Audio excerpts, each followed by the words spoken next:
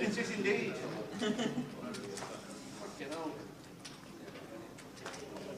I think the name. My usual reputation goes to the club, Henry. I'm the guy who gets no toffee 5-3. Morning, everybody. Good morning, everyone. Morning, everybody. Can you show us a schedule for Manchester? Yeah, there it is. Okay. Good morning. Welcome to GUKPT. Welcome to the main event. What a hectic week. Very busy in the G400. Very busy in the Mini. Cashed in both. Cashed in both. No trophy. No trophy. The Omaha last night, 168. Yeah. The satellites have been successful. The cash game was mental last night. Got going towards the end of the night. It was still raging when we left last night. So well done, one and all. There was 11 cash tables last night at 10 p.m. It's been busy. So today just seems like and relax, and we'll have a quiet one. Quiet day one. So at this moment in time, it is pretty quiet in the building, but it will get busier. You can buy in all day. You can register whenever you want to, whenever you want to turn up. Good morning, Catherine. Morning, Catherine. How are you? Morning, Mal. Morning, Preston Pixie. All right, Pix. How are we doing? How are we, Mr. Clark? Hope things are good. Are we going to see this weekend? Always watches a band over the weekend, does Pixie? Always. Always. Saying that, Bowling for Super in Blackpool. Any idea what that is? I don't know, Tar. I don't know. Can you give me a song? Will I know any of their songs? If you go to a cafe, you order some soup. No. Oh, there's loads of songs. Yeah, bowling. Actually, didn't you, when my first year, doing the commentary, when we went to that karaoke bar, didn't you sing a bit of Bowling for Soup when we went to that karaoke bar? I'm not sure. I'm pretty... We might have sung everything. In fact, funnily enough, I was... deleting crap off my phone this morning because he said, "Oh, your storage is whatever," and there was a video of you holding a microphone, singing away with Mikey Clark in the karaoke. And the first thing he said to us, "I don't like singing. I don't do karaoke." It was like, "Give me the mic!" Like that. I remember that. I'll have to show people. I'll have to show people. So good afternoon, everybody. We are just about to start GUKPT. Plenty of fun, frolics, joviality, and a lot of action around the tables. We're here for 12 hours, so please come in, join us. If you can't make it all day, then just nip back a little bit later. But yes, I'll tell you what, this guy in the karaoke. Morning, everyone. Morning, good morning. Ricky, Sylvia, just tuning in. How are we doing, Roy? What's happened to Everton this year? It's close. The bottom three, Everton. Ooh, you know what I'm saying? The gap is like that now. Up the toffees. Slinks is in the building as well. Hi, Sylvia. Hope you are well. Will we see you this week? I didn't make it over the weekend. I had things to do. Like play golf. See grandchild number 2. Oh. Grandchild number 2 is here. Grandad number 2. Oh, I don't feel old enough. I do not feel. Grandad number 2. We had to do duties. You know, green nappies and all that. Forget that. See you later, son. See you later, son. So we're off, guys. We're off. Today. I'll let you know who we're supposed to have. Whether they're all going to take their seats or not in the first hour, we'll find out. In 1's Tom Clack. In 3, Julio Mascolo. In 5, Paul McLaughlin. In 6, Dan Stanzart. 7, Adam Smith. 8, Charlie Reid. And in 9, Ali Malou. Ali Malou? Yeah, Ali Malou. Ali Malou? Where is he? Come on, Ali, come to the table. We do have to fiddle with the graphics, so you will see all the numbers and the pot sizes and what have you. We know it's... Pete has to reset it every morning. He's like, why do I have to do this? It's all... Mel says got to keep the cash game streams running through the night, even with no commentary. It's it would. The thing is, there'd be no action either, Mel. So no, you just have whole cars, no action tracking. Yeah, the action tracker is the main guy that moves the cameras around and flicks it from 1 to 5 and 6 to 9 and stuff like that. So the action wouldn't get tracked either. And obviously we have a job to do in the morning as well, so there's not a lot we can do on the night shift. But it's good to get it on for 5-6 hours. A 6-hour stream yesterday with the cash, which was very good. So we enjoy doing it. And yes, the later on at the night it gets, obviously the more action is. Considering nobody was drinking alcohol last night, it got pretty juicy towards the end of the live stream. So a good lineup, and we'll be doing it again in Edinburgh when we go there on the second weekend of May. Afternoon, Paul. Paul Bailey watching on YouTube. Good to see you guys. Congrats, Tara. Thank you very much. Yeah, I did all the work. I did all the work. I rang him up. He said, yeah, he's here. Another grandson.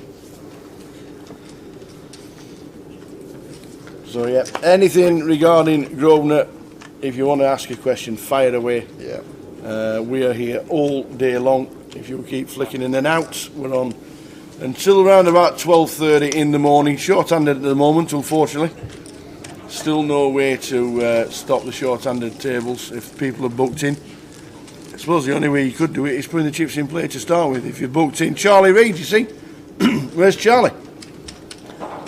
I've seen Charlie. Where is Charlie this morning. I'm guessing he'll be turning up soon. Definitely seen him this morning. Really? Used to do the dealing. Does he still deal but decides to take a week off when he wants to, or is it? I have no idea, Tower. How are we doing, Gully? Afternoon, lads. We're supposed to be heading over today for the Saturdays, but woke up with toothache yesterday and not managed to shake it today. We'll head over and improve tomorrow. Best wishes, mate. Hopefully you get down.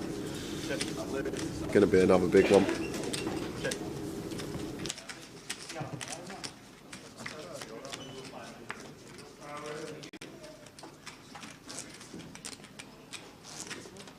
Check.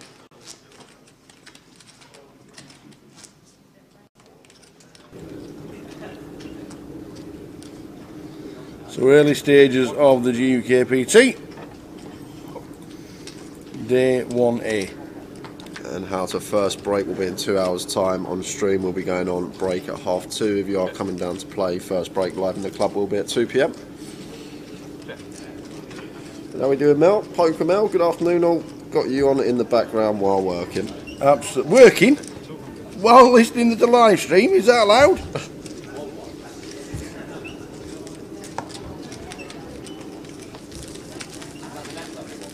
We'll go over the first couple of hours as well, what's coming up throughout the year, Goliath schedule.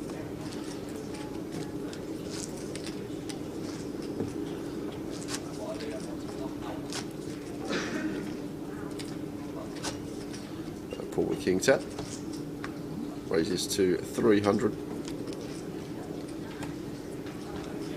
And just raise and take for Paul.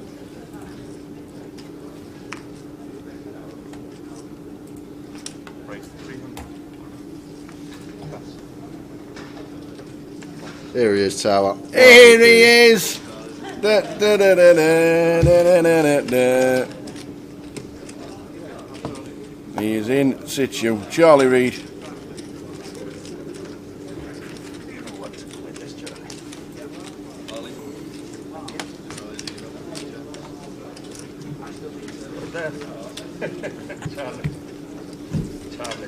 Charlie Reid.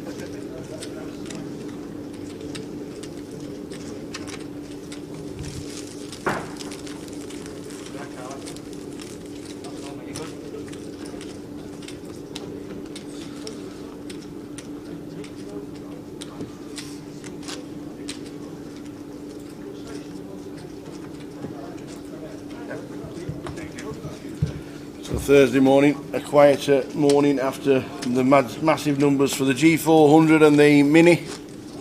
Over 600 in the Mini. Was it over 400 again in the 400? Yeah, I think so. Unbelievable numbers. Actually, I think it was under 30, 31 got paid, so I'm guessing it was around 330, 340. Yeah.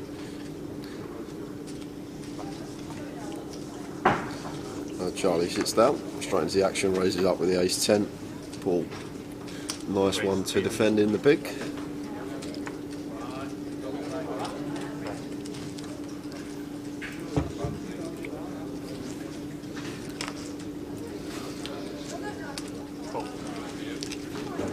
So early stages, GUKPT should be pretty standard early levels.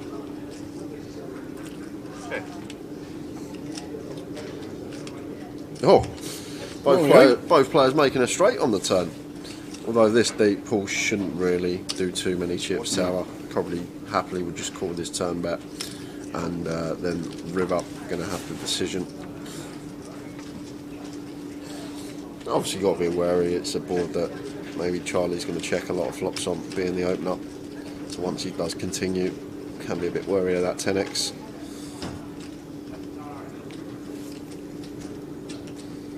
Yeah, now Paul can feel confident that he has the best hand after Charlie check back turn. Doesn't on this occasion. Firing for 600.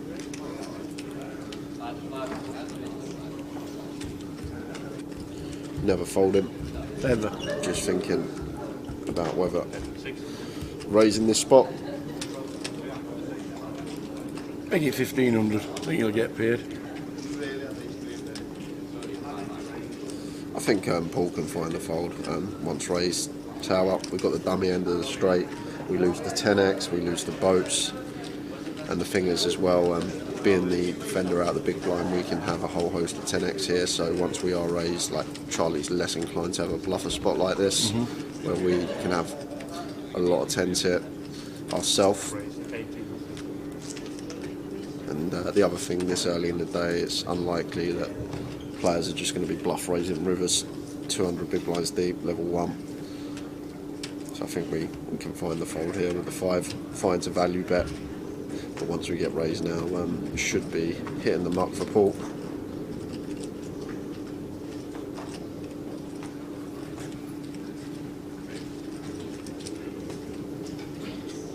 Oh, good fold. Good fold.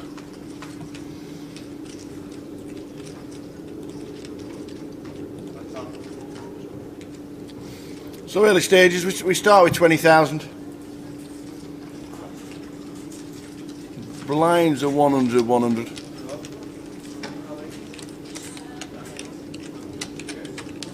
Short-handed table to start with, but we do have on the list Mr. Ali Malou and Adam Smith. He's usually one that likes to get in early as well. Yeah, there is Adam.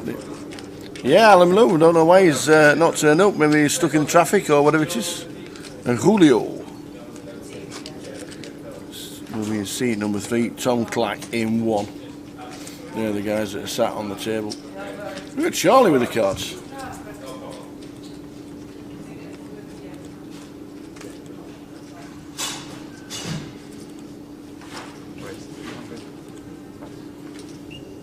Yes, it raises to 300. Julio, nice one to flat on the button this deep. Heads up to the flop. King 8-6. So Charlie, first up the hands, running hot. Top pair, top kicker here. Not going to get any action from the Queen 9 of hearts though. Yeah, Gully says Malou started my downfall in the mini on Sunday. He was on my table in the 30-30 on day 2. Was he? Yeah, I was actually. There was a couple of times he limped in and I ISO'd him. He like limped back raised like 12 big blinds. I just like I couldn't adjust to him. I had to fold both times. Both times he was he limp raised me twice, Mr. Malou, and for like a chunk as well. The sizing that he opted for and just couldn't do anything but fold. But I was definitely in his pocket in the 30-30, the hands that we played. But it's good to see him back on the tour. Didn't see much of him last year. I don't think we actually saw anything of Ali last year on the tour, but good that he's back. Always an entertaining player to have on the featured. Absolutely.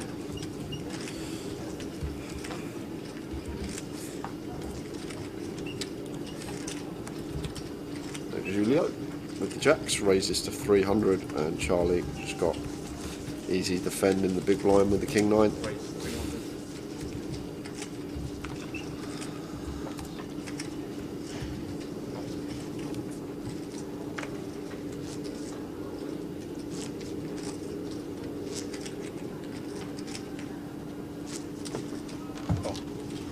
Wow, just flops trips.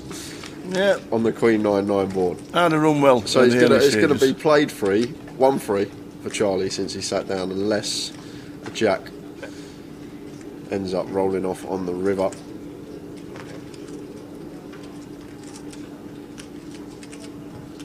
probably going to see lead call here. Want to try and get some value from our trip 9s. We've also got the insurance with the second nut spade draw. And Julio has to call here with the jacks. Can't be folding just yet. There is one overcard. We do lose to the 9s, but especially with the jack of spades in there, third nut flush draw, can't be folding. Just got an easy call with position.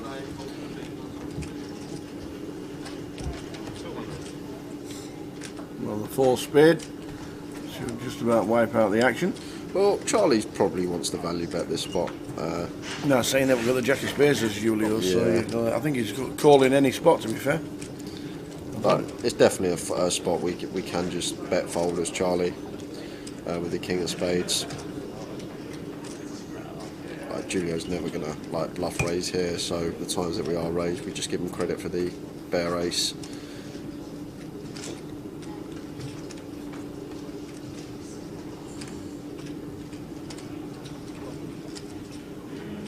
Better 1.3. Yeah, so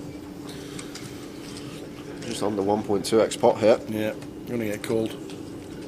He's going to get called to see the bad news.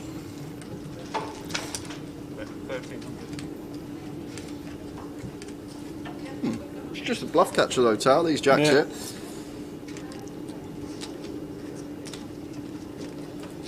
Well, Charlie's never doing this with a 10 of spades for value. Probably check that hand, so Julio should be aware that never beaten value in this spot, so only beating a bluff. And is Charlie gonna bluff on this 4 spade? Is he folding the jack? This would be a great fold. I think he could find the fold here, Tower. The bottom end of the straight folded.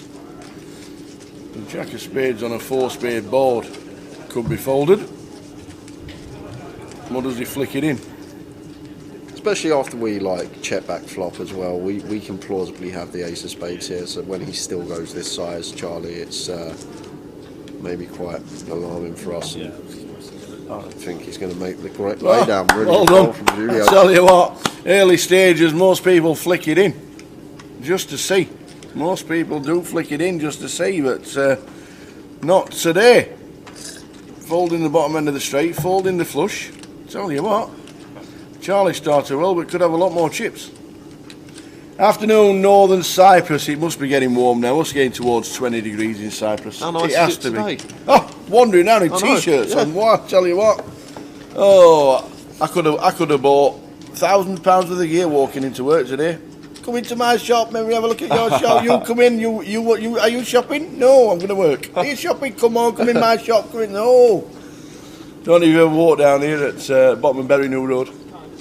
There's shops galore. I did see a Balenciaga shop. I nearly walked in and thought, these won't be 800.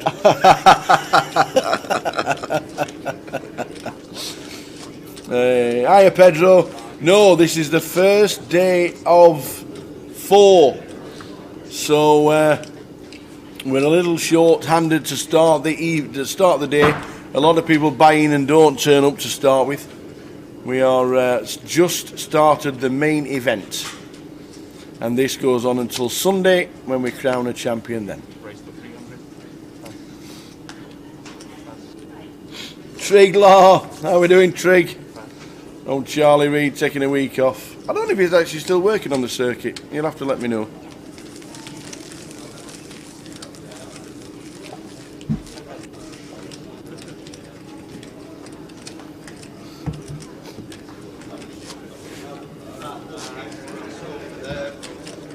So we're set for 4 days of great action here in Manchester.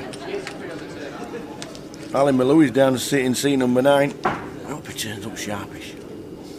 I hope he does.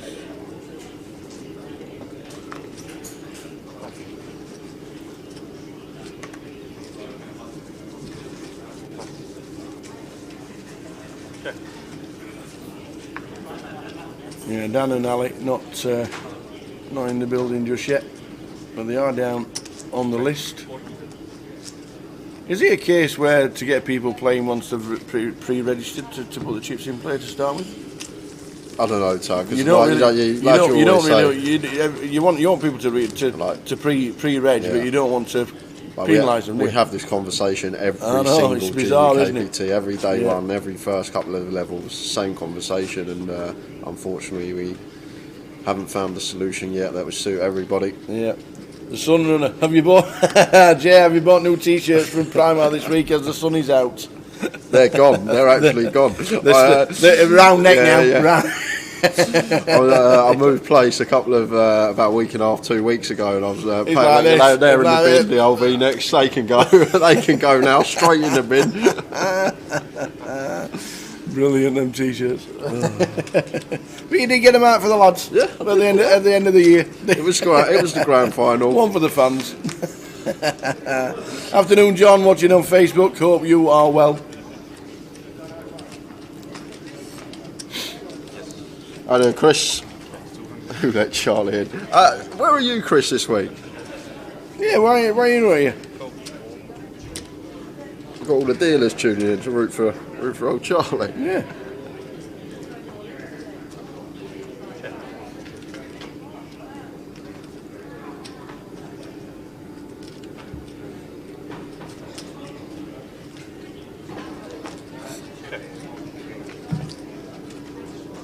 So I've got pot size bet here from Paul. Fair play. Gets it through, gets Thomas to fold the best of it.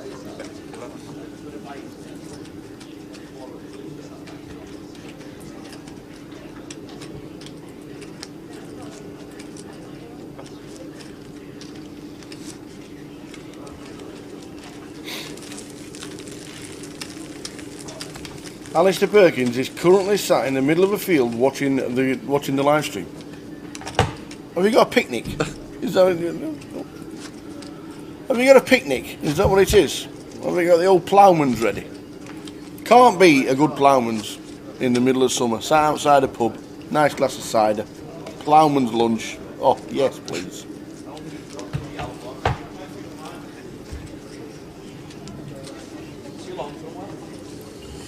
I'll see you in Edinburgh, Chris. Get well soon, mate. Get well soon.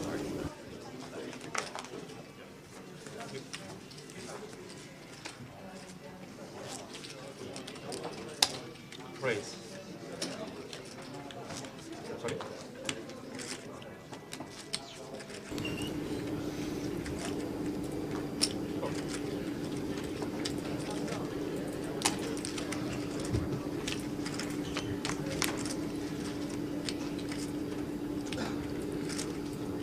King, Queen, 4, flop, Jack of diamonds on the turn. Check.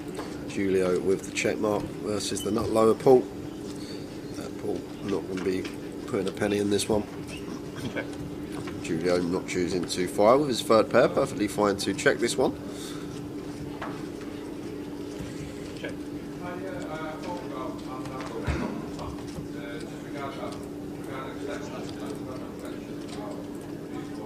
Check.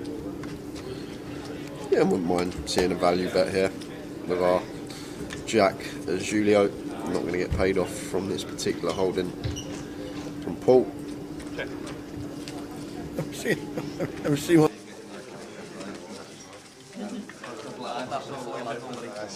Bet 400. I was going to say as you left, but I don't know. I've got plenty of cushion. Don't feel the cold.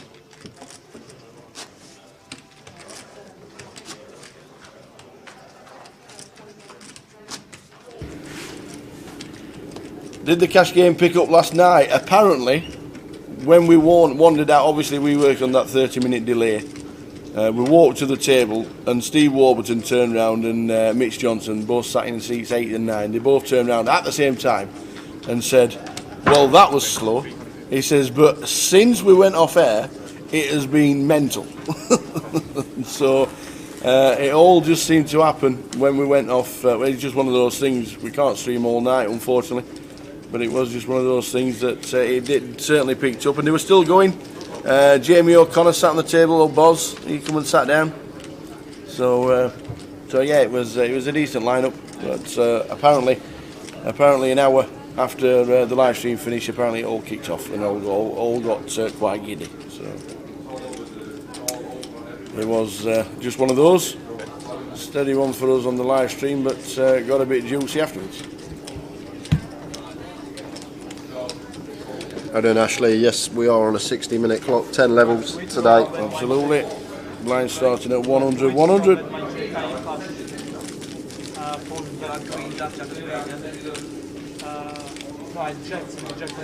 Afternoon, Gary. Gary McGaffney. Did he play the Omaha? How is it working? I haven't seen Gary this whole event. I haven't seen Gary. 168 runners in the Omaha last night, Gary. We'll get you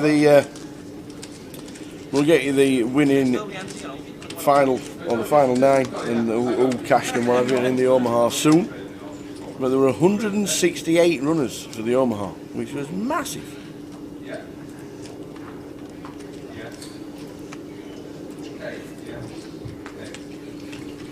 Gary's in Bristol. Shame Grosvenor and Rank organisation never acquired the Harbourside Gala Casino 10 years ago. Is that where the Rainbow? Is that the Rainbow Casino now? Yeah, okay. Yeah, okay. on the Harbourside where all the eating places, Yeah, and I've the never square and all that. Yeah, I've never played there myself. I just know that's the casino in Bristol. yeah, we did the Gala tour years ago. Fantastic place it was, 10 years ago. So Charlie sits back down, continuing to run pretty hot. Flops 2 pair, turns 5 and rivers a 9. How to run well in the early stages. So just a nut boat for Charlie. Unaware of what Thomas has got here, but doesn't look like he's got too much after flop's gone. Check. Just called the 200.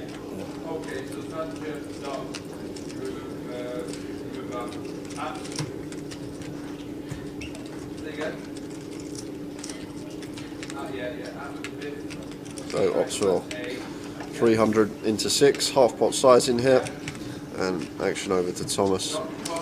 Unaware of what he's got here, but may have a tough time folding a 5x holding.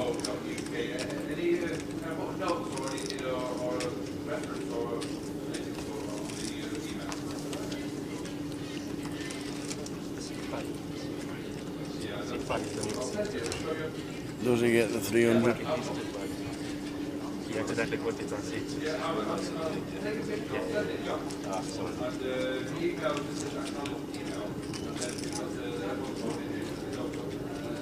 He does.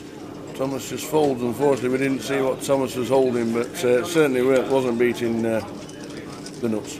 Yeah. Hard to beat the nuts. So every Saturday night in the Vic, down in London in the Grosvenor Casino, they have a £220 Omaha event every Saturday. And once a month now as well, they have a 1K as well, I believe. Do they? A 1K PLO event, yeah. Wow, beautiful. I think it's good though, like they obviously run the regular Hold'em tournaments, but Yeah. at the Vic, there's a lot of PLO that goes on like in the cash table, so why not cater for them players that want to play PLO comps as well and get a few PLO comps in there, and I think it's a great additive to schedule at the Vic.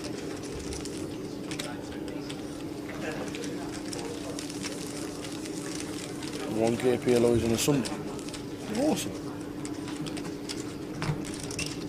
Yeah, London has been so busy since we restarted after the pandemic.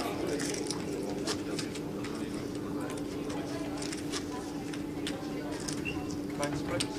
1-1.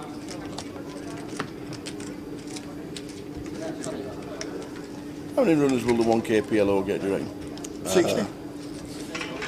Maybe not. I'll have the unders probably Yeah. on 60, yeah. Like during the festival it's different, but Yeah. I think just for like me, I reckon between 40 and 50. Okay. Could surpass 60 for the first one, but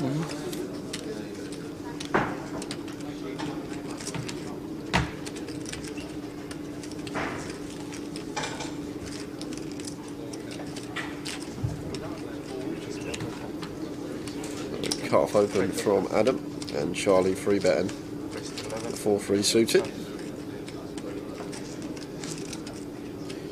And takes this one down with a 4 high.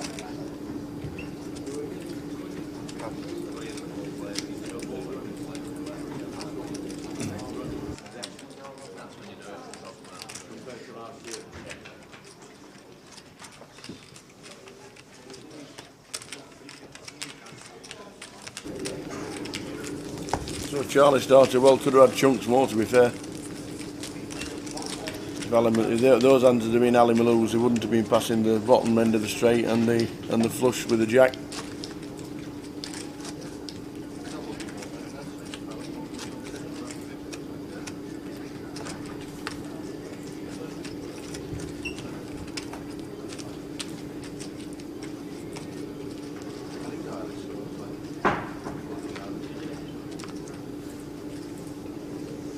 So Andy comes to seat 2.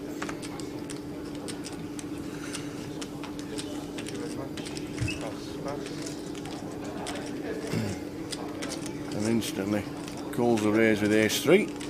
Now 10-2. Right, Andy Cooper on the cash. Not last night, Al. No.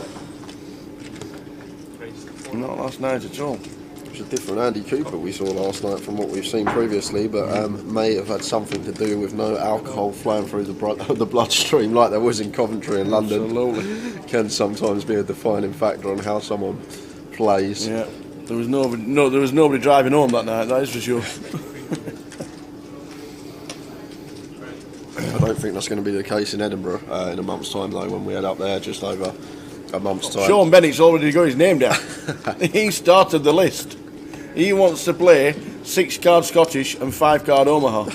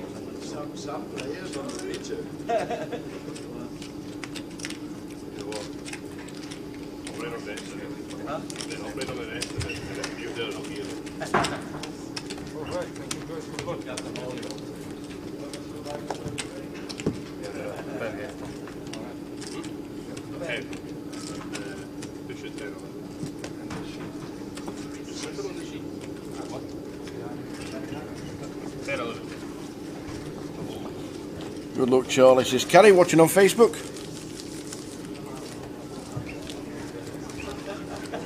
And he's texted everybody. I'm on the feature table.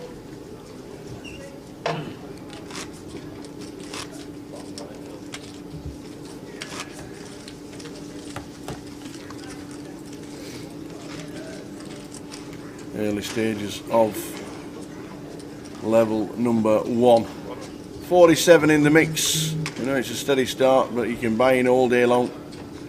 All the way through the day, the structure is that good.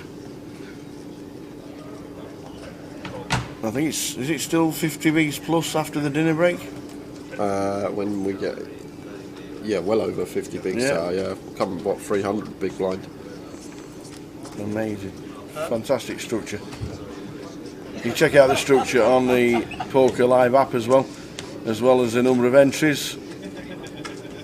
If you go to the tournament, you click on the tournament, you can actually look at the structure after the dinner break. 200, 300 for level 5, and you start with 20,000. 67 bigs. Yeah, 67 big blinds coming into level 5.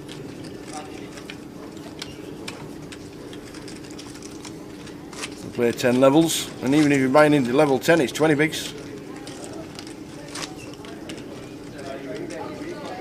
Watch the feature later, Kelly. You might learn a few things. 61 in at the moment, starting to build. I've got a Jack 9 of spades here. Charlie raises to 300 from under the gun, although we are short-handed. So it is effective hijack in this spot. Call from Andrew, call from Paul, 3-way action. Here's 2-8. So complete whiff here for all three players. However, Charlie is the undergun opener, does have the betting lead here.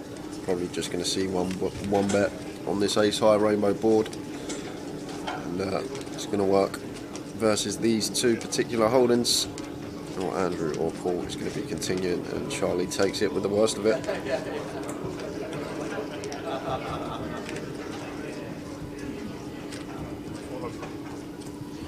Ashley says, isn't there a little Grosvenor opposite the harbour side in Bristol? I'm sure there used to be. Yes, it was tiny. I don't actually even think it had a card room. But I'm pretty sure. I know what you mean. I know exactly what you mean. It's literally straight across on the main road. If the Grosvenor Casino is still there, I'm actually not too sure. But yeah, definitely wasn't big enough for a tour, which was a shame. But if with it being a gala casino, the harbour side back in the day, they wouldn't pass it on to Grosvenor, unfortunately. It would have been amazing, an amazing venue, it really would. But nothing we can do now. Bit of action coming up here, and it raises to 300 in Julio. Both options open. Here, Tower, 3 bets. Fine, call is fine. Yeah, makes it 1k. About having that mixture. Ooh, same hand, King Jack, suited. Yeah, not going to be loving life though. Facing this 3 bet from Julio. We are deep enough that could potentially pill here. Folding. Perfectly fine too. Not closing the action, still got Andrew to worry about behind us. Going to be acting first on every street. A lot of the time once we call, Andrew's going to come in, so splitting equity 3 or 4 way. Is he 4 bet? Yes. 4 bets. It's 3.4. 3.4 with a King Jack of clubs. Yeah, well, Charlie's come to play today, Tower. The same hand Andrew's going to be getting out of the way. Oh, no. Oh, no, he's not getting out of the way. There's never a 5 bet coming in. There is indeed. Oh, makes it 9.5. How'd you like them apples? 5 bet, level 1 of the day, GUKPT, and neither player has better than ace high. Loving it. Charlie just can't continue now. Tower can't put 95 big blinds in the middle there. No. It's another Well 60 played, Andrew, young man. Well played indeed. Sniffs it out. Aye. Maybe just thought Charlie's been too active and made a stand, and timing was perfect there. I was really surprised to see Charlie 4 bet there, to be fair, this deep. Tower, we're on an hour clock. We can obviously find a lot of spots throughout the day. Started well. Phil Christie on Facebook says, what is the closest hotel to stay in for Goliath in Coventry? I would have a look on something like booking.com or Trivago or something like that. I think the actual CBS Arena is full, but you can always check the DoubleTree at the casino. You can always check if it is full. My advice is, if you can't get into the Novotel, which is just around the corner, go left of the city, which is only about a 7 or 8 minute taxi ride from the casino, but go towards the city end and look in the hotels there. There's far more options than going towards the motorway, and cheaper options if that's what you're looking for. But I would go look on Trivago and booking.com and all the things like that. Stick in Coventry and have a look at the surroundings. There's plenty of cheap options around.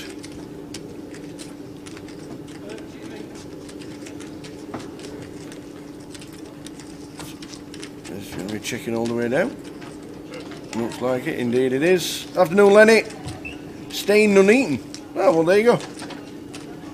Staying Nuneaton. Don't know how far Nuneaton is from Coventry, but it can't be far. But yeah, check out all the hotel options online and click around. But I have noticed that if you head towards the city centre and the surroundings there, and a 10-minute driving or a taxi riding, there's a lot more options that way. It'll be busy. There you go, Earlsden Park Premier in 10-minute Uber drive. £5. Nothing wrong with that. There'll be plenty of players. booking up hotels for Goliath as it gets closer and closer. We have the schedule, we'll show you that during the day. So Paul here raising to 300 with a Queen 10. And Adam flat in the 9-8 suited. That's going to bring Andrew in the big blind. King Jack of Spades, just saw him 5-bet this exact combo, but this time he was happy to peel the open in the big blind, take the flop freeway, and flop a flush draw on 5-5-3. Does actually have the best of it as well. King high at the moment. Wow, Paul overbets on this board here with Queen 10 off, no backdoors. Really large size in here from Paul. Don't need to go this big personally. Can definitely size down on this board, perfectly fine to see bet, but I think once we start going more than pot size. King of diamonds on the turn. Yes, Andrew gets the check mark on this hand now, but wants to still be checking this over to Paul. We never want to donk this spot. It's a card that Paul's probably going to represent high frequency. And obviously, you still can have the King Queen and Ace King being the open up, but Andrew just got clear call here now. Paul 2.6 into 3.2, so around 80% on the turn, so 1.1 X pot flop, 80% turn.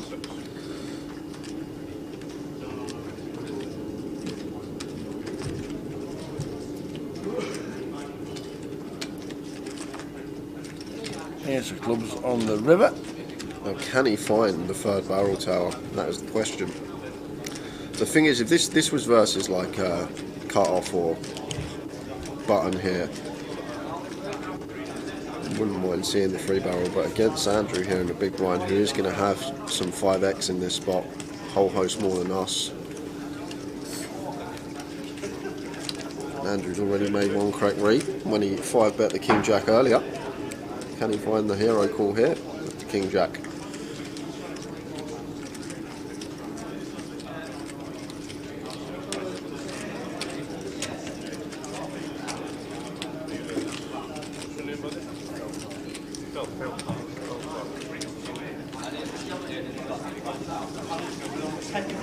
There's no Paul basically repping an ace here, like he's never doing this with a king. King's probably going to go smaller size or just check behind.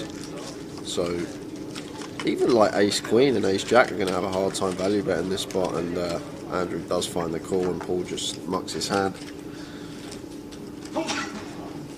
Simply because Andrew can definitely have a 5 here, but Andrew finds the hero call with second pair. Fair play to him, falling correctly, and up to 31k. Just like that. King Jack of Spades both times. Hello from Hull. Hello, Mr. Mark Davis.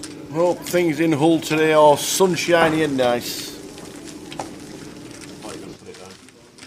No, massive on the flop. The turn, I was at the world on the turn. Cheers, pal. Hull's nice. Played golf at Bullsferry Golf Course once. Very flat. It was very nice.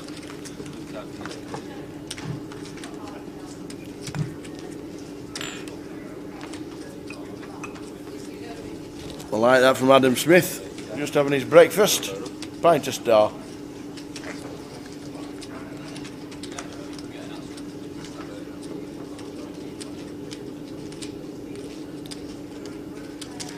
Have we had any trebles up lately? We were very unlucky last week. I had a 4-time last week, got 3 up, and Rotherham United let me down, believe it or not. Can't believe it. Cannot believe it. Beers in the garden, watching the live stream. Living the life, Mr. Davis. Living the life. Scarborough for golf, that'd be delicious tomorrow. Which course you play? Is that the North Shore course in Scarborough?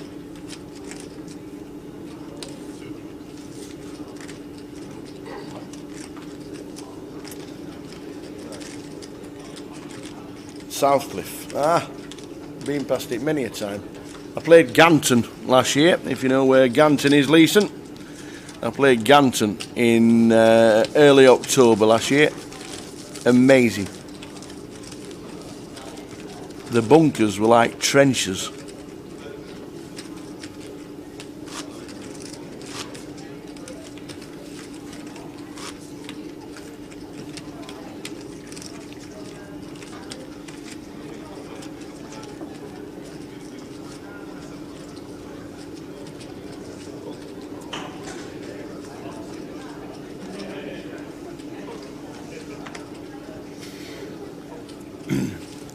Yeah, Ganton is in the top, I think it's in the top 20 of golf courses in the United Kingdom. Just before you get to Scarborough on the A64. Beautiful.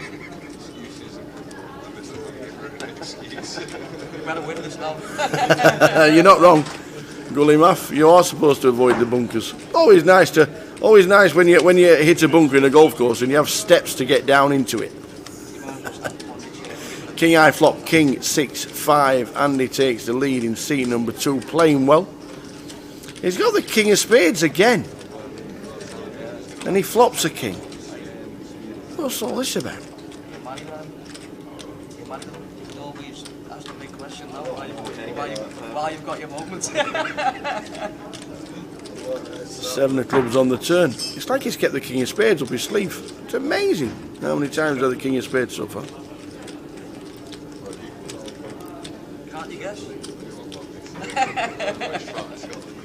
Scotland? Liverpool? Well, no. Well, I used to be on the tour and I saw people when I used to go like when I used to go to London and stuff, you'd get a lot of people asking me if you Scotland and someone say Ireland. Someone said Wales wants to go home now. Yeah. Must be a wide man.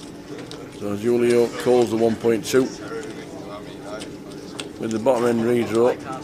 Well, that's the 4th club.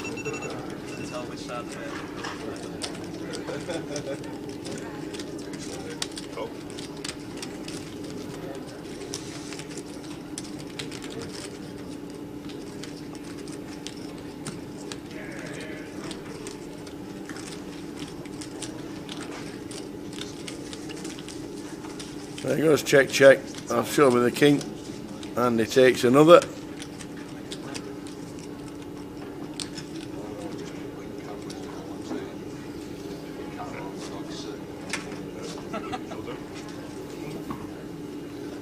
So enjoy the weekend's golfing.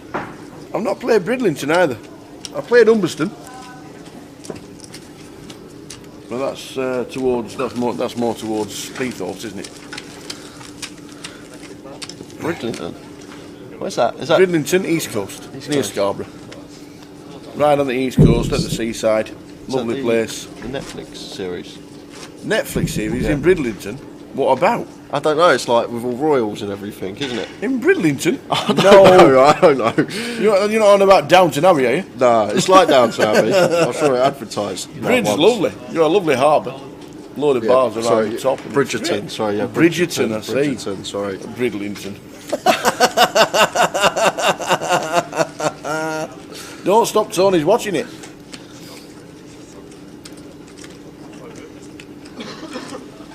I can just imagine a series about Bridlington. I don't know where it is, so... It's on the East Coast. Right in the middle of the country. Right on the East Coast. Okay. So we've got action here because Andrew with the ladies. Yeah, Julio's going to be calling. He's had the king of spades again. Last hand. Did he? Again. He had the king of spades again and won the hand again.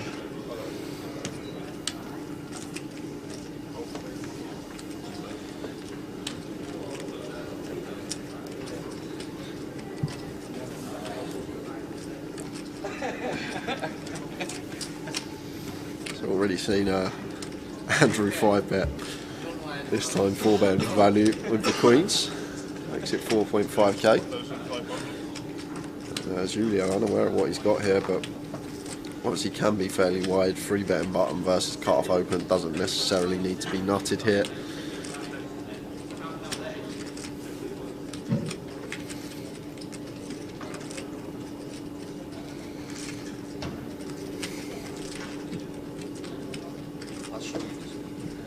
had a 4-bet going on. This is level 1, by the way.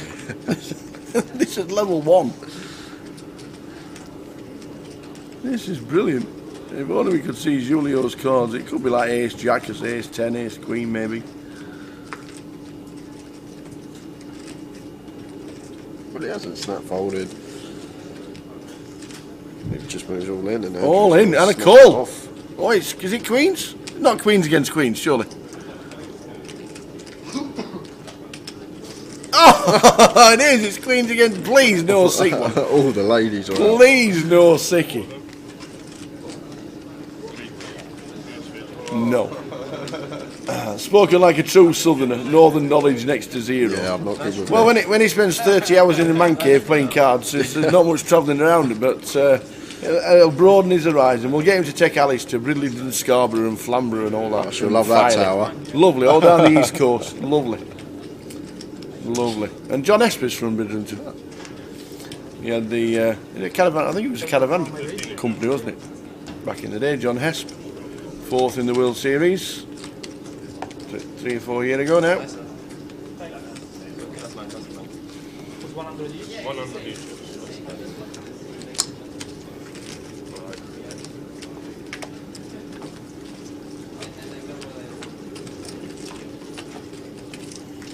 Oh yeah, things to be honest. So you had these?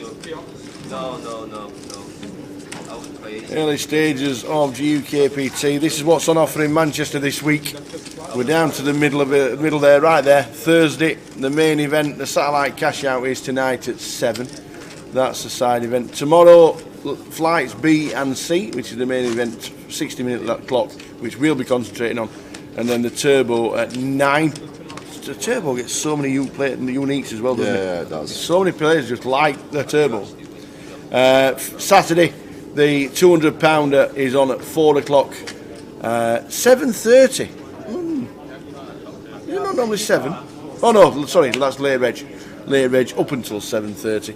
And then on Sunday, it's the seniors and the bounty finishing off the fantastic GUKPT festival here in Manchester. And Mark says John still plays poker in Hull. Oh, you can't beat Primrose Valley. Send him to a caravan in Filey for the week in December. There's nothing wrong with Primrose Valley, if it's still there, that is. Gaz the Hippie, good afternoon. Afternoon, guys. Welcome on board GUKPT Manchester train. There we go. Just under 10 minutes left for the first level. Takes us to level 2 of the day.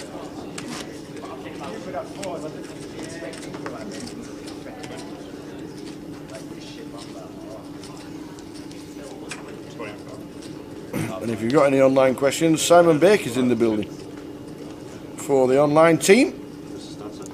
Simon sat around the tables looking for the last longer players. And when you're buying online, you go into the last longer. I think Katie Swift won a package, didn't she, for this? Yeah, I think she did. The 2K package. Somebody asked online, why would Katie play a satellite? Why would you not? The pros don't get unlimited budgets. And obviously, a package will include accommodation, expenses, and buy-ins to the sides as well. So it's a great package to have. You should always try and win a package online because they're fantastic value. Hiya, John. John's in Stockholm, and it's sunny. Can't be warm though. Can't be warm. It's 20 degrees outside here today. It's nice today, really nice. Beautiful outside. Thomas should start leading here now after his check through on the flop. With his bottom 2 very susceptible. Can get some value from worse. Don't want to be giving the whole field another 3-1.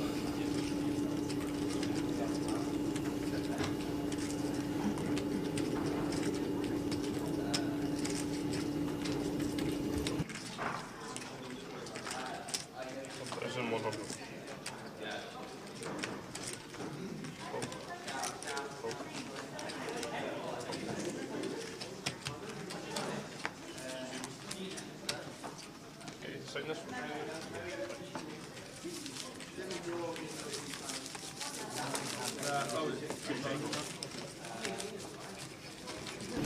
The last longer is for everybody who satellites into any main event.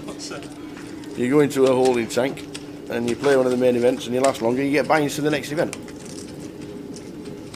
If Simon is available, he can nip in for 2 minutes and tell us all about it. We'll grab him.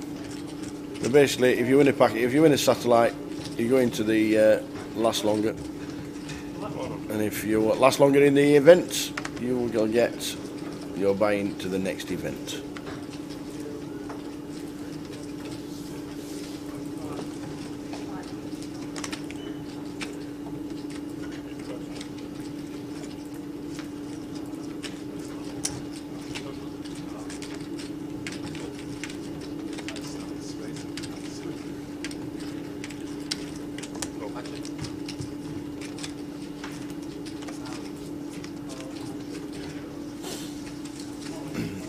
King high flop, not the best flop for Charlie. It gets even worse with the 10s.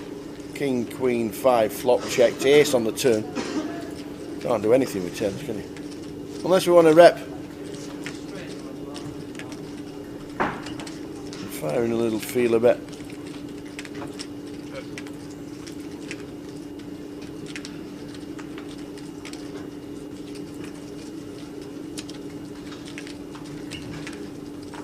I think Andrew's got to be pretty confident his king's in front. No betting from Charlie. A bet of 6.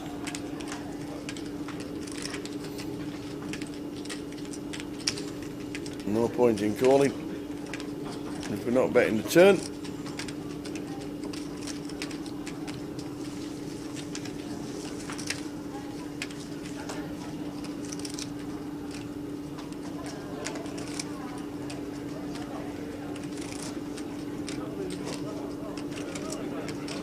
He has called. He has called to see the king and the bad news. 13 degrees in Stockholm, which is apparently tropical. Very nice. Good to have you on board, Sam. Sam Webb watching on Facebook. Good to have everybody on board. Manchester is here. Next 4 days we'll be concentrating on the main event.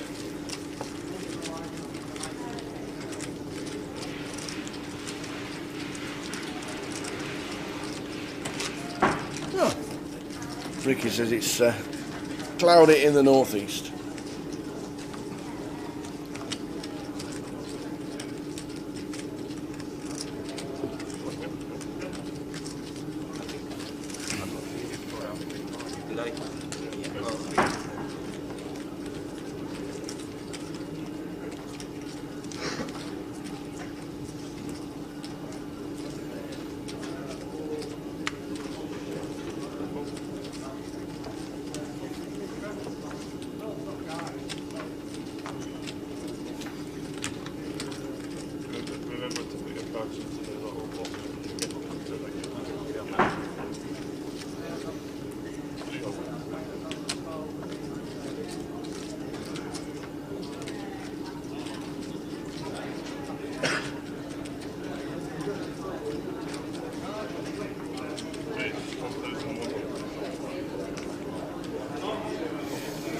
Here's King 3 betting his hand in seat number 2.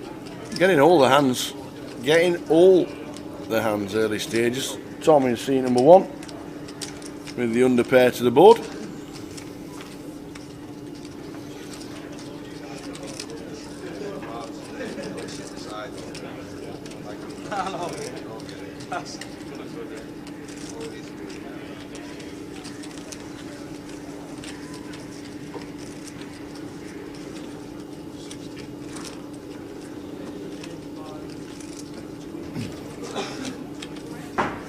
There 1.6 from Andy. Call from Thomas. Slow down now. And the 3s will check. You see the river. And it's the Queen of Clubs. No help to Andy. Natalie's in the building.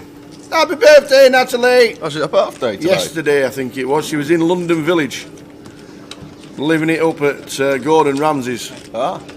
80 quid for a burger and all that, you know, living the dream. Welcome on board, Natalie. And happy birthday to you for yesterday. Wage day, thoughts on the Queen call, all in level 1, Jay. What's the worst part you'd call off? The thing is, I don't think I'd even get myself in that particular spot because I'm probably not going to 4-bet. I'm probably just happy to call with position and go post that deep because, like you say, when we are ripped on in that particular scenario, it's horrible for us because you don't ever expect jacks to be in there. Sometimes we're flipping versus ace king, but like this deep, this early in the day of a tournament, I don't think I'm going to have like too many 4-bets unless like it's basically just aces against an opponent that will get it in with a lot worse hands. Like I'd just probably happily pill there with the ladies, just pill the 3-bet and go post just to avoid that from happening. Like with 4-bets are like 80 odd bigs and then got to call off. I think we can see the way Andrew plays. It was they're always going to be exaggerated pots. That's the way he plays. Yeah, well, we 4x most of the time. But then again, we don't know if these players know each other. We saw Andy 5-bet King Jack, level 1 of the day as well. So I guess against that type of an opponent, you're not really too fast about calling it off with the ladies or ripping with the ladies potentially. 7-9 flop, 7-5-2. Should be his continue. And that should be the end. Afternoon, Max Ali. Afternoon indeed. Is there a decent amount of parking at the casino, says Tim watching on YouTube? Yes, there is. Yeah. Yes, there is. There's a car park for about 100 cars. There's space on the streets outside. But yeah, plenty, obviously dependent on time of the day and how busy it is. There'll still be spaces now.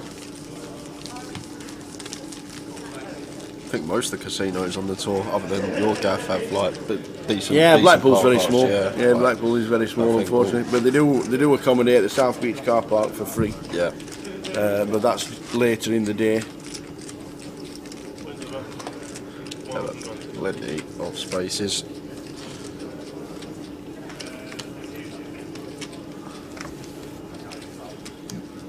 You can't say Natalie's 55. That's not nice. Who said that? Max Ali. How are you doing, Max? She's a regular on Match of the Days, Natalie. Does the blogging and vlogging for Burnley Football Club. She's a Burnley nut. So there's a lot of here he comes. A lot of podcasts. Oi, oi, ladies and gentlemen, bow down to the Maloo. 2-time GUKPT champion. Absolutely.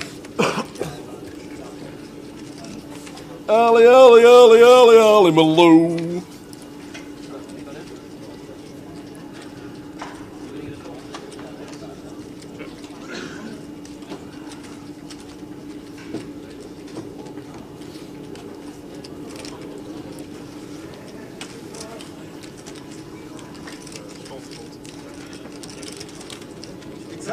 The Malooster in the building. We've got an hour for him to entertain, and we have a full table. We have a full ring of players in level 1. I love it. I love it. If you're watching the live stream, Ali, turn around and give us a wave.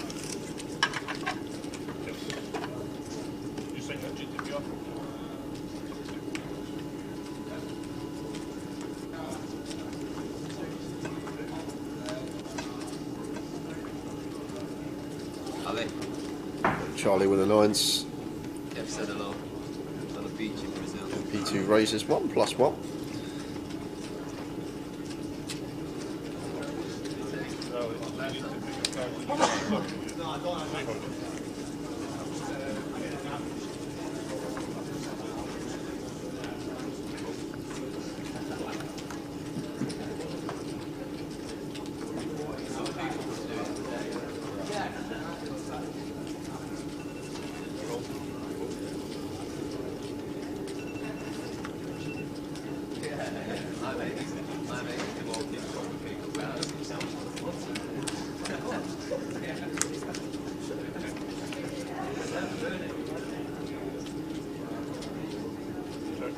So Queen, Jack, flop, checks through. Charlie's 9 still out in front, but not going to love this board, especially with this King of Spades on the turn.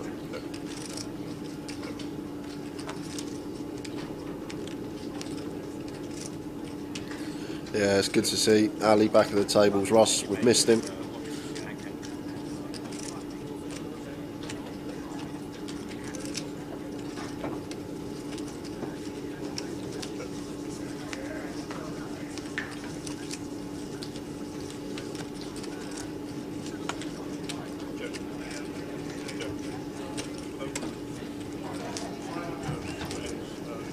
Hiya, Russ. Good to see you this week. It is fantastic to see the Maloo. You are not wrong. You're the man. Cash has been active this week. 11 tables yesterday. 11. Around about 10 PM last night. Obviously the live stream table as well. But there were 11 tables.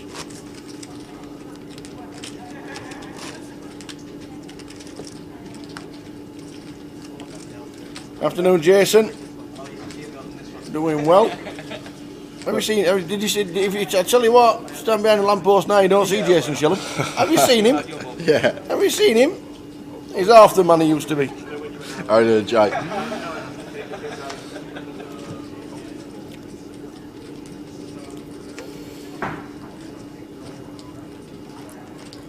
Andrew, A7 of diamonds, raises to 300. Julio's in with the 10-9 of clubs. Phil with King 10, happy to call in the cutoff. And Daniel here with King Queen, probably not going to be going anywhere either. Potential squeeze spot with this particular holding. He does opt to take the spot. I know Andrew doesn't like to fold here, facing this 5x squeeze out the small blind. We are obviously very deep at this stage of the day. We do have position. He's never folding.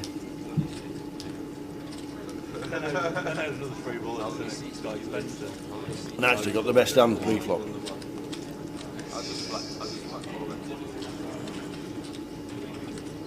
That's going to bring Julio in, and Phil gets out of the way with the King 10.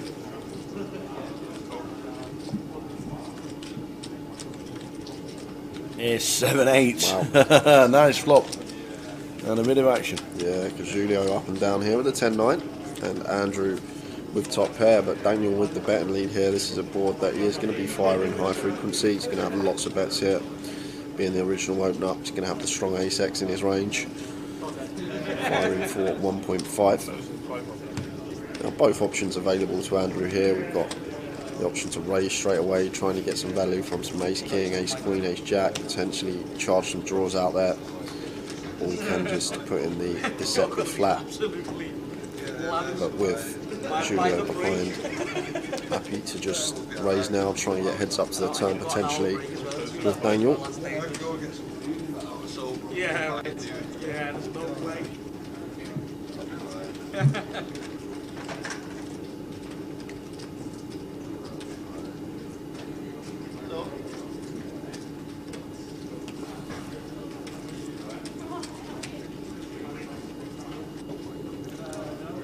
Third of his stack to call. I mean, level 2 has just started.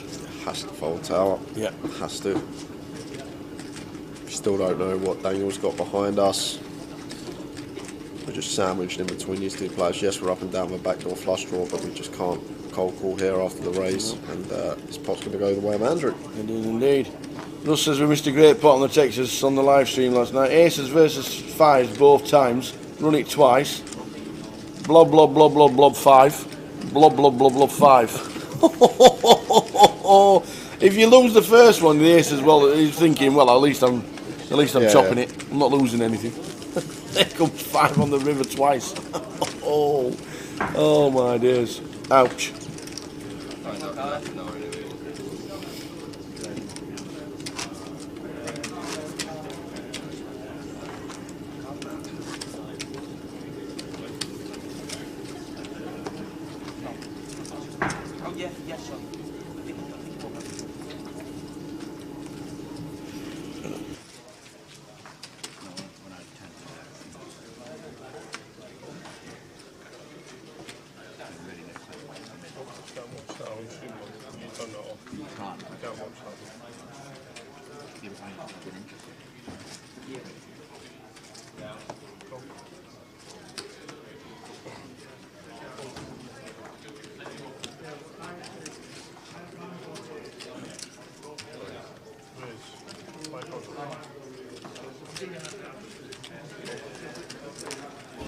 Here's 4A5, Andy in the pot again.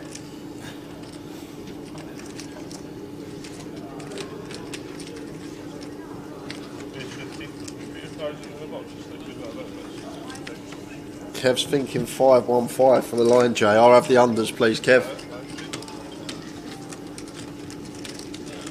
We'll have another score. Absolutely. Unders for me, please. There's another 515. I think it's 515 this week. I think everybody will be happy. Yeah, that would be some turnout. And then what Jay's going to do is when he wins it, is he's going to put the score on. He's going to put the score on Rotherham United at Wembley on Sunday. Okay. That's what he'll do. Run it up. I might chuck it on the treble on Saturday. Yeah, well, that's true. There is. Kev says, "Do you want the score now?" Sets the line and instantly loses.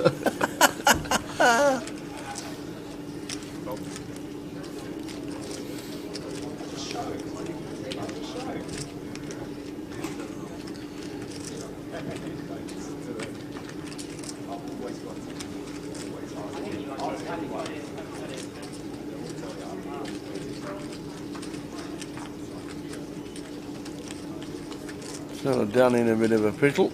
Can't see his holdings, but looks like he's got some of it because apart from one chip, it's he's in the middle.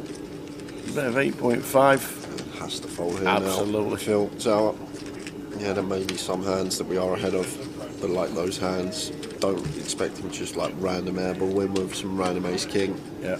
Like a lot of the time, it's going to be some sort of combo draw, diamonds and spades both out there. And then the times we are behind, we can be drawing very thin, sometimes to just 2 outs, the 2 remaining 5s in the deck. So, don't know what Dan had, but do know Phil had to get out of the way in that scenario. Spuddy chopping the Omar last night, did he? He's great at Omar, is Spuddy. Phil Anderson on YouTube says, "What's the line today?" I said 110. I think I'll go unders, Tal. Just how quiet it is today. It seems very quiet out there. Joe Foley, you're not wrong. Rotherham United are having a wobble. They are. We were 10 points clear of third at about 3 weeks ago. Serves you right. We're now 4. 3 weeks ago, saying you could be playing Spurs next season. Absolutely, we could be in the FA Cup third round. Oh, yeah. Because we had a bit of a wobbly patch as well.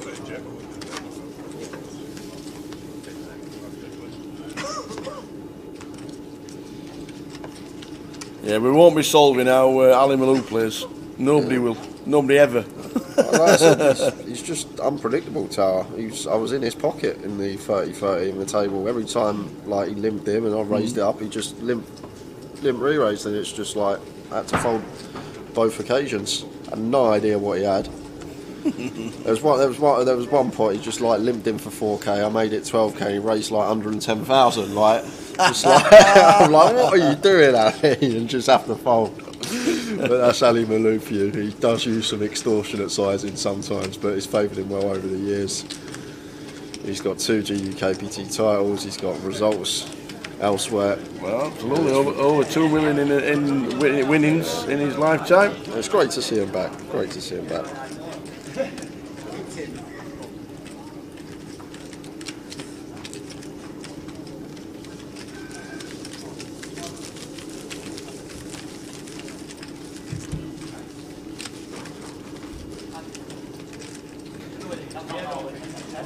Nice one, Sam. Good to see you guys back. You'll try and stream at work tomorrow. Hope you get a chance to watch it over the weekend. We're here until Sunday. We'll be here until Here and of course it's not this week, it's next weekend, Rotherham United. Not this weekend. We get a week off this weekend to regroup. 3rd of April, Rotherham United at Wembley. So we've got the live stream on all weekend. Live stream free roll on the Sunday. Plenty going on as well. We'll have the closer on Monday. £110 buying for that.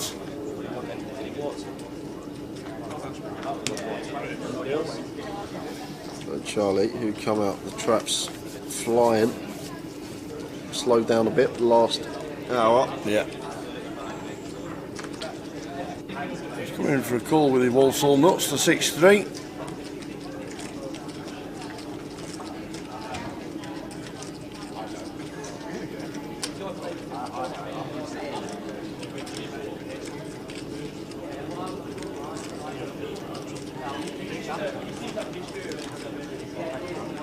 Is it a 3?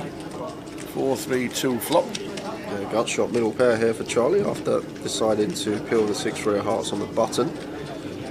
Gut shot to the nuts for Thomas. Not much going on for Julio. Does have the will draw, but obviously at times we make our will, we do lose then to the 6 high straight. And checked over Charlie here and got a bet, I think, here Tower. Just as I always say, when on these low boards, when you've got a piece, it's checked you in position, just fire in for equity denial purposes. Letting players realise their equity for free, with like overcard, like in this scenario. Charge. The charge is 600 on this occasion, just north of half pot from Charlie. So King of Spades on the turn. Shouldn't really change too much here. Thomas defending out big blind shouldn't really have any King X other than King X of clubs specifically and turn 2 pairs. So King Deuce, King 3, King 4. However, they are probably going to have to be of the suited variety. Only one combo of King 3 suited, 2 of King 2 suited, 2 of King 4 suited. So happy to probably get to showdown now here as Charlie, but I think if this is bluffed at from Thomas, Charlie will find the call. It's just not a good spot for us to represent here as Thomas. Like always say in these bluff spots, it's important to understand like what value you can have in this scenario and what are your bluffs. And obviously out the big blind we're going to have the ace 5, we're going to have the 5-6 that might choose the slow play, but we're probably going to start raising our 2 pair on this board if we've got 3 deuce, 4-3, 4 deuce suited, any of those type holdings. And now we've got a whole catalogue of bluffs. We've got the 5x, we've got some like ace x with backdoor clubs, and then we've also got the front door clubs, just 2 clubs in our hand, as well as some like 6x like he has on this occasion. So we've got that catalogue of bluffs out there and not as much value, and these are the spots you don't usually tend to bluff, but we are going to bluff for this sizing. It really does put the 1 pair holdings of Charlie under the cosh, and it gets the job done. So really nice sizing choice there to get the 3 to fold. How you doing, Kev? I loved our table in the mini, although I bust, I really enjoyed it, to be honest, and hopefully get in the main tomorrow. And I'm thinking the seniors, lol. If you get in the main tomorrow, you might not be able to play the seniors if you make it to day 3. That's the way you should be thinking. And how are we doing, Jim Marlowe? Tuning in on Twitch. This is level 2 of the day. Slow start, as it always is. Day 1's a GUKPT. Not much action going on.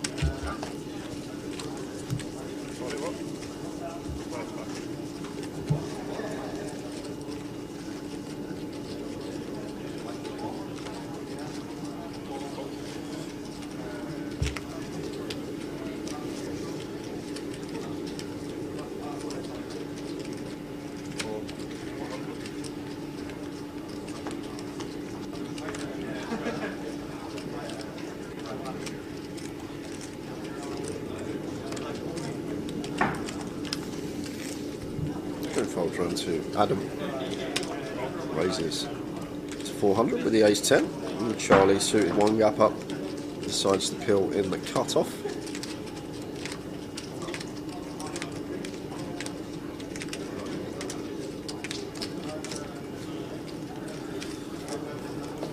A lovely flop here for Adam, flopping top pair, top kicker, backdoor nut flush draw. And we're going to get some action because Charlie's going to have to call once here with position after catching middle pair himself. 700 into 11.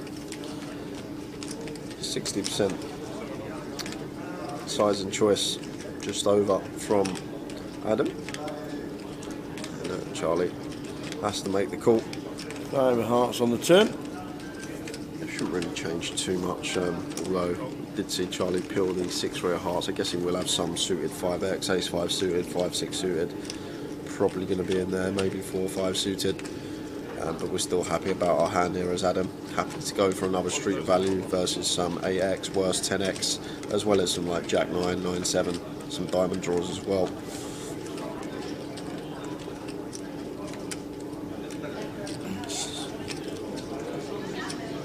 Charlie calls. Drawing thin.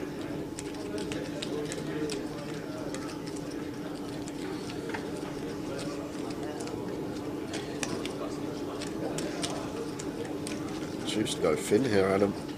So targeting specifically a 10 here. Maybe even an 8 that gets sticky. 2.2 into 4.7. So just south of 50%. Half pot bet. And Charlie here thinking about throwing on the cape with an 8.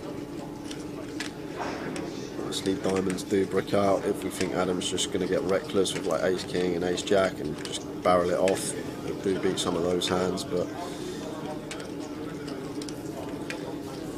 the thing is you don't ever expect him to go for value with a 10 here. You expect the 10 to check a lot of the time. So maybe what's going through Charlie's head here is a queen or better. Queen 9 suited gets there, queen jack that might choose to double barrel with 2 overs and their gut shot.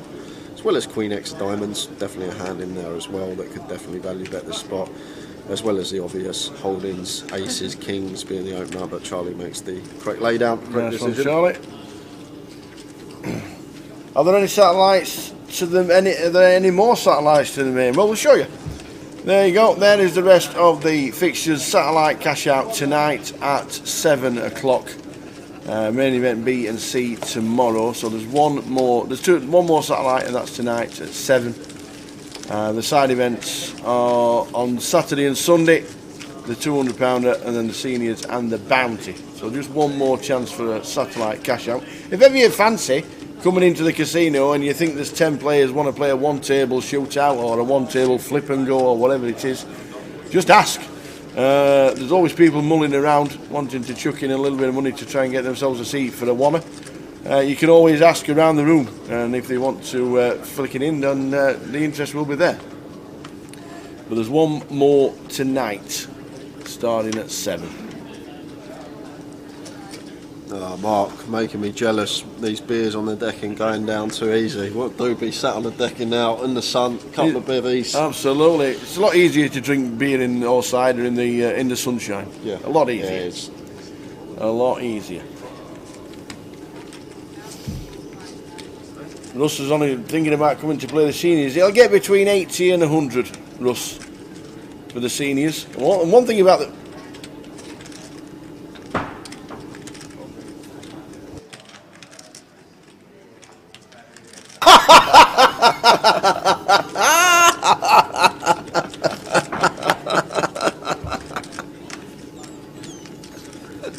he was like a shot back out, weren't he? I was like, there's a guy just walked into the ladies, turned round and come back out again. He thought, wrong one.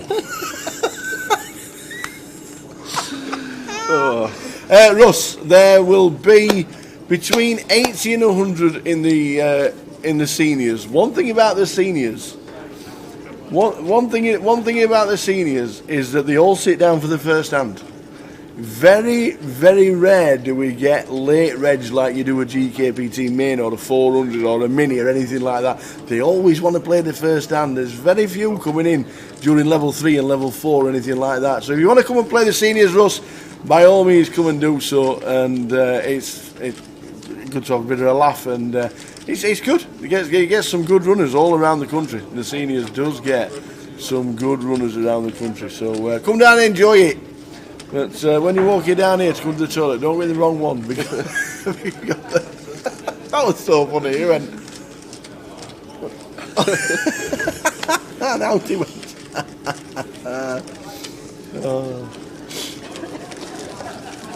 Oh dear, that was funny. How did Cal get on in the mini? He was fourth. Yeah, fourth for 8k, I think. Yeah. 8,000 and some change. And I actually got told the pronunciation of the surname yesterday. Whether or not I can repeat it is another matter. But his surname is Calogero. So there you go. You said you got to be able to roll your R's as well to be able to pronounce his name properly, which is something I can't do. Calogero. Yeah, you can do it, Tal. Better than I can. Oh, Chris Vernon's on his way down with the pineapple hoodie. Was that Leeds that we saw the pineapple hoodie? Amazing. Nice one, Chris. Be good to see you around the tables again.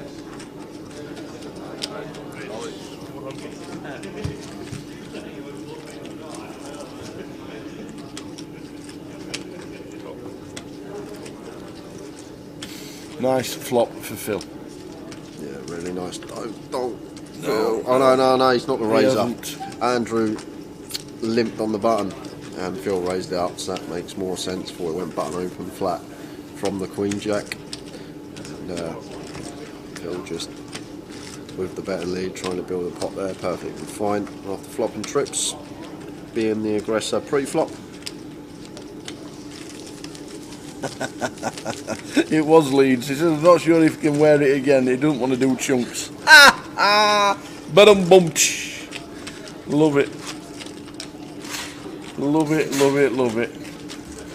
You've got to show us what. I tell you what, Chris, if you make day 2 or day 3, you have to wear it. That's law.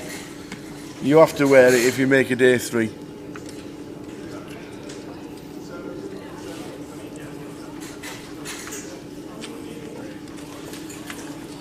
Here he is, Mr. Malou, getting involved. First time coming to the feature table, raises to 600, and Andy not folding the Jack 10 in the calf. He's happy to make the call. And then Natalie's not been involved too much since she sat down, not opting to defend the Jack 3 of hearts. Definitely one we can start defending, however, versus this size from Ali. Ali opting for a 6x opening size, just wants to be hitting them up once we choose a size that large. So King 7-8, rainbow board. Ali choosing to check here, it's a board which is going to have high frequency continue on, or at least should do. King high, good for his range. Going to have plenty of bets. Now, after it's checked through, not choosing to go for the delay continue, and that's going to leave room for Andrew. Start firing here with this Jack 10, maybe some targeting some ace highs of Ali to fold out. We can see Ali Malou going nowhere with the nut flush draw. That's going nowhere. Two hearts on the river. So has Andrew got the second barrel in him? He doesn't, he just checks it behind, and Ali's going to take it with the ace high.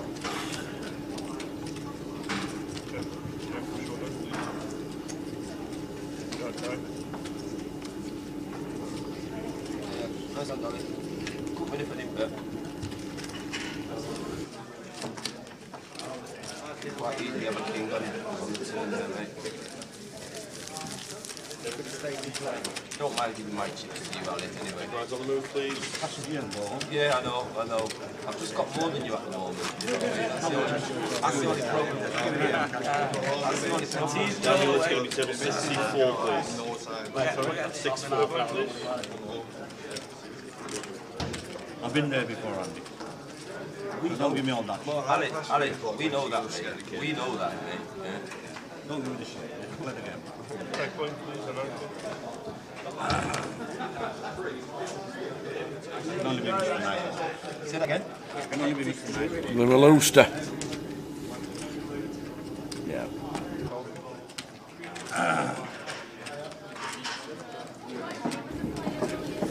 Getting involved with the old King 4. Saw a lot of this from Ali the other day, Tower. Obviously, I didn't know his holdings when he was on my table, but done a lot of this, a lot of limping, a lot of limp calling, a lot of limp raising. And this time, it's going to limp call.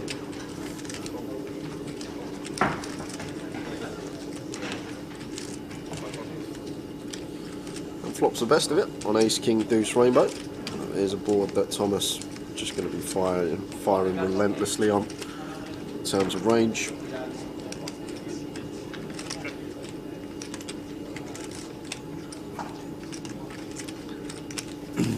Ten of diamonds keeps Alan Malou involved. We've got the flush draw. Yeah, well, they've both got the flush draw. Both got the flush draw. Ali gets the check mark as well, so he will not be folding. Yeah, but love this from Thomas though, Tower. This is really nice from him. Nice big overbet here on a board that's not only good for our range, we've got nice equity now with our backdoor diamonds, so it's not going to work on this occasion. But looking at it from a wider perspective, really love the line here that Thomas has taken with the 9-8 of diamonds. But is he going to have the 3-barrel in him? Because I think this is a board at the time that it does brick off. Ouch! Oh, Ouch! Brick off. And now is Malou going to lead? Yeah, always. He's never checking.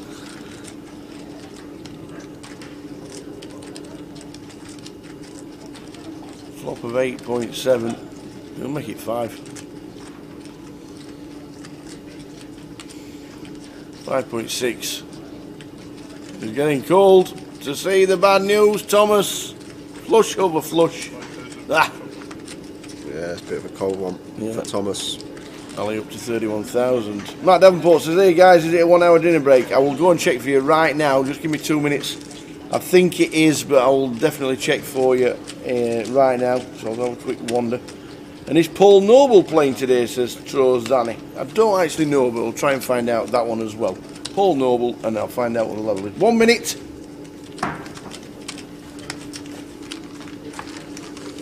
You want a tea, by the way? Yeah, I'll have a cup of tea, please. Cup of tea.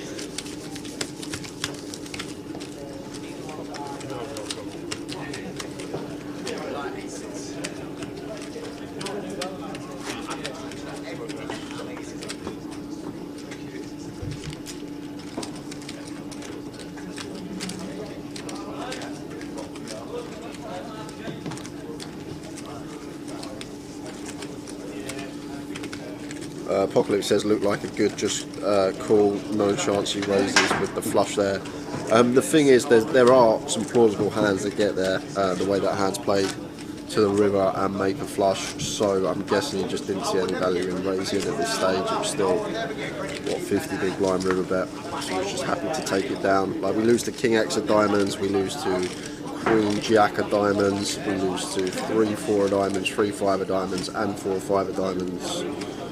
Are all the flushes that he gets there with. Obviously we're ahead of the wheel draws that turn backdoor diamonds, but we're still behind some King X of diamonds and the one combo of Queen Jack of diamonds. So it's close actually, it is close, but I just think once Ali leads that river, I don't think he's ever going to lead with a set or two pair the way the hand's played, so maybe it's just going to be a bluff or a flush. So yes, sometimes we miss the value from the wheel draws that turn backdoor diamonds. But I think he's just happy to make the call there and would have taken a big pot if his flush was good. But it's definitely closer than it looks, I think. To answer your question, Apocalypse, it's actually one I'm not 100% sure on.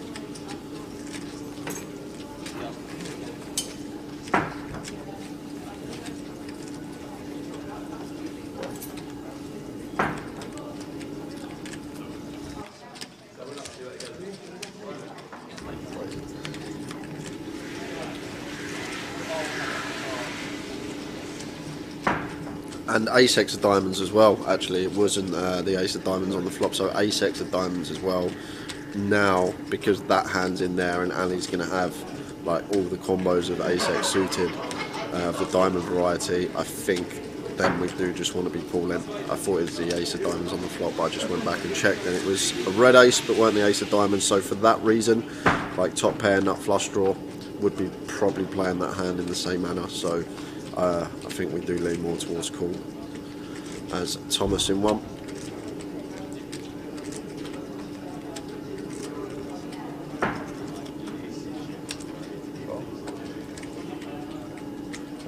hearts on the turn after a Jack 6-3 two-spade board. So a bit of action as well. Charlie 2 overs flush draw. Ali with top pair.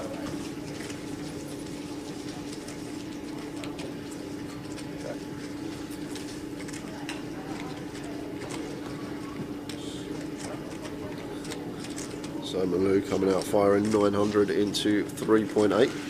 So south of quarter here, really small sizing from Ali. And Charlie just not going to be going anywhere here with the king queen of spades, picking up gut shots, go with his 2 overs, second that flush draw. Obviously thinking about potentially raising this spot, but we are getting direct odds here to make our flush or the nut straight. Unbeknown to him, a king's actually good in this scenario as well. And a 7 of spades on the river. So check mark going the way of Charlie, and might be thinking about potentially leaving this spot. May read into Ali's bet on the turn because it was so small, quarter pot sizing, that he's opted to choose that size to check back some rivers. So may see a lead here now from Charlie, but does choose to check. Then it goes check, check, and going to see. It was behind to the top pair of Ali. Did river the best of it.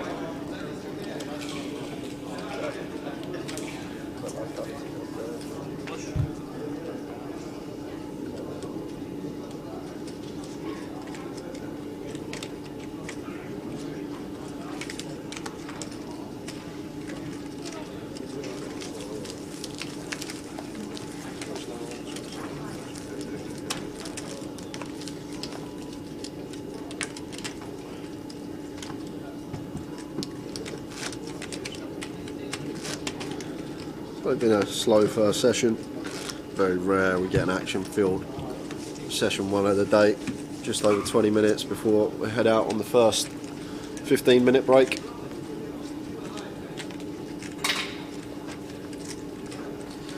Thomas raising to 300 with the ace deuce of spades under the gun.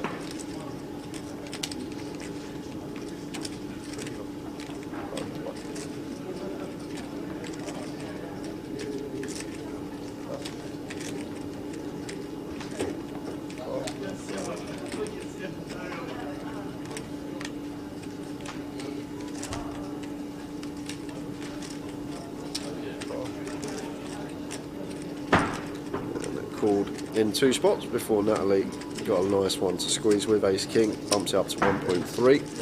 I think this is the first hand Natalie's been involved in, so she should definitely get some credit here for a hand like Julio here. Queen jack of hearts, even getting out of the way, could potentially kill this over 100 big blinds deep, but I think because of the image Natalie has already portrayed at the table, the player's going to be less inclined to be peeling that wide. So nice pick up for her.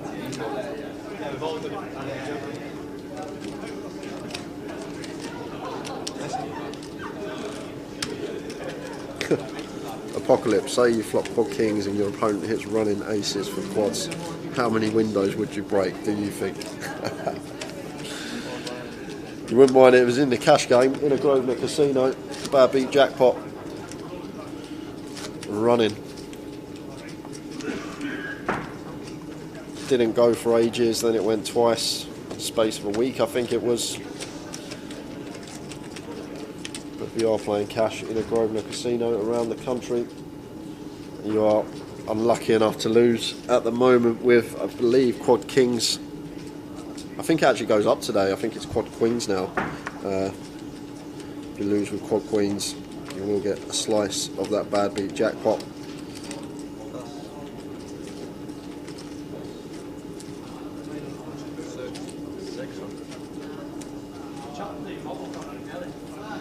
Queen jack of diamonds for Adam, raises to 600. Charlie calling in the 7-5 of clubs, and Thomas with the tens in the big blind.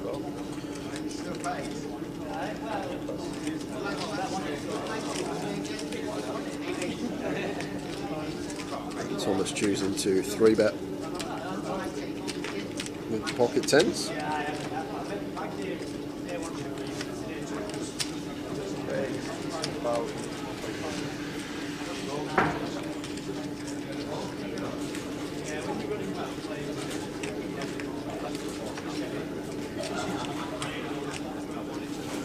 action from either opponent. Gets that one through uncontested.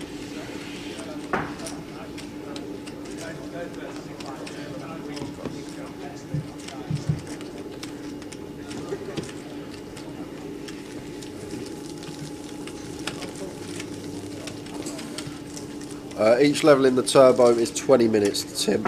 So if you want to play the turbo flight, 20-minute levels in that one. You do back up in the turbo, then back to the 60-minute clock for day 2 on Saturday.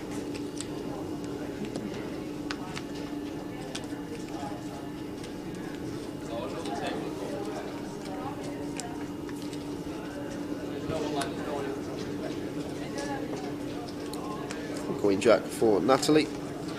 Opening +2.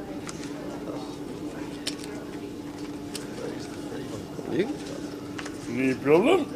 Hour dinner break? Yes. 15-minute first break? Correct. Yes. 15 minutes and an hour dinner break confirmed. And Mr. Noble's not playing. Not seeing Mr. Noble. But yes, 60-minute break. It's 60-minute breaks everywhere apart from London. Whereas London defeat you at the tables and then you have a 40-minute dinner break. So that's the way it's working. So everywhere in the country is 60 minutes apart from London, which will be 40 because they feed you at the tables in London.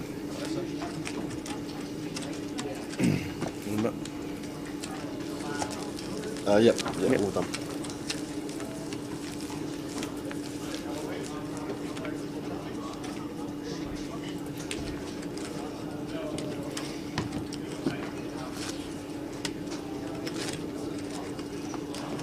Nice little free roll for you, Matt, for the rest of the week after last night's cash game session. Well, he might have lost it all when we left. No, we saw him leaving the casino, remember? We were standing outside, Matt come out. Oh, yeah, cartwheels, limousine. With the wheelbarrow, he come out with the wheelbarrow. I remember the limousine pulling up outside. He was like, thank you, boys, thank you.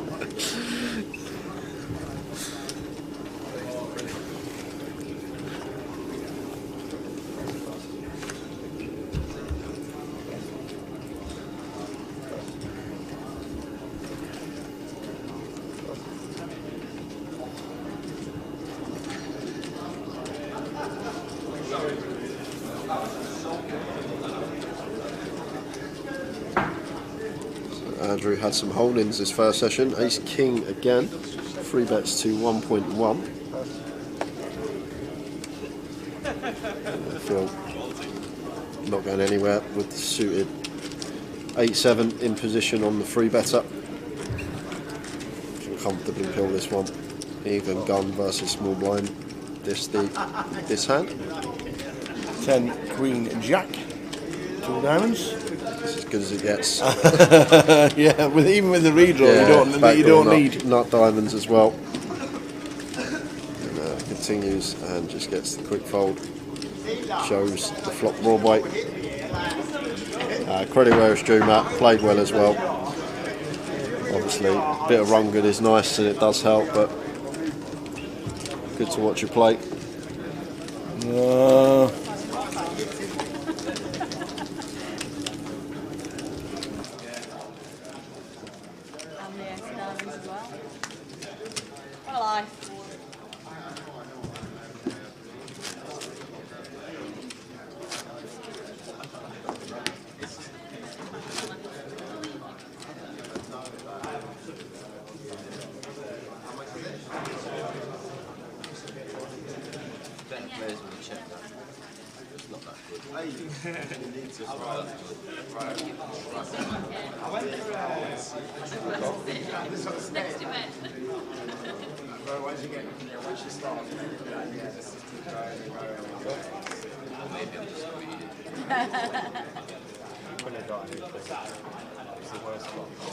Yeah, well,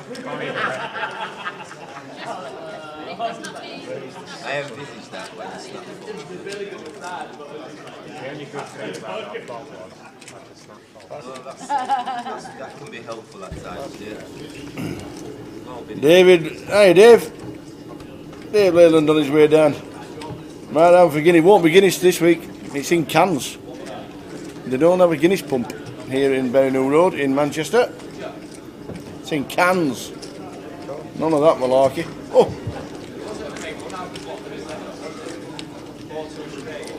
to make that much of a difference?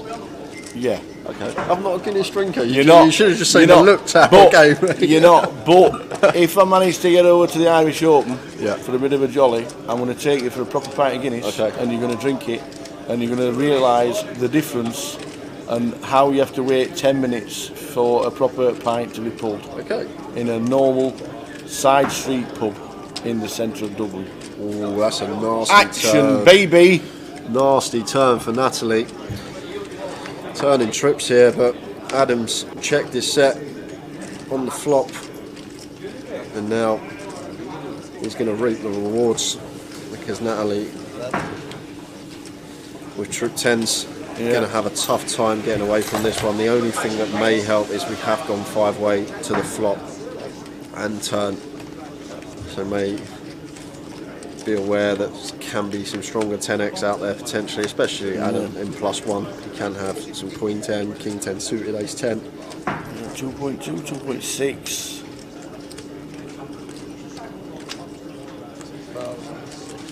It's hard to raise though, isn't it? Yeah, we see the 10 and the 2s. Natalie can't believe it, he got the 2s. He just called. He did not raise. He left the value at the table. Is he worried about 10 queen? Obviously he is. Shouldn't be worried about 10 6. That's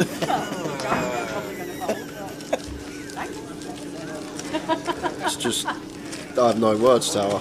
How have we not raised there? I'm worried about Queen 10. Yep, but Natalie's going to bet Queen 10 5-way on the flop. Like, there's we're not worried about it. She's even going to bet sets 5-way. Like, we're not worried about anything there. Like, I have no idea how he's just flatted there with the deuces. I have no idea. Definitely left some value on the table as Adam. Got to be raising that spot. Have to be raising. Can't be worried about the old monsters under the bed. Just leaves so much value behind versus some 10x, even some perhaps check Queen X, which is probably going to fold, but 10x is going to have such a hard time folding.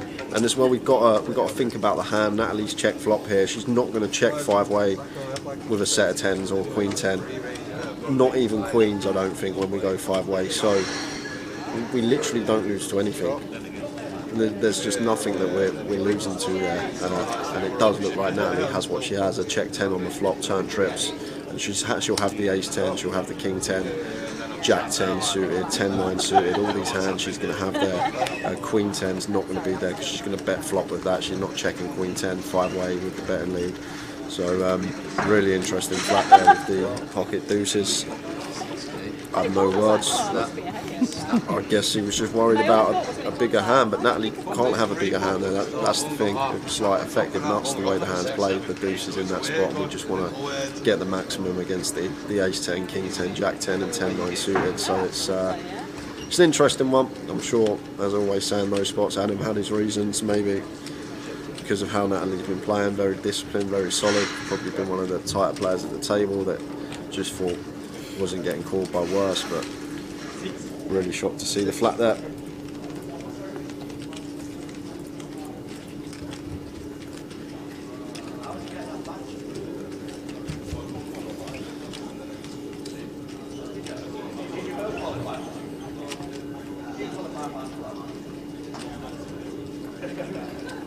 Afternoon, the Fizz.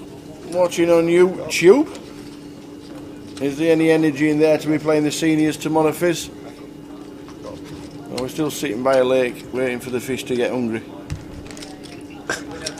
Well, that's what fishing. Yeah, I know. I've never heard anyone. That's what fishing is, isn't like it? that, yeah. That's what fishing is, isn't it? Waiting for the fish to get hungry and then just yank it out of the water.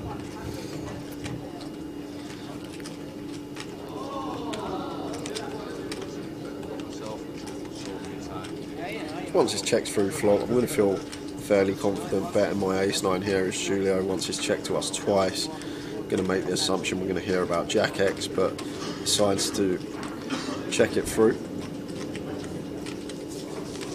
And that's actually going Well, a 6 on the river for Natalie.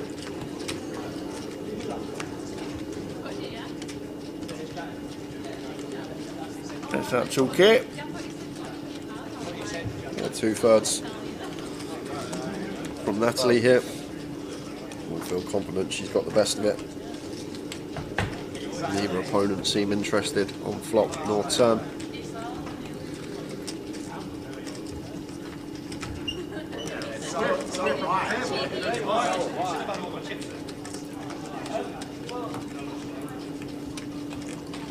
It's an interesting spot here for both Andrew and Julio. They're going to be in the same sort of scenario, slightly harder call to make for Andrew with Julio behind, but the way this hand's played, it's basically a 6 or nothing way. Natalie's going to have a lot of 6x defending out the big blind, but both players make good laydowns. No action with the trips there.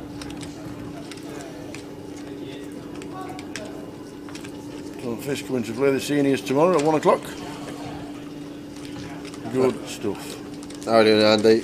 Probably affecting the chat. Thomas in seat 1. It's not been the best start for him. He was on the end of Ali Malou and his King 4 suited, unfortunately. But he's still fine in this structure. Plenty of chips. Still well over 100 bigs, I believe.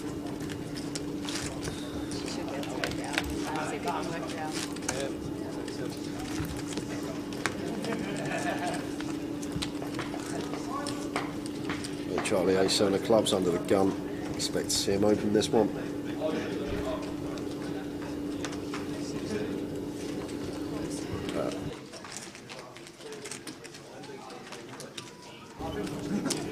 Makes it 300. A7 suited. The nut lower should be folded.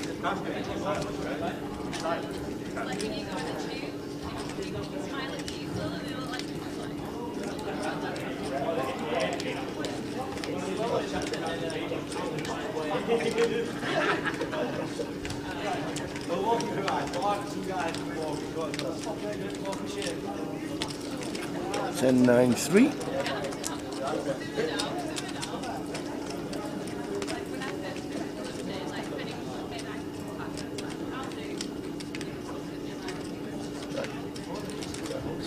Natalie with 10-9 of spades, Adam with 10-8 of diamonds, and Charlie A7 of clubs here. And Charlie turning nut flush draw here, and both Adam and Natalie with Natalie with 2 pair.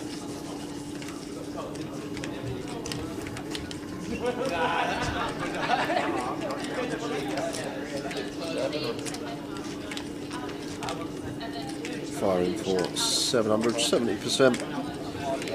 On the turn, after his check through, this is a fairly wet board, so like Natalie's choice to size up on the King of Clubs turn. Ouch. It's not running the best. Not at all. Checks us over to Charlie. River in the nuts, such a nice feeling.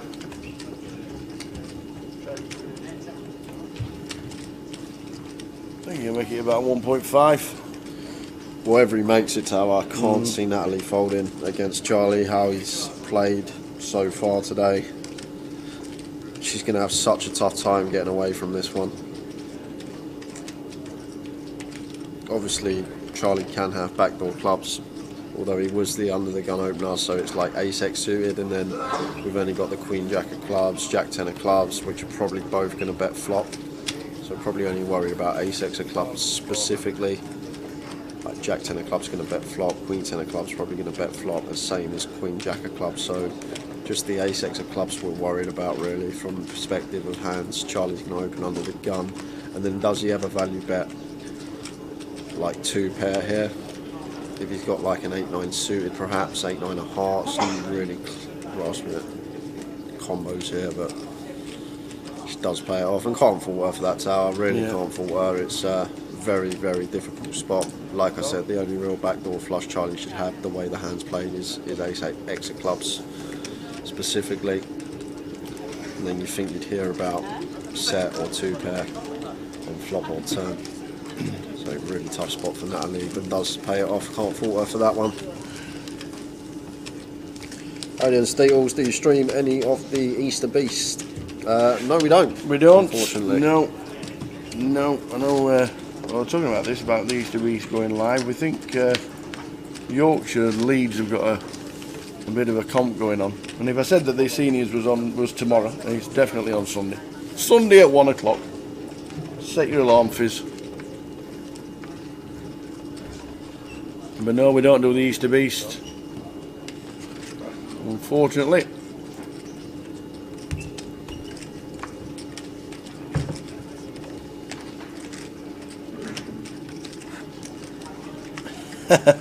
Ali Malou, we only 27% VIP. VPIP. Is it broken?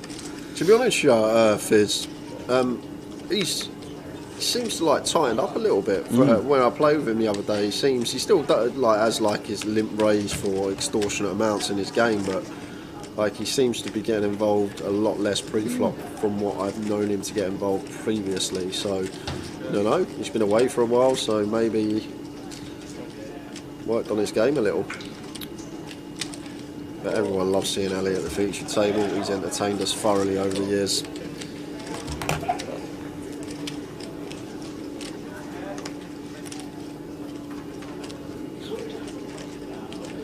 So Natalie on the wrong end of it again here. Flopping 2 pair, but outkicked by Ali. 10 of clubs on the turn.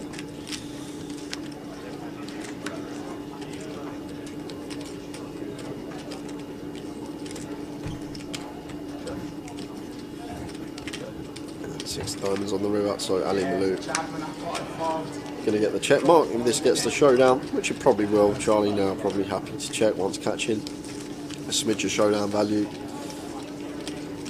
I doubt Ali's ever going to go for value in 7, and probably the same scenario going to apply for Natalie, so expect this one to just check through more often than not, although Charlie is. Got the cogs turned in there. Is he thinking about something? He is. I'm thinking I've got him on the turn, get me, but the river, I'm like, oh my god. So 4k to 1.8 over 2x river bet, and Charlie gets the job done. Turns his 6 into a bluff. Didn't take the showdown. He'll be targeting specifically a 7. He is going to have more 3s than each opponent, being the big blind defender. We'll have the rivered straight as well in terms of 4-5. Nice little play from Charlie, the old 2x river pot.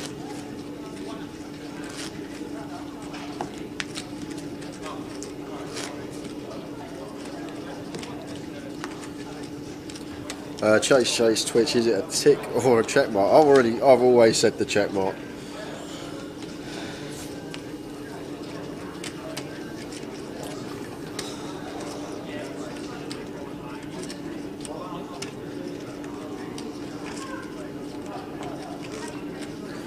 In from Andrew with the ace-4 of hearts.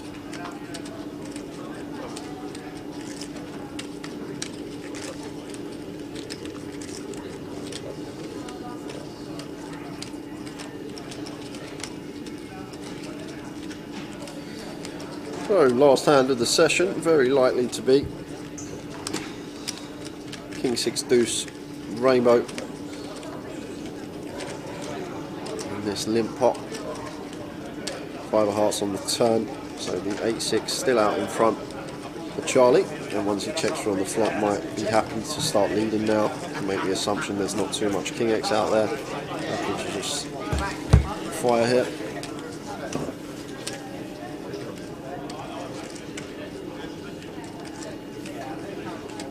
And here he is, here's the Ali Malou we know.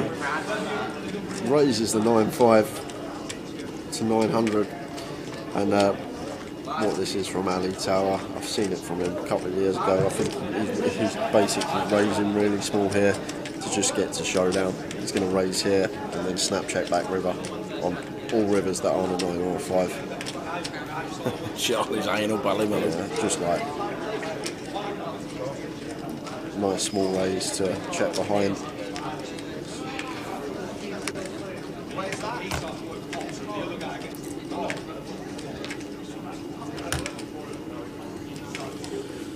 Check. I've just been to check on the Easter Beast.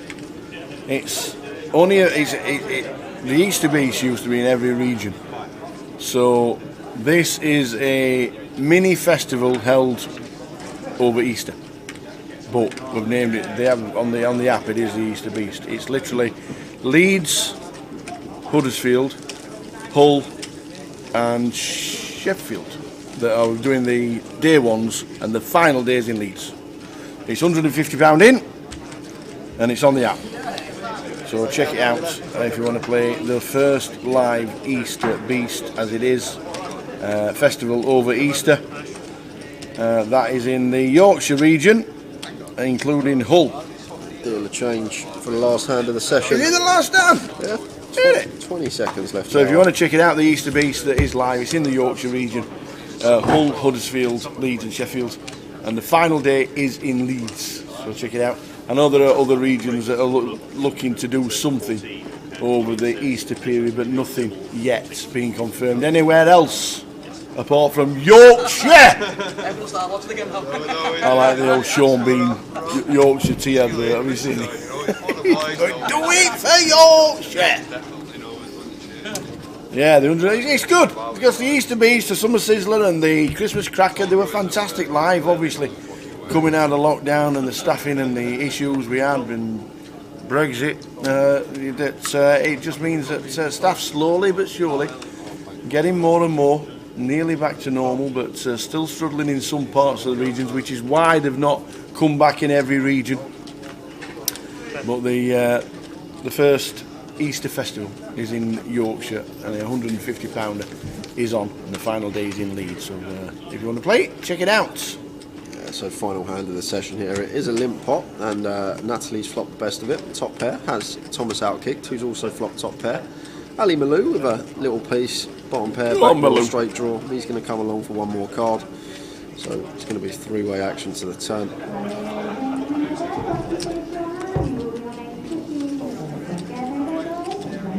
Seven of spades on the turn as everybody departs for the 15 minutes. Yeah, well, big card here for Natalie, picking up flush draw and gut shot to go with her top pair. Ali's also picked up gut shot himself to go with his bottom pair. That just gets better for Natalie with the king of spades on the river.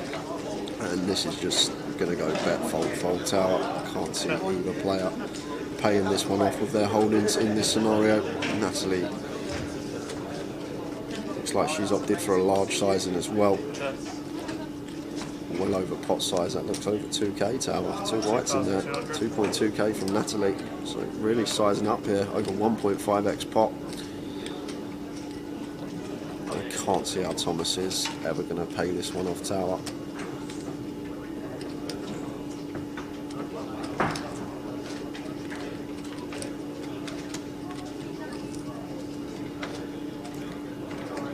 Really muddling it over.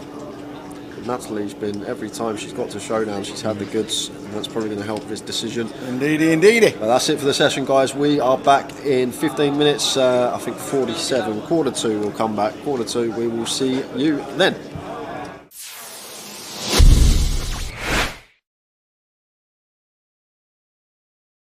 When we started an hour with the tower, Andy from Cardoon Direct, he says, you know what, I'm just going to send a tweet and you never know what will happen.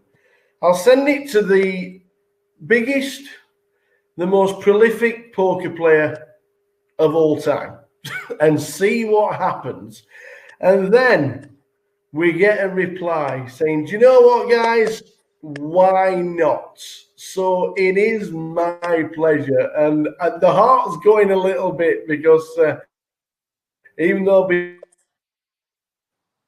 absolute great pleasure that to introduce a guy that's got just about 24 million in life earnings. He's 22 all-time moneyless. He's got 15 bracelets. He's the only person to win the World Series main event and the World Series of Poker Europe main event.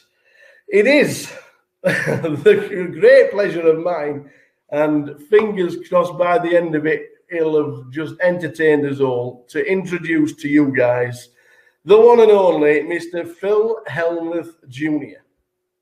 How's it going, Phil? Oh, thank you very much for this, Phil. This is an absolute pleasure. When Andy sent that tweet, he says, who shall we get? And we were like, well, why not aim for the top?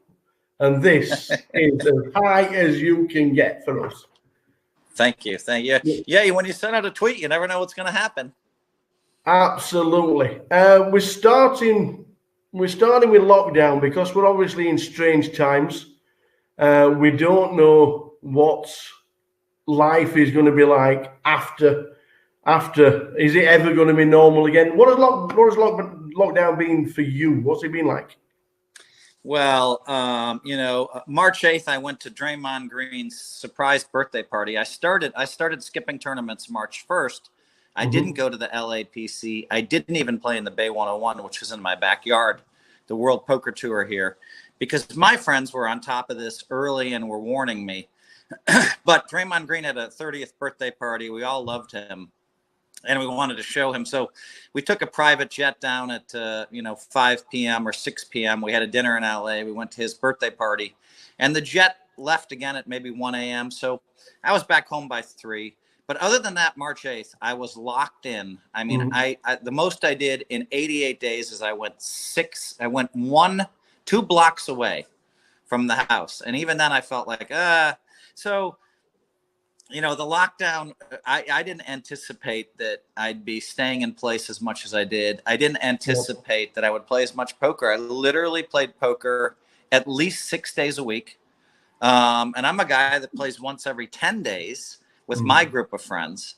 And actually I did really well. I won a lot of money, and I joined another advisory board for a company called Prize Picks. And I think that's my 11th advisory board.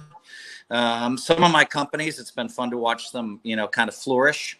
Not everything goes wrong during a pandemic. Some companies do well. And one of them is Endgame Talent Agency, which, just keeps getting new customers, and we're growing, and it's crazy. Yeah. And so spent some time talking to the company founders that, that I'm on the advisory board of. And so I'm surprisingly busy. And so I can't really say that I've been bored, And then last week, finally, I went over to my best friend's house, Chamath Palihapitiya, and then I went to Cabo, flew down to Cabo for 4 days and flew back. But we were on my friend's jet. So, and then I've been locked in for the last 8 days, back and stay in place. It's certainly strange times for everybody, and obviously everybody was hoping that the World Series was still going to take place. Even though it's not your fault, is this the first World Series or the potential World Series that you would have missed since you were old enough to play? Yes, I have not missed a series. I think I missed one World Series of Poker, Europe. And that was in 2018. I just told the guys, I said, I'm not going back. You should go every other year. And I was trying to make a point. I missed it. So I don't miss World Series of Poker ever. I don't miss World Series of Poker Europe ever, and I don't plan on it. So now, of course, today, big news. They just announced that, they're going to have 85 bracelet events. It's enormous. From July, online events from July 1st. So I just called the president of the ARIA, Steve Zanella, and he tells me that, we're in pretty good shape at the ARIA. We're really going to be very, safety minded.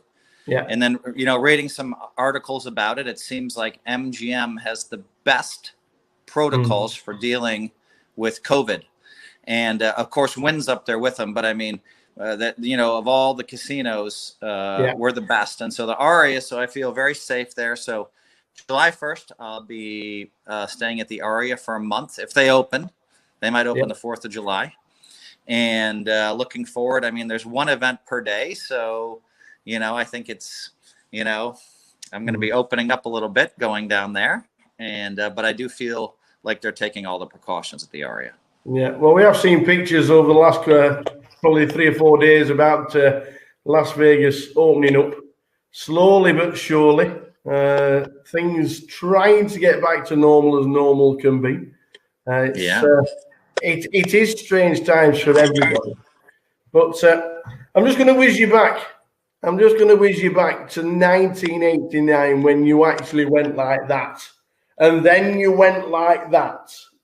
And I saw that picture.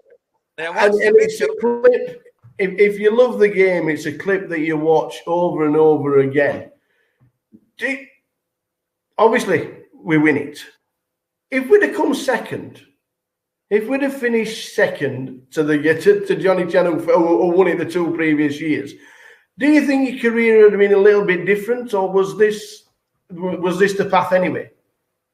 Yeah, I mean, that's a fair question. I mean, that final hand, he had ace-7 of spades. I had 2 black nines, but there was a hand before that, where I had ace-10 against 2 10s, and I was lucky, and 2 deuces. I mean, it was a 2-way knockout to go from 4-handed to 2-handed.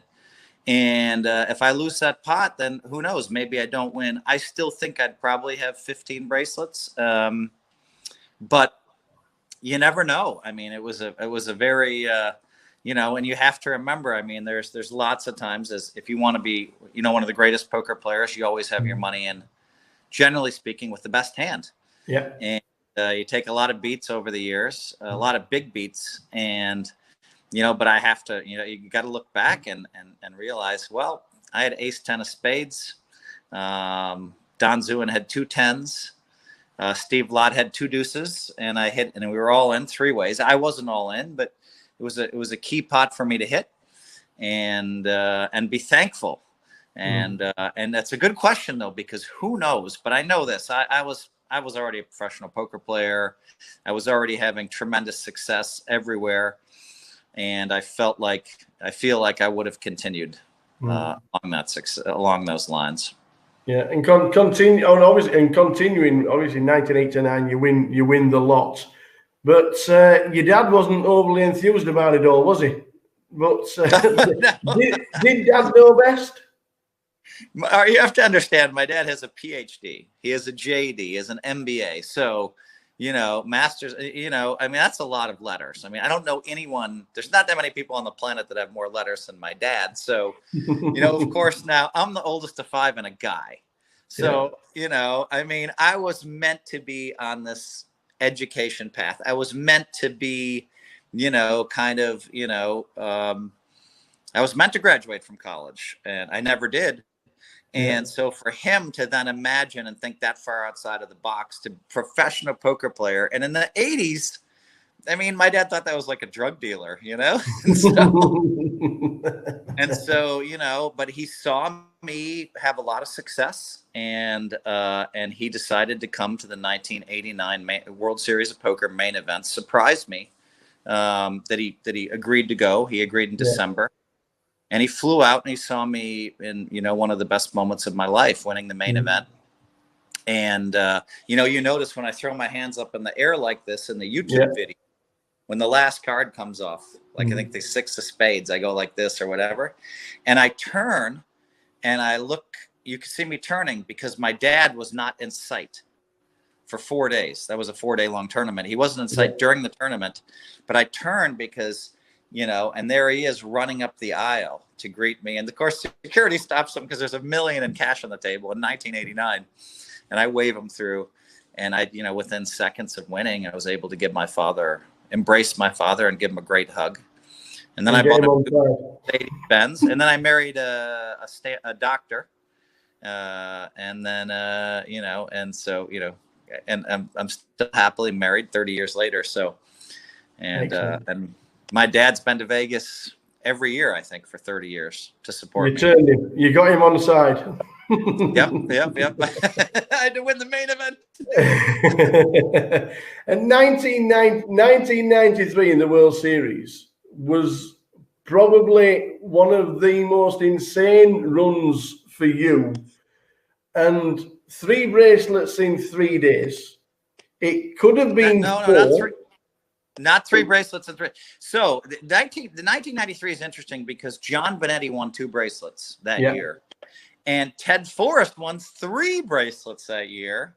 And I won 3 bracelets that year. So, probably they gave away 20 bracelets or something, or 18. And we won 8 of them. It was crazy year, 93. And I won 2 bracelets in 1 day. So that meant that I played the No Limit Hold'em tournament till about 5 in the morning. And I remember my wife was pregnant. And I don't know if she made it till 3 or 4 I think she made it till 3, 4, 5 in the morning. She's way too much of a trooper. And then the next tournament started at noon. And I was just exhausted because I just won a bracelet. I went for a run. There's no way I could sleep. And I entered the Limit Hold'em event. Yeah. And I played poorly at first. And I remember going into the dinner break. I didn't have a lot of chips. But at least I was able to, I ate a half an hour before dinner break and I went straight up for an hour and a half.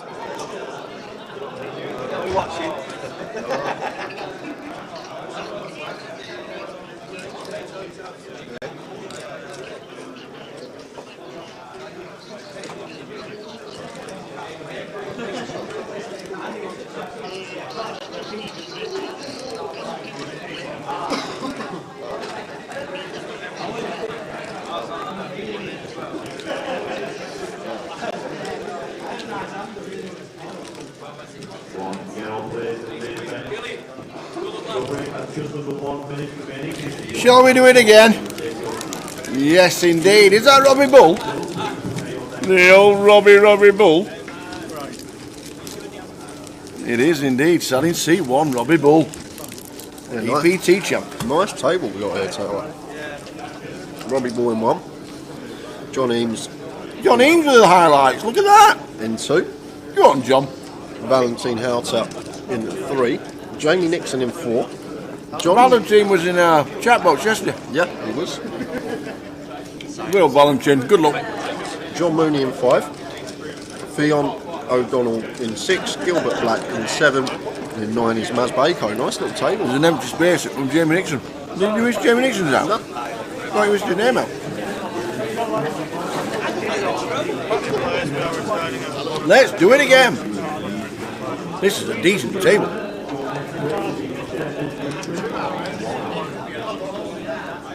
Anytime you get cards, just have them in the circle in front of you. Need to move that a little bit from first. Let's move around a bit this way. John should be. Is that your water down there? No, mine's on the table. Out come the cards. Let's do it again. Full 2 hours of this table and then a 60-minute dinner break. Afternoon, Spicy. Good to have you back. With us all day yesterday. Good to have you back again.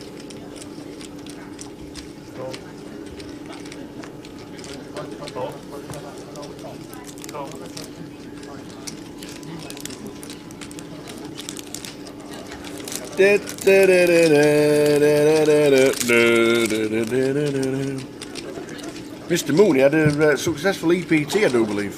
What, in Prague? I think he did.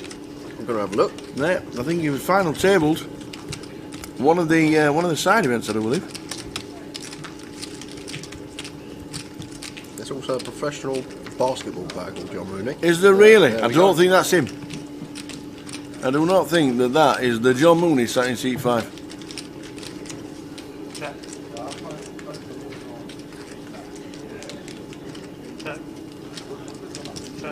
Play first hand. Gilbert opening the 10s, called in 2 spots. Queen Jack jumps out into the lead on the King Queen 5 board. Yeah, final table to 2K. Tower for 53 bag. John Mooney.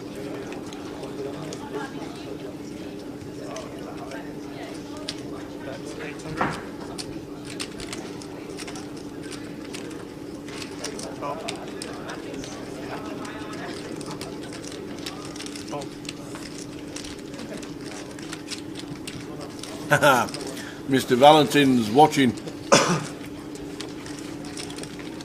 on Facebook while he's on the table. He's a small fish between big sharks. Good luck at the table, young man. Good luck at the table.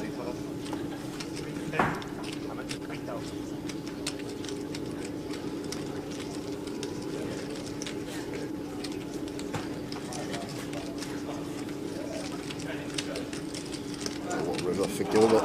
River in a set here. Putting Fionn in a tough spot. Faced with this 3/4 river bet. Probably doesn't give Gilbert credit for a king after checking flop. He does choose to pay this one off and gets the bad news.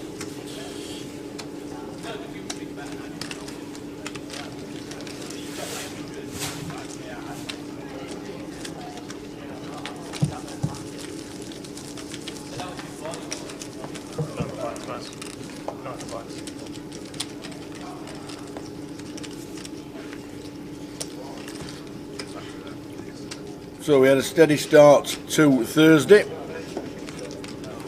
opening with I think it was 50 players, but we have got quite a bit busier now, which is good to see. The main event has got 85 runners in so far. I think after the 400 and then the mini and then all the satellites, the Omaha, which was massive last night, I think Thursday just becomes a day of rest for quite a few people who stayed in Manchester all week.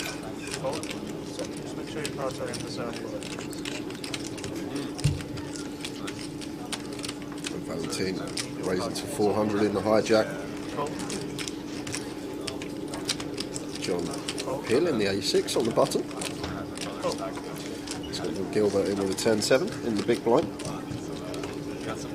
Okay. 6-7 Queen. Gilbert and John both hit. Gilbert out on the lead here.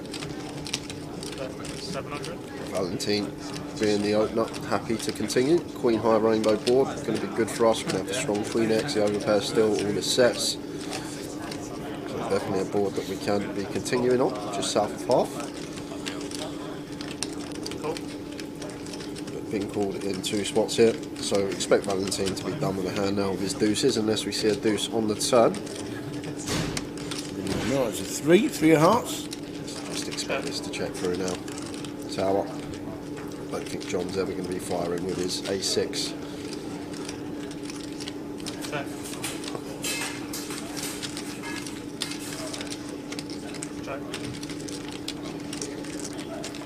Does check through. 4 of hearts on the river. So the 10-7 of Gilbert is best. And he's going to take this one.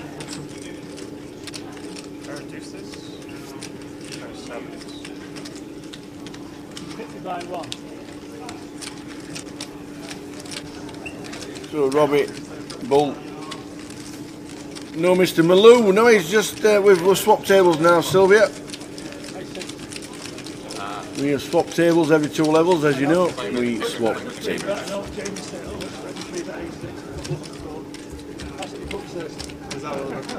Wow. Poker, 2002.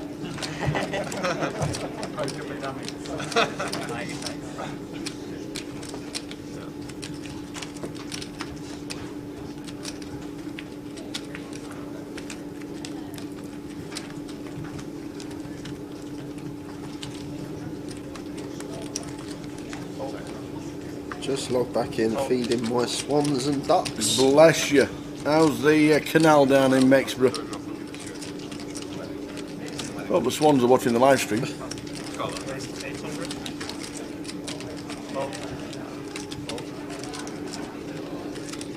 Ace Queen for Valentine.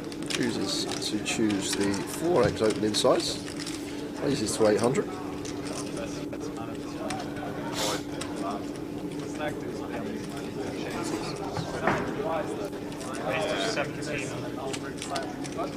If you're happy to 3-bet the King Queen on the button. Don't mind this. Only thing I will say, we are 3-betting a 4x open, and then our sizing is just a little bit less than 2.1x, so really small sizing choice. Well, on this occasion, it's going to work out perfectly because we flop best on King Jack 4.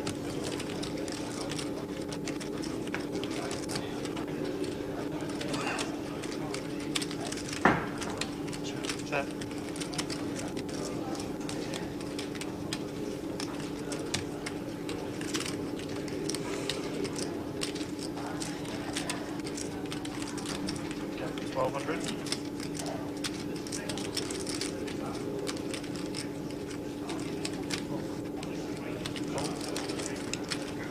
So Valentine has to call once here. With his Broadway draw overcard. Backdoor spades as well in there. 80 diamonds on the turn. Doesn't change much. Oh, just the 80 diamonds on the board. How weird is that?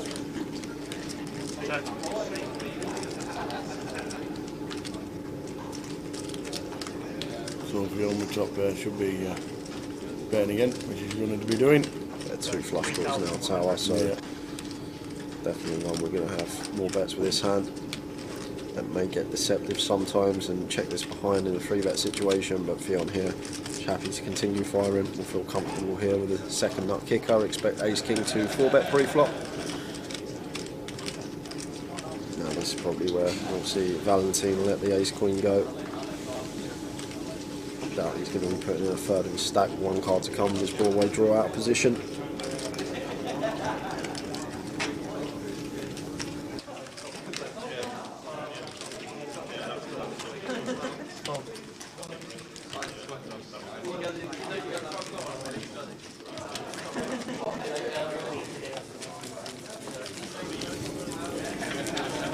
Takes it down.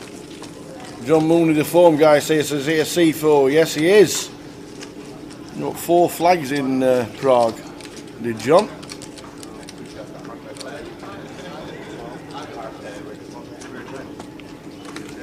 Seventh out of over 1,000 runners ain't bad, is it, Tower? Absolutely.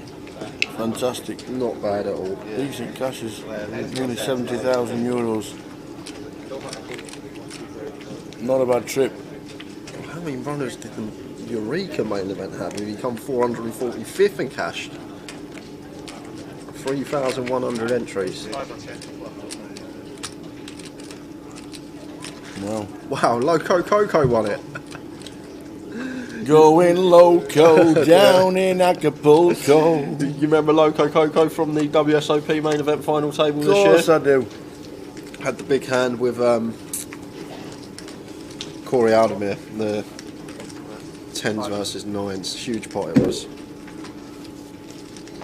Alejandro Loco Coco. He's a rapper from Argentina. Won the won the main event in Prague, the Eureka main event.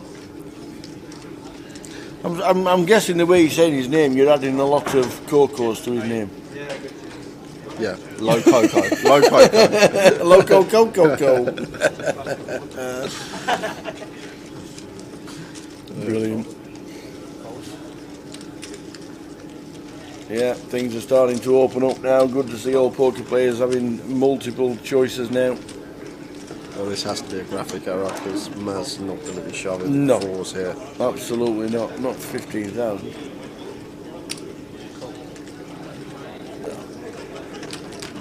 I wouldn't mind a 5-way all-in Tower if that was the case. Absolutely.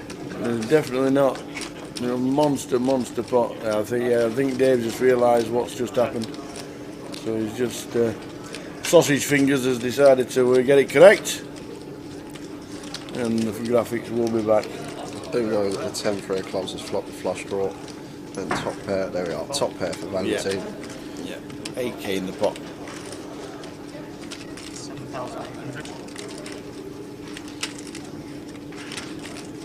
And now we have an all-in.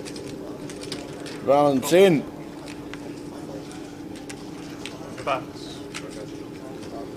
Gilbert calls it off with his flush draw. Looking for clubs. Valentine needing to fade a club to survive. I was in the live stream chat yesterday.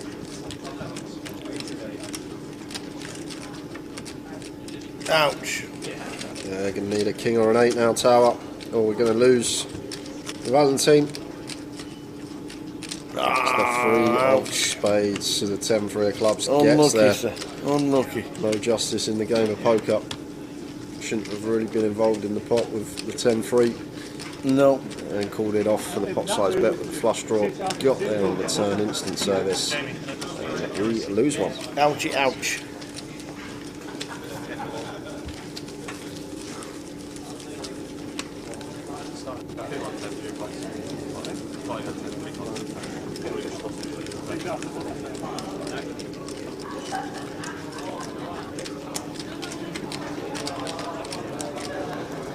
C4, beautiful weather in Manchester. Yes, it was walking in. It was very warm. T-shirt weather.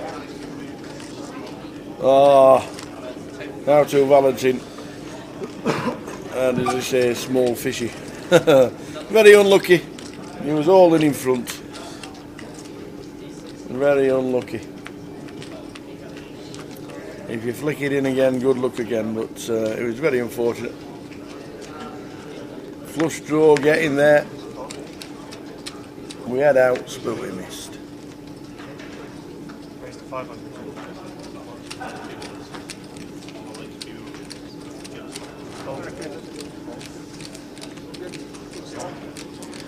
We've got John with the ace-5 of hearts, raises to 500. Action on Maz on the button with the queen 10 off.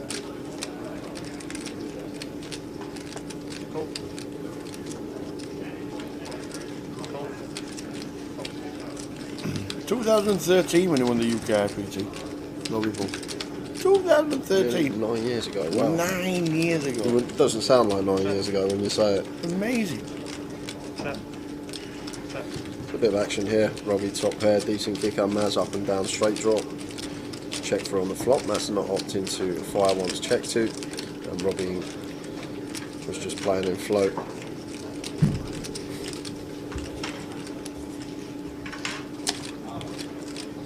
Now Robbie happy to start firing with his top pair. Gonna feel like he's got the best hand more often than not. 1.2 into 1.9, so 2/3 the sizing. That's not going anywhere after checking this one back on the flop. Happy to call after catching a pair now as well. Then he eight's about. There it is. Boom. So Robbie cleared check here now, tower. Once this 4-liner to a straight rolls off, Maz can plausibly have some Queen X here.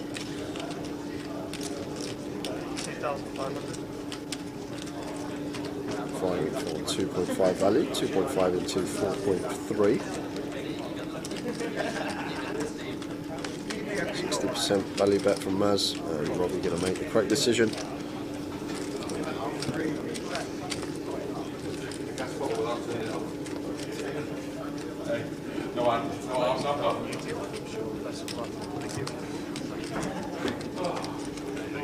So Robbie 41,000.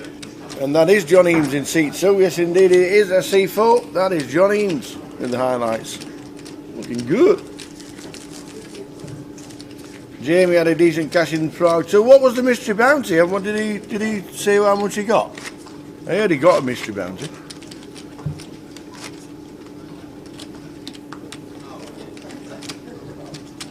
Yeah, when you go to something like the EPT and the World Series, they're so easy to run because there's that many runners from all over the world. You never know, they might start creeping into the UK and Ireland. Yeah, do you think we could potentially see an EPT over here next year? 2023 EPT We could, London? we could indeed, could be back. We could indeed. Getting closer and closer to the World Series. The next GUKPT when we're on circuit is Edinburgh, and that'll be less than a month before the World Series.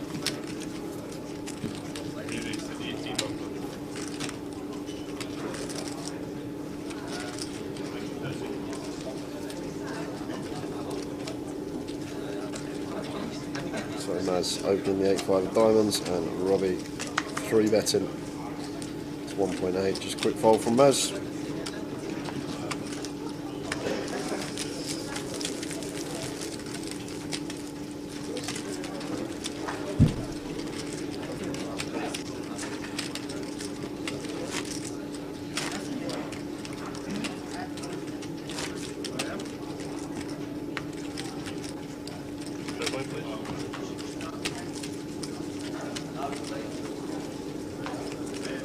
Seaver says there's going to be an EPT in London this year. Is there? What's your source for that, Seafo? Red. Brown. No. He knows everything. Yeah, if there's anyone that he knows everything. Knows. He knows. He just asks the right questions to the right people. He's probably already asked for a ticket for day 1B.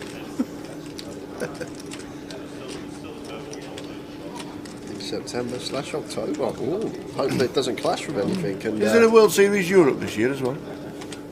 Now the World Series is back into May, June and July.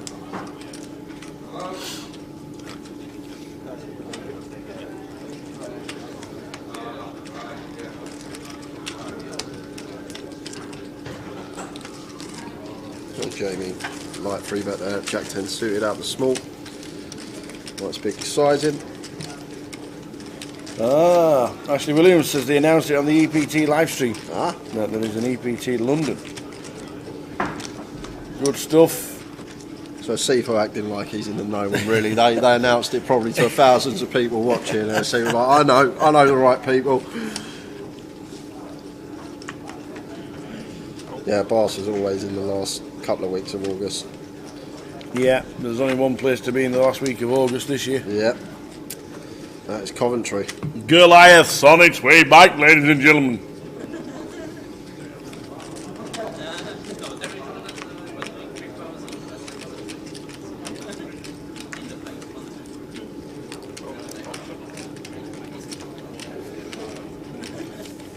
John Mooney. Just calls in the small blind. So raising it up with the old 7 deuce. Will he win their pony? Like he did last night with the old 7 deuce? Maybe not. This is EPT Coventry. Right there. That there. EPT Coventry. Lots going on. Streaming starts on Friday. We're going to kick off with GUKPT Day 1B. Then on Saturday we'll move to GUKPT Day 2, and then the ladies event final table in the evening. Sunday's Day 3 of the GUKPT. Monday's Goliath Flight C, followed by High Roller Day 2 at 2:15 p.m. Tuesday we're doing Flight D all day. Wednesday we're doing Flight E all day. Tower's going away in the evening for the Joker's Wild, so I have to get someone in the booth with me if anyone's available. Thursday we've got Flight F until 4 o'clock, then we're going to do the Day 3 of the G400. Friday's the 2 turbo legs, streaming both of those, then Saturday for Day 2, and Sunday when we crown the champion for Goliath, Day 3, when we close up the stream. Amazing. Plenty coming up for you guys to watch. It's really nice this year as well that we've got a little mix and match of events. It's not just we get there, we stream the Goliath all the way through and finish it. We're going to mix and match some sides in as well, so a little bit for everyone. Really looking forward to it. Beer pong, baby.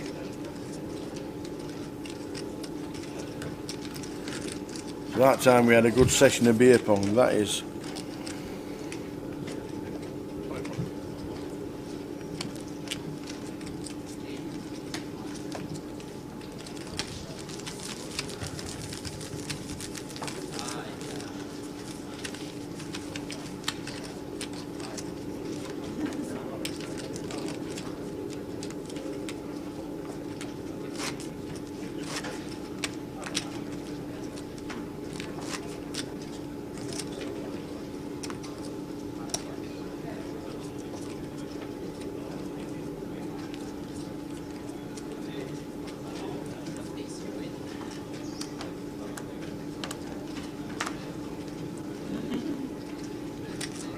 Queen Jack for Maz under the gun, happy to open, raises to 500.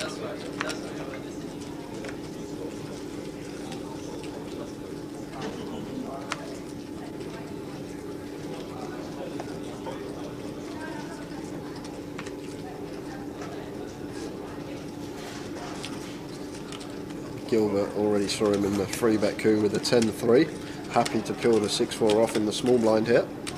And that's going to bring Jamie along with a 4 deuce suited. Not much either for both players in the blinds. Dummy and gut shot for Gilbert. Maz here. Just happy to continue on the king high board, and that will be that. Well, I say that will be that. Gilbert. Going to call here. No, he's going to raise here with his dummy and gut shot. Mixing it in here, Gilbert. Can't see Maz continuing here with the Queen Jack.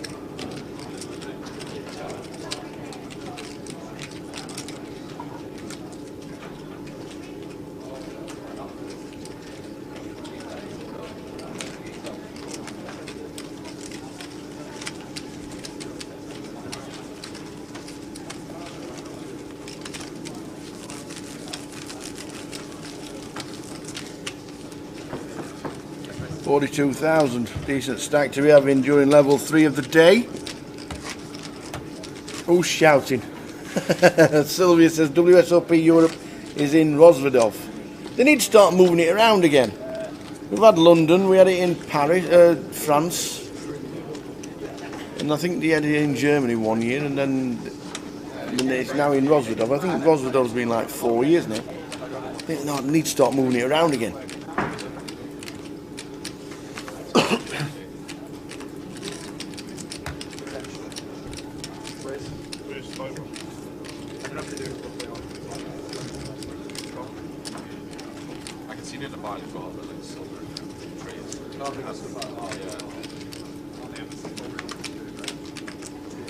Yeah, it'd be nice to get some different locations set up. Might as well just call it WSOP Czech Republic if it's going to be stand there all the time. It'd be really nice if there is a event in London this year, one of the big ones. Haven't seen one in a long time.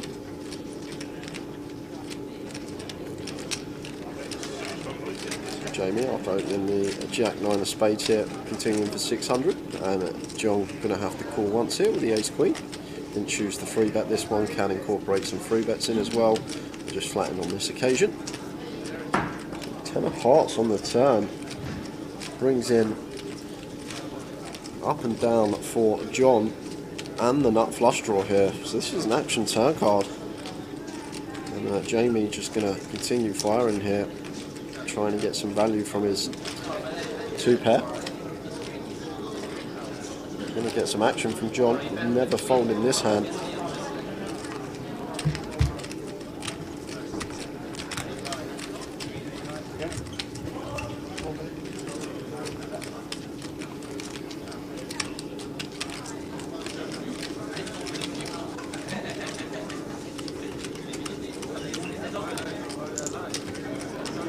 Well, John's going to raise here.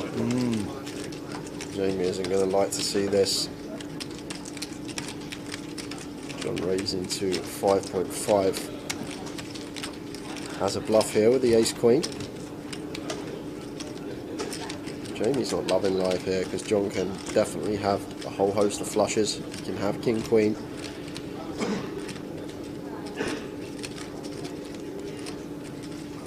Like Jack 10 gets there as well, although John probably not going to be peeling the offsuit Jack 10, so from our perspective as Jamie, it's only Jack 10 of clubs we're really worried about, but our main worries here are the 16 combinations of King Queen and the whole host of combinations of Ace X suited, as well as maybe like 7-8 of hearts in there as well, some Queen Jack of hearts, these type of holdings. So not the nicest spot here for Jamie Nixon. I really don't know how he's going to proceed here, Tower. This is a gross one for him, out of position to John. He's make a good lay down, he's made the fold. So John gets the bluff through. Has he showed in the flush?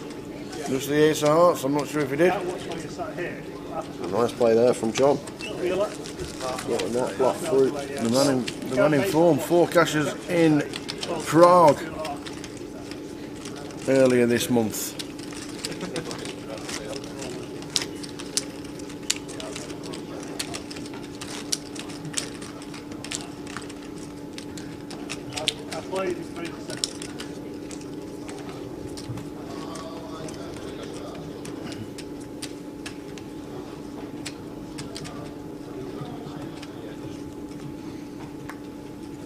Just scraped into the main event money as well, didn't he? How many did they pay?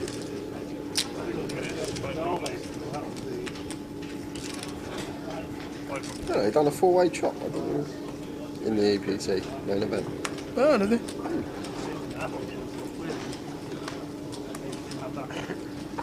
Was the EPT a 5k? Yeah. The usual 5Ks. I think Monte Carlo's a 10k. Yeah. Monte Carlo is a tenner for a can of Coke. You can charge what they want. Charge what they want in that Monaco place. 9, 10, Queen, flop, flush draw, over flush draw. Jamie. Robbie is drawing thin. Might get some chips back here, Jamie. I'm still going to need to hit because John is the one firing here. Yeah. Jamie cool. with the combo draw.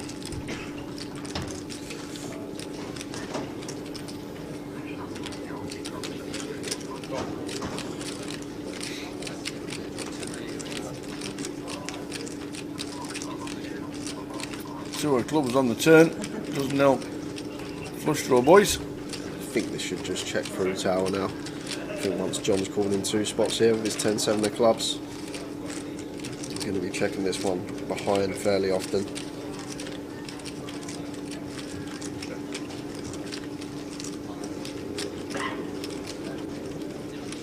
There we go, so John will take this one down.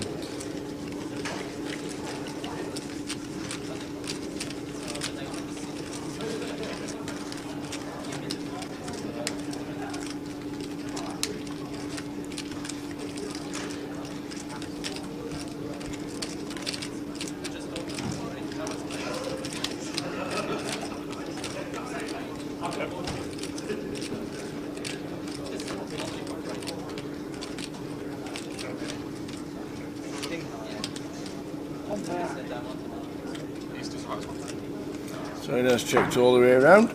Catherine went to Berlin WSOPs. There was one on there. Where was that one? Where was there was the attempted robbery? It was all over social media. Was that a World Series or an EPT? I think that was Berlin as well, wasn't it? Cool. Imagine being there when that would happen. But yeah, plenty of things opening up all over the world now. And we're starting to pick and choose in the calendar. But GUKPT is still running strong for the rest of 2022. This is the schedule. Well, this is for the early ones for up until the end of September when we get down to Goliath. There's plenty going on regarding 25-25s, deep stacks, G400s, and the GUKPTs in blue. Plenty going on until we get to Goliath. And then we have a rethink. Shall we carry on after Goliath for the rest of the year? I think we will. I think we will.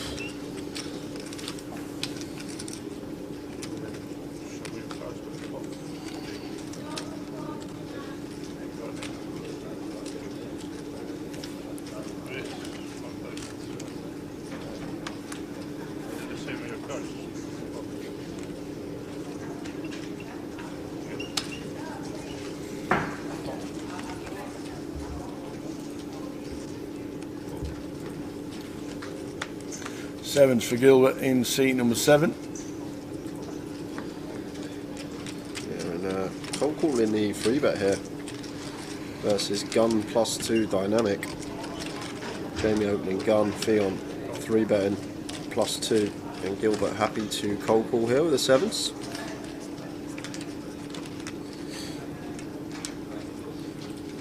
Ace, Jack, 9, 2 diamonds. Don't know what Theon's got here, Tower, but he's going to have a lot of bets on this board, even multi-way, 3-way here in a 3-bet scenario. Going to have the Ace King, the Ace Queen, set of Jacks, set of 9s at some frequency.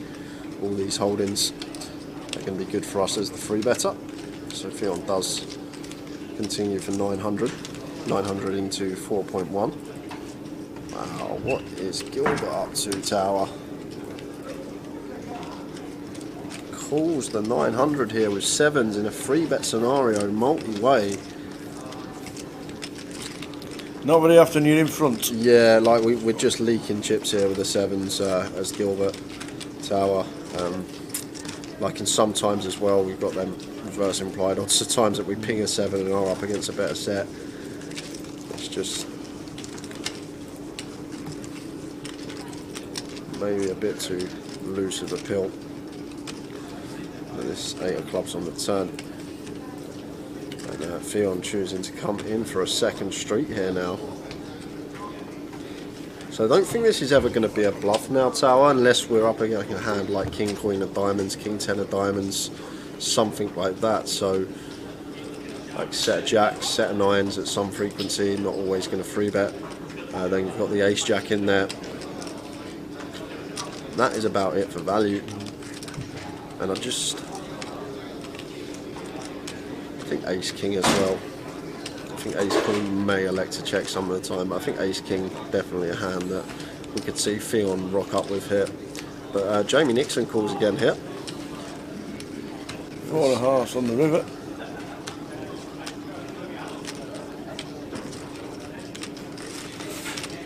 Well, Theon turning a set here, set of 8s.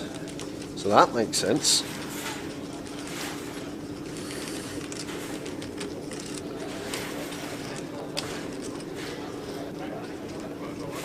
All in. Yeah, so it's only a 3/4 shove. And Jamie must have had a hand like King 10 of diamonds, King Queen of diamonds, 9 10 of diamonds, something like that had to be what Mr. Nixon had. Just as I say that, hello Ellie. How you doing, Ellie? Tuning in. Was it your birthday this weekend? Yeah, they went out on Tuesday singing and night. dancing and all sorts, cavorting and all going on. Did you see the interview from the Flip when she went to play the ladies' event in the other side of Manchester that Diver hosted? They did a little interview with Ellie. Hiya, my name's Ellie, commonly known as Jamie Nixon's bird. Loved it. Loved it. Hope you're well, Ellie. Happy birthday, and hope to see you this week. I'm sure we will, if Jamie has a deep run, or even if you're playing the side events.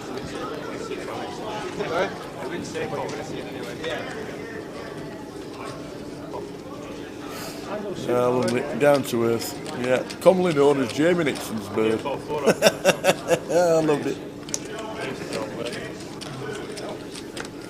Afternoon, Vicky. Watching on Facey. Get ready for Joker's Wild at Goliath, Vicky. I still think you're the defending champion, are you?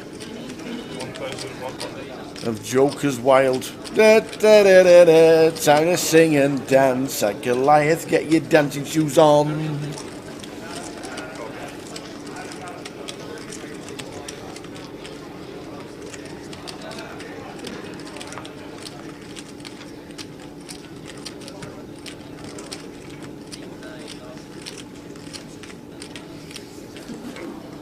John Mooney choosing to limp the 9-6 suited under the gun. Limp calls versus Gilbert. And Gilbert firing.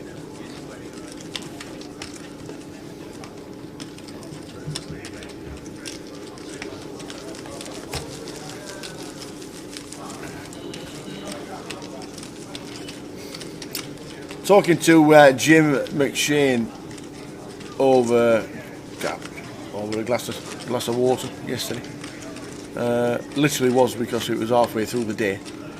I was thinking, can you buy into side events at Goliath? And he said no at the moment, but there might be plans to do so for some of the events. So we'll let you know when and if that happens.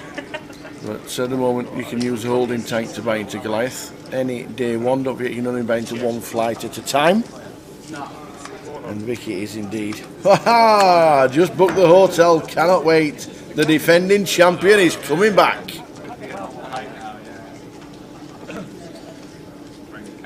Haven't seen much of aces today. We haven't. Gilbert finds them facing the under the gun open from Theo.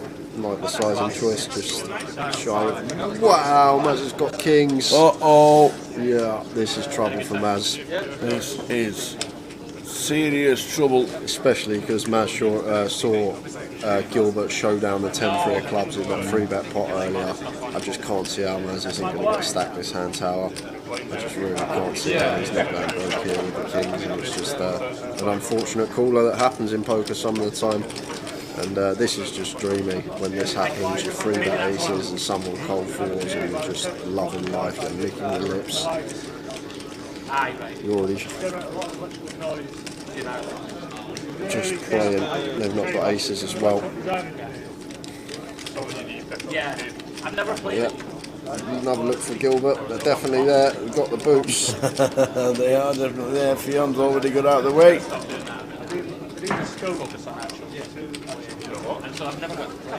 Back down to Gilbert in 7.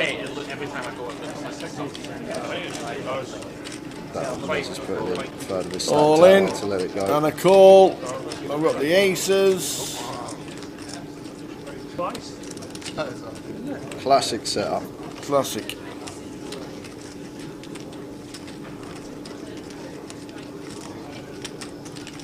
Come on the boots, says Vicky. I'd like to be rooting for aces on a regular basis. Right. So we've got back doors for Maz. And now just the king. No help. So we're going to lose Maz. I'm sure we'll see him re-enter. Just unfortunate for him there on the wrong end of that call-up. Indeedy, indeedy.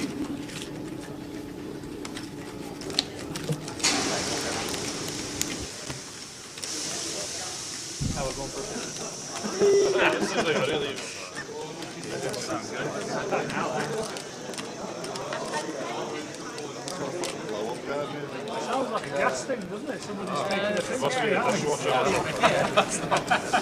Not like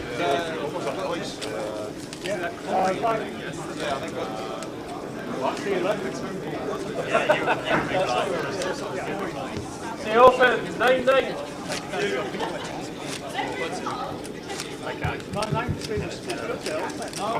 No, like, if that was you and you're there just when you length the breast and everyone starts clutching their chest. But wow, they just do like the 2 minutes. 50% of the time was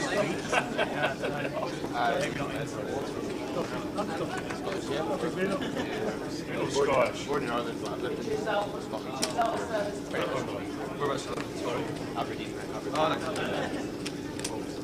Ace 9 for Gilbert, raises to 800.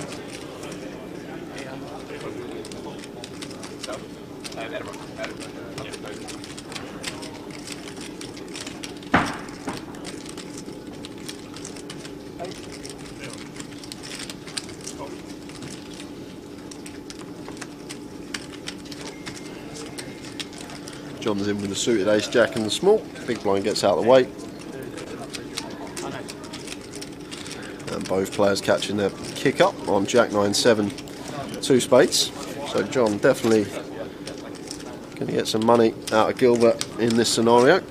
Gilbert choosing to fire here. Definitely could start incorporating in some checks, especially versus the small blind calling range. Going to contain a lot of those like 9-8 suited, jack 10 suited, jack 9 suited, king jack, queen jack, these type of holdings. Definitely going to be in small blind calling range, but Gilbert just comes out firing with the ace 9. 7 of clubs on the turn, and this is probably where you expect Gilbert to slow down. John, this is a board that definitely favours small blind calling range over ours. Good to see Gilbert check this one back on the turn.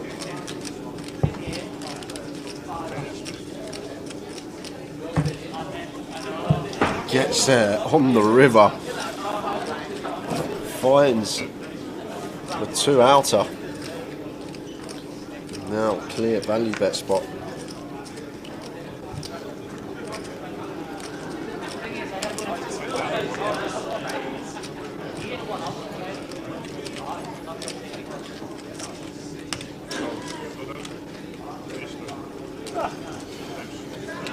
John Gilly shows the 9. And John Mooney has to pay him off.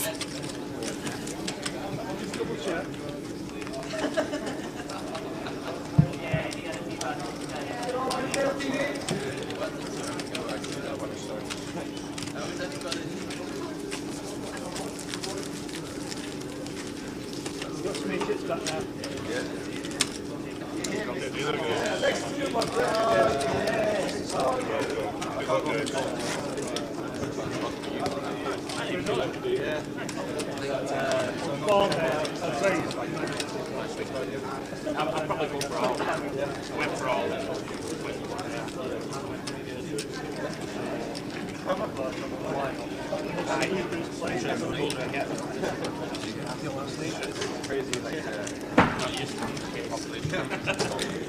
Otherwise going up in 15 minutes time, take us into level 4 of the day. 12 levels all the way through till around midnight for the live stream. I mean, to be fair, I don't really know how to No. I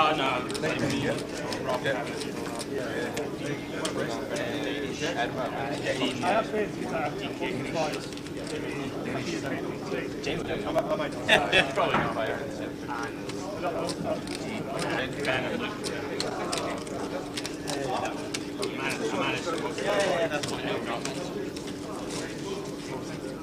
Yeah, honestly, I get drunk like 3 times. Yeah, I've got Monte Carlo. It's like a record.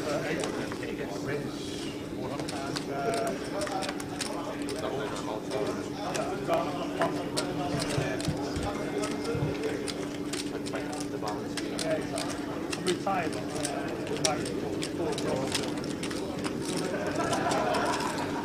Out come the cards.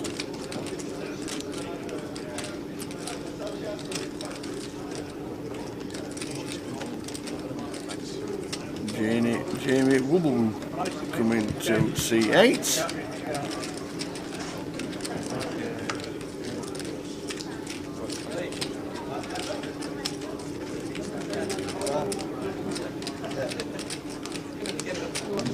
Well, 8-4 deuce. 2 diamonds on the flop.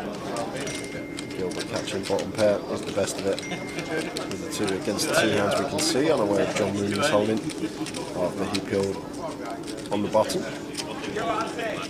Jamie, being the original opener, happy to continue this one. Even though we've gone full weight, obviously less chance of our c-bet going through, the more players that are in the pot. But we can see that both. I say Gilbert refolding. I don't think Gilbert's the type of player to just fold to 1 bet with bottom pair. He might pill ones from what I've seen from him already.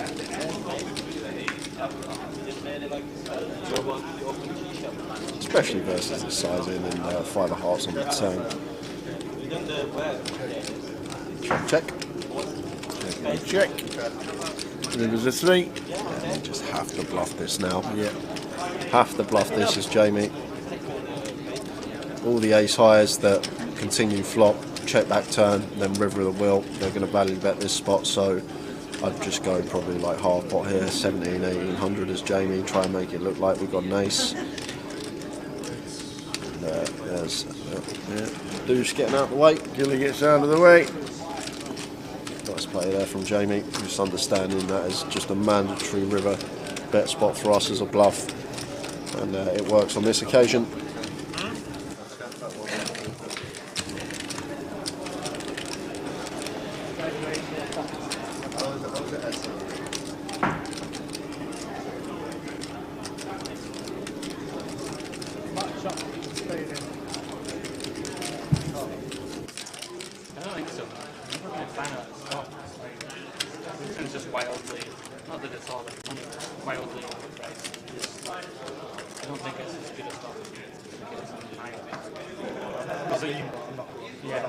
Like when you think in your head of Monte Carlo. No, it's try to Prague and Barcelona and Festival of Prague. That'll be combination. Food, essentially.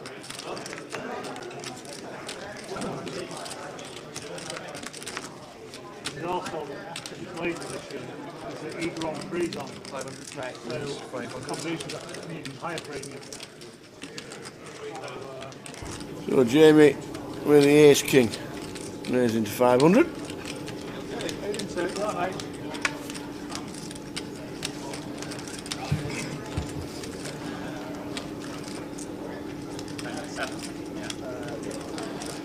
Jamie W.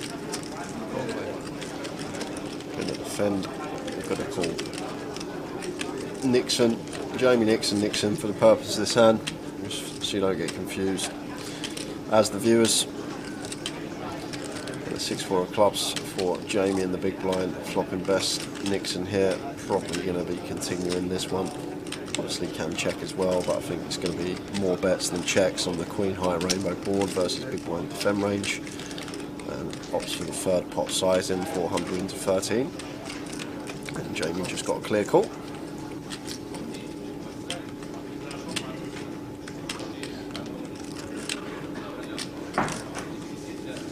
Seven of spades on the turn. So a board that's going to favour the big blind now. It's going to have the 6-8, 6-3, some turn 2 pairs as well. So expect Nixon to be checking this one back fairly often now, tower. Don't think this is a card we want to have double barrel on too often as Jamie, if ever. So good to see Nixon check it behind. The 80 diamonds on the river. It just gets better and better for Jamie out of the big blind, backdooring into a straight. Unfortunately for him, Nixon not going to be able to pay it off with just ace king height. And snap folds.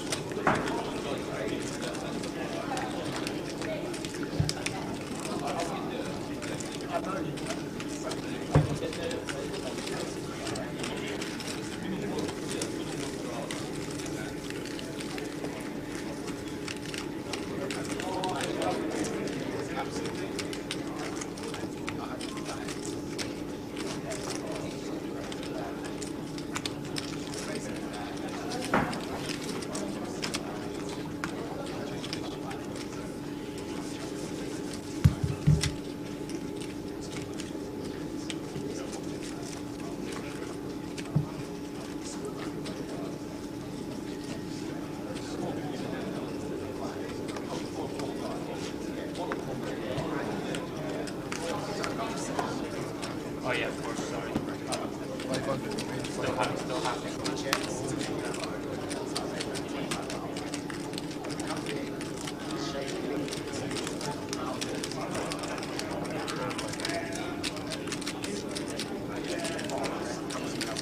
John raising it up in C2. We've got plenty of Johns and James on this table. We've got John Eames, John Mooney, Jamie W, Jamie Nixon.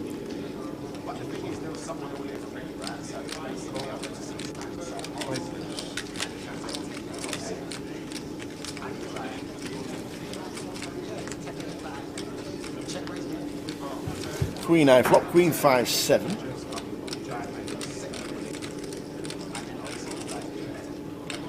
I think the deuce, yeah they are. The deuces of John are still out in front here when we go 5-way.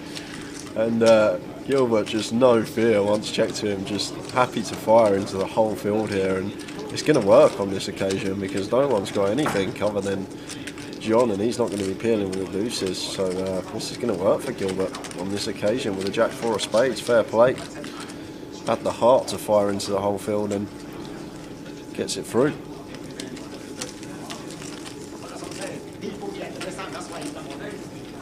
We've got about just over 5 minutes left on the clock before we head into level 4. That'll leave us an hour until we move into dinner break.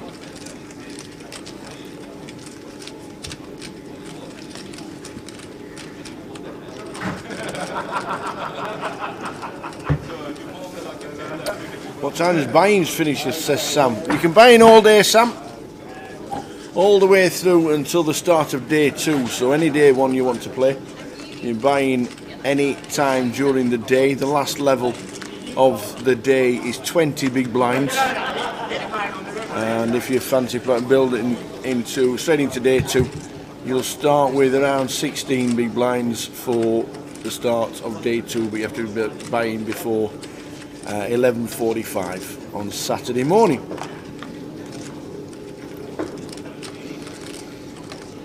And if you're buying after dinner, say the dinner break is 60 minutes long in just over an hour's time, then you'll come back at the start of the dinner with 60 bigs.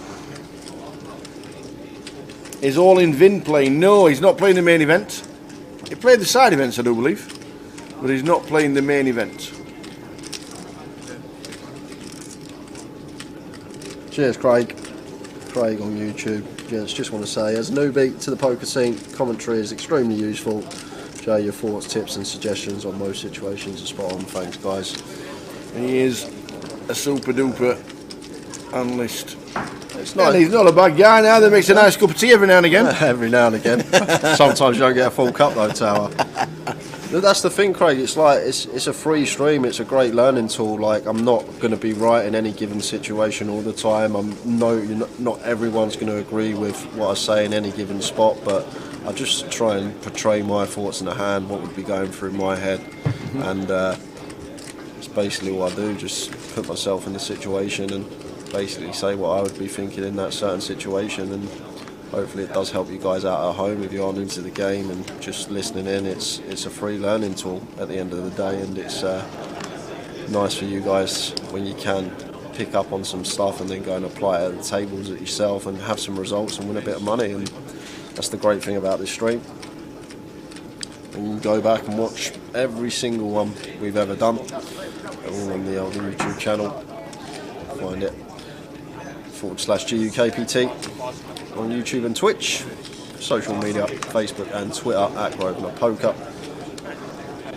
And Gilbert Montana Banana free betting to 1.8 versus the Theon Low Jack Open. So he does have the chip lead at the table, maybe even in the room at this stage of the day. Gilbert, they're just amping up the aggression now.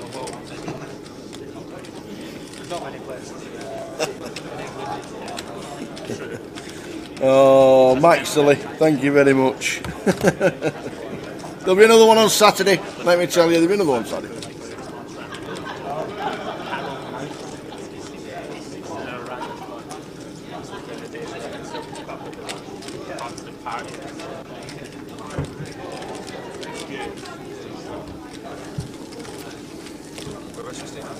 Saying that, Maxley, Jay's treble. If you were watching at the last event in Coventry,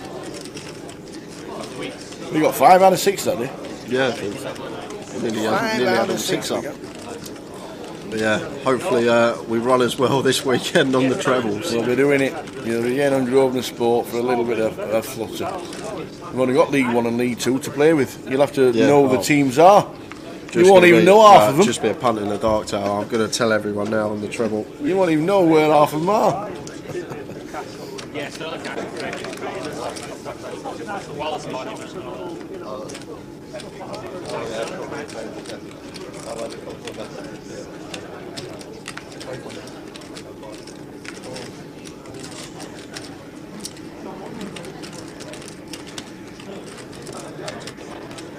You've got a mystery. Yeah. I think it's like right there. 998. I think it's like flush draw for John and Robbie Flopple Trip. So we're going to have action here, Tower. We are indeed. This John's going to start firing.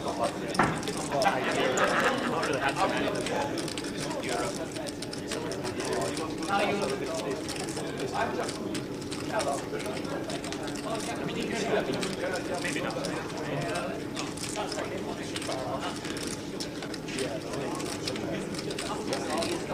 Yeah, I wonder what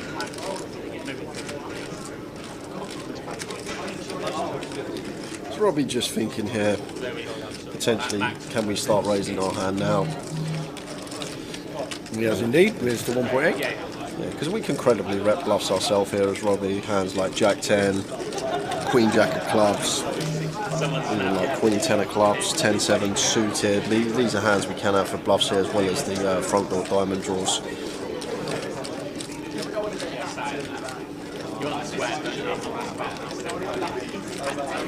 There's again. Robbie gets the tick. And this shouldn't really change much here. Robbie's not going to be raising 8x, so it's still down to a scenario. We'll still have the best hand here if we're not up against a 9 here. As John, because we have the ace of diamonds in our hands, we can't be up against ace x diamonds and Robbie. So we are still ahead of all the like Jack 10s, the Queen Jack, the Queen 10, the 10-7 suited, the diamond draws that Robbie can have as well. We are still ahead of all those holdings here. So it's just down to a guessing game now for us as John of whether Robbie's got the 9 or not. Because if he doesn't, we are going to be ahead with our ace high in this particular scenario. And Robbie going to be firing another streak here. The board has double paired, so obviously our value of our flush draw has gone down significantly. And like I say, it's just a situation of we're either ahead of one of the bluffs I just mentioned, or we're just behind against a 9. So still a tougher spot than it looks here for John, even though the board has double pair. Like not calling to hit his diamond. If he does call, he's calling because he doesn't think, well, he has a 9 in this spot, and if Robbie doesn't have a 9, then that means we should be ahead, because I doubt he's ever going to raise 8x on the flop. So John does call here, so it's not because he's got the nut flush draw, it's because he believes his ace high is going to be the best hand here, more often than not. Makes the good lay down. Nice lay down, Mr. John Mooney. Reed did have it.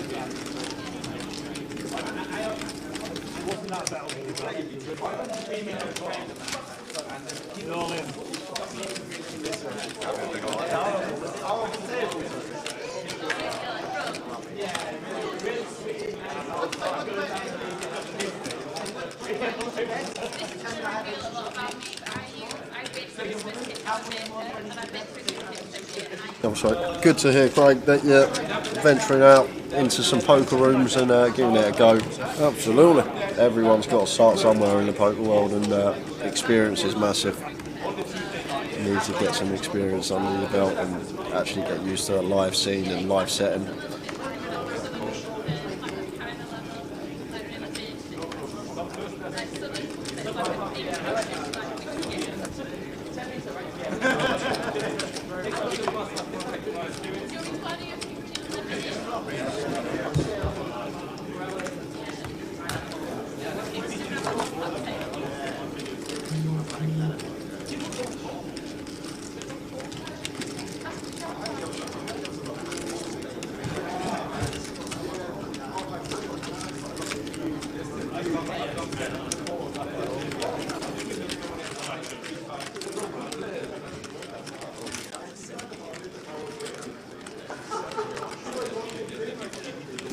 So level 3 of the day, heading towards level 4. In fact, level 4 is just about upon us. There we go. Blinds up, indeed. Clock in the background.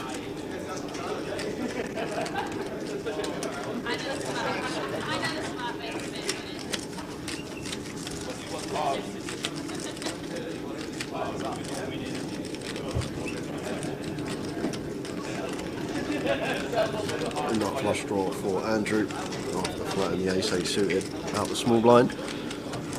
And Gilbert, who's been on a rampage the first hour of this session, is firing for half pot with the 5-3 of spades after opening it from early position.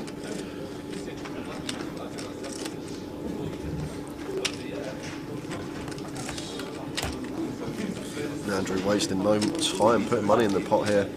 Check raising his nut flush draw. And we've seen something from Gilbert already. He does not like folding, so he's in with a call correctly as well with bottom pair. He's here to play. Here's our Gilly. Do you know Gilly? Yeah. Yep. Seen him around. Vicky knows him. Well, interesting. He won't be folding now to a double barrel. Be folding. Picked up straight flush draw to go with our bottom pair here.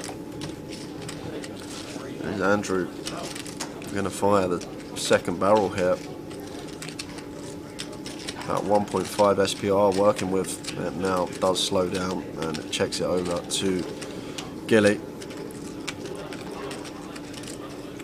who has picked up heaps of equity. So it looks like he's happy to fire here.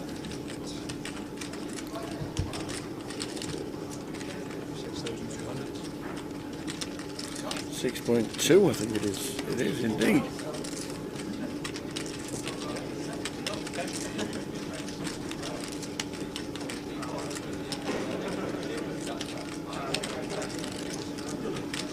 And Andrew here with the nut flush draw overcard as well to the board. Not going anywhere. Giving himself 8.3k back. You're going to need to find an 8, ace or club. And it's not, it's the backdoor spade draw. Yeah, so it just gets better and better here for Gilly. Backdooring into a flush after peeling bottom pair to the check raise on the flop. can't see Andrew ever bluffing at this versus his opponent. We need to know our customer in question, Tower. And I don't think Gilbert's the type we want to be bluffing, just from what I saw from the 10-3. Club Sand, he has gone for it. He has. And a snap all in. He did go for it. He did. And unfortunately, Gilbert's up to 75k. Out the door. 75k, level 3 of the day. Don't mind if I do. You can back that up for day 2 and be over the moon, Tower, in this tournament. Absolutely. 370 bigs during the start of level 4. So blinds up for the last level of this session.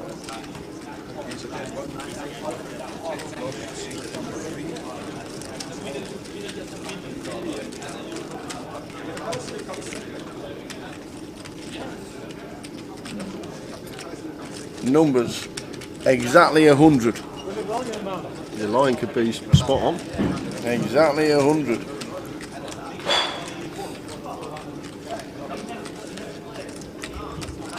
Lines are now 1-3.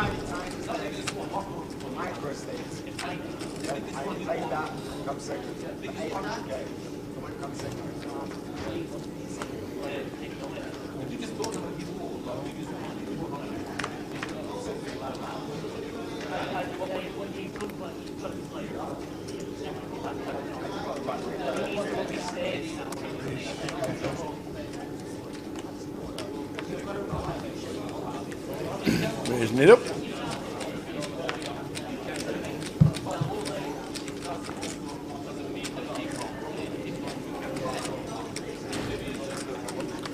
Dinesh coming to the table.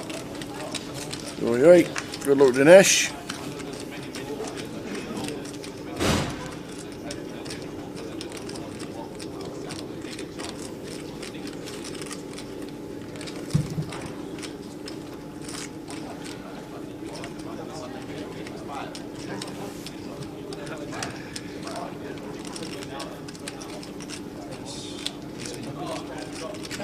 Just sits down, peels the 6-5 suited in the low jack versus the EP Open from Gilbert, and flops bottom 2 hit.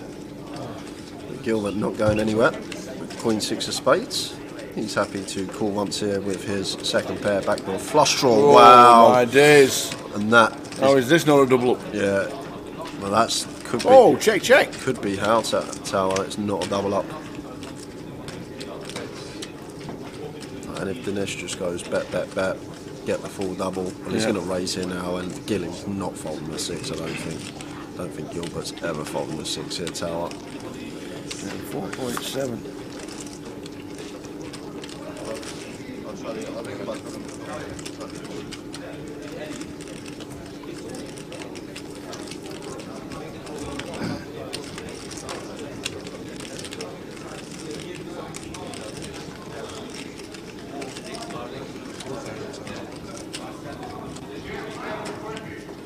Shouldn't be piling it.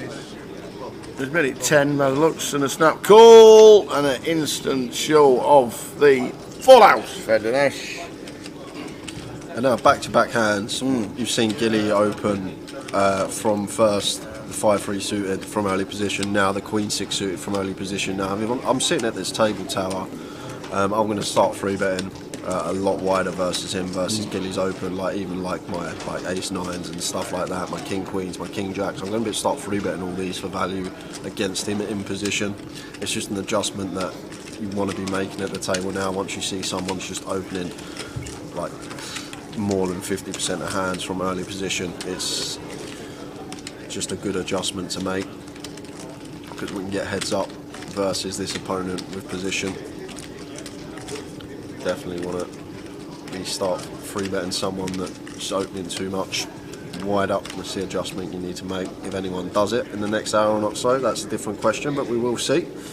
But especially with Robbie and John Eames there, I think they'll pick up on this now. Jamie Nixon's a bit too short to do anything, but certainly Robbie and John, I think, could see some lighter 3-bets coming in from them two versus some Gilly opens. But this time he does get out of the way under the gun. He's got to be aware of himself as well, how he's perceived at the table now. He'll be aware that he's just shown down to mediocre holdings, that he's open pre-flop, and may adjust himself and start tightening up a little. But we'll see how things unfold the next hour or so before we move into the dinner break. Level 4 of the day.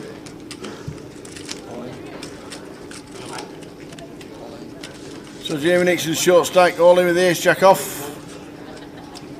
John Eames calling with the sixes. Yeah, 20 bigs. Cut off versus a button here on 21 bigs. Jamie's going to have some deuces through fives in here, which we crush. She's going to have some suited wheel aces that we have dominated, so perfectly fine to race call this one off with the sixes. And this is a race between Jamie Nixon and John Eames. Johnny 147. Seat 2. Jamie Nixon, Grosvenor sponsored pro in seat 4. Does Jamie get there? Or will it be flicking it in? Just an ace or a jack, no backdoors for us. Still the same. Jamie needs help, sharpish. Oh, he's out the door, and a re-entry looms. Vote for John. John Eames takes out Jamie Nixon. Back to the grind for Jamie. He'll have a think about it. Decide whether he's flicking it in today again or back tomorrow.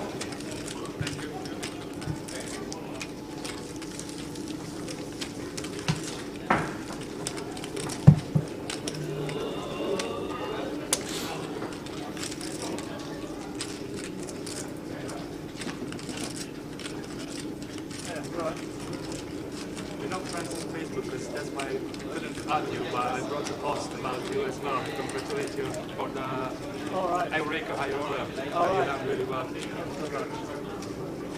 posted on Facebook, but I couldn't tag you because we're not friends on Facebook. I just wrote it down.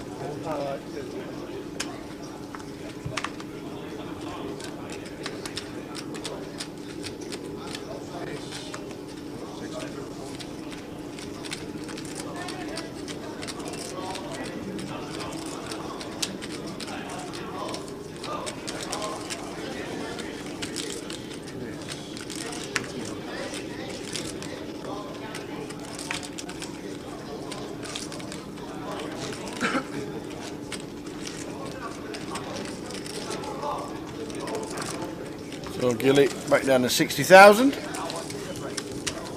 Level 4 of the day. Jamie Nixon busting out.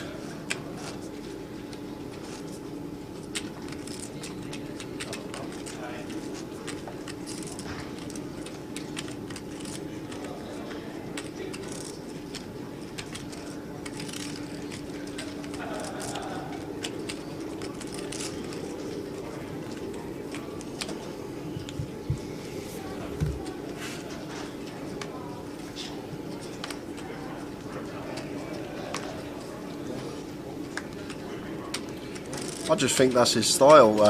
Yes, Craig. Yeah, I just think that's the style that he plays, whether he's got chips or not. Like he put it in before he had the stack. One of the first hands of this session with the 10-3 of clubs with a flush draw on King A8 on a paired board. Put it in with the 10 high flush draw versus a pot size all in, just sub. So that was before he had a stack. So I'm guessing it's just his style. Very volatile style. It's one of those where you can either get a stack very quickly or hit the rail very quickly. But it is paying dividends for him today.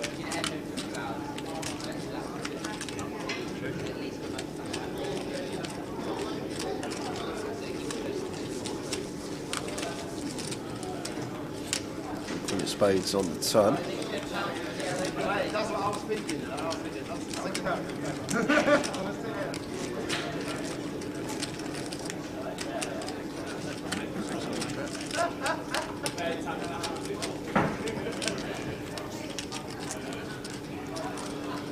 Fionn going to take a stab at this one. We're going to get some resistance because Jamie with bottom pair. Happy to call. Gets the check mark on this 4 of diamonds river.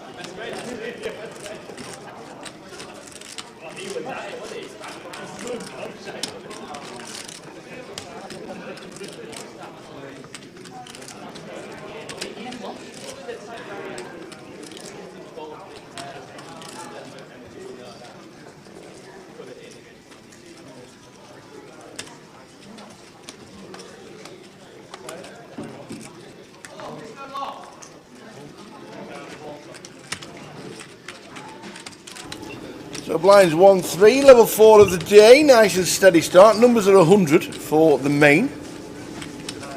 The satellite starts at 7.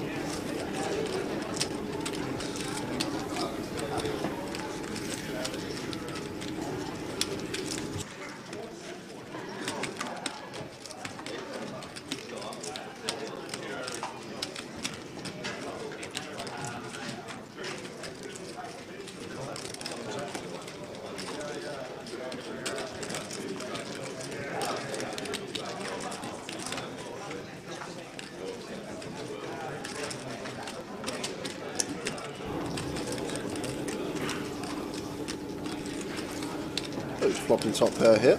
Gilbert, after opening the Queen 4 hearts on the button, open this, not going anywhere with his gut shot backdoor spades. No, it's done. Queen 4. Gilbert going to be best on this deuce of spades river, not choosing to value bet. Didn't think he'd ever get called by worse in that situation. Just happy to check it down and take.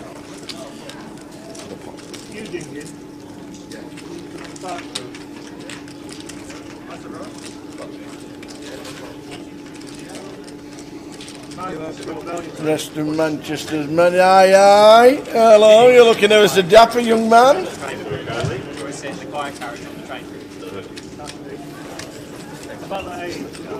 I'm saying. I get the quiet floor hotels now. I didn't even know there was a quiet floor. Yes, they are going to I was in Reddit Bar, the first hotel, the first night. The afternoon was drilling next door. And I said, I'm here for poker, you know, I need to sleep, can't be drilling during the day. Yeah. And they said, oh, well, you know, check out, we'll charge you a penalty. So I had a big ding dong, we moved it to the upper floor, then this drilling moved to the top floor. So the thing to let me leave without any penalty, which is correct, of course. So I just went to the Hilton. Keep it simple.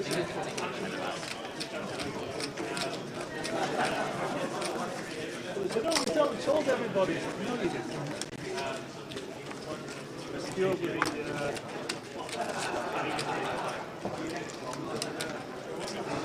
the 700. That was quick. You guys literally put it on at the same time. A bit of noise coming in because the valet is bringing out the water. I like the little touch of the fridges around the room for the free water for all the players. So the valet is just coming in and filling up the fridges again. Afternoon, Gandhi. Hope you are well. Coming to the table during level number 4 of the day. In about 45 minutes time there will be a 60-minute dinner break. Robbie going to be bumping this one up, not going to be wanting to go full way to the flop with the Cowboys. So squeezing out the big blind versus the gun opening 2 calls. So repping very strong range here, Robbie. It's rare you see bluffs in this spot. Usually it is more weighted towards value hands, and actually now back on John Mooney here. We're still fairly deep with Robbie. We are just under 100 big blinds effective deep. We would have position with a hand with very nice playability. However, like I said, Robbie is representing a very strong range here. Gun versus big blind after 2 calls in between. And action on Jamie with the Jack 9 of clubs.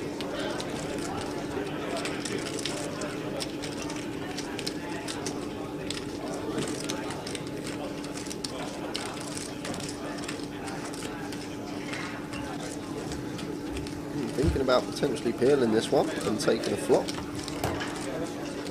Both sides against it. It's a quick decision to get out of the way. So everybody super deep on our feature table. Lines 100 to 300. I don't normally give you that respect.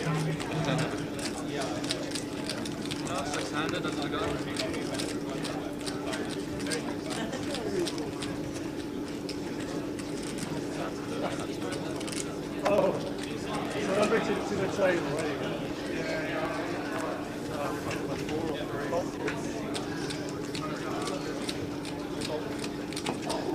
always say to you young pros, well, that's a young pro like me on the left. It's all relative. It's all relative. So I saw you in the Prague. Yes. Very briefly. It's a big FT, that. Yeah, we'd like to have seen a flop and see what happens on that with Robbie holding kings, but not to be.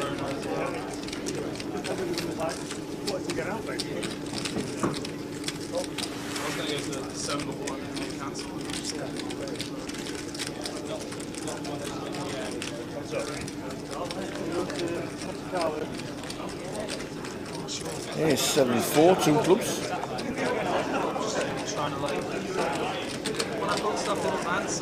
Check, check.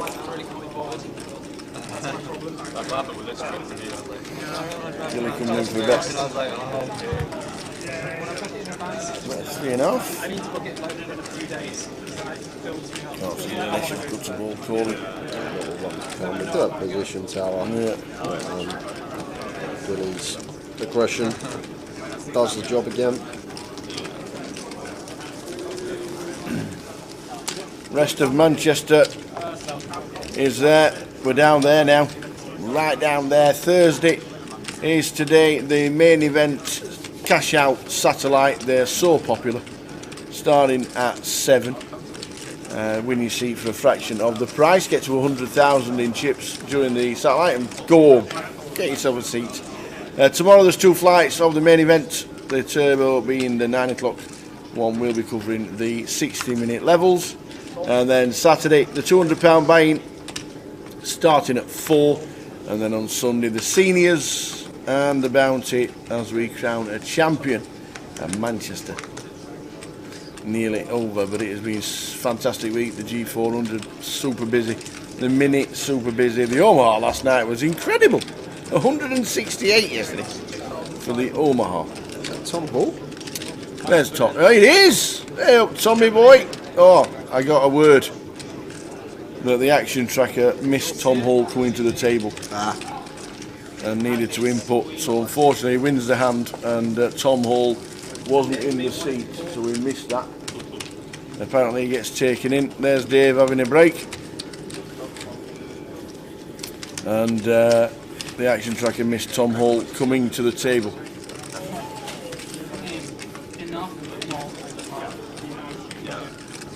But it does get rectified. And his chip stack as well.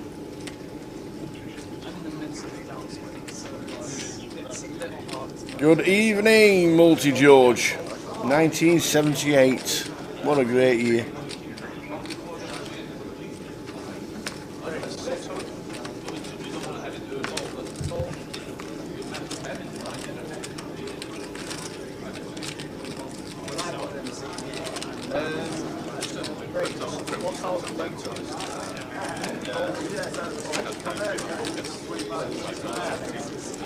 The last like 8 months. I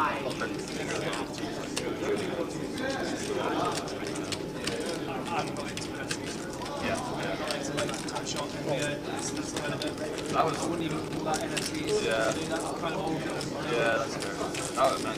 Top shot. Take the 7s on the button.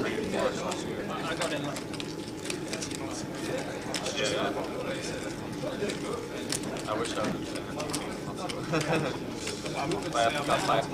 Wouldn't like being Dinesh's seat tower. At this stage of the day, the 3 players on your left, you've got Robbie Ball, John Eames and Tom Hall all on your direct left. It's not the best of table draws for the man in seat, I'll tell you that.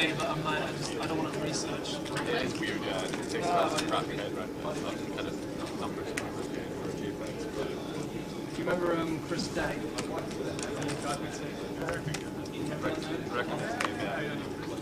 I've seen him speak about music. Oh yeah.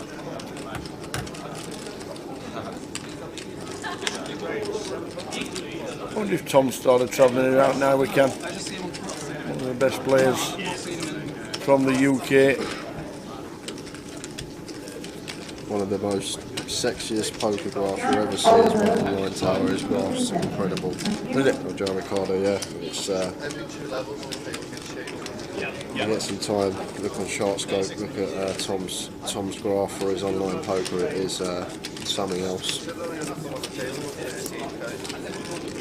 One of the best in the country. Results speak for themselves over the years. Nearly 3 million in live earnings for Tom. Yeah, that's pretty exciting. Like, every boarding holder got 120k here. I actually shorted it the second. But I mean, they quite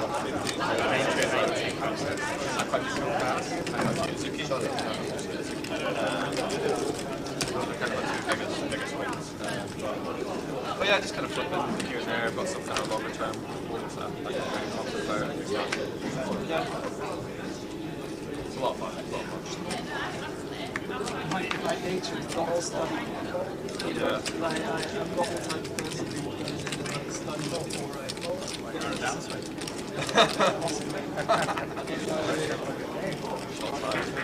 Just over 30 minutes to go until the end of this session, and then a 60-minute dinner break to recharge the batteries. 100 runners exactly the last time we looked for the main. Ace loose diamonds. Trying to open this one on the button, just set up for 3x.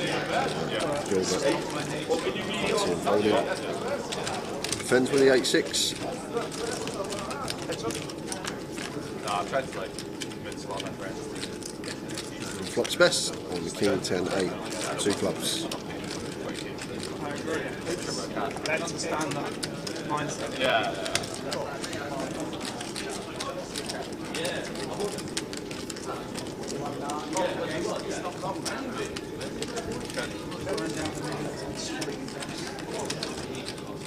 I like John's decision to continue.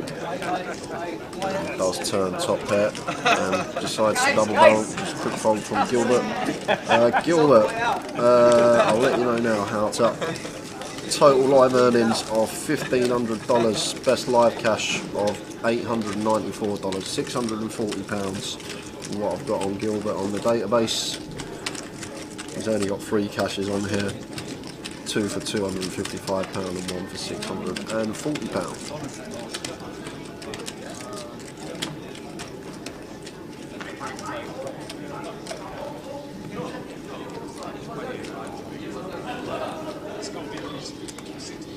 About that, yeah. Because it looked back way back in the day when I biggest back. And now that's like very 600.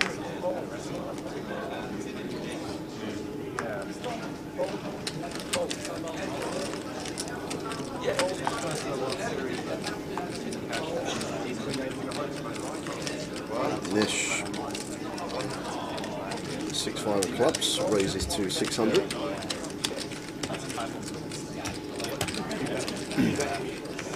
We've got folding just yet. This is on the small.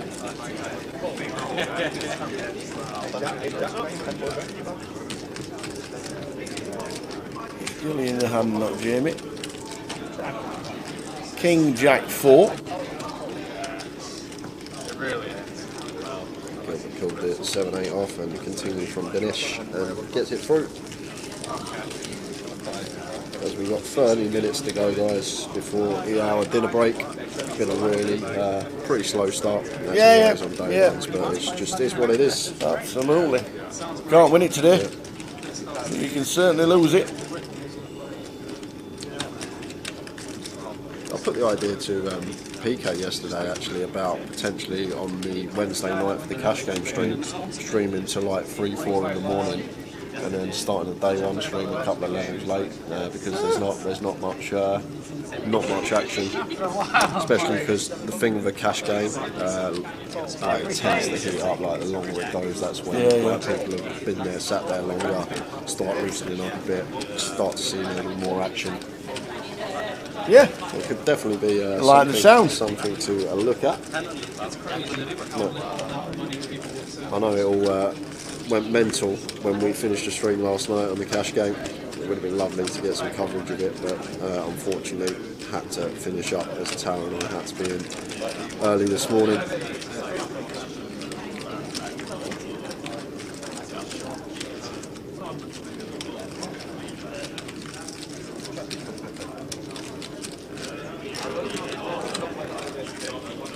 King Deuce 3. Rainbow.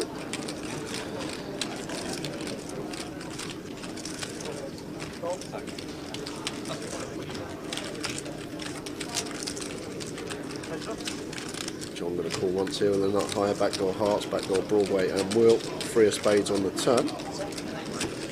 So probably going to slow down now here as Robbie. We're not going to be folding out King X to a second barrel here, so might just choose to slam the brakes on. If we do double barrel here, we're specifically targeting like 4s through 9s, those type of holdings, and then maybe some like ace high floats that can be ahead of some wheel draws. But it looks like Robbie is in the double barrel here, and it will work a treat versus this particular holding that John is working with, the ace queen.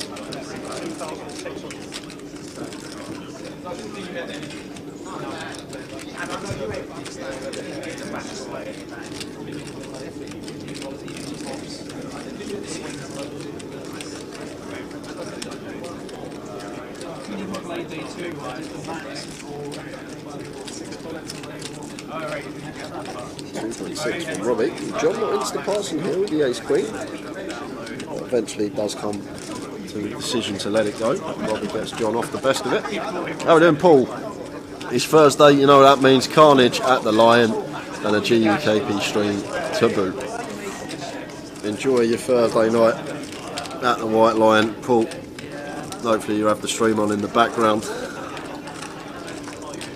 And yeah, Ricky, 5, 10, 25 cash game with players that are drinking can be very good viewing. It's something we will look at, and obviously sometimes comes down to you guys what you want to see. Because I just think weighing up the options like an extra 2-3 hours of a cash game stream late in the night, or the first couple of levels of a day one, for me it's a no-brainer, and I think it would be the same for everyone else watching.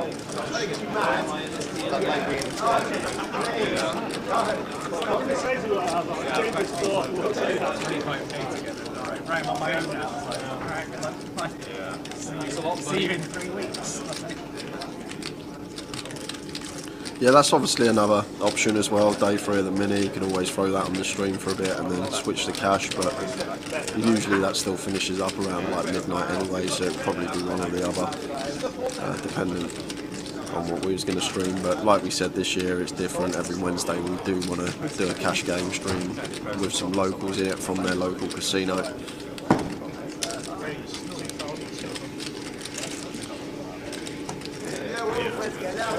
Gilbert is just relentless. Raises to 2.6k and he's literally drawing to running diamonds here. That's going to be his only way out of this one. Running 5s as well, but that's obviously mathematically very unlikely. It looks like John Mooney's coming along for the ride here as well, so we've got a bet call, raise, call, 3-way to the turn.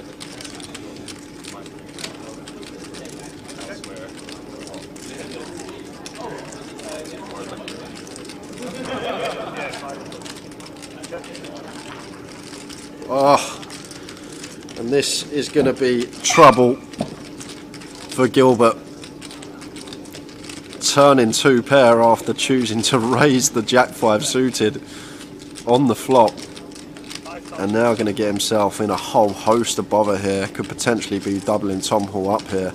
Tom with the ace jack, obviously never going anywhere, happy to just call and take some rivers. And action going to be on John Mooney here. And John's obviously already aware of how Gilbert's been playing and had seen him show down some garbage hands, so John will be aware of that. And the way this hand's played, like Tom can still have ace king, ace queen here. They're both hands that Tom can have in this situation. Like John could even be sat here with like jack 10 of clubs, or maybe even ace 10, although that's unlikely because of the hand Tom's got. Not too many combinations left of that, but once John dwells up this long, it's quite interesting. Well, he's going to call as well, so maybe John has got jack 10, unless he's got some sort of like queen 9 of clubbies sort of combo draw, jack x of clubs, 10x of clubs perhaps, like queen jack of clubs, something along those lines. Well, There is the backdoor clubs completing.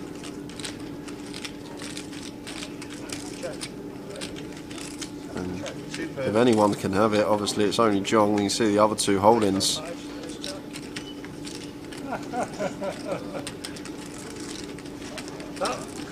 John had. Tom Hall's obviously scooped this one. I thought that was Queen King out there for sure. I'm really intrigued to know what John had there though. Jack 10, Ace 10 obviously can be in there as well. The way he threw his hand down might have been something along those lines.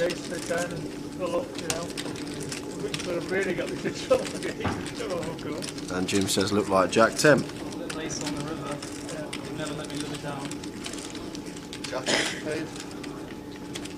Pretty much, I mean, the dream spot, I'm not gonna lie.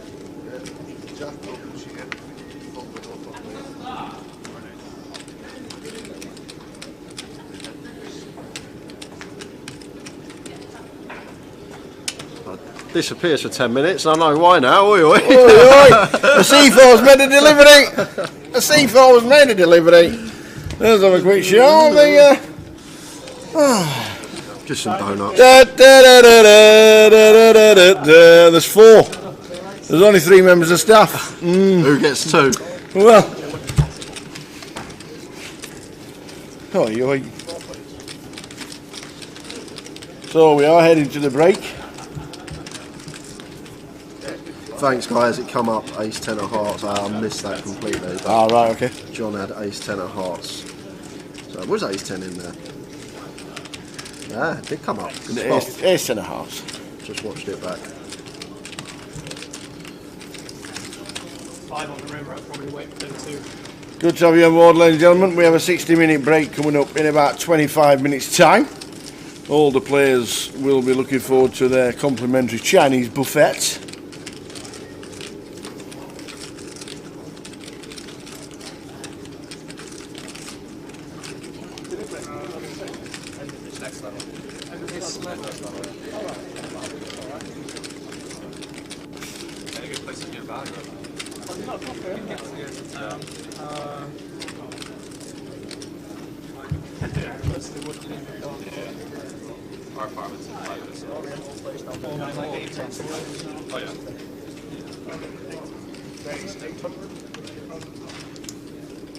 Raised 8 with the blinds at 100, 300 from John Mooney.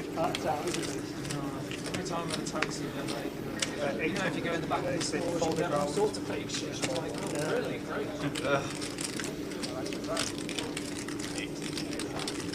Alright, yeah.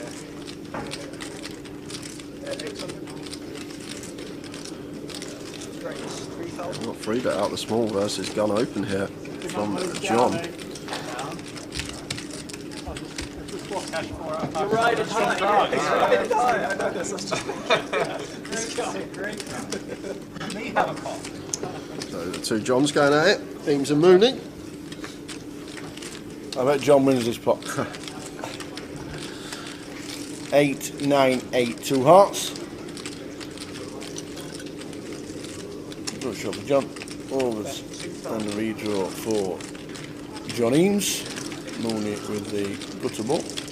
And the redraw to the spades. I'm going to be calling once here, Tower. Getting over 4-1 on the call with our equity to our jack, and obviously the 2 overcast backdoor spades as well. As well as that, we're going to have a lot more 8x in this spot. Spades staying involved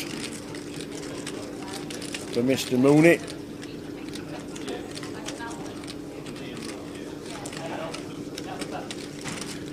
This is where John Eames slams the brakes on. I guess we do start holding out some pocket pairs like 5s through 7s. Need to be thinking about hands that John is going to call flop with, and now fires on the turn and gets John Eames to fold the best of it. Nice pick up there from John Mooney with the Queen 10.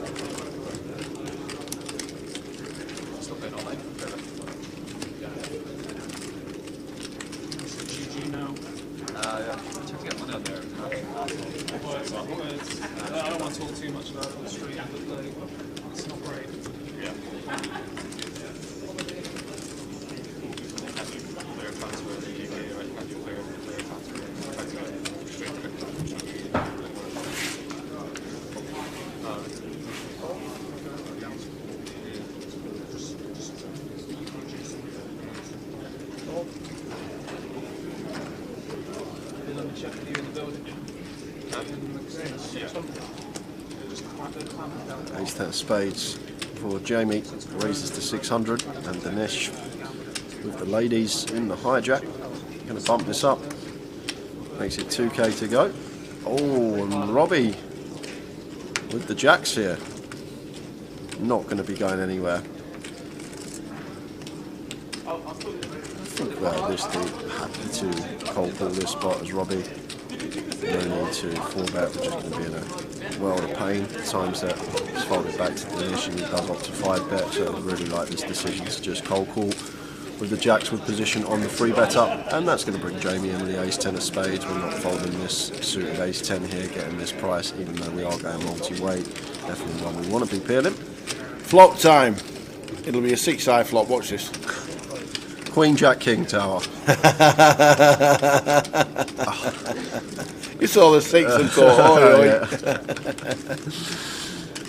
The Queen of Dinesh, still the best hand, although does have to proceed with caution, as we have gone 3-way in this 3-bet coup, and it has come King high. Definitely some King X out there for either opponent.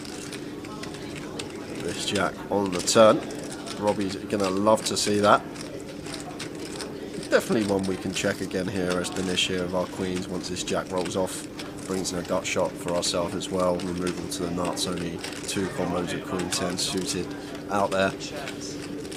Looks like Jamie's got some ideas here with the ace 10. Does pick up a Broadway draw here, but I think this is just one of the boards that want to be done with our hand and happy to peel it pre, but once we get this particular flop and turn out of position, I'm just going to be giving up with the pot. But Jamie has other ideas and does fire for 1.8. So 1.8 into 6.7. So less than a third here from Jamie. And Dinesh calls with the ladies. And now Robbie with a decision with the pocket jacks of how to proceed here. Just going to feel more uncomfortable that he's got the best of it here. Only really worried about Queen 10 suited. Maybe kings, but only Dinesh should have kings here, which probably won't check flop 3-way on this particular board. So we know that he's just almost going to have the best hand here. Robbie just thinking about which way is best to proceed to get the most money.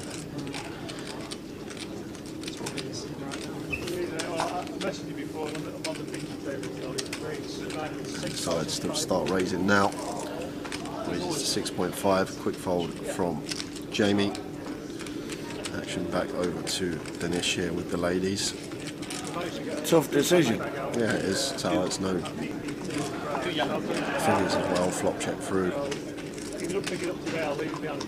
And the other thing Dinesh may talk himself into a call is because the size that Jamie led was very small. It was around between like 25% and 30%.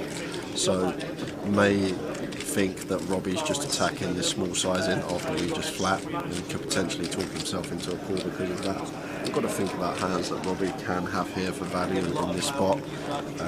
Check set of 9s on the flop perhaps, although probably more likely to barrel that one 3-way. Jacks is obviously the main candidate, and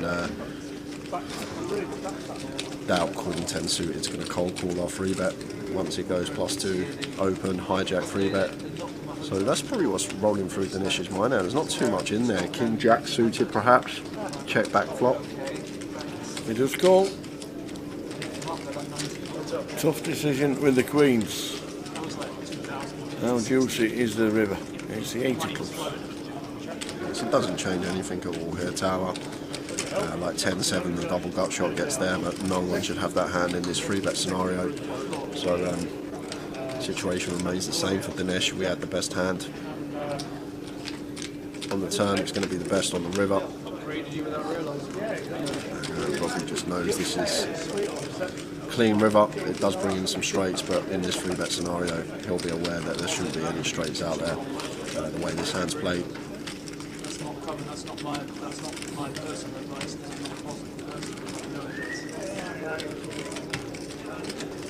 And looks like a bomb.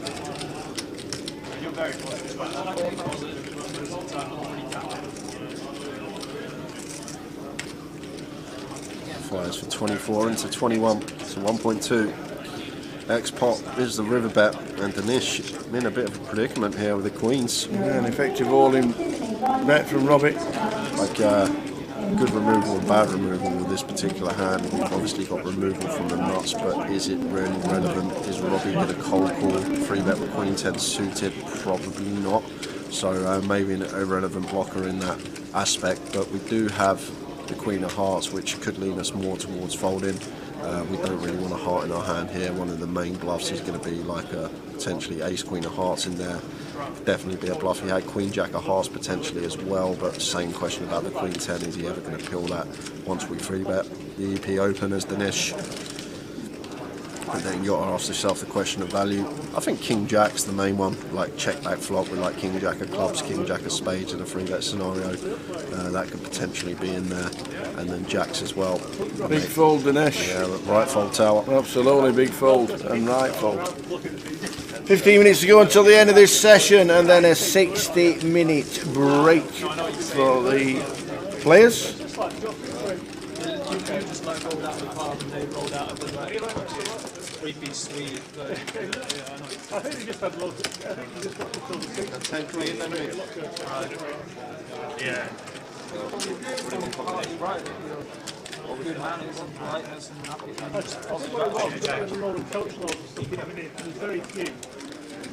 Or maybe the people behind you were so stuffy. They were like, we better fill those front seats quick now. So 15 minutes to go until the end of this session. Nice one, John. Has been a steady session, to be fair. Nice and steady.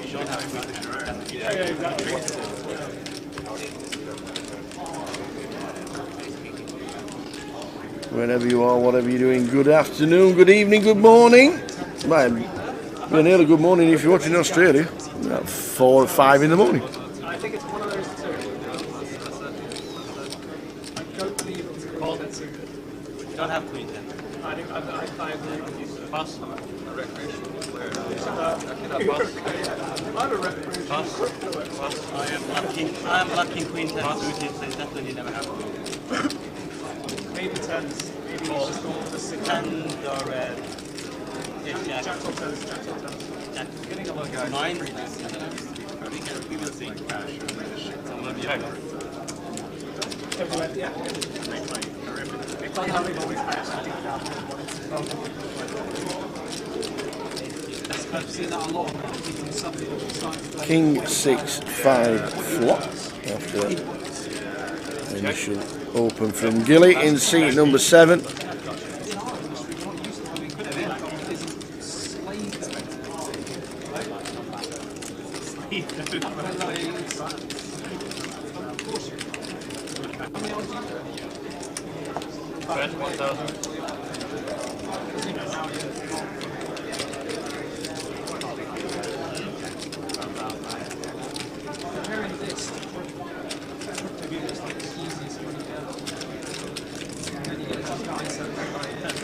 Raise 2,500. Pass?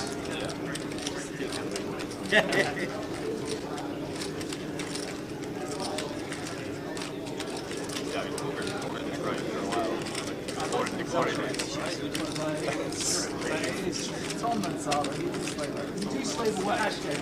Oh yeah, tournament. So we'll check the flop. Fion raises. Bluffing with the best of it was Fion, up to 100 bigs and 30,000. Heading towards a break, round about 10 minutes to go until the end of this session. And then a 60-minute break. New table will be with us.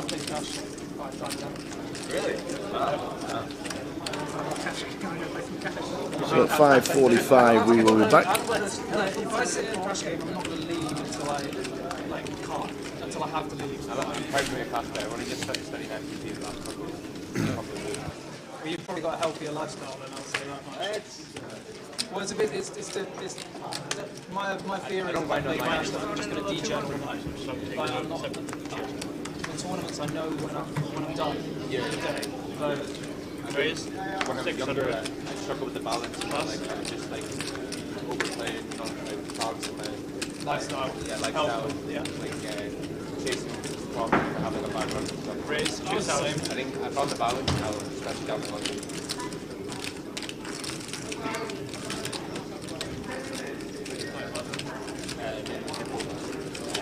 Sometimes Empire. Hippo's nice for The Vic's quite regular. raise 4,000. King 10 for Robbie, 3 bets to 2,000. Queens for Tom, 4 bets to 4.5. Fionn will get out of the way. Jamie will do the same. Yeah, best place to have a pack for him anymore. Well, he's decided thinking about calling Jamie after a 4 bet. Not a bad bet not a bad hand to be 5 betting with, but he's going to get called from Tom at all times, so he decides against the ace 4, and I think Robbie will do the same, which he does. Tom Hall taking a nice hand with the Queens as a 4 bet. Less than 10 minutes to go until the end of this session, and then more of the same at 5:45.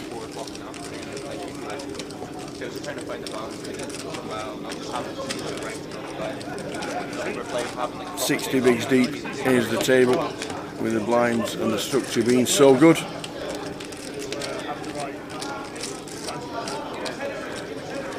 think you should all the best have the lifestyle to have a balance.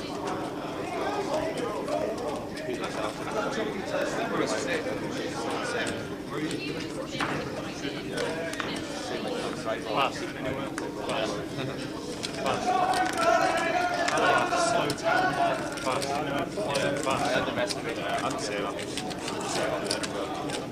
Still working on it, but it works. Raise 1,100. Yeah.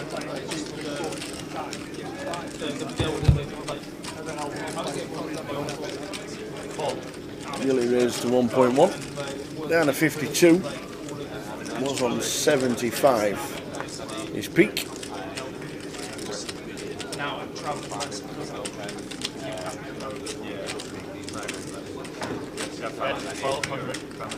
Jamie out flopping Gilly. His Queen 7.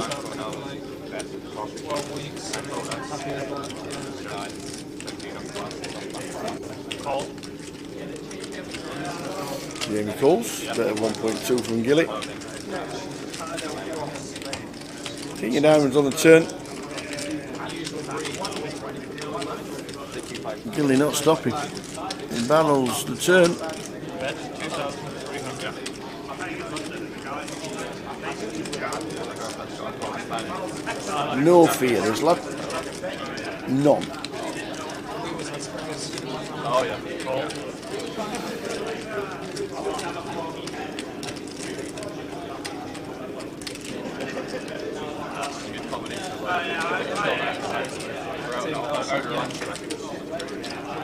They need a lot.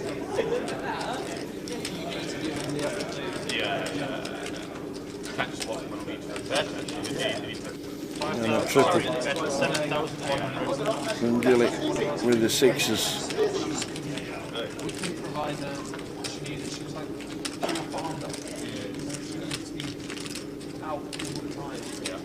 He's certainly in the tank, Jamie. 7.1. Buster flush draw maybe. What does he say? Under pair to Jamie's Queen 7. I think it's a Buster flush draw be calling. He does make the call. What a great call. What a good call. Maybe he thought it was a Buster flush draw, but nonetheless the 7 will play.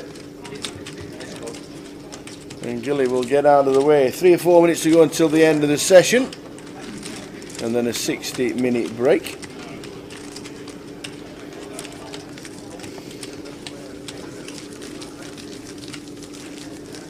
If he thought it was a Buster flush draw with the spades, he's calling with the 7, thinking he's in front.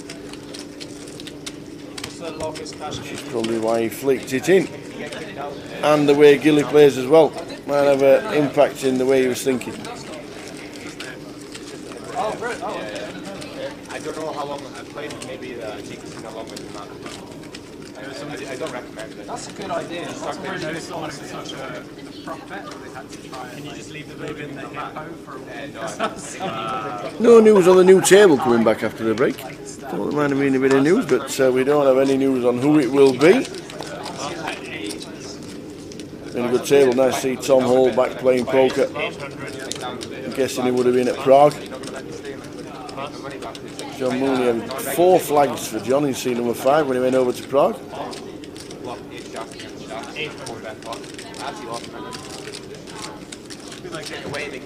100 runners in the building so far for GUKPT Day 1-8. I set the line at 110. I think it'll get beat, that. Not by many, but probably get beat. I set the line at 110 this morning. 120. One of those.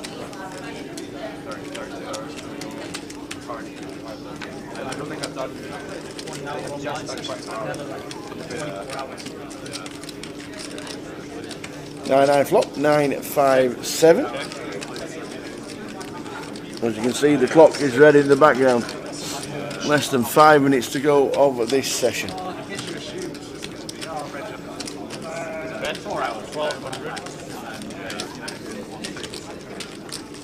Ganesh with the best of it on the big. Wheel 9-7.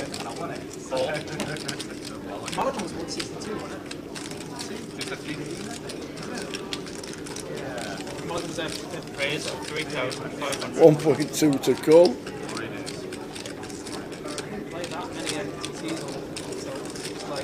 Ganesh, top 2, raising to 3.5. And that could be the end of it. Back doors for John Mooney, signing seat number 5, but just about pot size.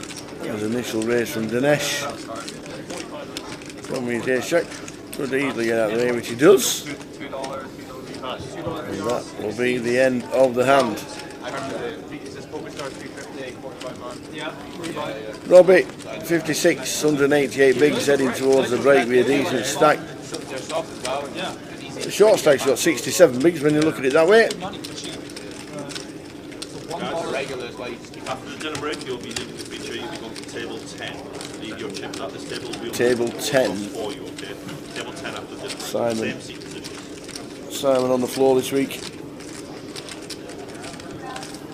I want to drive back to the apartment. I don't want to lose my car.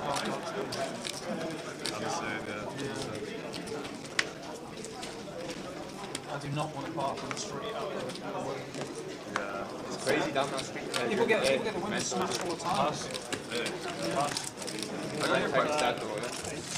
Raise 800.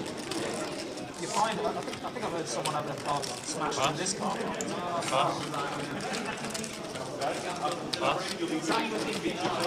well protected. You have a guy to get killed.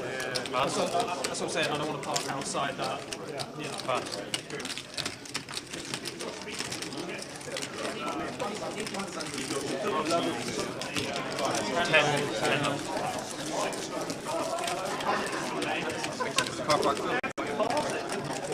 Maybe like 10 It's like some 6 of them. I'll have yellow.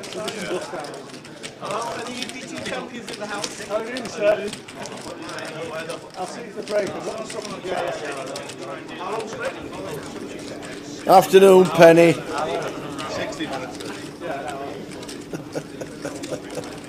Oh, Penny, you make us chuckle with your one-liners. Love it.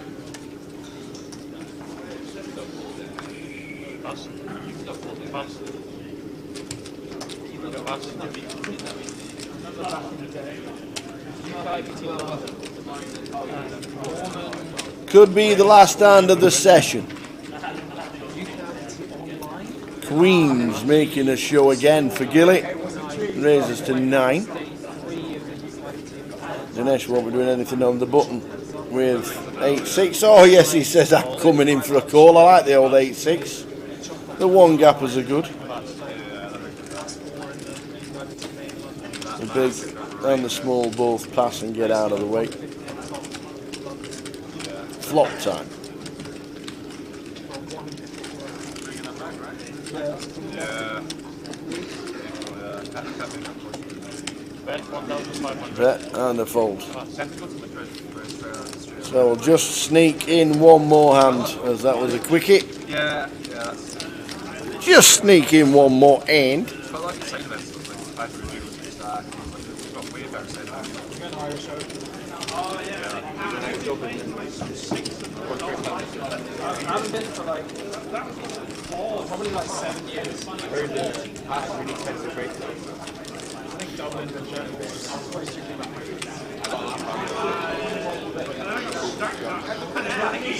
Irish Open used to be 3K.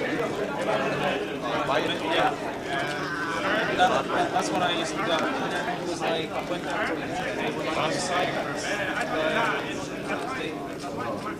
Last hand of this session, Queen 5 if Fionn gets out of the way. Gilly doing nothing with a 9-4. He's on his way. He's on his way. Good session for Gilly, up and down, but doing well. Jamie W with the ace-7 of clubs, raising it up as the last hand is here. Looks like we're going heads up with John. Tom gets out of the way. Tom was not called.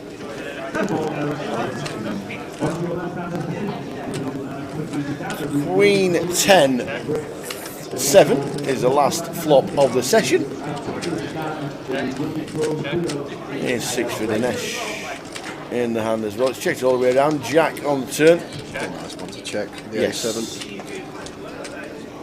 Check again now. Once another overcard rolls off. There's Jamie. Who's the opener though? So he's going to have the nut advantage here. We'll have the ace king. Set of jacks could have potentially been turned as well. Call. Dinesh going to call here with his Broadway drop versus this size. John Eames has had enough. Nice to see John Eames at the table. Changing tables after this session. Well, the 9 makes it a bit juicy. 9 of spades. These all kinds of draws and redraws. So he goes check, check. Jamie with the check mark with the 7. Doesn't really think he's going to be winning that, but he is. He's going to be scooping in the last pot of the sesh. We will see you with a new table in 60 minutes time at 5:45. See you then. See you then, guys. Next thing you know, I started hitting hands, and I think by 11 o'clock that night, I'd won the limit hold'em bracelet. So I won one at, I want to say 4 in the morning, and I won one at, 10:30 at night, and it was just a crazy day. And I remember the next day, before that tournament started, that I'd won the event the night before, and if you want to throw in there, I'd won 2 events on that day, so it was pretty cool. But yeah, 2 bracelets in one day. And then I had the chip lead in the main event when I completely fell apart. And that's on me. I mean, I was running good. I was playing great. And the next thing you know, I kind of threw it away. I think it was too much for someone to handle 3 bracelets and the main event.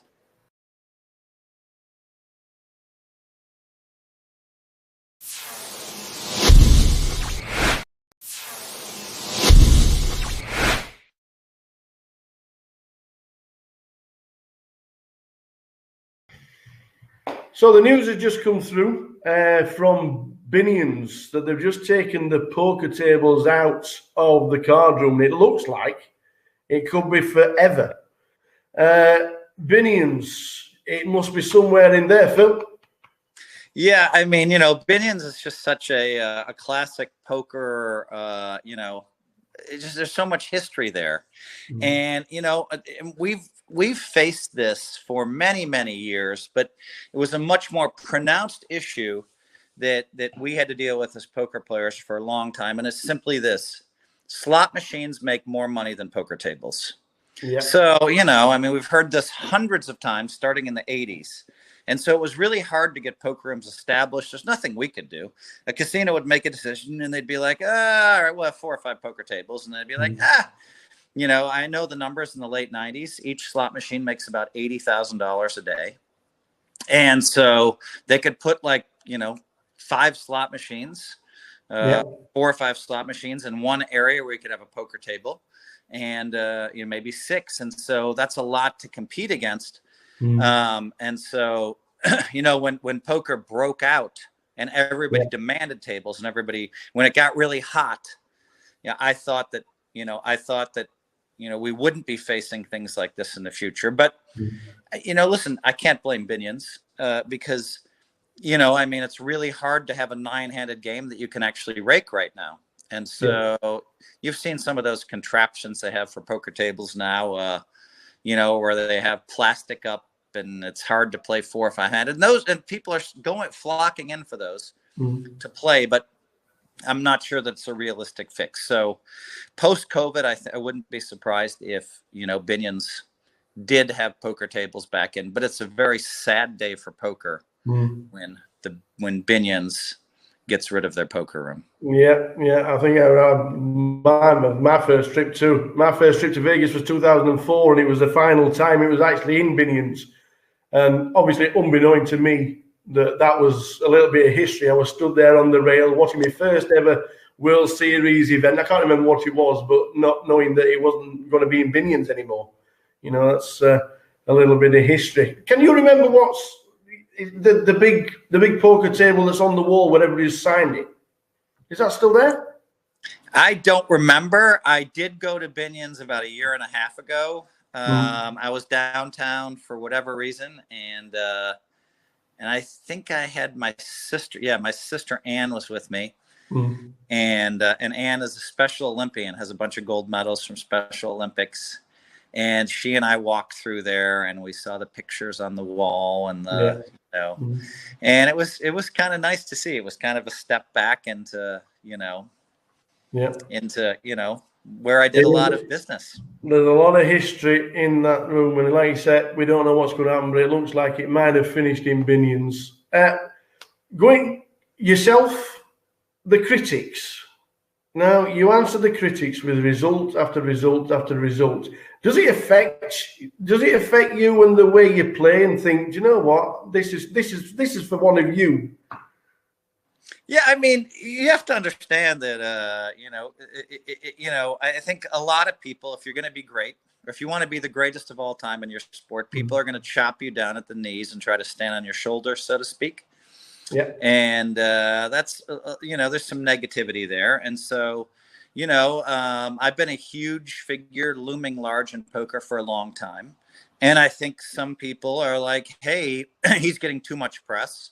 He doesn't deserve it. And, some of the younger generation is like, what's so special about Phil? And so, it's a natural progression to try to, and so, but some of them don't handle themselves very well. And the difference is when I came up in poker, I gave a lot of respect to all the people before me. Yeah. Always respected Doyle. Johnny's only 3-4 years in front of me, but always respected Chip Reese and all the great players that came before me. And there was always respect. I never went around, saying bad stuff about them. And, I kind of earned my stripes. So, it's interesting to me that you have this, a bunch of high rollers, and you have like, say, 20 or 30 guys that consistently play in the high rollers, and they proclaim themselves the best players in the world. They aren't. And then the press is incentivized to claim them the best players in the world. And they play with, 10, 15 businessmen. And so they're not the best players in the world. You want to be the best in the world. You win bracelets. You win world poker tournaments, world WPTs, you win EPTs. Now, if you want to talk about, somebody like Adrian Mateos or Dominic Nietzsche, these guys are great. They proved it because by winning bracelets. Alex Foxen is a great player for sure, and he just won a WPT to back up, a big one in December. Nice job. And so, but I mean, if you want to be great, then you have to win bracelets. And it can't just be a bunch of high rollers. Because there's a lot of great players, a lot of the best players in the world don't play in those tournaments all the time. I think Negreanu is one of the best players in the world. You don't see him out there all the time in all the high rollers. You don't see Ivy out there in all the high rollers. You don't see me in all the high rollers. And, so you have to pick your poison, if you want to be great.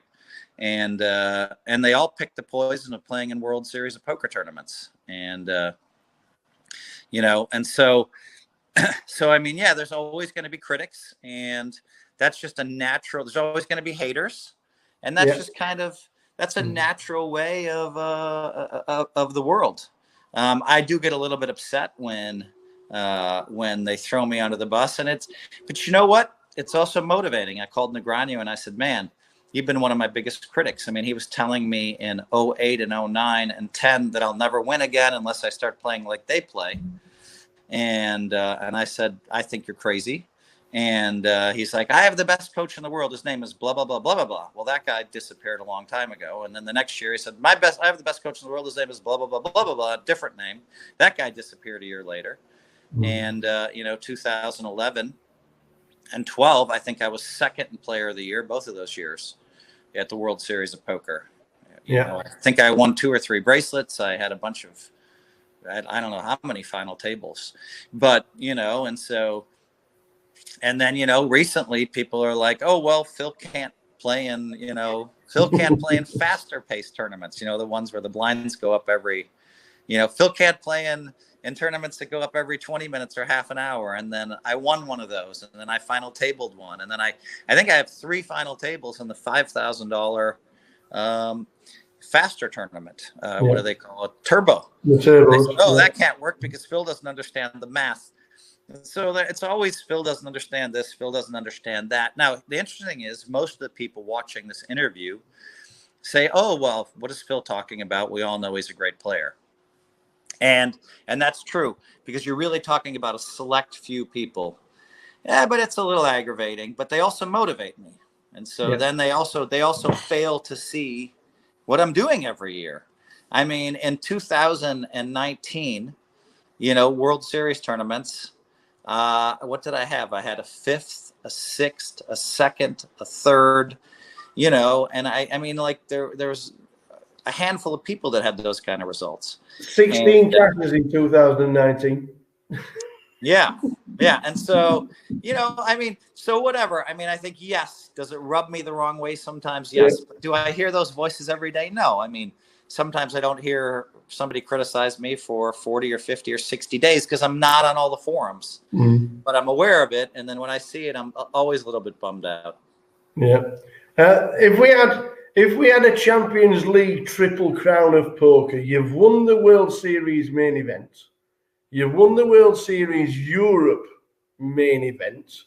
What would make up that Triple Crown? That would be like, those are the 3 that you need to win. Okay, that would be the 3rd one. It's the Poker Players Championship, the PPC. Yeah.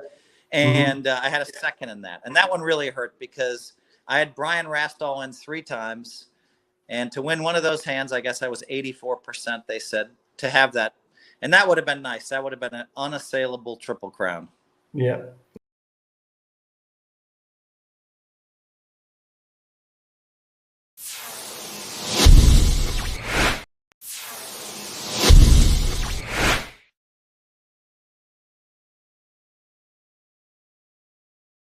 We have got 15 braces. Do you need to be stranded on a desert island for people to catch you? I mean, you've got Phil Ivey, who can win 2 or 3 bracelets in a year. You've got Daniel Negreanu, who's just like, how many final tables a year does he have? And he has so many seconds. Yeah. Like he and I were battling for, I think I have 12 seconds and he has 11 second places now or something. But he tied me for seconds for 1 minute there. And unfortunately, I had a second over in Europe that I really wanted to be a first.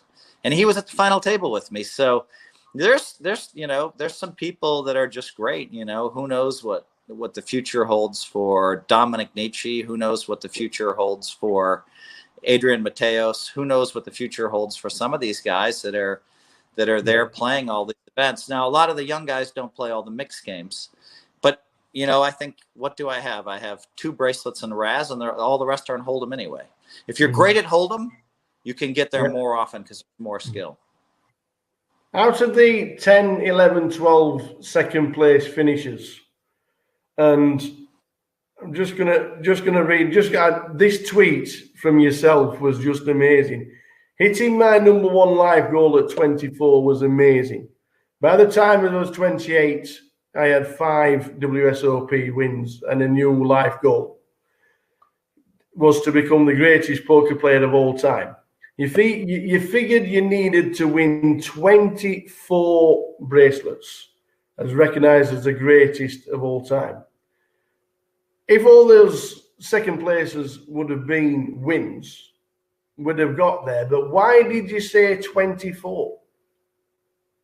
24 is a number that kind of like I don't always have a perfect understanding of, you know, I'd almost say mystical things. You know what I mean? I know that our minds are very powerful, and some of that is kind of untapped and unknown.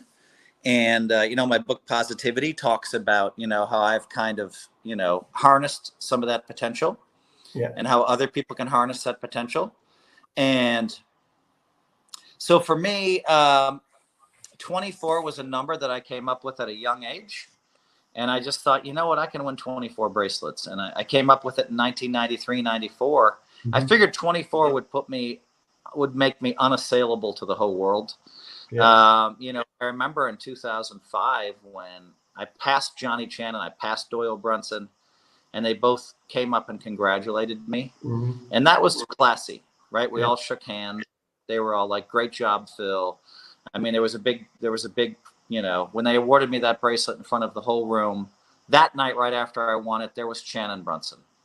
Brilliant. And at that point, we were crazy. Johnny, and I think it was 05, but you know, Johnny Chan and Doyle Brunson and I maybe it was 07 I passed them, but I mean, there were years where they'd win, Doyle would win 2, Chan would win 2, and I'd win 1 bracelet. I think that was 03.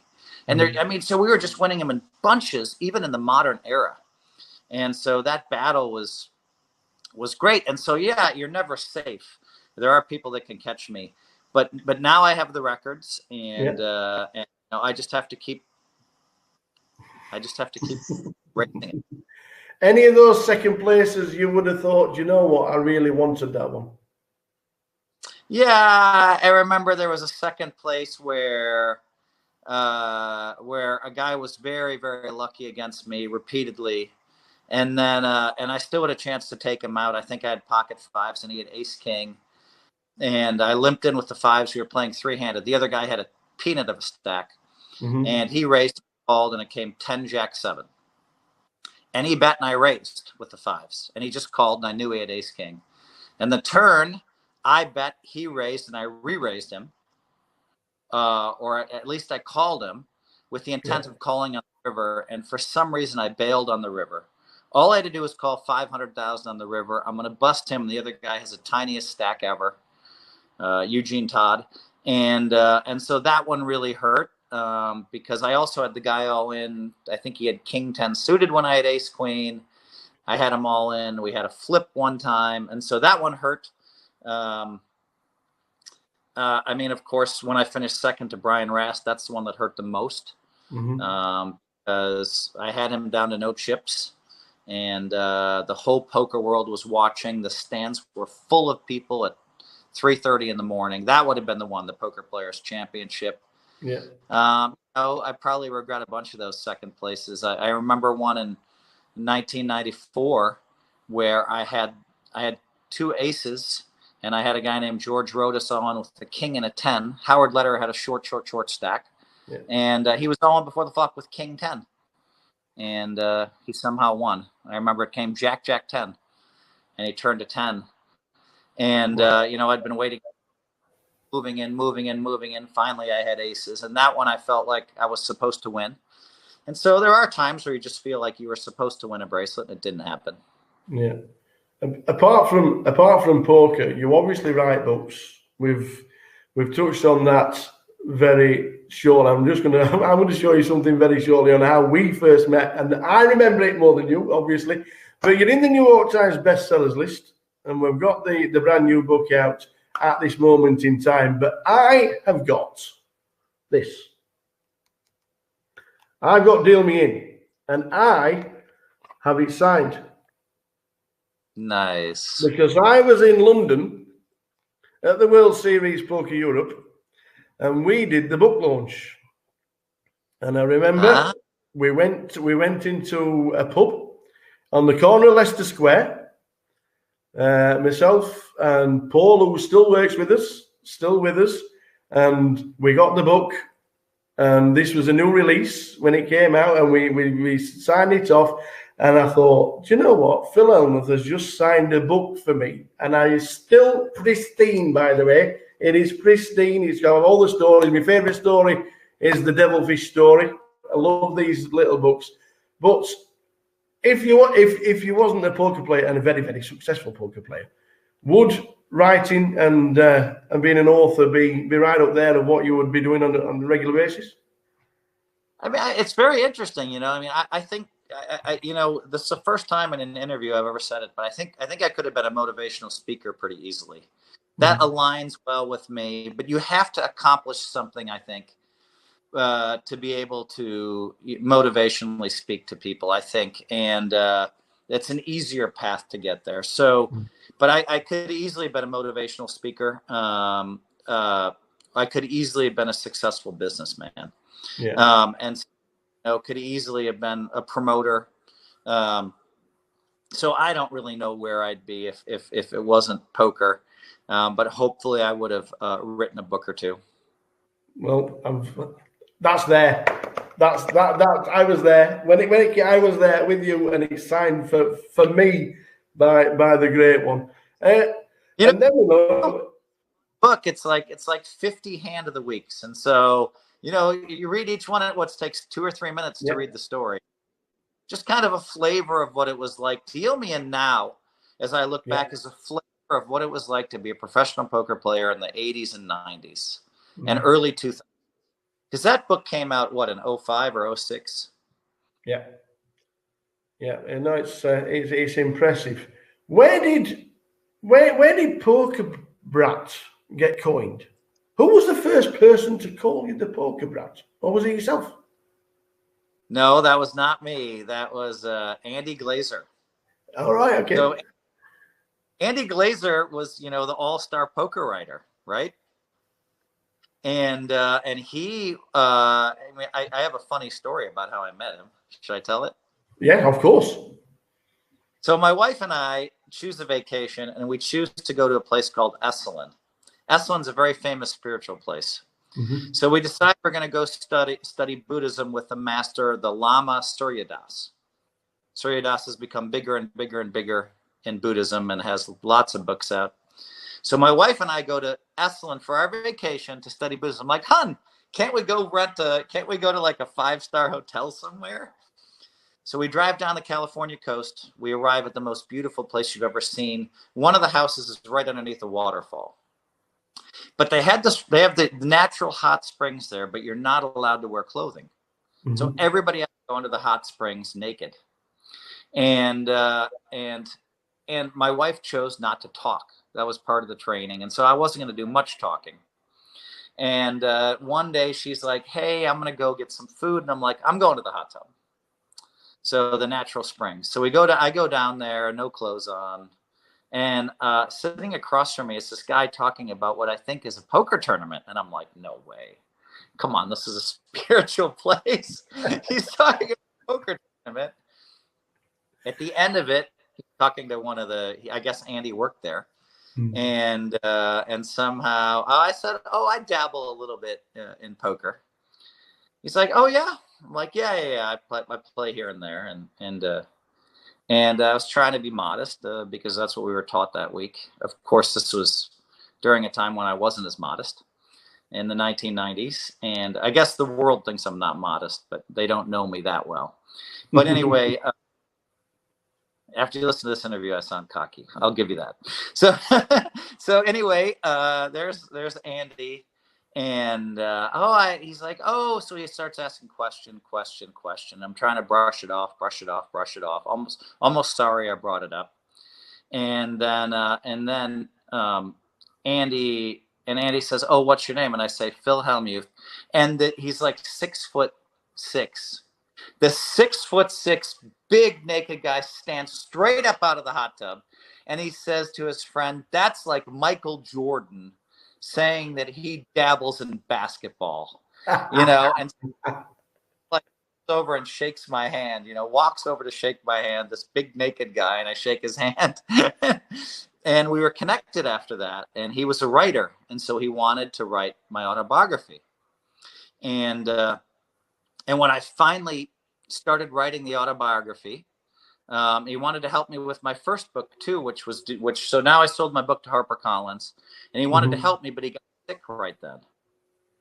And so I wrote the book myself. He wrote maybe, of that book, say it's 94,000 words. Andy wrote about 8,000 words.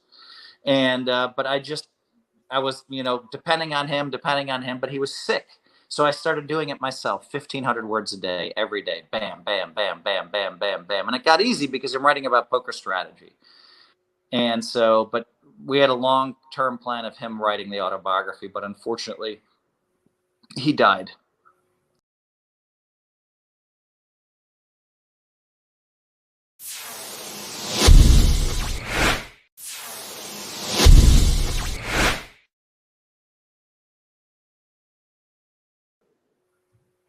Really, you touched on basketball there. Did you ever get a chance to play at a high level, or were you a big fan? Would you have loved a career in basketball rather than poker? I mean, basketball would be great. I've been getting a little time with Draymond Green lately. He and I went on a little trip together for 4 or 5 days, and seeing how hard he works out even on vacation is pretty crazy. Basketball would have been amazing, but I think if you want, you have to be great at basketball if you want to make the big money, right? Yeah. A lot of the guys aren't great. Unfortunately, if you're the 50th best or maybe 100th best basketball player in the world, you don't do as well. Now that's changing, but I love basketball, and I was never world class. I mean, I'm 6'6" almost, and I could dunk, but barely. I probably dunked 5 times in life, so I didn't have the skills to play basketball. We're glad you stuck to poker. In 2003, 2004, the poker boom was like, it just exploded. Did you see it coming? What did you think of it at the time? Yeah, I mean, I remember someone found me in 2004, Michael Kaplan, a writer from New York, and he said, "Phil, you told me in the 1990s that they were going to have in stadiums, and everybody laughed at you." And he said, "Now look, we're having the final in the Penn and Teller Theater. And not just finals, but also I thought there'd be so many," he said, "you predicted there'd be so many players that'd fill a football stadium." And he said, "You were so right about that." And so, yeah, I saw that coming, but then I didn't see it coming as fast. So I saw it coming in 1995. I thought it would happen earlier at a much slower pace. But no one saw it in 2003 and 2004 and 2005 going on ESPN and exploding that and becoming a global phenomena. I didn't see that much. So, but yeah, I saw poker getting big. Yeah, and now obviously you're part of the ESPN team that covers the main events, the final tables, the commentating. Do you still get a buzz when you're commentating rather than playing? Oh, I love it. I love it. I mean, this year was one of my fun little stories. I'm on stage, and whenever it's about once every 2 hours, they cut to me. Yeah. And this year it was with Maria Ho, and of course, Kara, who's amazing, and Maria, who's amazing. And so it's the two of them and me. And but I wouldn't commit to doing any of the comment. I wouldn't commit to any of that while there were tournaments still going on. And finally, I'm like, all right. So I played the $5,000 buy-in turbo event, and I think they were rebuys in it this year. So I busted. I went right into the commentary booth, and then I told Maury and I told ESPN, I said, I will be there for the rest of the time, even if I'm in the tournament. So I enter the 5,000 turbo, like literally at the deadline. I go over there and I play for 8 minutes, and then I come back and do the commentary. So I'm already dressed up as a commentator. And then, boom, they cut to me live on ESPN and on the global coverage. And that's so much fun for me. It gives me a huge buzz. When you're live in front of millions of people, Like I've been live on Anderson Cooper. There's a huge buzz there. Yes. So I got this huge going on. And the minute I'm done, I'm like, am I clear? They're like, yes. And so I disconnect one thing to make sure that they take the headphones off, and I go, but I'm still connected. I can still what's hearing at the final table. And I go right back to play the tournament. And now I got my money in bad, which is very rare for me. Jacks against aces. I mean, I had to. It was a turbo. I hit a jack. I got it in bad one more time. Maybe it was like ace 4, and the other guy called me with 6s. I hit that. And so I'm getting lucky, which is, not my usual modus operandi as far as getting my money in bad. But I'm hitting some hands, and yes, I admit I was very lucky. And, 2 hours later, now I have to leave the turbo where the blinds are going up this quick. I have to leave the turbo for half an hour to go do my commentary. I have to show up 8 minutes early or 7 minutes early. And so now I'm doing very live from the World Series, but I've been tracking it the whole time. I've been reading the updates as I'm playing. They're sending me the hands that are coming up. I'm listening to what's happening at the table. So I'm informed on what's happening over there. And I do that. So now I go live on ESPN again. And meanwhile, I'm in the tournament over there with chips. And we're getting close to the money. And I believe that I think we may have hit the money while I was doing the, while I was doing the commentary. So then, boom, I finish that. I go right back, and I'm still dressed in my suit, and you know what I mean? But it gives me an excuse to wear the Aria hat live on television, because I told ESPN, I said, listen, if you want me and I'm still a player, I'm going to dress like a player. Yeah. So they told all the players they can't wear any logos, any gear, but I'm an exception when I'm in a poker tournament.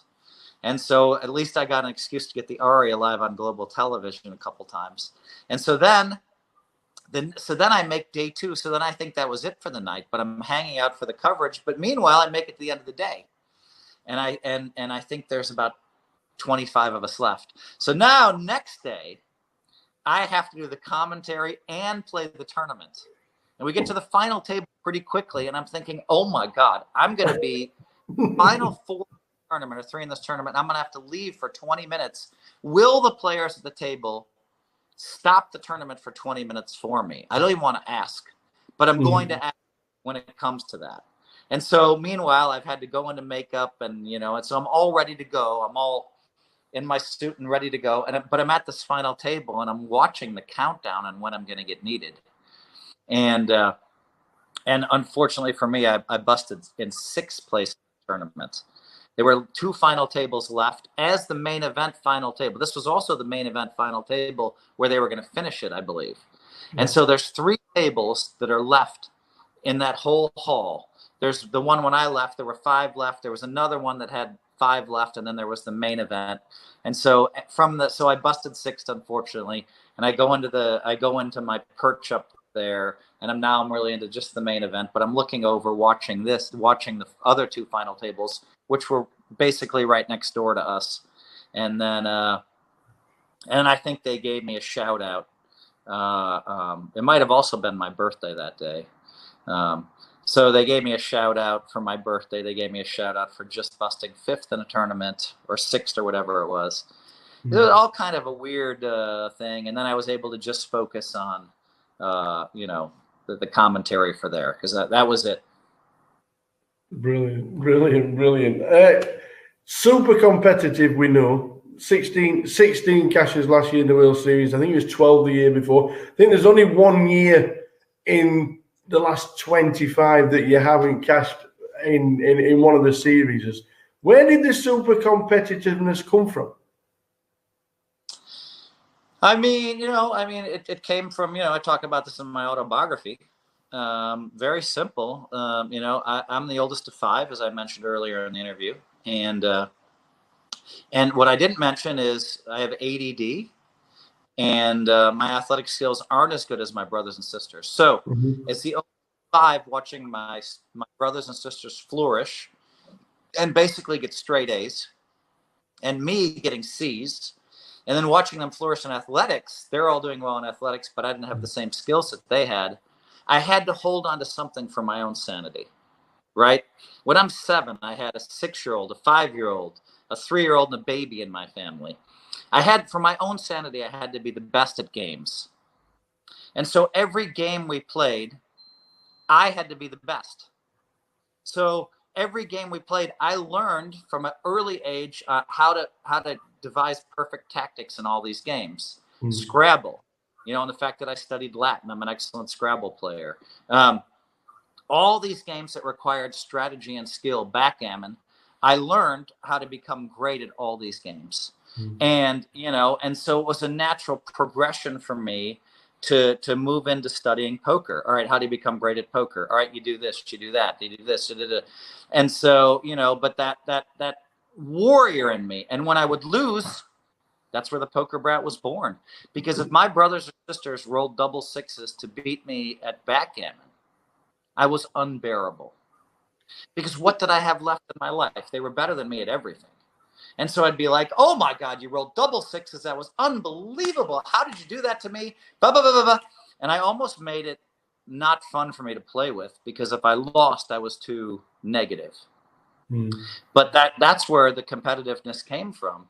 And it showed itself in the early years in poker, and it still shows itself. But in the early years, like if somebody beat me one hand, I felt like, and if they outdrew me one hand, I felt like, oh, they're what else do I have left in life? They just beat me this one hand. And so, yeah, I had some issues I've worked through, but I still think, I still think that I can be a little bit bratty sometimes. Generally, there are some years where I show up and it's not, and I just realize my position, and I enjoy that a little bit more. But most times I'm just, and as the series wears you down and you get tireder and tireder every day, more and more the poker comes out.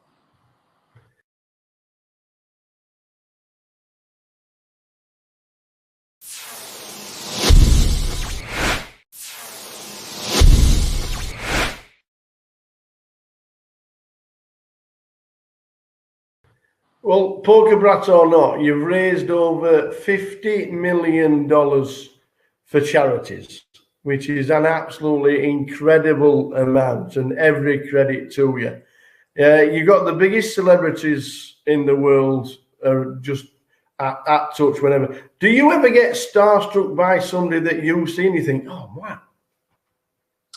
Yeah, it's very weird. I mean, I think, the first time I met President Clinton, I was definitely a little starstruck. I'm not sure that I get that starstruck anymore. I mean, I think the first time I met Ben Affleck, I was starstruck. And the reason why, he was with J-Lo at the time. And so him and J-Lo I felt like they were the two biggest celebrities in the world. And I remember it was, I think 2002 or 2000, I think it was 2002 at the Bicycle Club, where 01 had 30 players in the main event. And now the World Poker Tour had launched, and there were 700 players. We went from 30 players to 700. I walked in the room, being one of the biggest stars in poker, and they said, Sports Illustrated wants to talk with you. There were 3 news trucks from the 3 local stations in the parking lot. There was press buzzing. The room was just buzzing with people. And there was Ben Affleck playing in the tournament. And I just went by and I said, hey, Ben, welcome to poker. And he said, what am I, Phil? He quoted me from my own book. First of all, he knows my name. How does he know my name? Second of all, look, am I a lion, or I am he had some really cute thing to say. And I was like, holy cow, Ben Affleck knows me, and he's a fan of mine, and he's read my books. I was a little starstruck.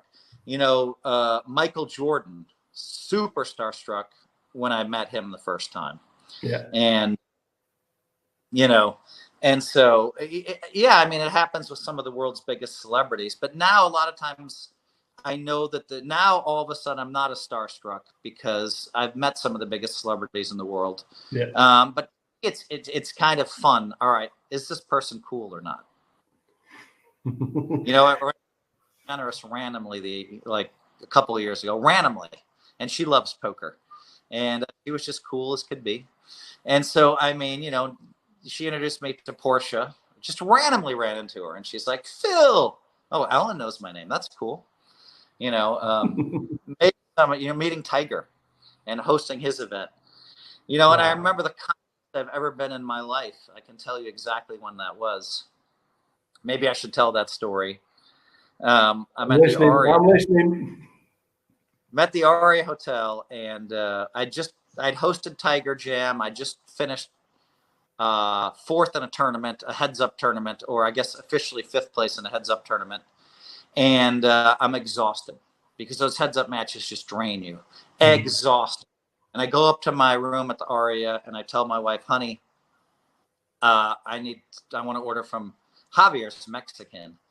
And it's the one place I had to go get the food. And I'd run into MJ on Friday. This was a Sunday. And I'm like, I told her, I said, honey, somehow I'm going to run into MJ. And she's like, what? What are you talking about? I said, I just have this weird vibe. And so I went down to pick up the food at Javier's. I did walk through the high limit area because that's where MJ hangs out. And then on the way back, I'm like, you know what? You're not going to, whatever. I did ask if he was at Javier's. So I did look for him twice because I thought it would happen. And I said, you know what? Screw this. Just take the fast way back up the escalator. You're not going to run into many people. You won't have to sign a lot of autographs and take a lot of pictures. Let's just get out of here quickly.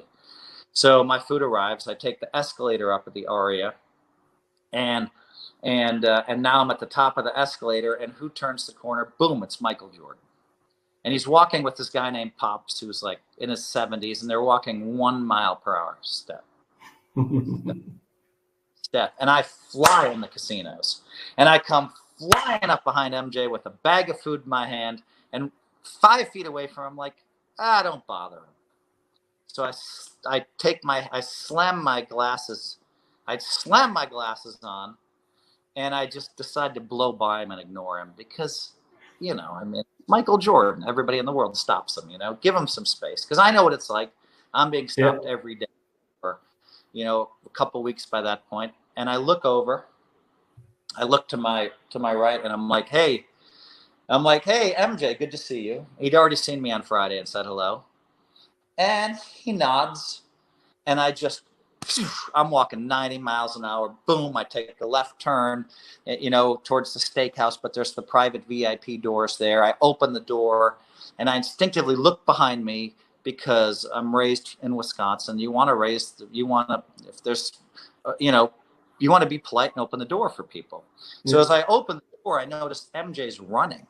I mean, he's with Pops. They're like running. He should just be turning the corner. And I'm supposed to pop in the elevator and be gone. But he's run. And now he's like only 10 feet behind me. And I'm like, oh my God. And so I knew what to say. I'm like, hey, congratulations on your marriage. He's like, thanks, Phil. How's it going? What are you doing? I'm like, holy shit. MJ ran to catch up with me and wants to stay. And, we'd hung out a couple times and starts asking me all these questions. We take the elevator up together. We talk the whole time. It was just really nice. And then, fifth place in this tournament, in the heads-up tournament, Michael Jordan running to catch up with me. I just hosted Tiger's event, and I wake up the next day, and my friend says, hey, President Obama, he was still president, President Obama was at my house drinking wine and was asking how you're doing in the World Series of Poker. I'm like, President Obama knows me? Oh, my God. Michael Jordan ran to catch up with me, and I was a complete asshole for the next 2 weeks. All I wanted to do was tell everybody about how Obama emailed, Obama was asking about me, how MJ ran to catch up to me, about how I was hosting Tiger Jam. I think I had 99 caches at that point, and I only needed one more, so the whole world was getting ready to announce Phil's going to be the first to 100 caches, and I'm just in the center vortex of press and great things happening, and I got so cocky, I didn't even cash for the next 2 weeks, And I don't even think I had 100 caches the rest of the series. And I was just like, oh my God, Phil, what is wrong with you? You couldn't handle your head blowing up. It's like my head exploded. Obama, Jordan, Tiger, the vortex. People come up to me 100 times a day during the series, pictures, autographs. They want to tell me how great I am. They want to tell me that I'm their all-time idol who they aspire to be. And my head blew up. And I played like I lost focus. And the next time that happened to me is when Elon Musk came to my book launch party. And and but at least I started work. I had to work 5 hours a day the next 4 or 5 days, and my head didn't blow up. You know what I'm saying? And so you get better at dealing with stuff and better at dealing with stuff. But yeah, I mean, you know, the ego can seep in negative ways, and you have to try to avoid it. Yeah, you touched on the online World Series and that you're stopping at the Aria and playing most of the series there. Are these going to be real bracelets? If Phil Hellmuth wins an online tournament, he's number 16 and then maybe 17. What do you think about the online series? For sure, it's real bracelet, for 100%. You know, and you're going to see Negreanu playing in every tournament. You're going to see me playing in every tournament. You're going to see all the guys that want to win bracelets, that really care about winning bracelets, are going to be playing in these tournaments. Now, the sacrifice is that we have to go, you know, to Nevada, you know, in the summertime. But that's not much of a sacrifice. I'll be staying at the Aria Hotel, baby. I mean, come on. I mean, all these world-class restaurants there, and the high limit. I'm sure I'll go down there for some socially distanced drinks and cigars. And, you know, and so for me, this month of chasing bracelets, plus I like the fact there's only one a day. You play your event at 3, maybe hop in an hour or 2 late.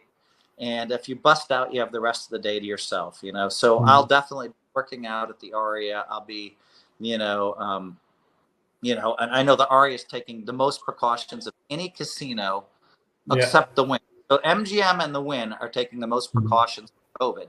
Yeah. So I'll go in the gym to work out, but if I don't, I'll walk. But I'm going to try to find a way to hit the exercise bike where I feel safe every day.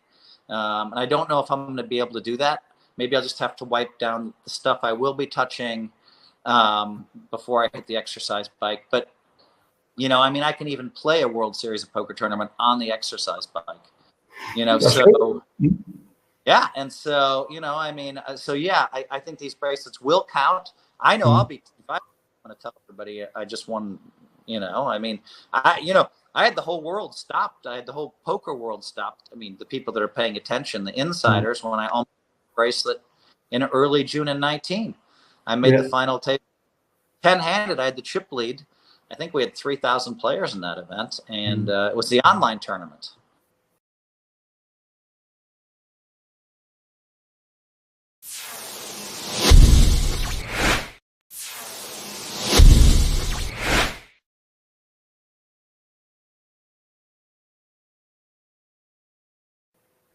One thing we will miss, because it's a World Series online festival, is we'll miss a Phil Hellmuth entrance. There's been plenty. I've been there myself. Well, the 4 years it was in London, I was there myself. You had the Lady Gagas one year. You had the Caesar. What's been your favourite? Caesar. I mean, I just got asked this question, so I know the answer. They just asked me. Caesar, man. I thought, listen, first of all, for Caesar, I was in the best shape of my life. So, you know, you can see the muscle definition. I mean, I'm not some bodybuilder or anything, but you can see that. I mean, Norman Chad commented on ESPN that I looked really good in the Caesar thing, and commented on my muscles. And that guy, Norman, who I actually love, and he loves me, but is the most critical of me, of anybody in the poker world, complimenting me on my outfit. And it was really fun. 4 guys carrying me in to the sidewalk. Yeah. And in London, we had an actual, you know, chariot with a horse bring me in. But go back to the Vegas one, and I know that they paid. I know that just renting the costume cost $20,000 that I had on. I had a costume that had been used in the movies, and so you know, and I just saw pictures of the other day, and then they had all of the, you know, the women, you know, who then greeted me at the curb dressed in those white, beautiful, like, you know, dresses and walking. I mean, that was cool. And, you know, the first 2 or 3 entrances, I was really embarrassed. And then I just embraced it, because I think it's great for poker. I think it brings eyeballs to poker. It's undeniably great for poker, because we bring eyeballs. We're doing fun stuff. Now, of course, the Thor entrance was cool because they showed it for 11 minutes straight on ESPN2. I mean, 11 minutes straight. What are those commentators talking about after a while, you know? Brilliant. If we had a poker Mount Rushmore with Phil Hellmuth being the first person, the face there, you've got 3 more to join you. Would you be able to put 3 there? Yeah, it has to be Phil Ivey, Doyle Brunson, and Johnny Chan. The big bracelet winners. Absolutely. You know, well, who did I say? Yeah. Yeah. Ivey. Those guys are all tied at 10 bracelets, I think. Mm-hmm. And all have been, you know, Johnny Chan, people don't know how great he is. Like, he's been playing in the biggest games in the world almost every day since the 1980s. I mean, it's only when the young generation gets a chance to play with him, you know, in the biggest poker games in the world, that they say, wow, because they don't know how great he is. And Doyle Brunson, up until the age of 83, 84, was playing in the biggest games in the world and winning every single month. And Phil Ivey, you know, great at everything. And so right now, that's the Mount Rushmore of poker. You know, it could look differently in the future. Negreanu is, you know, going to clamor for one of those spots and may well get there.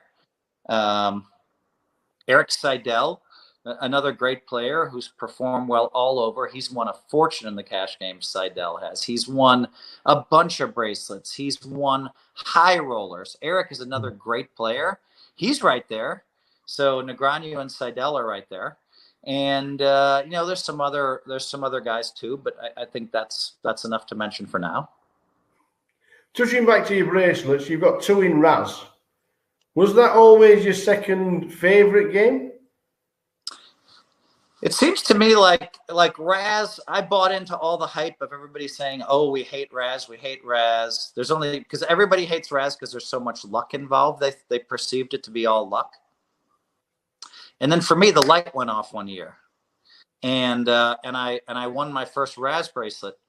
And what people miss is it's a great game for reading abilities. Because if someone raises and you raise it, say with, I don't know, 7-5 deuce, you have to pay attention to all the cards on the board. And the guy behind you re-raised with ace 3-4, and he hits a 3 and a 4. Most people just fold. Yeah. You hit an 8, a 9. You have a 9 made. Most people are just folding right there because he re-raised you, and all you can see is his ace up. Unbeknownst to you, he actually has 2 pair, but it looks like he has a 6 low or a wheel. So that's where the skill in Raz comes in. Knowing when someone paired and when someone didn't pair, and then representing a hand when you don't actually have it. And so there's all this skill in Raz. And so what happened? My eyes opened up, and I have a first. And then another bracelet, and then a second. I have 2 firsts and a second and a 5th in the last like 6 years in Raz. It's crazy. I just keep getting there. And so, you know, I think I have the best record in the history of Raz now with Ted Forrest, you know, who's we've always recognized as the best Raz player in the world, is second. He's right behind me, but I passed him for best record.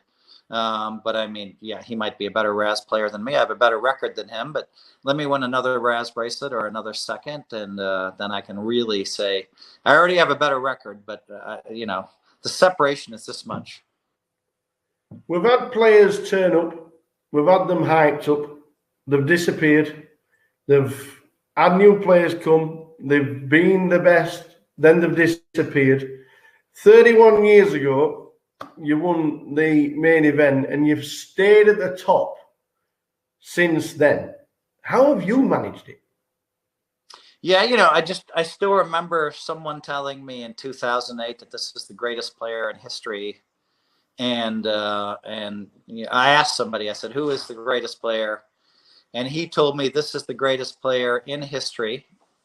And then I basically by 2009 the guy disappeared. So, you know, I mean, really? This is the greatest player in history? Why? Because he had a hot year or two in online poker. And so they've come and go. This guy is great and he's gone. This guy's great and he's gone. This guy's great and he's gone. I've watched everybody. And then they, not only that, they come in and they say they're greater than me. So they have this thing where people want to bet results against me every year at the World Series of Poker. And I don't make those side bets because I want to stay single-minded. I don't want to think about anybody but me. I don't stake people during the series. Occasionally I'll take a small, but I just want to think about me and winning the bracelet. And so this younger generation comes up to me in 03, 04, 05, 06, 07, 08, 09, every year. And I say, if you want to bet most bracelets won versus me or better results, go see Doyle Brunson. Doyle Brunson's made millions of dollars betting on me, and he's happy to bet you and take your money. You know what I mean? Unless you are better than me, unless you can get better results. And so, you know, and then I think it was a year or two ago that Negreanu said all these players are better than you. And I said, listen, here's what I'll do. You choose. And I was playing with Daniel a little bit. I was getting him to post quicker than he wanted to on social media. I already had my next 6 tweets in my mind. And so I'm like, yeah, name 30 players that are better than me, or 40. And so we put a list out, and I said, I'll bet $100,000 per player on bracelet 1. And he said no. He didn't want to pay me. I think maybe it was 30, but he didn't want to pay me $3 million every time I won a bracelet. Well, since I did that, I won 2 bracelets, so I'd be up $6 million. But his guys might have won 6 bracelets, so maybe I'd only be up $5.4 million. But I think there are a lot of people, and poker inspires a lot of confidence. You win a lot of money, you win a few tournaments, everybody tells you you're great, and all of a sudden you're better than me. So, you know, if you think you are and you like betting, go see Doyle Brunson. And finally, with everything that you've achieved, both on and off the felt, how would you like to be remembered? And would you have done anything differently? I mean, I want to be remembered as the greatest poker player of all time. Okay. But I also want to remember someone that's honorable, you know, and has perfect ethics. And I think I have those going. And the other thing I want to remember it for positivity, because I put 8 life tips out there to the world, and my book changes people's lives when they read it. Yeah. It changes people's lives. It's just very simple, 8 life tips. And one of them is, you know, write down your yearly goals, 2020 goals, and tape them on your bathroom mirror. That changes people's lives, because every time they do that, they keep hitting their first and second yearly goal. And then they're tweeting to me, oh my God, I hit my first and second goal. Thank you, Phil. So there's a certain focus and it catching the mind when you wake up in the morning and stuff like that. So I would like to be known. I would like to have my book Positivity still being read 100 years from now, because I don't think we talk to many athletes 100 years from now. So I don't think I'll be talked about as a poker player 100 years from now, 100 years after I leave the planet. But maybe Positivity will still be talked about and read. It has been an absolute pleasure. And fingers crossed, me and Andy, we were on the rail for number 14. We were there. We've actually got a picture of you shaking Andy's hand on the rail in the Rio. And fingers crossed we can do it again when we all get back to a little bit of normality. And the World Series will probably return in 2021. If it's number 16, 17 or 18 because Phil Elmers has ripped up the online series, who knows? But it has been an immense pleasure. Phil Elmers, once again, thanks ever so much. Thanks, Phil. Nice interview. I'll see you guys later. Good luck, everybody. Phil. I had 30. 2 off me, weren't you? Yeah. I got 50. We're the other way around now.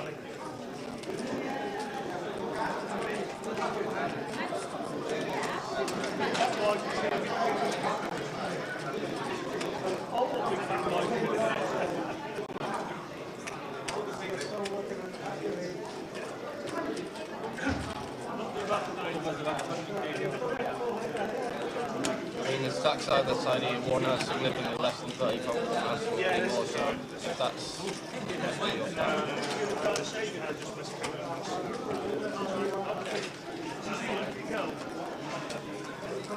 your Welcome back, everybody. Quick wave, quick wave. We're back.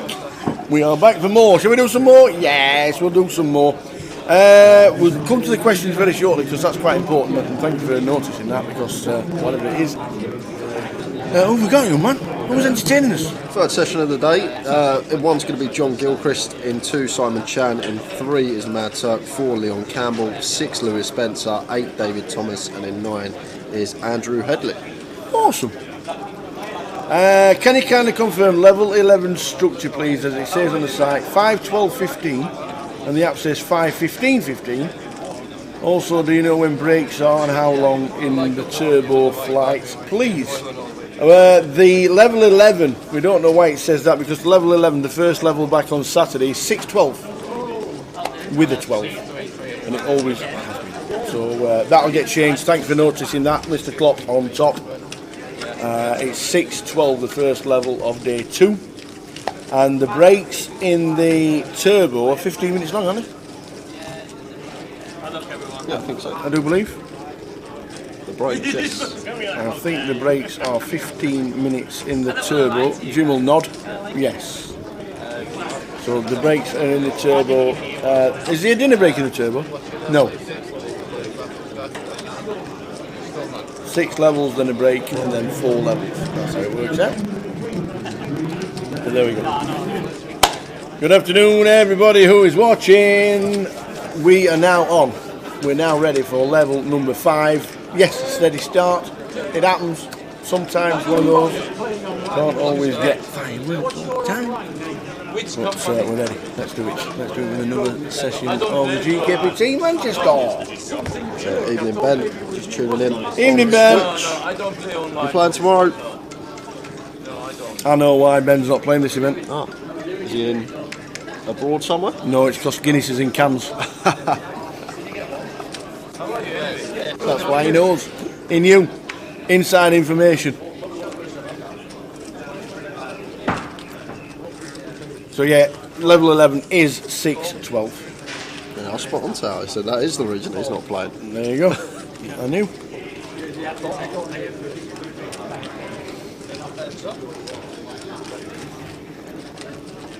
Yeah, there is Mr. Usul Eminoglu in C3, the Mad Turk.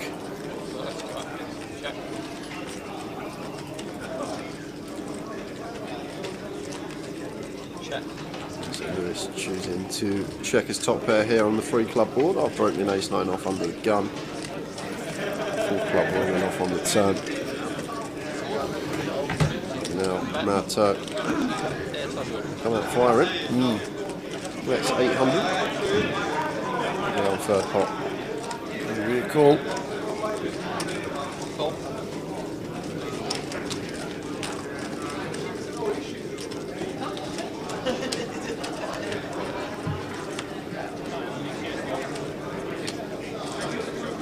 Jack of Hearts on the river. Mad Turk's shutting down. Absolutely giving up. Mark Davis says he's not on the decking now because all the beers have run out. How many had? He's been out there 6 hours.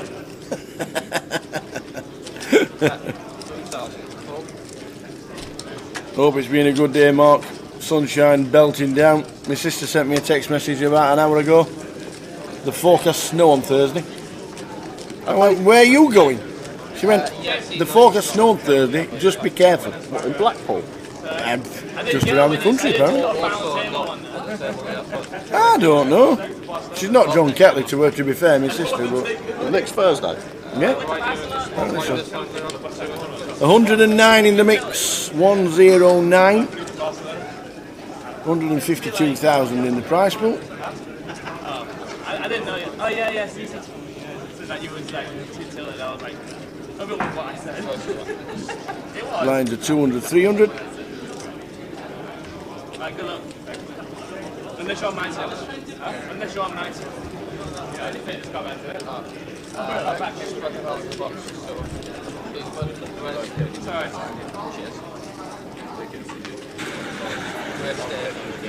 Skullman opening Queen 10 under the gun, raises to 800. That's 800.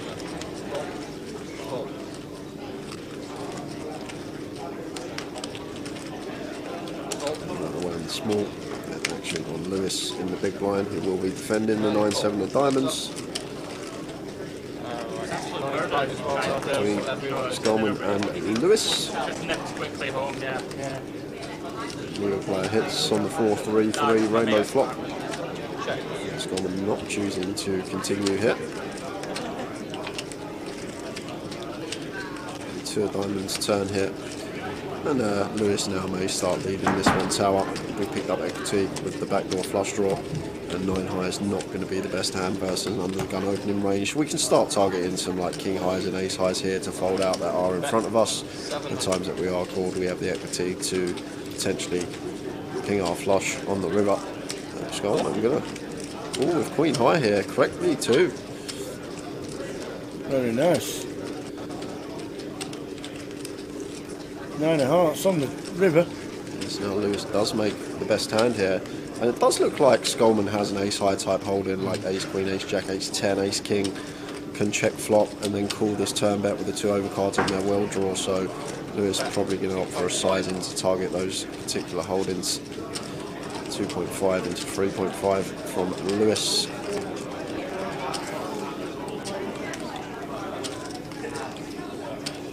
He was in front. Louis Spencer, who was on our feature table in the cash yesterday. What's going on in the world?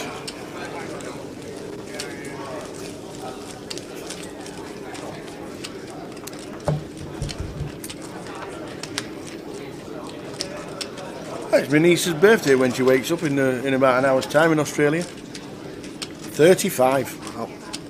35!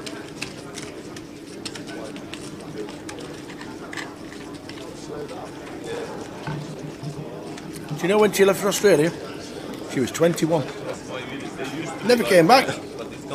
Forgot where to come. Missed a flight home, that's it, me done. Staying. Unbelievable.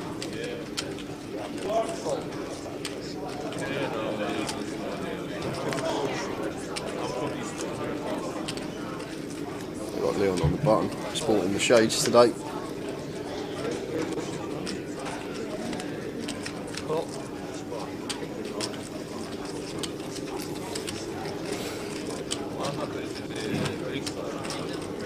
Lewis with a mandatory complete hit. Right. Have to complete 100% almost tower when the blinds are 200, 300.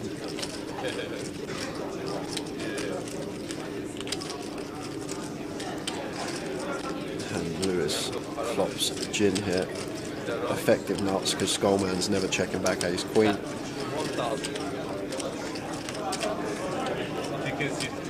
That's 1k from Skullman with the freeze. No action for Lewis after flopping the straight.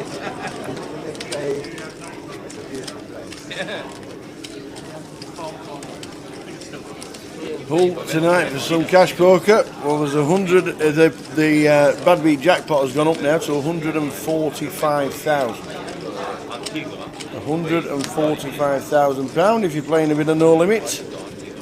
Quad jacks, I do believe. Is it quad jacks now? Yeah, quad jacks to be beaten if you're going to play in Hull tonight. You lose with quad jacks, you'll win chunks. Everybody around the room, everybody in any Grosvenor casino in the country will get a piece if it goes tonight. The boots for the Mad Turk. 700.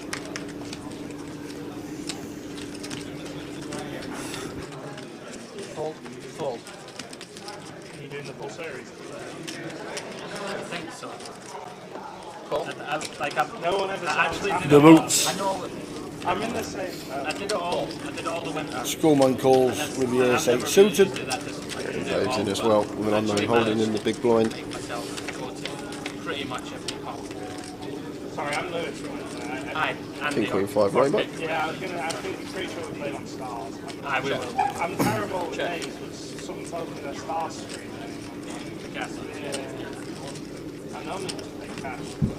Yeah, 1.7. The Mad Turk. Right, Pong. That's 1.7 with the best of it. Well, we think it's the best of it. We don't know David's holdings, unfortunately. I've done it. I just was still, I wasn't awake enough. So it's a ridiculous excuse. But sizing up here, 1.7 into 2.4. So 3/4 continue size here from the Mad Turk. And like on this board now, Tal, I'm probably going to rule out some 5x of our opponents. So like hands that are going to continue here versus us. Just going to be King X, Queen X, then some Jack 10, maybe some Ace Jack and Ace 10 that didn't choose to squeeze. Would have been perfectly fine to defend in the big. But Mad Turk, this is a clean turn for us, the 7 of diamonds. We can happily start firing again, 4.2 into 5.8, and call once more. So, well, no, it's not call. It's a raise to 11k here from David. And the 7 of diamonds turn. So hands now that we're behind to as Mad Turk, right, so hands that pill flop didn't elect to raise. There's going to be some 2 pairs. He's got the 2 combos of Queen 5 suited, he's got the 2 combos of King 5 suited, he's got the remaining 9 combos of King Queen, they're all going to be in there as well. Then he will have some turn 2 pairs, some King 7 and Queen 7 going to be in there. And then the bluffs, there's not too many. Like on this diamond turn, maybe a hand like Jack 9 of diamonds, Jack 10 of diamonds, Ace 10 or Ace Jack of diamonds are going to be the main bluffs here. And now all the bluffs completing here. So going to have to fold the aces here as the Mad Turk on the river. Well, it's actually checked, David. So I was going to fold if you bet again. Feeling fairly confident about our hand now as the Mad Turk. If we were faced with a bet, I'd probably have let the aces go. But yeah, it says I was going to fold if you bet. King 5. Yeah, there you go, one of them 2 pair combos we said. Yeah, King 5. It weren't even suited, it was the offsuit. So even more reason would have been to fold if the offsuit varieties are going to be in there as well. King 5 was the hand and we were behind 2.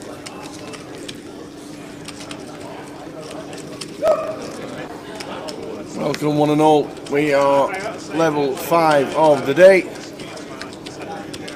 110, I think the last number was. Turbo started, not turbo, the cash out satellite started at 7.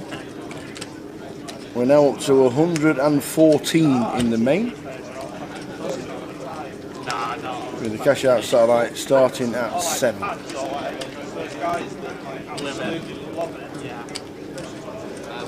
Every hand that just needs that card spread up and just squeeze that. Where's 700? So maybe a bit of steam after losing that one. Mad Turk opening 7-3 under the gun +1. Raises to 700. Cool.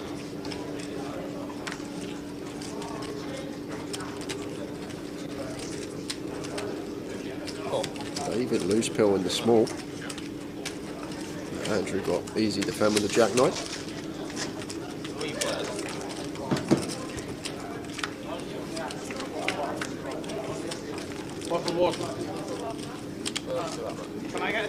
Ace 10 6, 2 spade board, liver opening under the gun +1.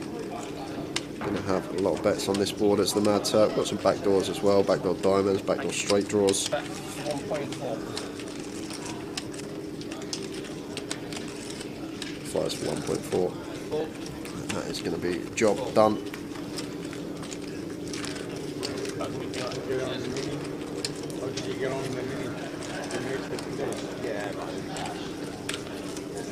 I think like when it's with the whole well, you know, there's nothing better than when you're like, like I went on a real. Gully says look out for C5, play with him on Sunday. He was turning over some dubious holdings, playing like a maniac. Local fella, Athea, been on the tour for years. There's Athea, top lad. He does turn over at some funny old holdings, I must admit. Always plays Blackpool leg and the Manchester leg. We used to play the Bolton leg when we were there as well, back in the day. Mad Turk.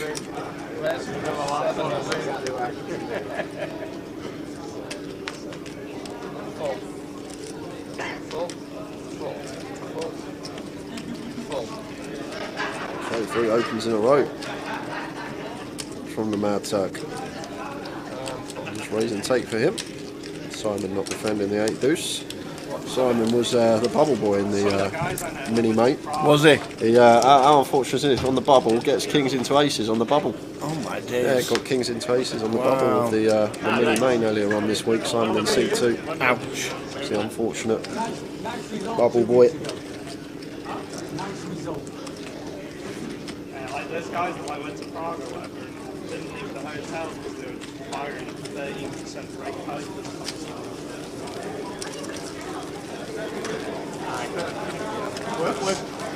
Where did he come in the bag? Alright, first can you feel it? Cheers guys. Another one. Not even one up, thank you. One of the wards, and one is mine. Yeah, there's new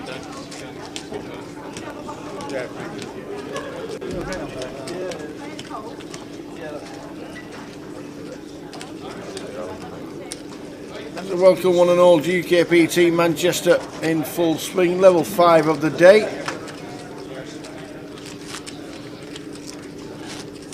$113 in the mix. It's all just mindset. Yeah. Like if you're feeling it, you want to play a lot, then it's great. If you're not feeling it, it's just in the bin, I think.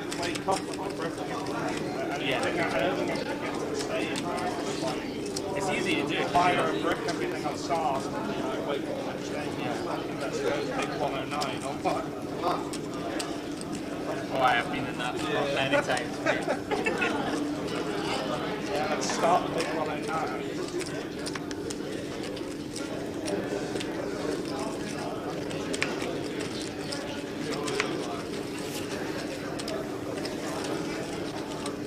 All folding round. David in seat number 8.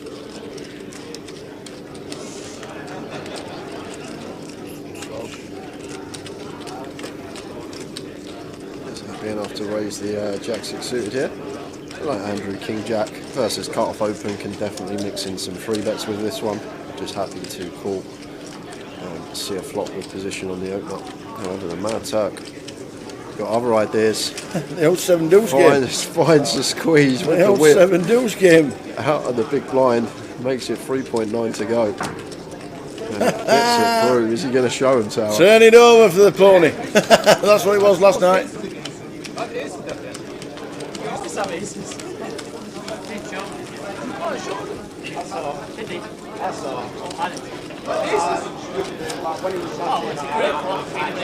King 5, I was on the big live and it's King 5 and down on the floor.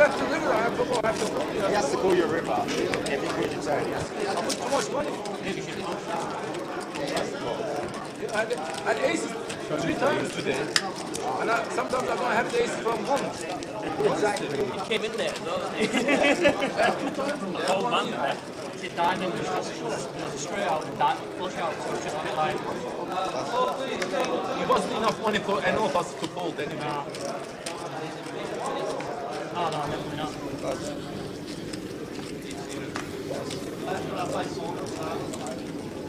Yeah, you better dive in. You might mind a lot. Put the action back on you and then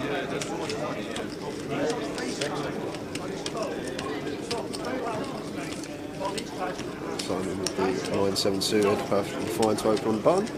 Clicks it to 600. Mad Turk flattened the King Jack in the small blind, and Leon not going to be going anywhere with 7-4 clubs. Closing the action in the big, getting this price. Happy to call and see a flop 3-way.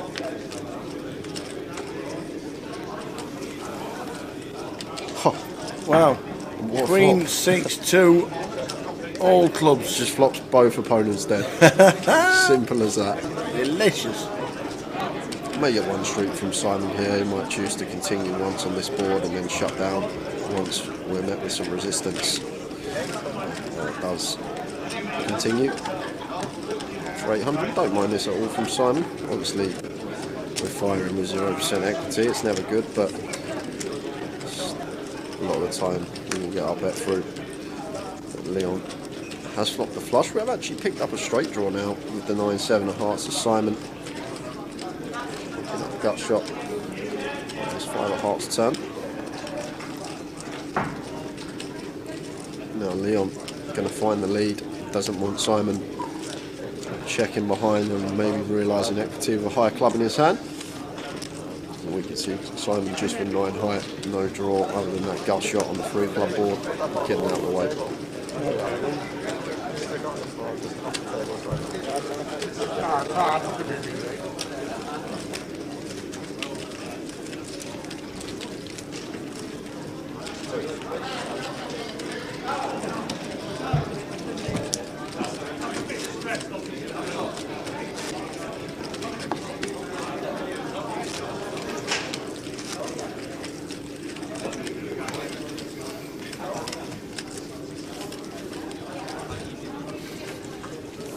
Level 5 of the day, GUKPT Manchester main event.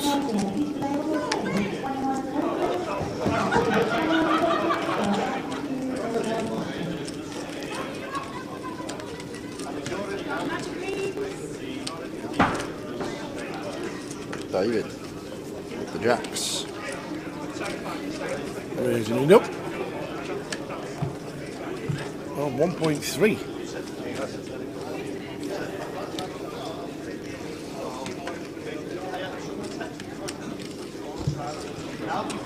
What do you think about the 4X? Too large tower. Want to choose a smaller size. I'll speak about opening sizes. The Mad Turks here to gamble. Yeah, unless the Mad Turks on the table. Oh, absolutely.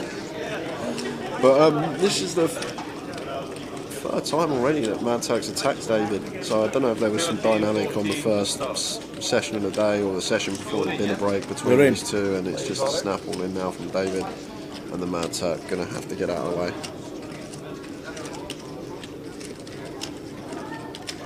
Going to take his time, make it look like he's got a bit of a decision, and then get out of the way.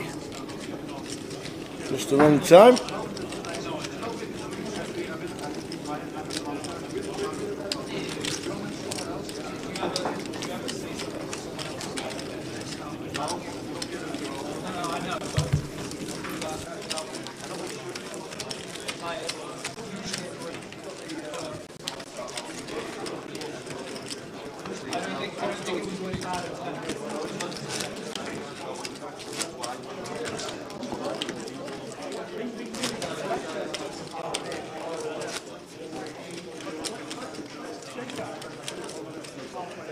If you didn't have a pair, you won't like watching it back. If you didn't have a pair, you won't like watching it back.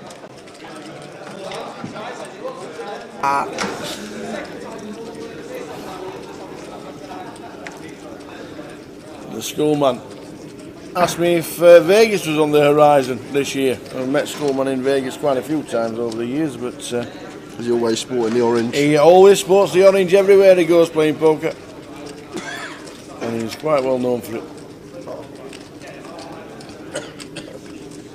Mad Turk's gone tower. I think that ace's hand's really really affected him. Yeah, he's playing every hand now. Misses again, 10-8-2.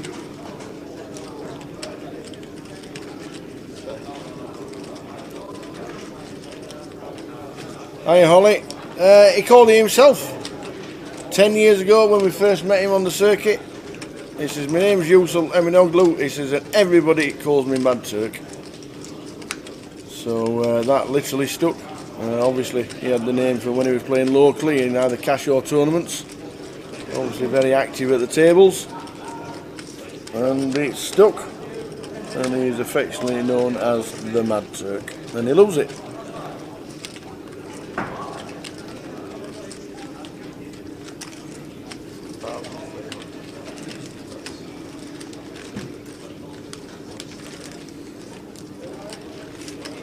Playing 7-3 and raising up with 5 deuce and things like that. 7 deuce as well. We saw the spreads he worked on that occasion. Whip.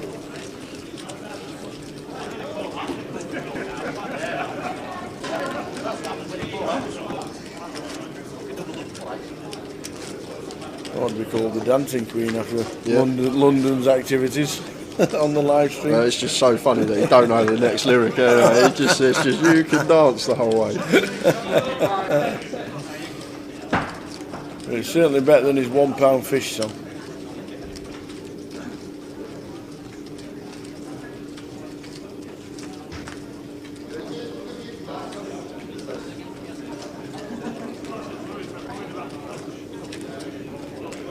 Now, is he going to find the full button? Nope, he's not. He's raising it up again. Makes it 700. Yeah, Leon, good competent player. I thought see Leon free bet here. Just understand what's going on. We can easily free bet the ace of value versus the range that Mad Turk's going to be opening. Been involved in every part, and Lewis coming along for the ride as well. Well, free bets to 3.5k, so Lewis aware of this as well.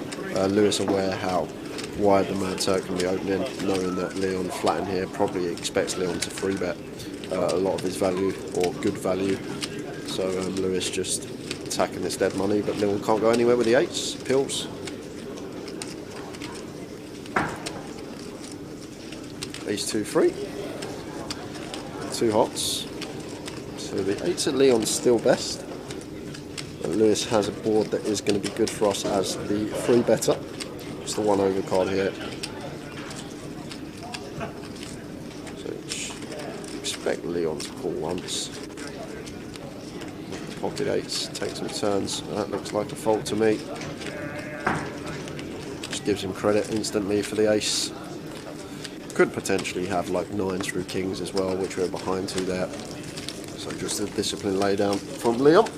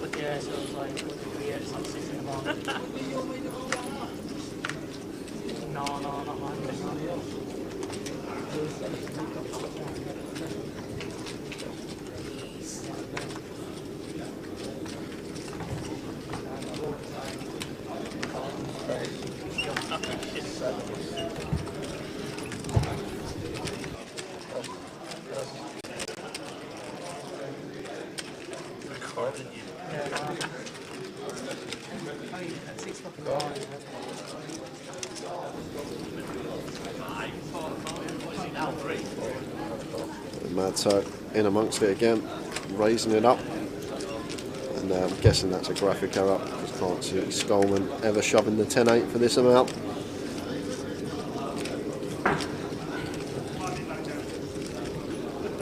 I think our action tracker did let us know about this hand. But just a slight error, guys. This one hand be back to normal. The next, although we do know Turk has flopped top pair, top kicker, and David with a flush draw.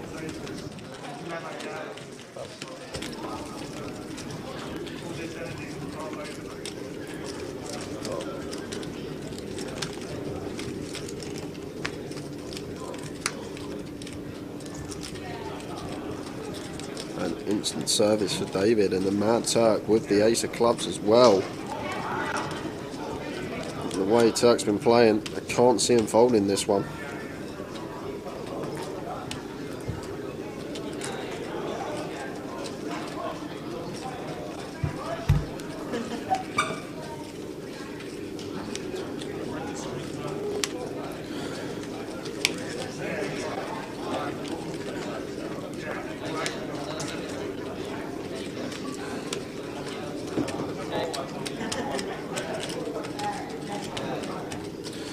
Yeah, we lost the action this one, Jim. Dave did let us know half hour ago that he did balls up one hand, so we are hopefully going to get it back to normal.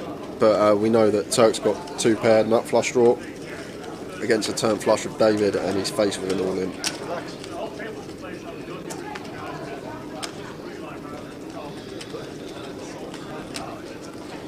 And as expected, did make the call. So 7-3. Or club needed, although it can't be the 4 of clubs. So the Mad Turk needs help. And it's not there. So we're going to lose him from the tournament. I'm sure we will see him re-enter, whether it be today or tomorrow. We have lost one. And David up to 70k.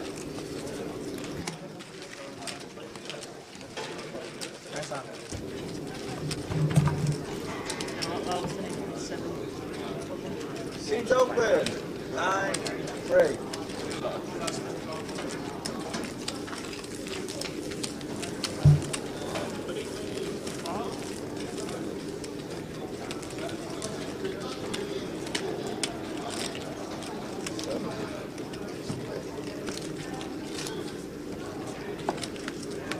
Spin up. Huh? Spin up. Turn. Keep letting me in cheat, so cracked everything. Street Soul Lover with this on Didsbury will be dead later. Get yourself down here then. There's cash going. Obviously there's a satellite later on. This is what's going on. We're here on the Thursday cash out satellite for £140 buy-in later on. So it could potentially come down and win yourself a seat into the main event for the weekend for a fraction of the buy-in.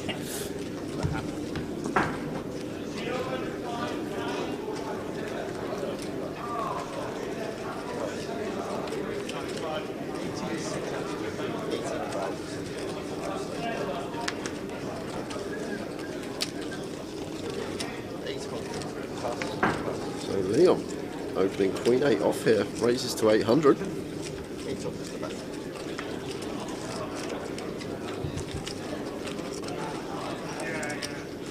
Looks like the Skullman wants to get involved with the Ace-9 on the button. Happy to call. And David running right on the table. He's got all the chips and he finds the kings.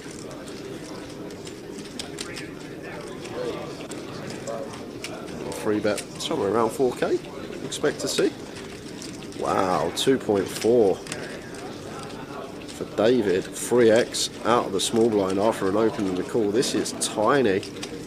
This just screams aces or kings this size, and Skullman hasn't sniffed it out, but this sizing choice is just really hand face up. It's just gone tiny out of the blinds here.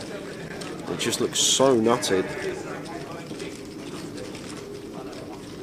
But on this flop, Skullman shouldn't really get himself into any bother.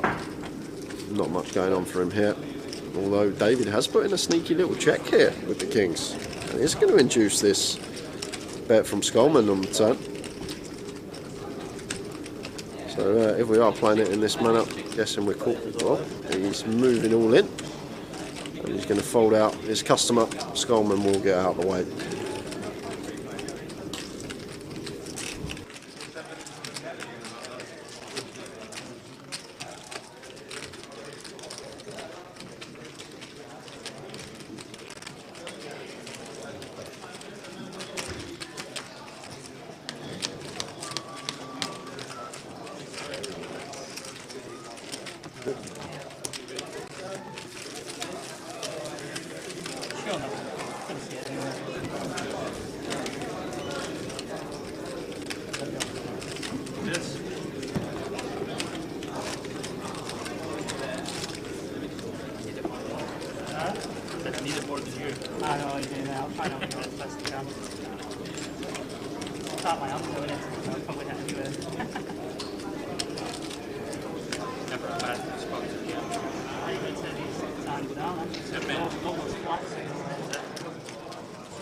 Sooner or later you end up sleeping in the car. Oh, that's it.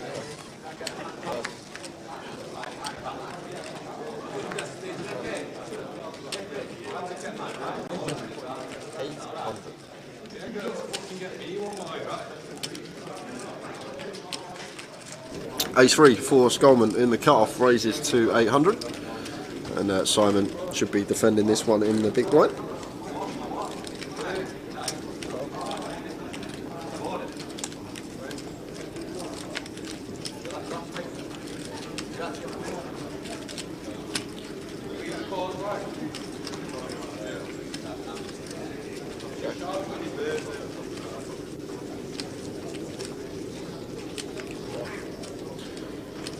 So Scottman not opting to continue on the 6 deuce deuce board, checks it behind, and Simon now hops out in front with the 8 on the turn, giving him 2 pair. Now going to start leading after this turn card.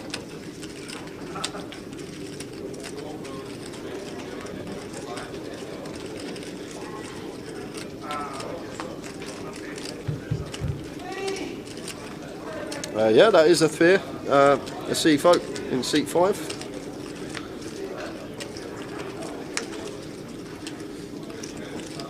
And the ace on the river. So the Skullman gets there, and Simon checking it over to him.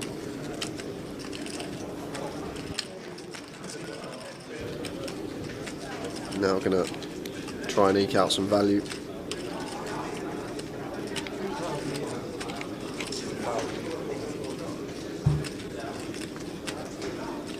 Tough spot here for Simon, but here's a card that is going to hit Skullman. Makes a good disciplined laydown. Good fold from that man.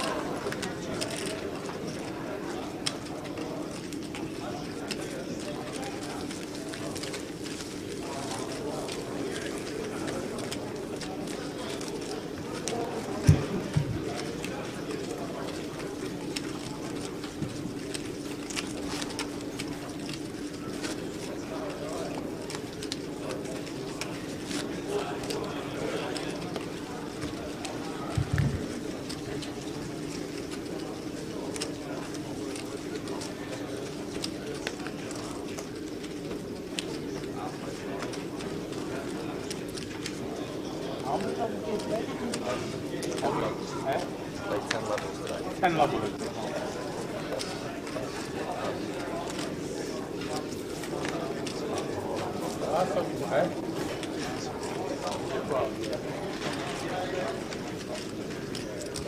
Good fold around Simon in the small, blind and blind, completes the Jack 5, and Leon with the option in the big with a 9 for a diamonds.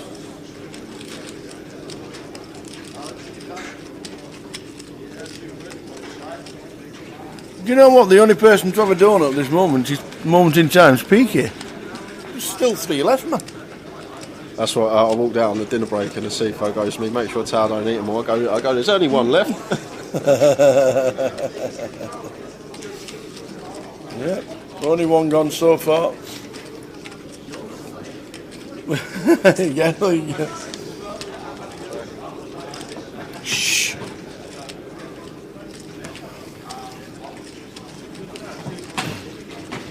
Simon wants to be value betting now once he's checked all the way down to the river with his top pair. And then Leon just snap folds bottom pair there. Correct decision on the end. 60,000 David chip lead on the table. 50,000 for Leon. Lewis has got 43. Rest of the festival here in Manchester looking like that.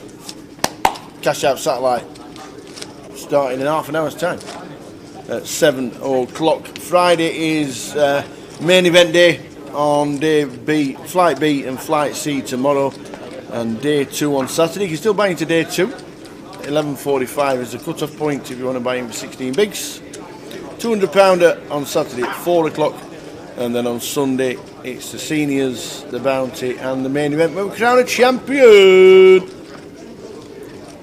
Yes, you've got to think about my figure, the slimmed down version.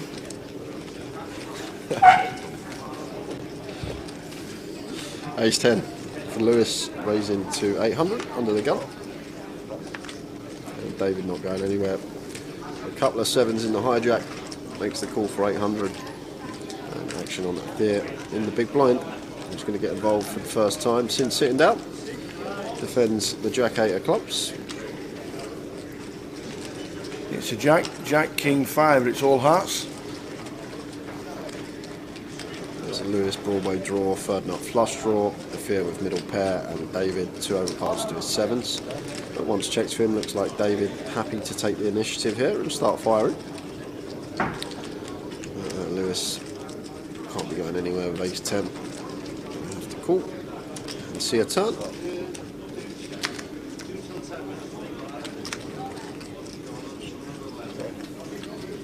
turns the best of it. Both players turning the flush, although David should be checking this one behind. King of diamonds on the river. So Lewis thinking whether to value bet this spot.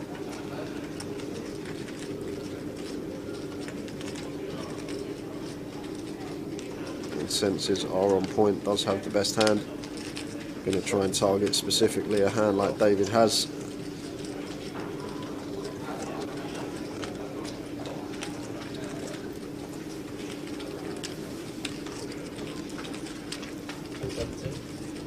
Ten of hearts playing for Lewis,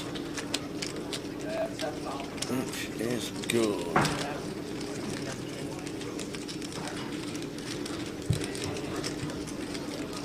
So the GUKPT 113 the last time we saw. Quick look at the Poker Live app. Don't forget to check it out. Poker Live app for all Grosvenor poker related events.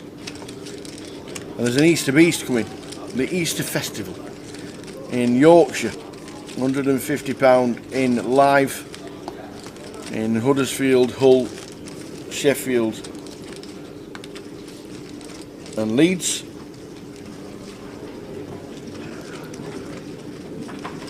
Main event for the Easter Beast is online. There's an Easter Beast online, but there's an Easter Beast live. That's in Yorkshire, and the final and day 2 is in Leeds. So if you play one of the day ones in Huddersfield, Hull or Sheffield, you have to make yourself available to play day 2 in Leeds. Please be aware. It's a great concept. All prize pools are added together, and it should be quite juicy. Andrew opening ace queen in the hijack. Second bullet today. Saw him bust on the featured first session of the day.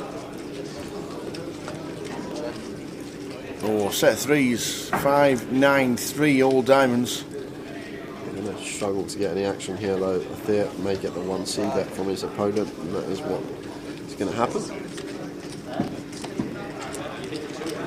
Happy to just check call with the freeze. It's not a check call. I'm guessing he check raised and just a snap fold from Andrew. Facing the raise from Athea. Well, they beat me number. I said 120, 121 so far, and we can still buy in for another 5 levels. So well done, 120, great start to I'm not so confident about the line I got with Kev now either. 120 is good.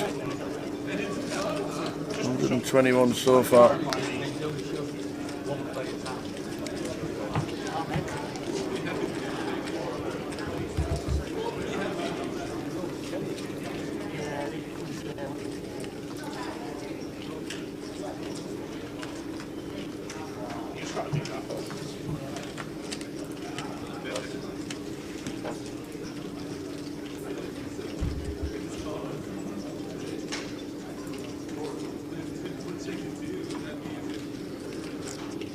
King 7 for Leon and cut off. I think Leon will be happy enough to open this one. Makes it 800. There, in with a quick call with the ace deuce of spades. Definitely could free bet this one versus a Leon cut off open, but happy to just flat with position.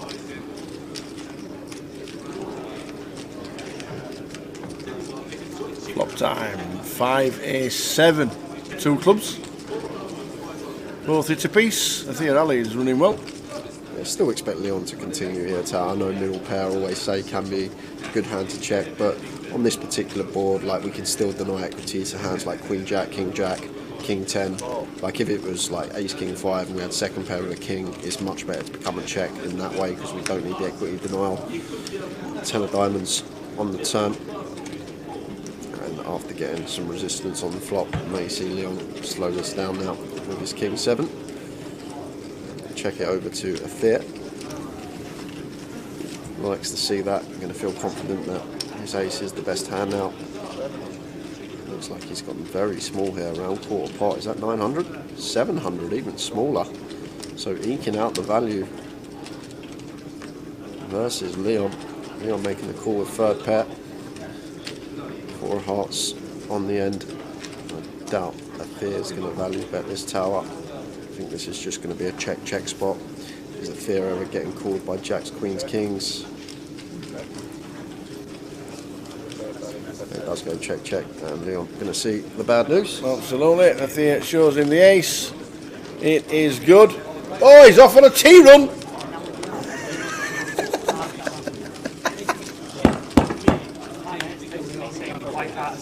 All right, okay.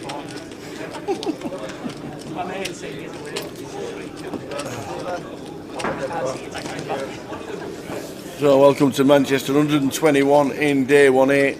Good start to the week. We know day 1B will be mightily busier, and we know the turbo will also be busy. Absolutely, Pixie. Ding ding.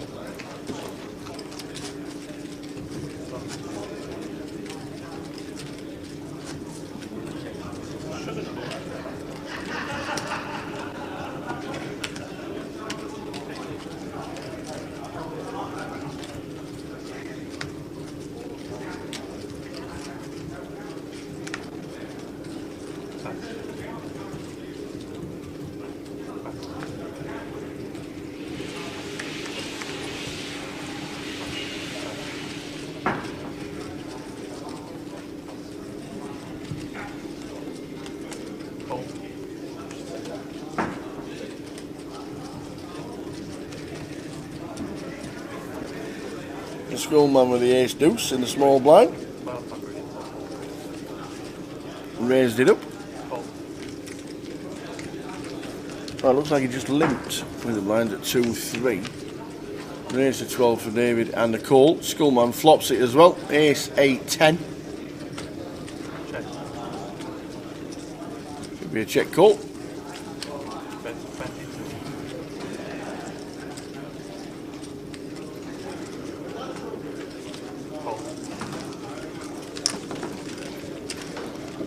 David's handbrake is well and truly on. Oh, is it the king on the turn as well?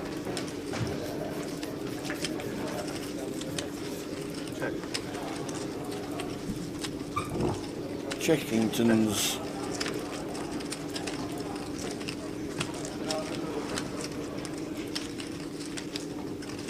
Schoolman might lead small.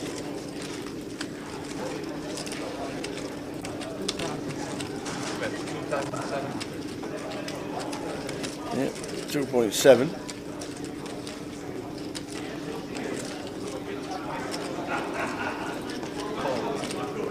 And the call.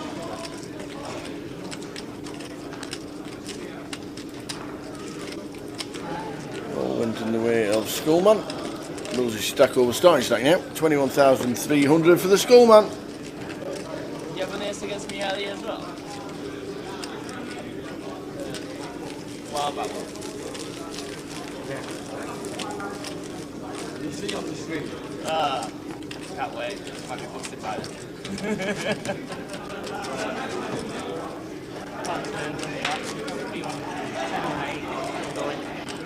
You said it exactly the same number as 2008 or 2007. I was like, yeah, that's something. Well, you think will tell you.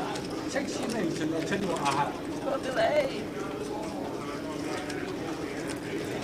Literally, just text him like, did he bluff me?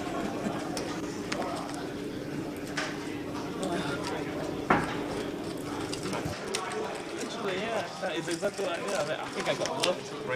I don't know. Nah, I've played with you a few times right now.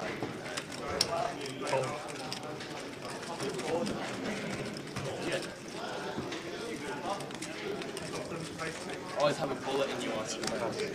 In your sleeves.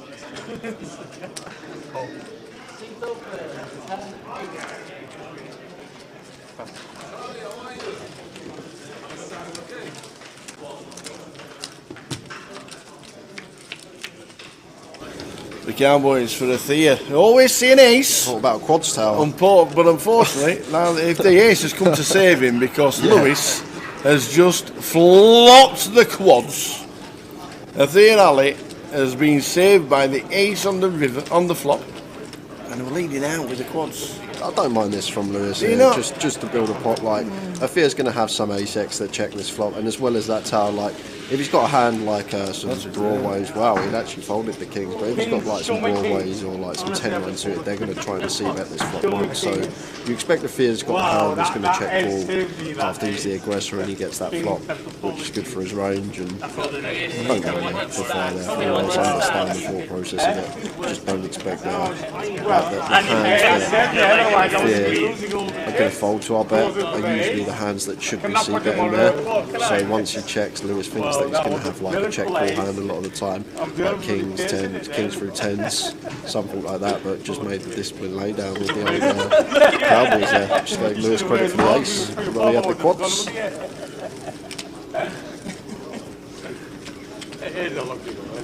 Ding ding, well, he's getting me back for London.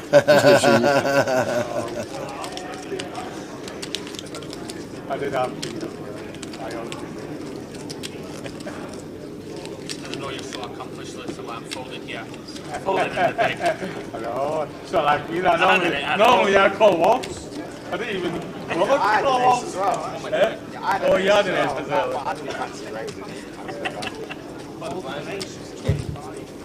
It wasn't a good ace. The dumpster combos had to go in the bin, you know. The wrong one. Saying you do, you online nosebleed get invited to look.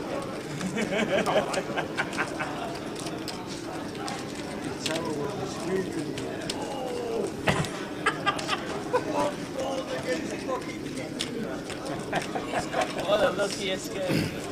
He's laughing now because he showed him the quad fours and after he showed him the kings and said the ace has saved me.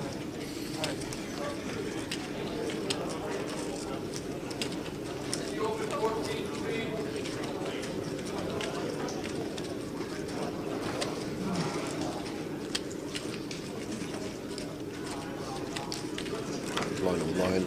Andrew completing the 10-5. It's 10, queen 10-2.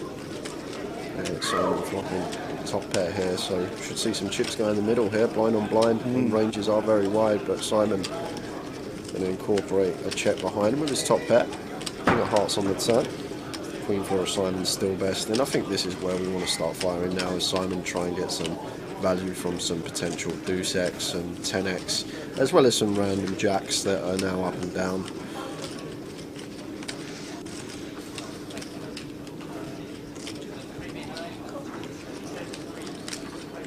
Bet 500. Call from Andrew.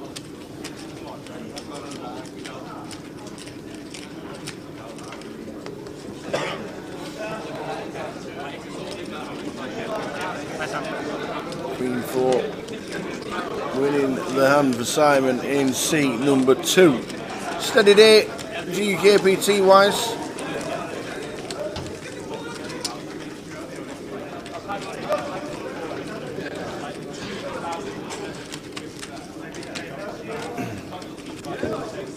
GBSK. Tower, just wondering, would you have any idea of independent site that advertises all big poker events in the UK for 2022? It would be handy to know exactly what's going on and where. Poker Atlas used to be, I don't know if that's just for American. Poker Atlas used to be fantastic when you went over to Vegas because every casino used to have every tournament on whatever time of day it was. And I'm not sure if there's one that's UK based that does that. I don't know if Jim knows. Jim's shaking his head. Run up. Poker Compass. We'll try that one. Try Poker Compass, GBSK. Another thing you can do as well, GBSK, you can go onto the Hendon Mob, you can go on the poker database, click on the festivals and results page, and then you can sort by country as well. You can sort by like Great Britain, and let you know all the events that are coming up, like in the next couple of months or something. Are we on there? Or if you're playing in a different country, obviously sort by that country, and it will come up with the events. So, is the GUKPT on? Let's have a look, Tash. Shall we have a look? Have a look. Is it on? Where are we? Should be. to be fair. There we are. Oh, we're on. All there. There we go. And it goes So what part's that in? Festivals and events? So you go to, on the Hendon Mob, you go to Poker Database, you go to Festivals and Results, sort by country and region, so Great Britain and Ireland, and then just click filter and it'll come up with all the events. And you can, it's got Dublin on there and Galway and everything. Yeah, you can do it all throughout the event. You've even got the Flip Ladies International Women's Day that was on the 13th. Oh yeah, that was an excellent day. Hello, my name's Elliot, commonly known as Jamie Nixon's bird. That was the interview. I loved it. And then you hit next page. You see the GUKPT. And there you go. That's probably your best bet. Do you have to be playing to get into the casino, or can you just come for a look and never been to one and love the streams? Andy B, yes you can. You'll need to be a member of any Grosvenor casino to get into the building. If you've not been a member before, or you've never been into a casino, bring some photo ID for the first time, your passport, driving licence, student ID if you're over 18. You'll need that for the very first time. And then once you're in, you've got your card. You can wander in, you can sit at the bar, you can have a wander around, you can watch the table games, you can watch the poker. You don't have to play anything. Just come and experience what a casino is like, and then for your next visit, if you fancy doing something, have a wander around and have a little play. It's got all the 25s and deep stacks on there as well, telling you the dates. And brilliant. Yeah, it's great. Really good. Excellent. Love that. Nice and cheap though, I suppose. It's suited. Yeah, well, if that's a route I call it. I wish I could see it suited. No, Facebook, social media sometimes can be just main headlines kind of thing. That's really good. That for the end of was excellent. And I like that a lot. Yeah, Jim, you're right. Back end of April, that event. Yeah. We're going to be at the Big Four. The GUKPT Live is in London.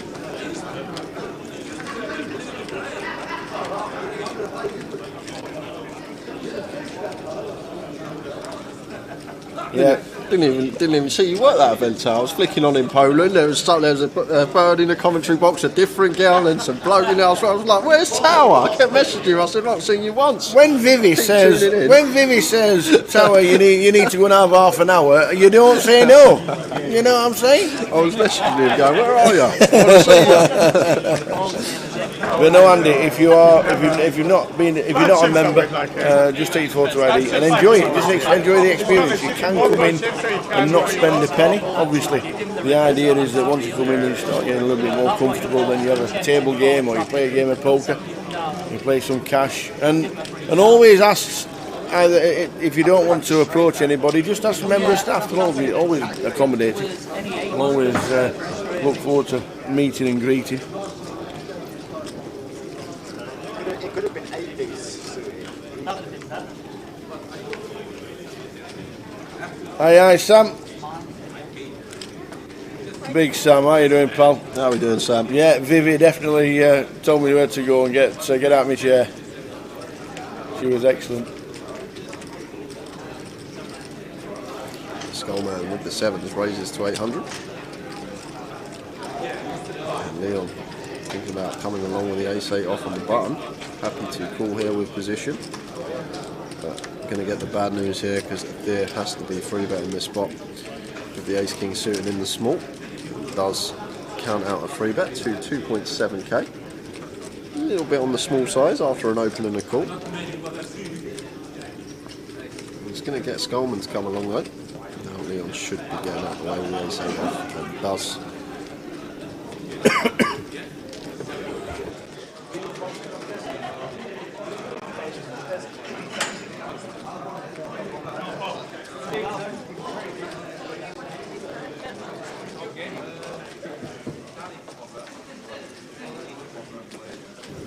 King high flop, king 5-2.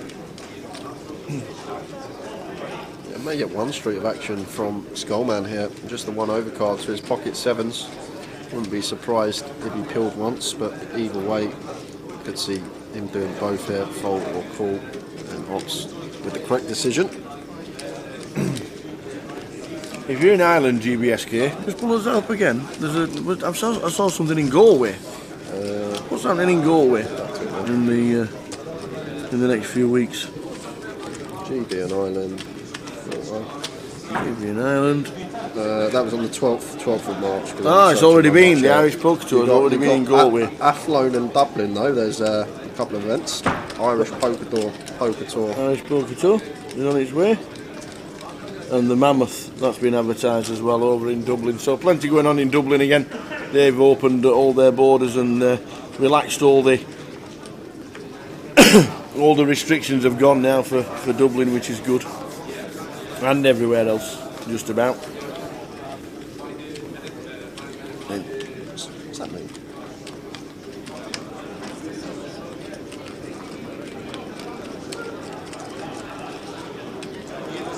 What is that?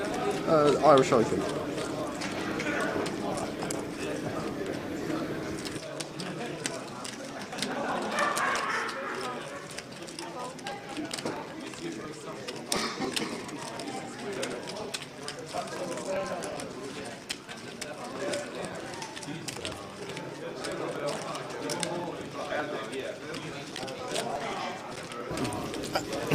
Considering you're going over to Ireland for the Irish Open, I was just having a look at the schedule. and you don't need anybody to hold your bags. What's the schedule like? Looking good? It's decent. I think I may dabble with a few more events than I thought I would, but Making a big tour, and to make sure you're not calling me on 72. That's why I raised big. So yeah, the Hendon mob is very, very good for that. And somebody mentioned Poker Compass and Poker Atlas. Yeah, you've got to. I knew Poker Atlas was very good in Vegas. It tells you everything. And it even breaks down for somewhere like Vegas. It even breaks down the buy-in and the reg fee. Whereas if you play your local $70 tournament, it's something like $45.25. Something you can't beat, but you can have a good time. how you doing, Winston? Evening, all good to see Leon on the feature table. Really think he's a good player. He plays well, Leon. He's very aggressive, very tricky, but not like just maniac aggression. It's good timed aggression for him. He seems to pick his spots very carefully. He likes getting involved in pots, going post a lot, but very tricky to play against. Very tricky to play against. Very difficult to know where you're at in a hand versus Leon. And a cool looking dude in his glasses. Well, I used to remember when he's a few years ago when his young lad used to watch him on the live streams. Oh, that's me dad playing. We'll end up going four-way here after Leon opened the ace king, Lewis flat queen on the spades, and then both blinds come along. Score, man.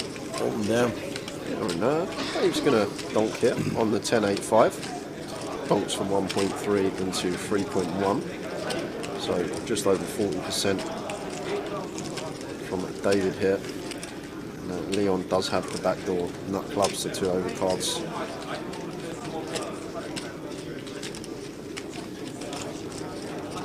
Just going to attack this from David. I say it a lot.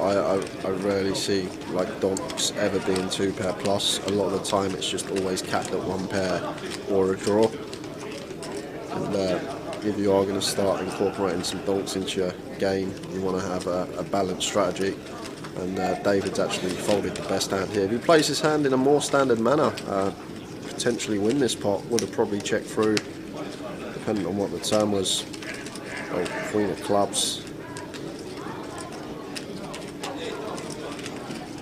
Schoolman gets there.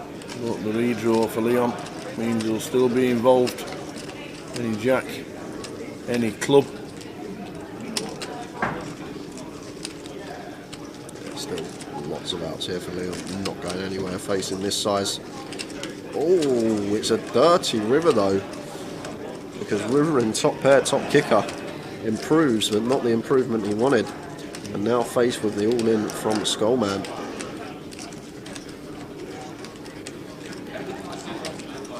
And I think Leon's good enough to find the fold here, tower, although we are getting a very attractive price over 3-1, only need to be right around 25% of the time. But what I will say, the key element in this hand is the cold call from Skullman on the flop. As soon as Skullman cold calls this flop, like, not like, there's just no hand I can put into his range the cold calls that we're in front of here with ace king. like the up and down, the Jack 9 gets there, the clubs get there. Like you could have already had a set or two pair that started leading on the third club. So Leon, as I said, good enough to make the fold there, although did improve the top pair, top kicker, and having the nut club block up. Good lay down from him. Nice chunk going in front of Schoolman, up to 30,000 now. Schoolman.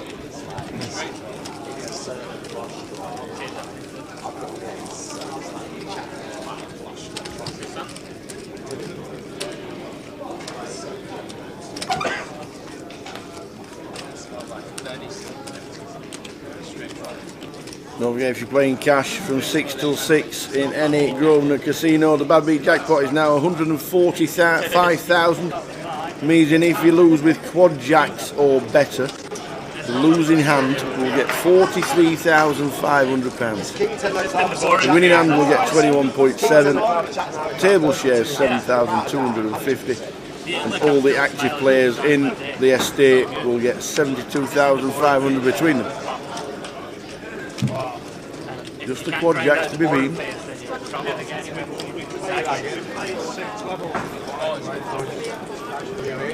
No, it's under. It's not low. I was on the feature starting out. 2-4. So like, it's not low. It might be the worst. It might be the worst. Yeah, it's 2-4. It's got in here at like start at level 3 or something. It was terrible. I don't know what to do. Going for the water, then I call.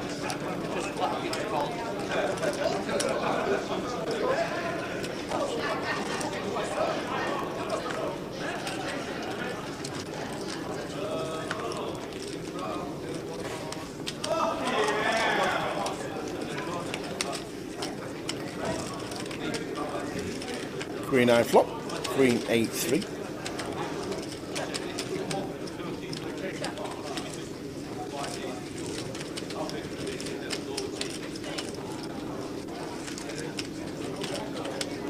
It's meant to be a race. Pre-flop, once you go to accept it, I'll just give you a heads. No, that's a definite fold. That's why I didn't jump. See it when the Queen bets and he takes it down. Andy Williams, good evening. Tower and J. Accommodation all booked for Goliath. PLO, Joker's Wild. Going to be a good week. I went for the water, come back there, smile for no. Is the schedule out for the side events, Stu? For Goliath? Is it schedule out? I've not seen it.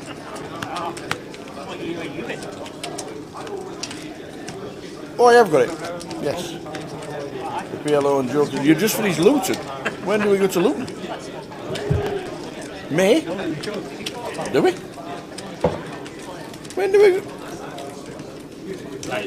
Do we? I better put it in my diary. We're off to Luton. The GUKPT.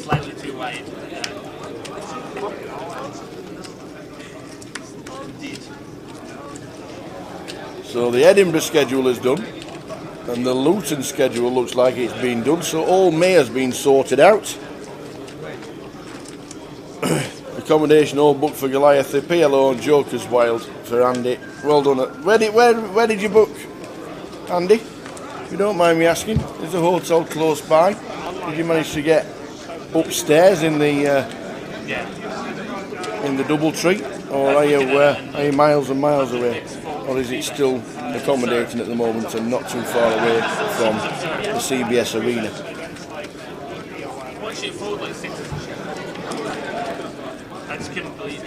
Wow, well done. The Hilton at the CBS Arena, very nice indeed. So there are still rooms available. Fabulous. I'm glad you're in there, literally out the casino door, turn right, 10 yards, you're there. they're there. Amazing.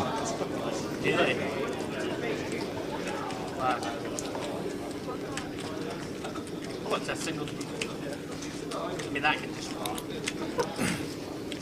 I'm out for that. Just that would be like really just out for that. There are still rooms available, which is good to know. Yeah, I just don't want to watch. I'd rather not play.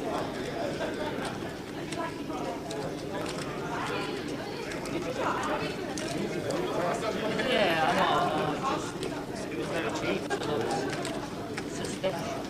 Absolutely, you're not wrong, Andy. That is the best thing about it.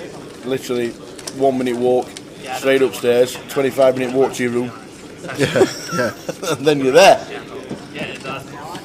And then you're there. And the Goliath schedule that's coming up that people are talking about is playing the Jokers Wild and the PLO. So the Tuesday and the Wednesday is booked in for at least. Super. All there. All of it. Goliath is heading back. Thursday, day 1A is set up day for the team, isn't it, Jay?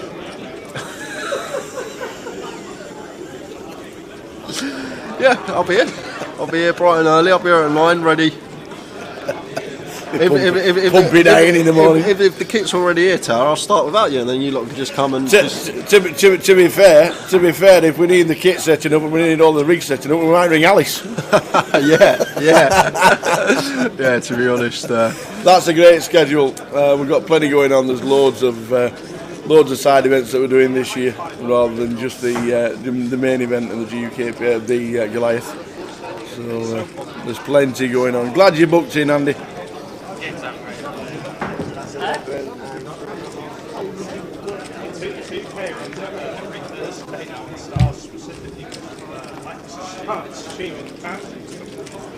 And David free betting the King Queen. Like this from him, like the sizing choice, like the hand selection. Like at some frequency you need to incorporate some free bets in with this hand, and they're going to get the better hand to fold.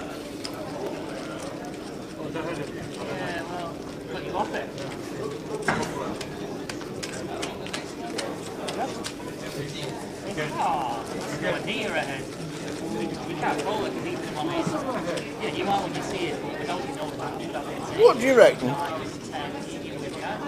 Who would be quickest?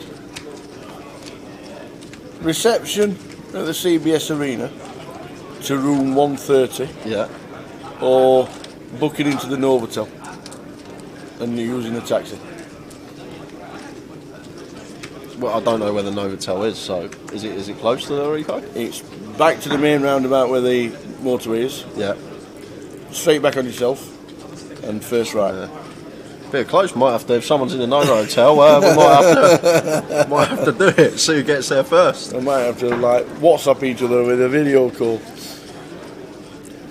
I got absolutely slow rolled as well on the Coventry leg as well, because I was checking in. We're used to having them rooms all the way around the other side of the stadium. Yeah. And she goes, room 2 something right opposite the lift. I was like, lovely. She goes, oh, but the lift's not working today, so you got to take the stairs. So it's like I finally get a room right next to the lift, and the lift's not working. I like how it said on the lift, a man has been called. I was like, where was he coming from?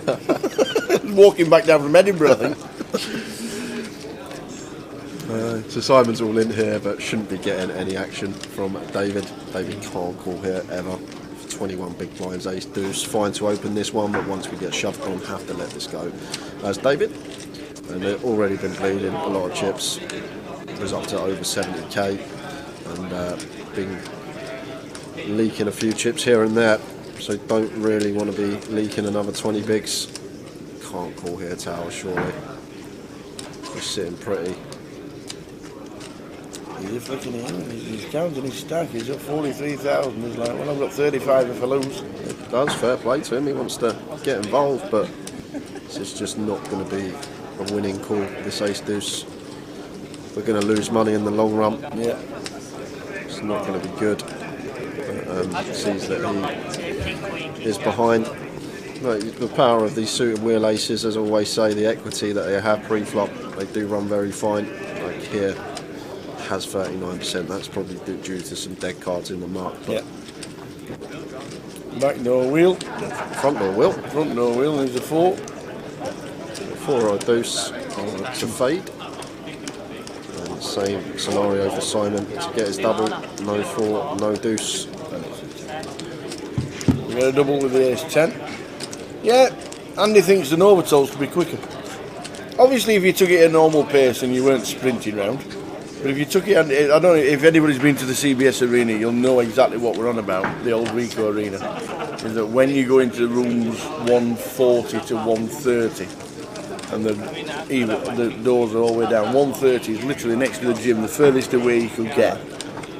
Because amazingly, the door numbers start at 101, they go to 129, and then they go 149 downwards. And I bet you done it as well. The first time we ever put up in one of them rooms, you walk past it, don't you? You keep walking, you can't see the room, and you go back on yourself, and you're like, where's the room? But yeah, that'd be interesting to actually challenge. Would it be quicker in a car, in a taxi to the Novotel, or walk into room 130 in the CBS Arena? I might try that with Andy when we get there. Gary's watching in the hotel in Bristol before his fish and chips. Very nice indeed.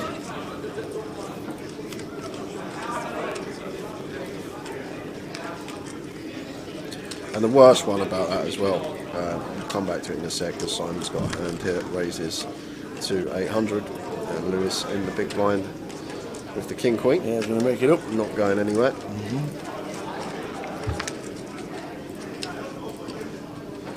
993.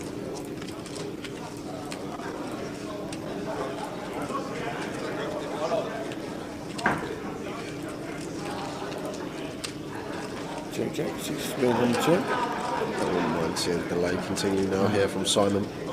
Ace Queen high will likely be the best hand. Obviously check and find too. Can just want to get to showdown.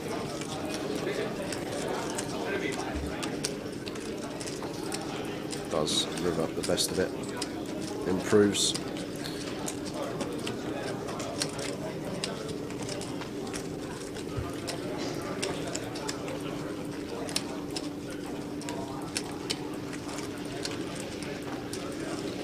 And value bets, and Lewis got an easy fold with this king high.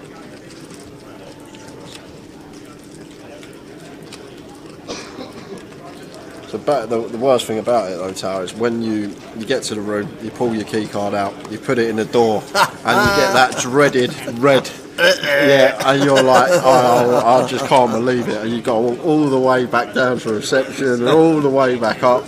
It is the worst.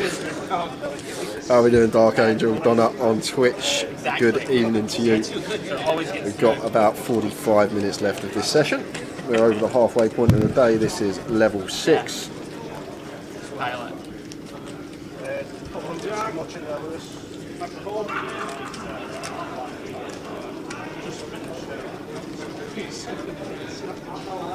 It's true, yeah. Evening, Donna. Donna watching. Good evening, Miss Dark Angel. How are you?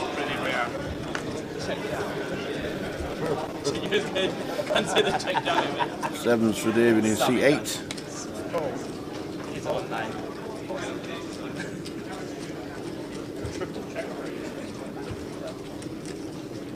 See that? Sorry. That's pretty cool. What nonsense. Not sure about the guy. Not sure what he's doing. It's big though, isn't it? Mike Watson. Forget the street. Bounce. Yeah, I know the guy's name, but I can't. My brain's not quite working, but I know exactly. Yeah, see on blocked all of the gutters and Jack kind of. Flop of 4, 9, 2. With Leon. David's got the best of it with the sevens. It goes check. Oh, the ace on the turn. You get the free card and Leon turns best.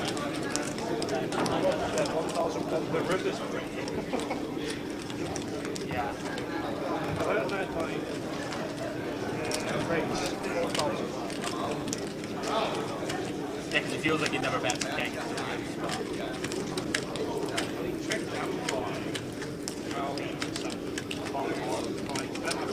Yeah, no, yeah. You keep doing this to me.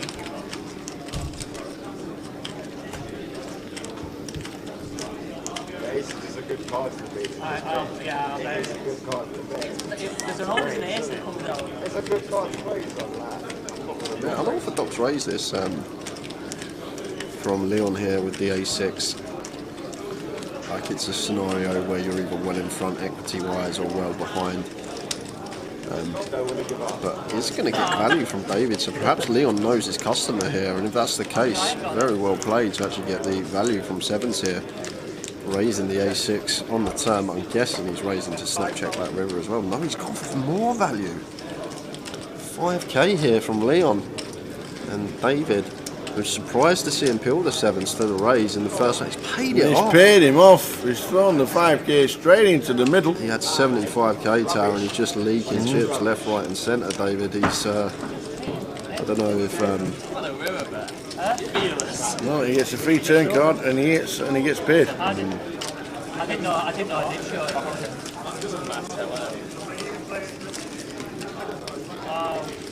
Yeah, not wanting to fold in spots. Obviously, Sawyer's deuce call previously to that, but well played Leon there. I think that is the maximum we can ever get versus that particular holding. Literally finding a way to make more chips that I don't think many players would have done. I don't think many players are raising the A6 there and then continue to go to value on the river. Obviously knows his opponent thought David could be getting sticky with worse, and that's exactly what he was doing. You don't want to let him back into the mix, do you, Lewis? That's the thing. Puffing my chest up. Don't let me back in. I've seen someone trying to do that before. They're about to get coloured up. Team Snake, eh? Team Snake.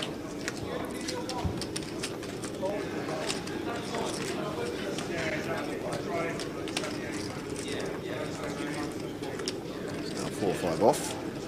Raise into 800 in the hijack. That looks like a free bet from the Skullman. And just a quick fold from Leon.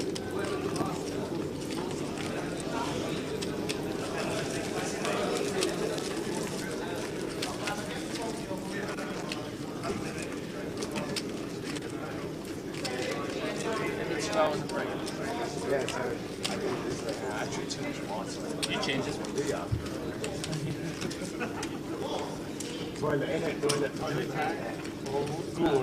Just get it. Wherever you want, mate. Tell too much on the table. Probably blue for the dealer. Doesn't matter.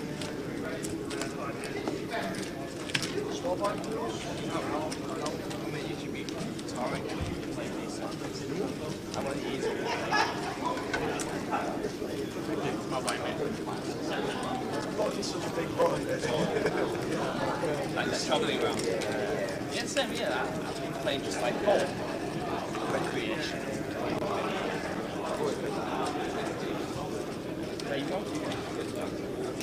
Leon amping it up. 6 deuce of hearts +1 raises to 800.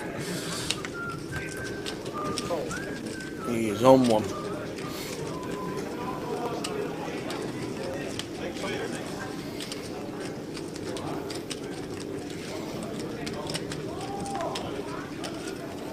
A big blind off of 15 bigs, ace 3 offsuit, facing a min click.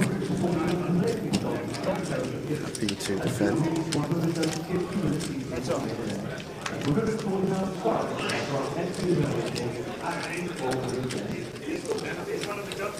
King 7-4 rainbow, here's the board. So ace 5 Andrew stays in front, but 6 deuce of hearts of Leon surely has to see bet this board once we open this hand from EP. But in terms of range, should be very good for us.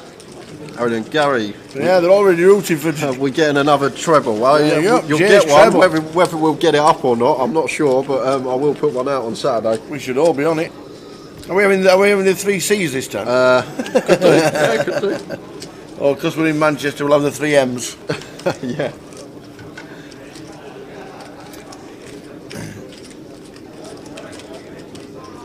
We don't know what Sash's Hotel is in Manchester at all. No idea. But no, we're not. We're down the road, 5 minutes away.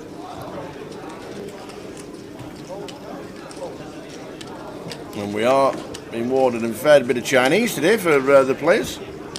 Wasn't bad at all, the old chicken, sweet and sour.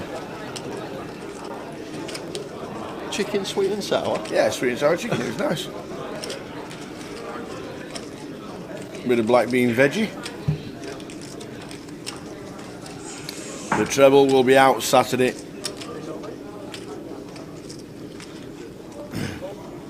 And his 5.5 is in the middle. Now then, David. You played every hand in the last hour. Gone from 70k to 23.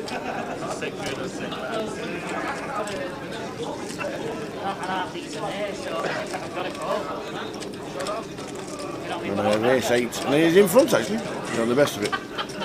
This is a bit of a different scenario. It's button versus small. We've opened and the small blind shoved for 18 big blinds. Still margin. Yeah. What we see from David so far. Happy to put the chips in.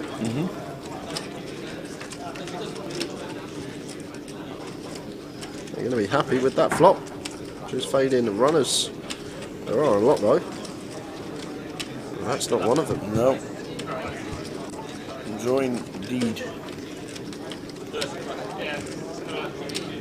So lost one. Andy's already gone. Out the chair, straight out the side door. See you later. Seat open, table 9. Sit over till 9. We are 600 on the feature. Bring us players, baby. Bring us players.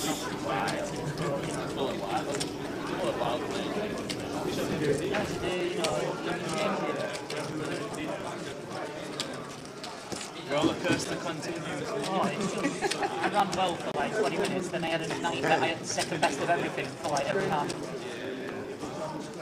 That's how it goes, yeah.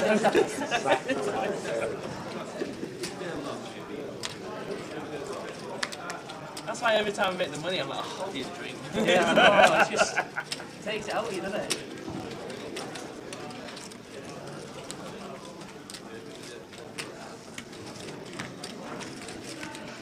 Range 900. We put ourselves through so much pain playing this game. That's so bad. I drink every time I make the money, I did like drinks. Anybody want to drink? Except for the time when I bubble, and I was like, too hot to drink. Can't drink. It's good to bubble out my mind.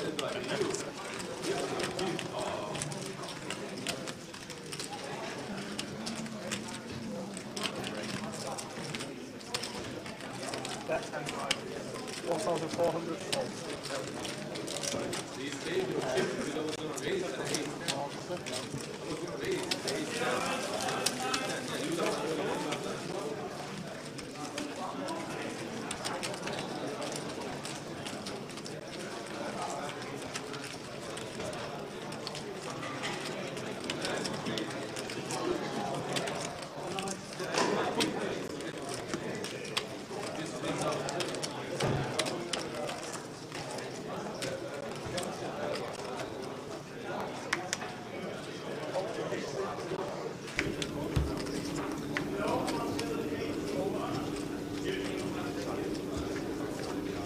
Going to be heading out on break in 30 minutes time.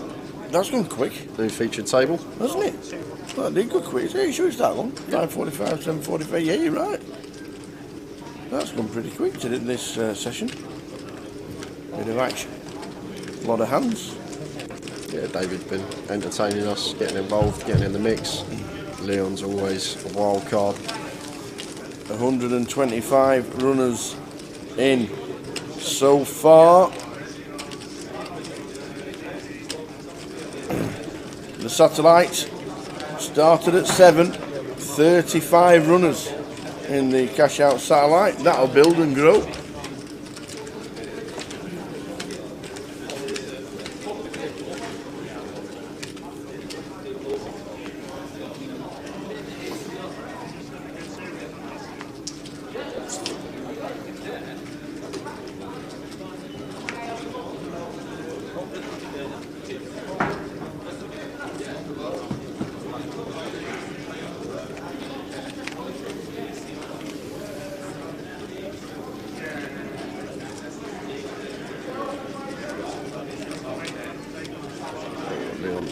On the button.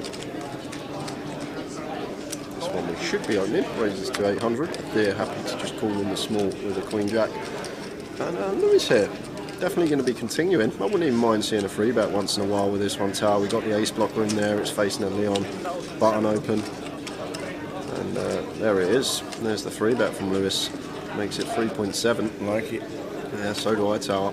Just with the ace blocker in there, removal. We've got the dead money from the flat of Ethereum small.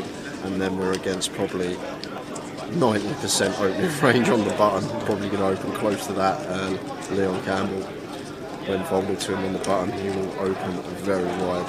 And Lewis aware of all these things and coming in with a nice light 3-bet here. And, doesn't work because Leon happy to call with the Jack 10 and see a flop with position on the 3-better.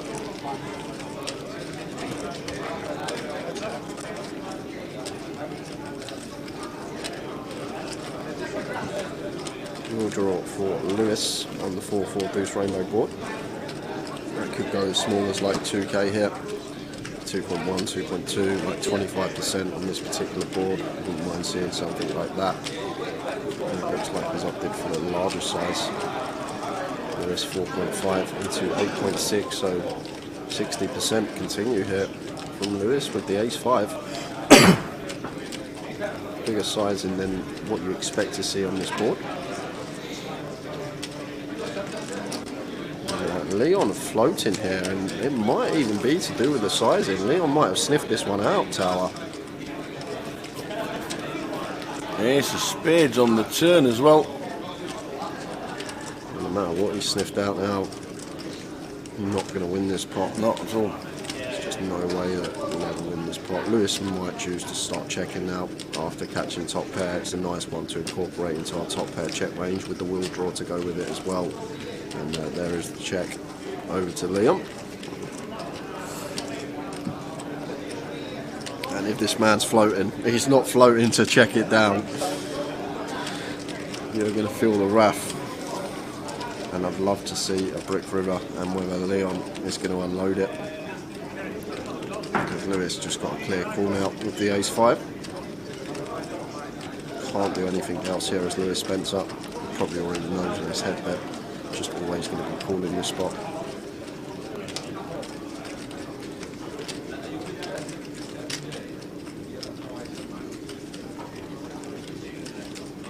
Three of hearts on the river.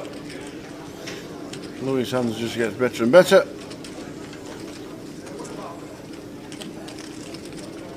Yeah, timing would be off here. Once again, Leon does go for it. Less than the pot size bet behind effective. In between 0.8 and 0.9 SPR.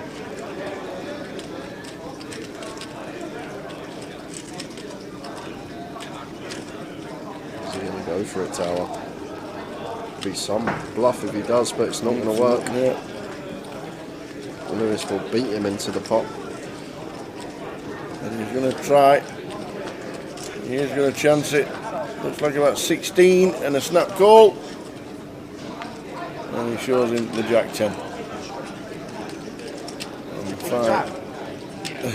Did you say you 3-bet me? Is that what you said? You 3-bet. There you go. Hey, Ross, 124 so far. 124. Buying all day. Late reg until the end of the night. Steady trickle came through the door. Shouldn't get too many more from now on in, I don't think. The 124 is decent. There's 35 in the satellite running right now, which is good. Do you understand what I'm saying? It's nice, it's nice. It's 1,600. 2,500. 2,500. How much? 2,500. We don't get into it being accidental.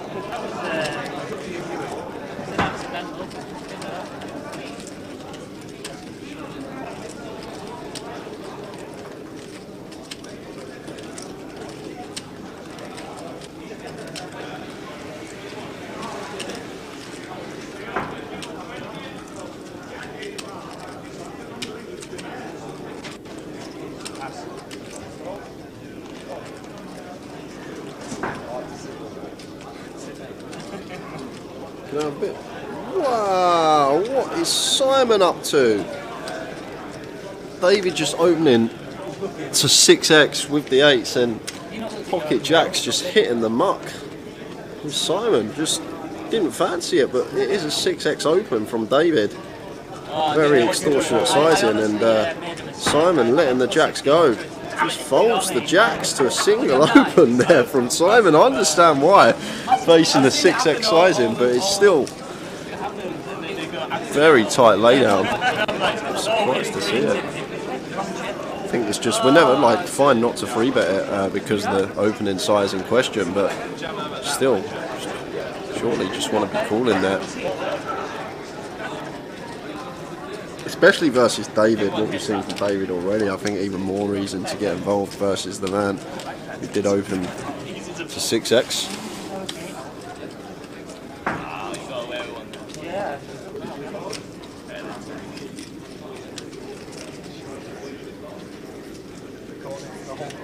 I know, I'm labelled now, I'm labelled more than me. Did you have on there? I just put it here, it's like they've been doing this random over thing, it's like there's always good. 8 pair of 8s, I've shown it, yeah. 8 pair of 8s. Nice now. Screw it. Sometimes accidents like that works. Line for Leo in the hijack. Raises to 800.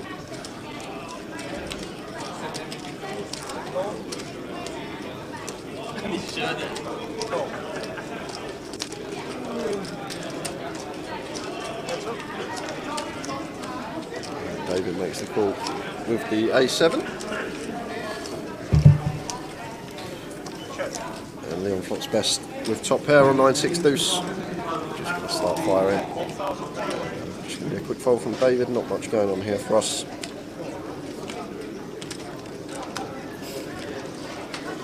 But he is going to call. He has called. He is here to play. He is. And I'm playing every hand.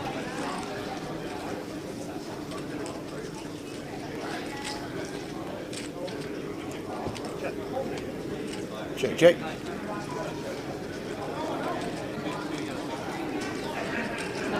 What do you got? No, Leon's going nowhere. And David is eyeing up some kind of bet. 4.6 in the middle, come back 2.5. Should really check tower with our showdown. We are ahead, I guess, of some of Leon's opening range, like the Broadway holdings, but just check and hope that Leon checks this one behind. It's doesn't really achieve much, this bet. Like, we've got to ask ourselves, are we ever folding out better? No. Are we ever getting called by worse? No. So what is this bet achieving? Leon may be thinking of making a thin value raise here with his 8-9. Never folding. He's just thinking, can he have a raise here for value versus this particular opponent in question? But just comes. Yep, he does raise. Does go all in. And now David has to get out of the way, but could have potentially saved ourselves 3.2k this hand. Just folding flop. Certainly not leading river. They've got to ask you questions like, just in terms of logic, what does this bet achieve? Are we folding out worse? Are we folding out better? Or are we ever getting caught by worse? If both of the answers to that question, both of those questions is no, then there's not too much merit in betting. And you can't call it. No, just can't. I'm not. I don't even want to play the guessing game with David what he's going to do because it's so unpredictable. He's not calling with ace high. Yeah, like. Leon raised 3. Bet the flop. Alright, we check the turn, but is it a king high buster flush draw? Definitely not. I'll show him ace if it's in front. So you can have that one, he says. Good evening, Kerry. Kerry Olix, did you play the ladies event in Manchester last week? If so, how did it go? And yes, Russ, it is a 12 o'clock start tomorrow.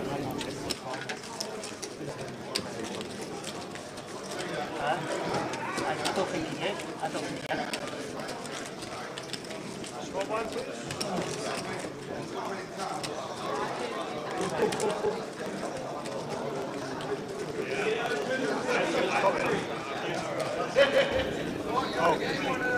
be watching the stream on stream. It's not a stream, is it? It's the recording. Oh, it's not the live stream, it's a clip for the recording. Well, you're not allowed to watch it. No, it's a recording. 20 minutes to go on the session. No, it's from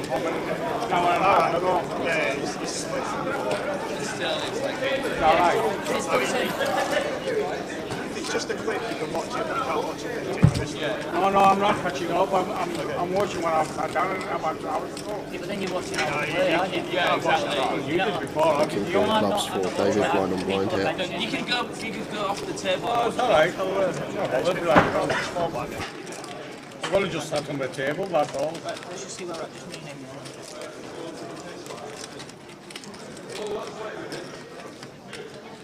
Great, 1,003. Yeah, mine. I mean, I thought Jackson. Did you call Jackson? Yeah, I was just so confused. I know you would have come anyway, so it's... No, it wouldn't. I had 1-8, so there was only one left in the pack. Cheers.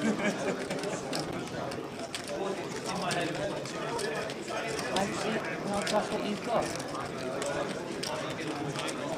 60. 3,200. I'm like, from distance, I can't see if you've got colours in there, that's all.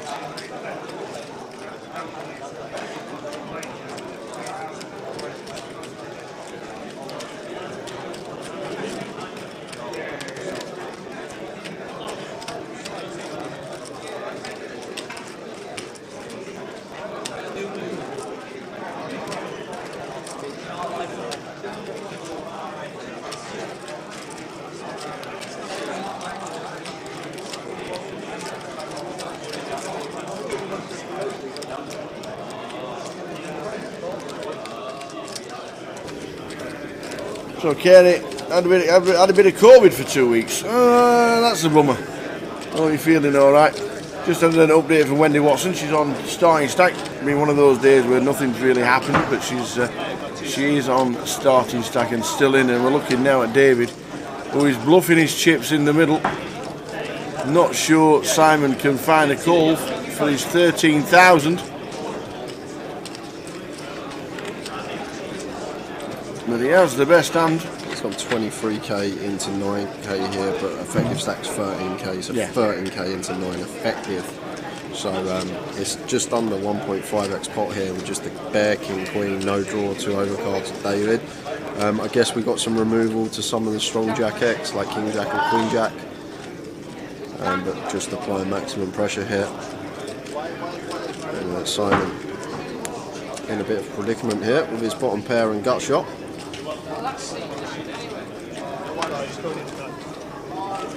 The way David's been playing, maybe thinking about throwing the cape on, flicking in the hero call.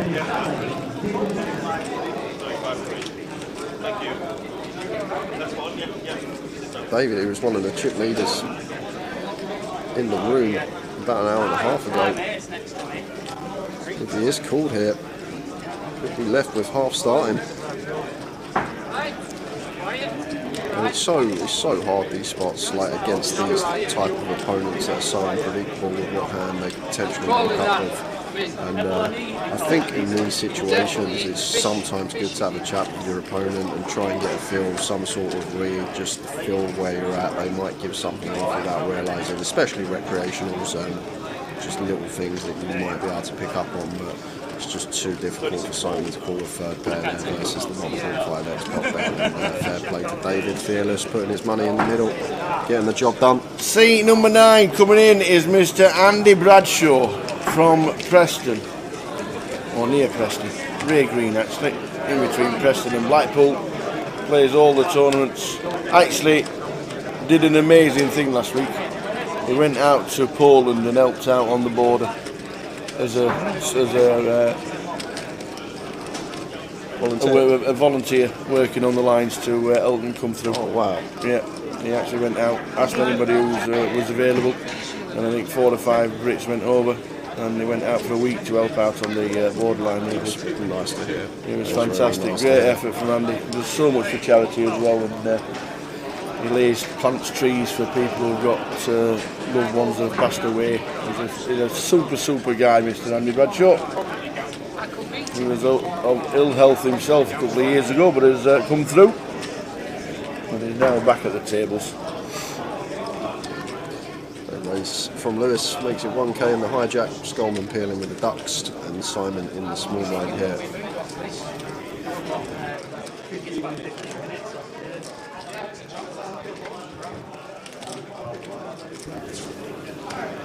Both options available to him here, maybe all 3. He might even be thinking about potentially ripping this for 30 bigs, but I think maybe just a bit too much, even versus a Lewis Open, and just opts with the call. Leon out the way with a 9 deuce.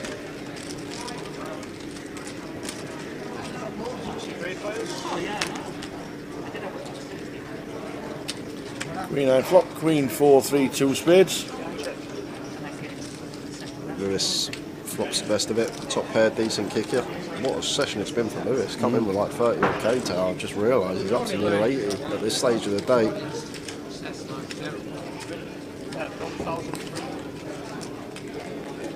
Continuing for 1.3. Looks like the Skullman not going anywhere with a couple of ducks. Interesting.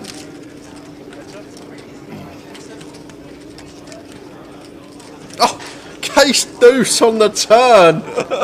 That's why we peel. Oh, just pings it off. No, Lewis here, got to be checking now once the flush completes, like that decision. And now Skolman going to try extract some value from his set, and he's going to get 1 street. I can't see Lewis folded just yet. Hopefully still ahead of hands like Queen Jack, Queen 10 that might choose to fire here and check back river. Even a hand like 5s through 10s. Wow, he just folds. Wow. Just folds. Must think he's got a flush. He's older than 35, he's definitely got a flush. Yeah.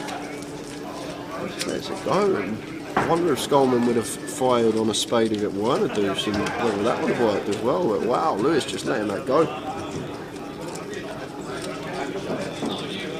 Just think Skolman's the type of player, what I've seen from him, that will bet like Queen 10, Queen Jack there, and then like 5s through 9s perhaps with a spade in them, just to be able to check back river. And Lewis just instantly gave him credit for the flush. And made an unbelievable laydown in the grand scheme of things. Where's he find that fold? Looks like the table below are having a bit of fun. All the massage girls are easing the pains and the aches of the poker players to the table two underneath us.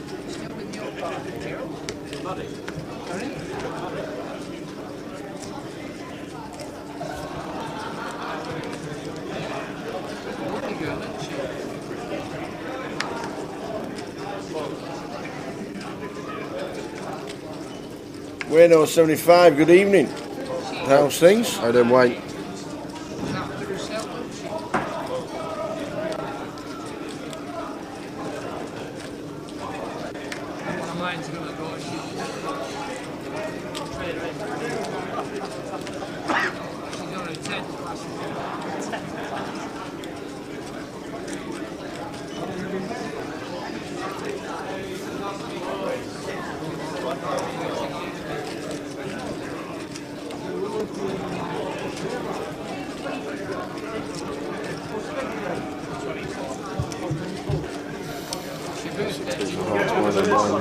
Raises to 1.5. No calling with the 8-6 and 1 gappers. Evening, Rob. Danny, one of my favourite spots for the Mammoth. Enjoy the Mammoth in Dublin. It'll be a cracking event. Say hello to the boys who's running it, Brian and Nick, and all the other lads. Say hello to us from here. Thank you very much. We'll be sampling the Guinness a little bit later. Good on you. Good on you. Hope things are good over in the Fair City.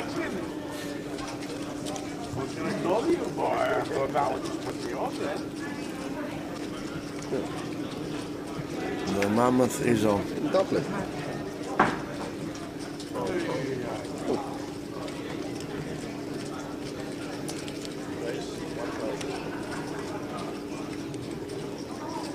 How does it pick it up? I'm telling you, you have to be in here.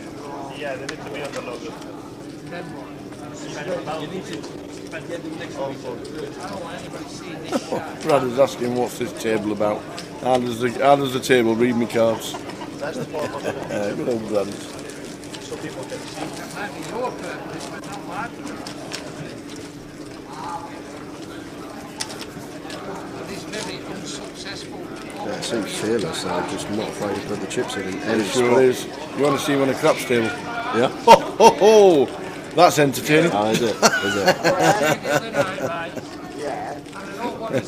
We stream the live craps game? Let me tell you, he is fearless. He doesn't care. Fearless old brothers on a craps table, so much fun. It can be a dangerous weapon at a poker table. Someone Yeah, who is not really bothered. You could put my grandkids through private school. Honestly, I've I got don't loads, play cash, unfortunately, so I've got loads of stuff that you could pay for. love it. I've got a Vegas trip A lot of table talk going on. to pay for, and you're right in that line.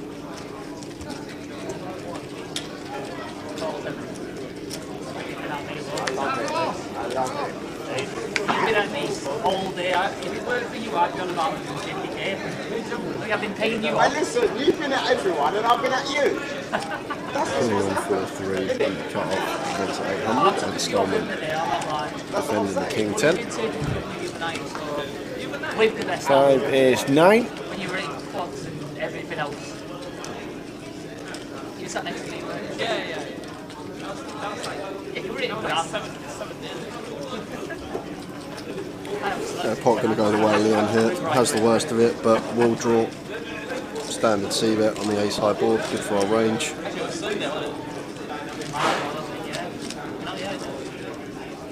I don't know what that is.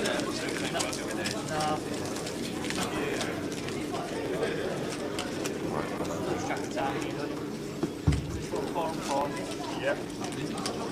You're going on a break in 10 minutes-ish. We've got a race list tomorrow. I have a really nice show jump. Show jump that might be worth $100. Just put it up for sale. Do a question with it? Yeah, probably be an international horse show, really. You know,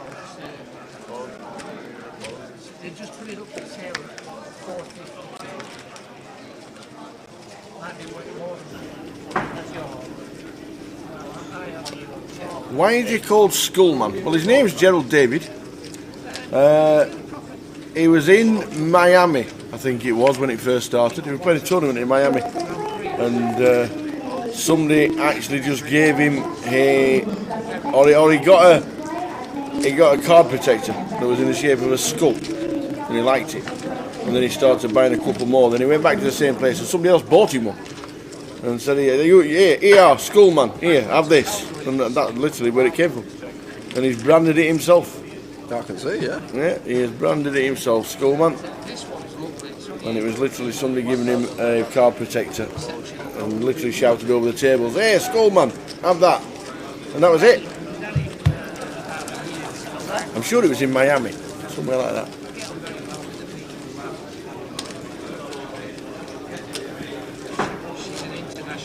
Very approachable is old Gerald. You don't insure a horse.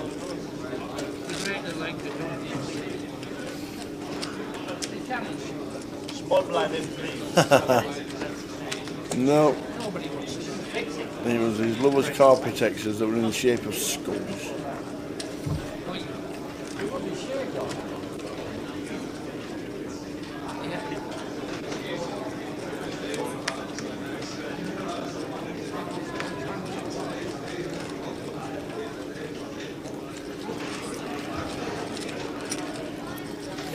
Going off now for Leon. Raising up. 12. Raised to 8. Fear just happy to call. I know, it's free bet. Free bet the Queen Jack of Hearts here. Space in the Leon Open. Don't mind this at all. Nice hand selection to do it with. Leon's been opening a lot of pots, so just attacking that.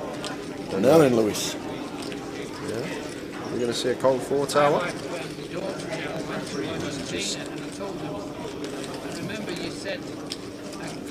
Folding, does fold. Folds the best of it. 7's for score, man. Cold 4 for folding around Lewis with the action in front of him. Yeah. Obviously thinking about cold 4. Skullman cold calls with the 7s. And now action back on Leon, getting 900 to win 5.2. 5.5 to 1 the call here. Closer to 6 to 1. 8-9 off here. Out of position. Still happy to come along for the ride.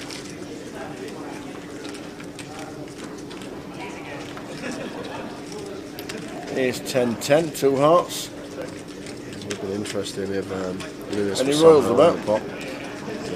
Thea here with the royal draw. And it is the 3-better as well. So should have the ace king, the ace queen. Happy to continue. Like the size and choice, 25% pot, 1.5 into 6. Skullman can't do anything but let the 7s go here. And Leon's going to have to get out of the way as well with the 8-9 here. Show us the turn. So just over 5 minutes to go until the end of this session. And then a 15-minute break, which means we'll return at 8 o'clock, or just after. At 8 o'clock, we'll be back in the chair, sat waiting.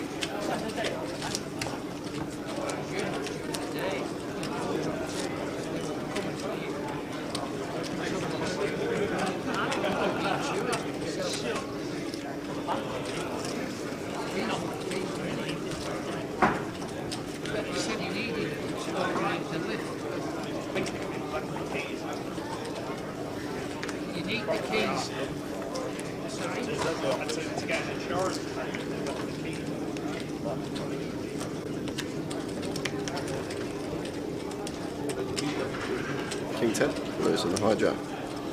That's 1 2 open, once folded to us. That's a 2.5x. That's it, 1k.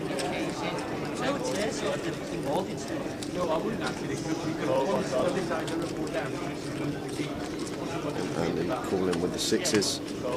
Simon happy to defend the queen 9 off. 4 minutes left of the session for a 15-minute break. So it means we are going to be coming back just before 5 past. We say 8 o'clock. Back at 8 p.m. 4 past when the card should be in the air.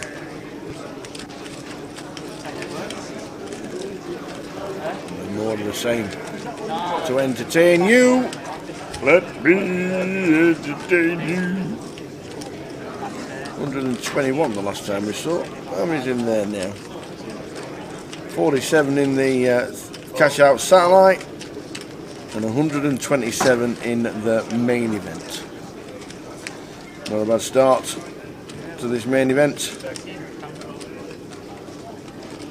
Not a bad start at all.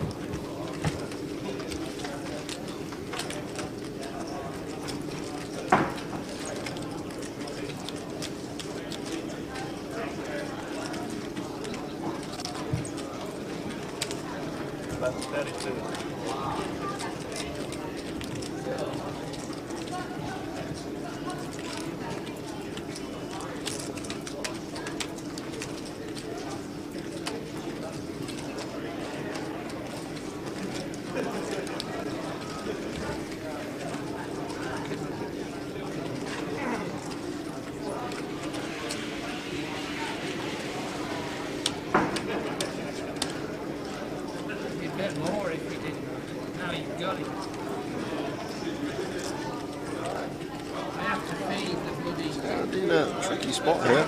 Ribbon flush, but Simon with the bear flush in this scenario. And going to pay it off. Even throws it to him. Sees the bad news.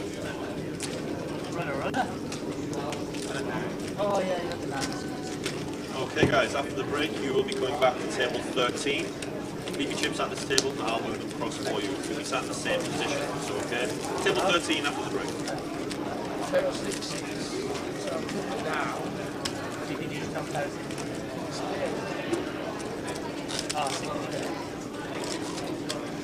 And then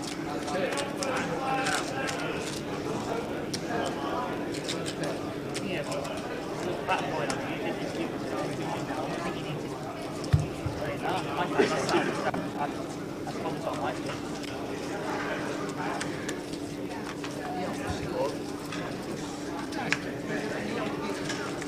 Very likely to be the last hand. There's a minute left on the clock.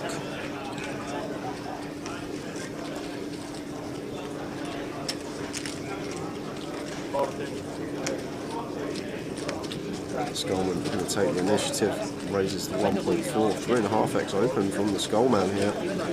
Very large sizing. Leon looks like has a decision in the small, and exactly that. Pocket tens here for Leon, but facing this larger sizing here, 3.5x, will be less inclined to 3-bet. So just happy to call here versus the 3.5x open, and actually going to be on a fit. He's going to bump it up. He is in the hand. He is bringing him back in the hand. He must be monstrous here, Tower. This is such a small sizing. Yeah. Like such a tiny sizing, like kings maybe. Just these sort of sizings, when I see them, it's just alarm bell central for me. Well, we've seen he's got the Queen of Clubs. Yeah, it's weird. That's the first time I've seen that. I'd be very surprised if there isn't another lady next door to it, Tower. Yeah. And, Leon with the tens now. Last hand of the session, going to be in a tough little spot here because Leon will think logically about this. He knows first of all it's a 3.5x open, and then Afir chooses this tiny 3-bet size.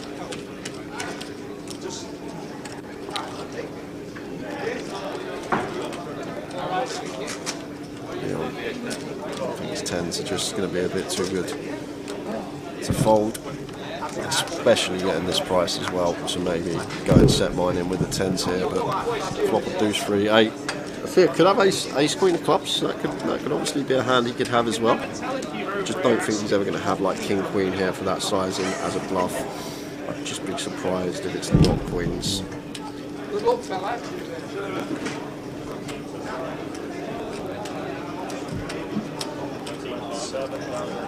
7.5. Big sizing as well. Yeah. The overpair for Leon. Just fold, I think. Tower, like if I'm in this spot, like the call pre, getting that price with tens, like perfectly fine. Alarm bells are going off. See if we can catch a 10 getting that price, but I just fold the tens here because the alarm bells have already gone off for me pre-flop, and Leon here in a bit of a predicament, but he is going to go with it. Yeah, and he's not been snapped. He hasn't. So it is ace queen. It is ace queen. The sense is on point. So Leon's sense is spot on here, Tower. You just must have known. Must have known. Fear can't call off here with the ace queen, even if it is the ace queen of clubs. I have to, he says. So it must be queens. Must be queens. He says I have to. Sure, he would have snapped with queens, Tower. Me too. I think it's ace queen of clubs just because he's getting that price. The ten's coming. You won, Lords. You won Coventry. You won. It's queen. Got to be queens. You won Lords. It is queens. There we go. And there was no snap. It's always a ripper. It has to be. I know there's Any 10. No 10. No 10. Watch 10 clubs. Bang. It is not. Leon Campbell heads to the exit. Queens of Athea Ali. I just think we can fold that Tower. Yeah. Personally, I think we can fold. I know it seems ridiculously tight, but as soon as he 3-bets to that size, it's alarm bell central. Like maybe we can make the hero fold, but it's harder to do when you're sat at the table. But we lose Leon Campbell. We're back in 15 minutes. We will see you just gone 8 o'clock. Just gone 8 o'clock. See you then. See you then.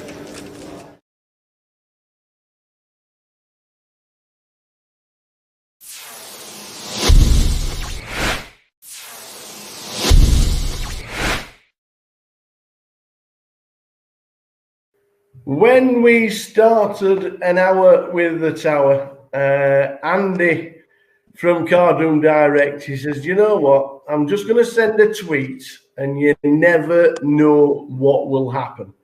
I'll send it to the biggest, the most prolific poker player of all time and see what happens. And then we get a reply saying, do you know what, guys? Why not? So it is my pleasure. And the heart's going a little bit because even though it's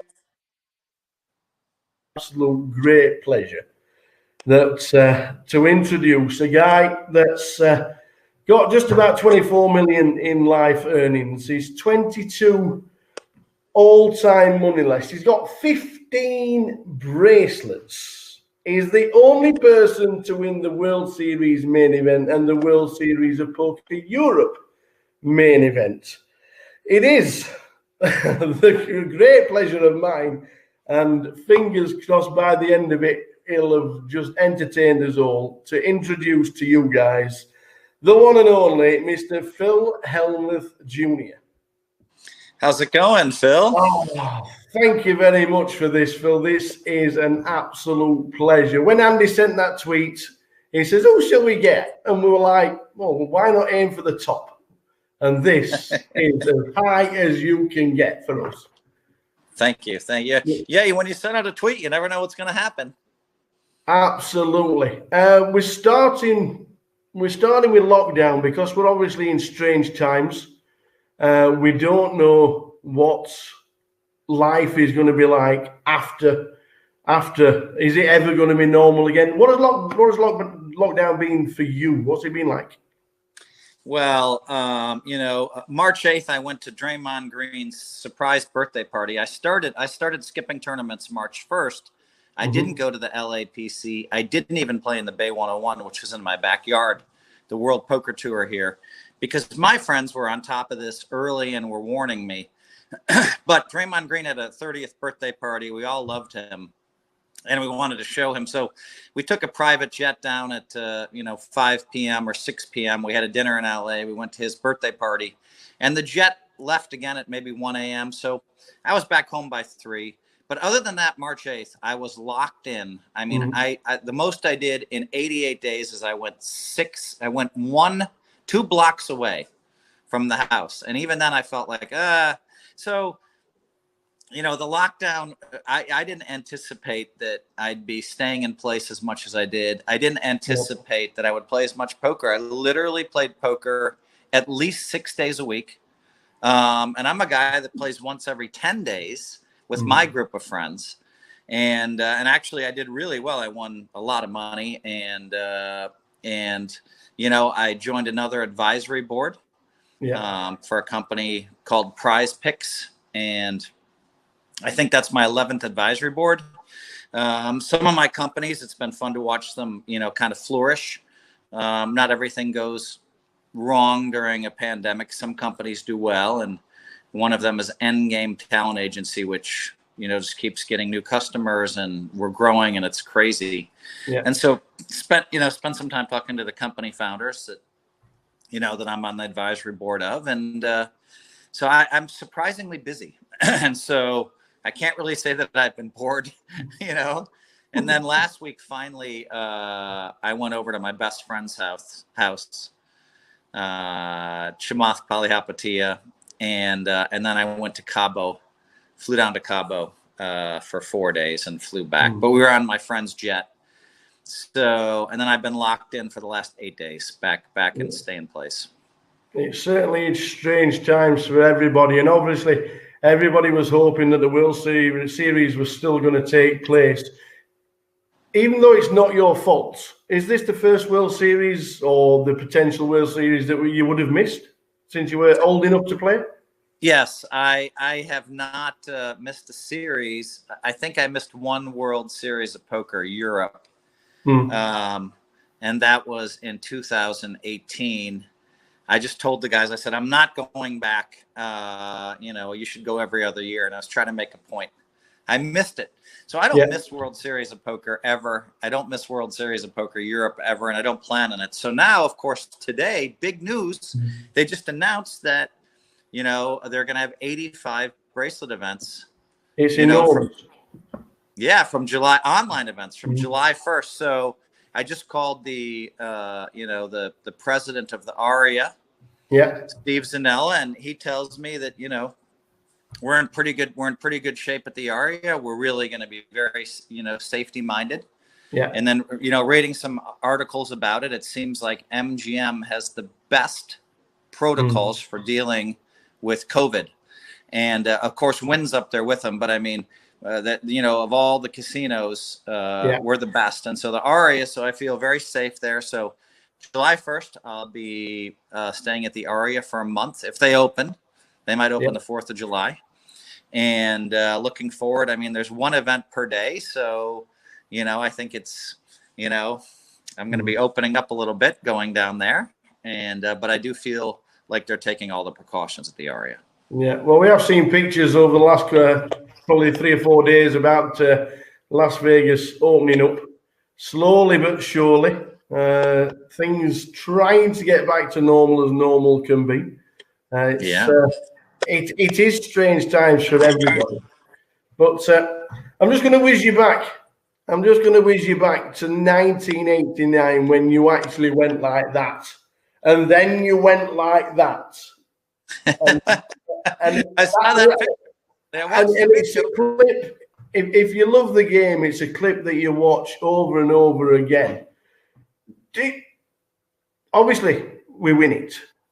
If we'd have come second, if we'd have finished second to Johnny Chan, who won it the 2 previous years, do you think your career would have been a little bit different, or was this the path anyway?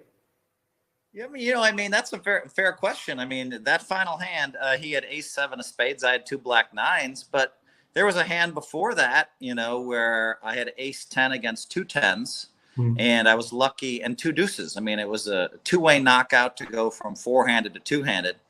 And if I lose that pot, then who knows? Maybe I don't win. I still think I'd probably have 15 bracelets, but you never know. I mean, it was a very you know, and you have to remember, I mean, there's lots of times, as if you want to be, you know, one of the greatest poker players, you always have your money in, generally speaking, with the best hand.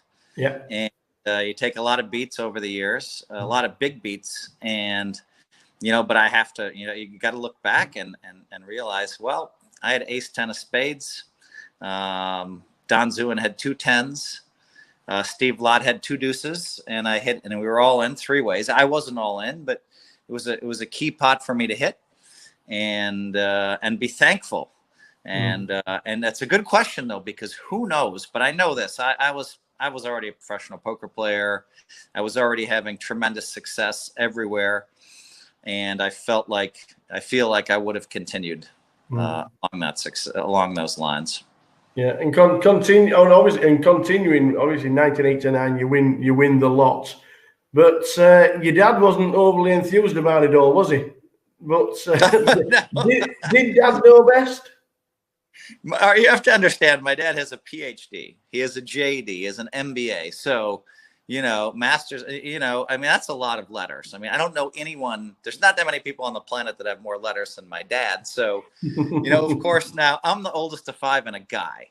So, you know, I mean, I was meant to be on this education path. I was meant to be, you know, kind of, you know, I was meant to graduate from college, and I never did.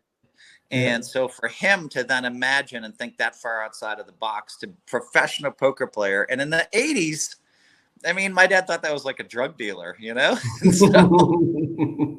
and so, you know, but he saw me have a lot of success, and he decided to come to the 1989 World Series of Poker main event. Surprised me that he agreed to go. He agreed in December. And he flew out and he saw me in, you know, one of the best moments of my life, winning the main event.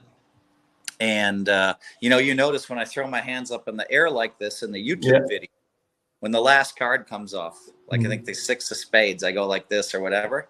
And I turn and I look you could see me turning because my dad was not in sight for 4 days. That was a 4-day long tournament. He wasn't in sight during the tournament, but I turned because, you know, and there he is running up the aisle to greet me. And of course, security stops him because there's $1 million in cash on the table in 1989.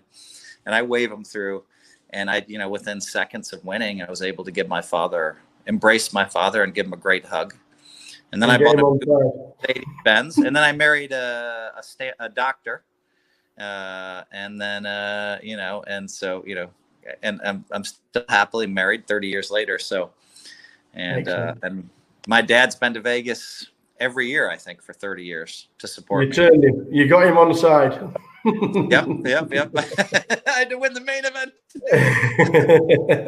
And 1993 in the World Series was probably one of the most insane runs for you. And 3 bracelets in 3 days.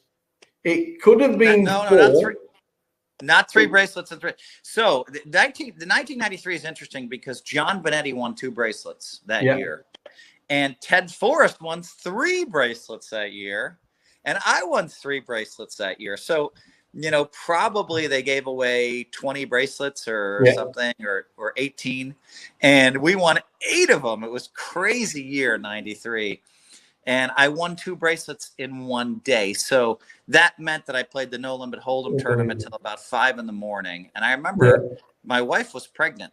And I don't know if she made it till 3 or 4 I think she made it till 3, 4, 5 in the morning. She's way too much of a trooper. And then the next tournament started at noon. And I was just exhausted because I just won a bracelet. I went for a run. There's no way I could sleep. And I entered the Limit Hold'em event. And I played poorly at first. And I remember going into the dinner break. I didn't have a lot of chips. But at least I was able to, you know, I ate a half an hour before dinner break and I went straight up for an hour and a half long nap. And I came back down, and the next thing you know, I started hitting hands. And I think by 11 o'clock that night, I'd won the Limit Hold'em bracelet. So I won one at, you know, I want to say 4 in the morning, and I won one at, you know, 10:30 at night.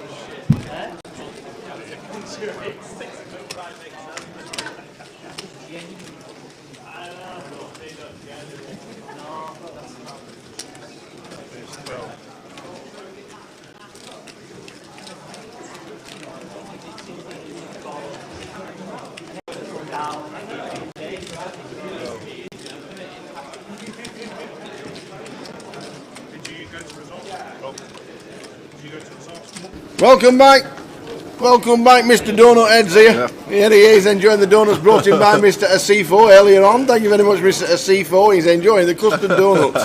There's dripping everywhere. Who have we got? So, penultimate session of the day.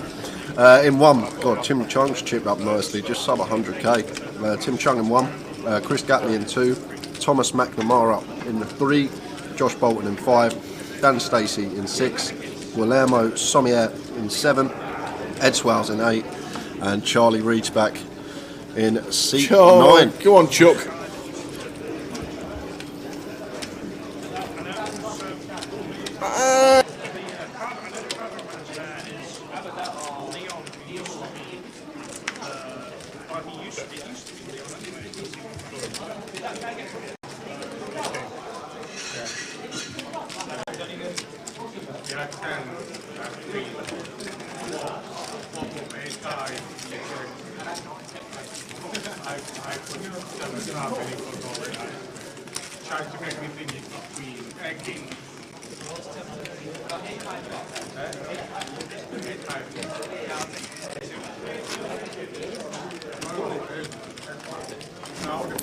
So let's do it again.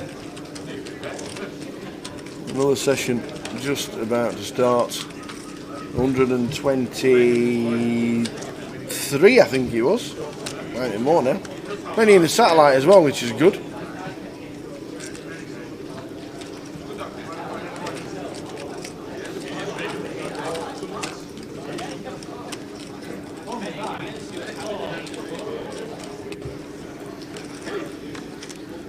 Folded to Tim on the button, 9 3 of clubs. Happy to open this one.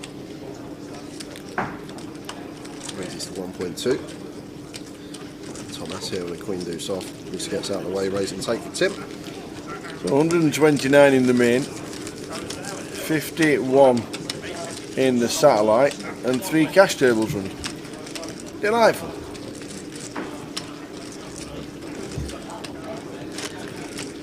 Who's Mark McDonald Tower? Mark McDonald. Are we gonna name wrong? Yeah, and we've got him down as Thomas McNamara in seat 3. Bacon Ruffles. Seems to think it's Mark McDonald. We will find out for you.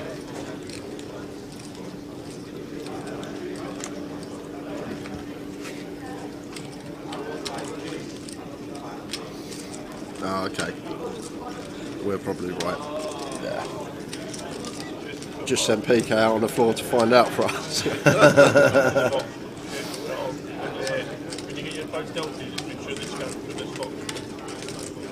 Never trust someone with Ruffle in their username.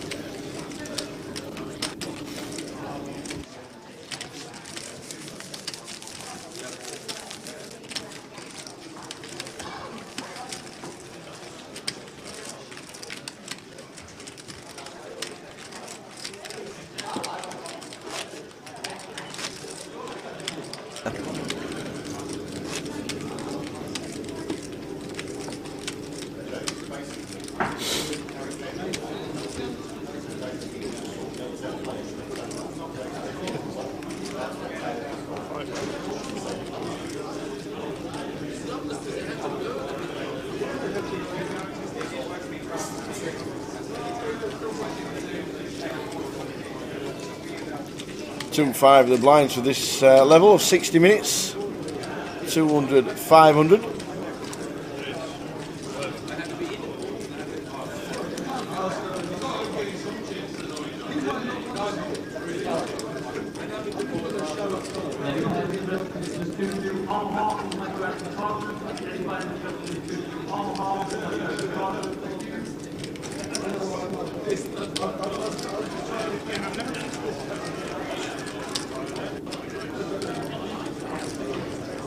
Eight, 7, king. Yeah, button open from Thomas, so flopping the gut shot here, expecting to be continuing.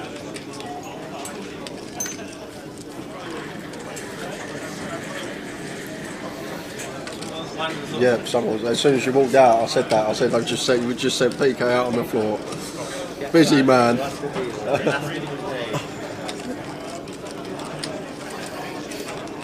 Yeah, it says it has to be his twin brother. It is Thomas in seat number 3.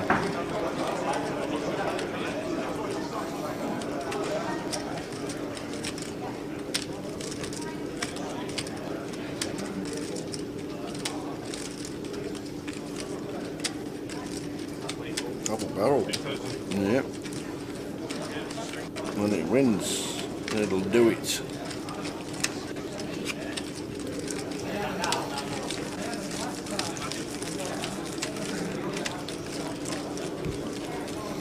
So Tim chipped up to nearly 100k. Charlie doing well on 38.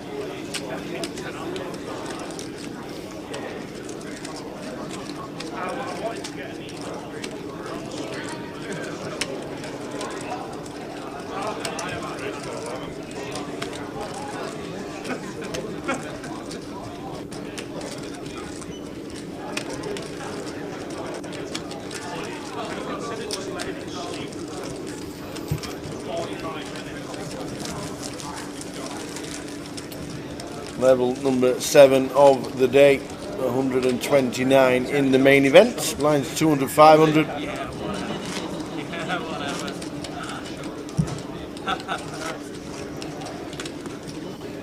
Been one of them quiet day ones. Obviously, we've still got a good 4 hours in front of us before we reach the end of the day. Yeah, it is. It's just been one of those. You can't win a GUKPT on the Thursday. You can definitely lose it. Tim pocket threes, raising to 1k. Thomas here with the king queen, working with 32 big blinds, just sub 33.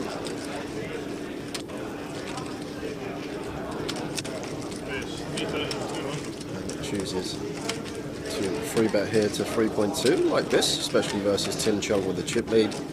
Tim can be opening more hands than most, so incorporate the free bet bluff him with the king queen off. Very nice from Thomas, taking that one down.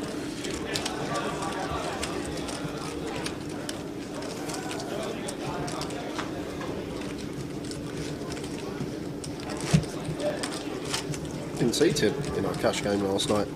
Nope. He got back from Barcelona today. Did he? He went over to Barcelona to speak with him. To do what? Doing some, I think he said crypto networking. Oh, right, okay. Yeah. Sweet.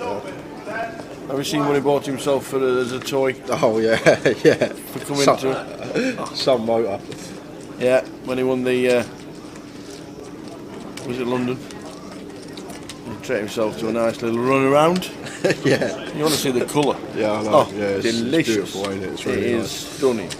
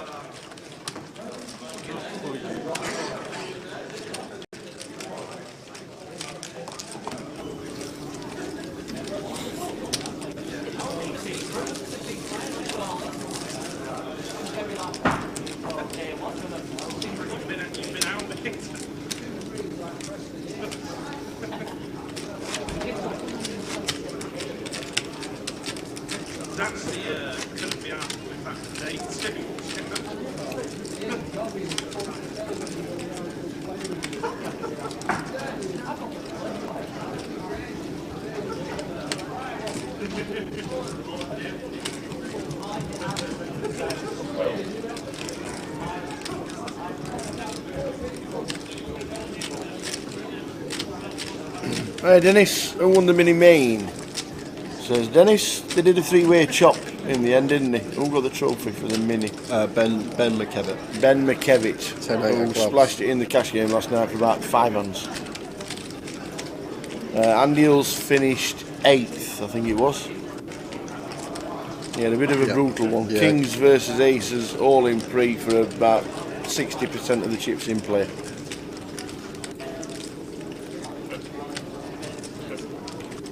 Very unlucky for Andy. Get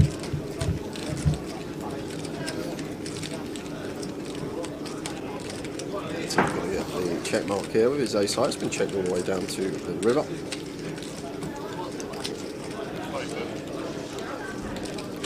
He chooses to overbet with the best of it. And trying to target some better ace highs.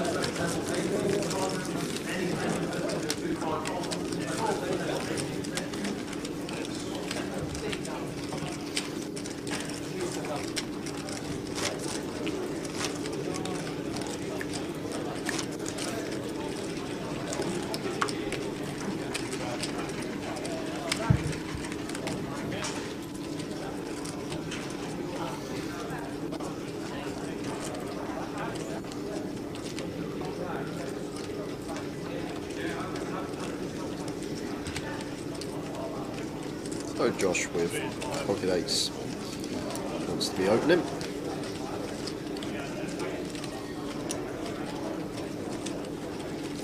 Raises to 1.1.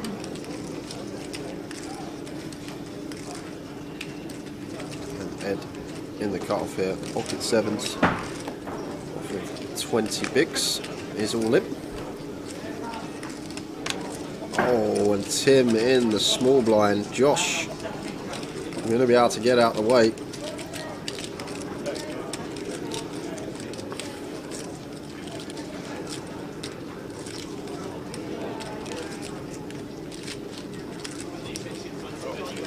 Tim hopefully like get Josh to move in with like ace queen or something behind us, but with the eights just has to fold as he does. And Ed Swell's at risk with the sevens.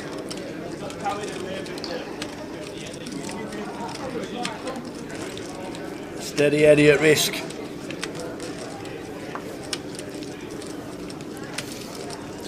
So needs a 7 or running 4-5. Only way out of this one for Ed Swells. Oh, there it is. There it is. On the turn. You're never out until the last card is delivered, and there it is. 7 on the turn. Beautiful. Ed survives. I can't say that cool. I can't say Charlie is a. I guess Charlie's a nice man. Can't say that. You might be listening. Head back to starting stack. Small chink in the armour for Tim. Only about it's just sub 15% of his stack, so he's still sitting pretty on over 80k. Give a seat in the chair and think, yeah, it's definitely coming this. I feel like it's 7's coming.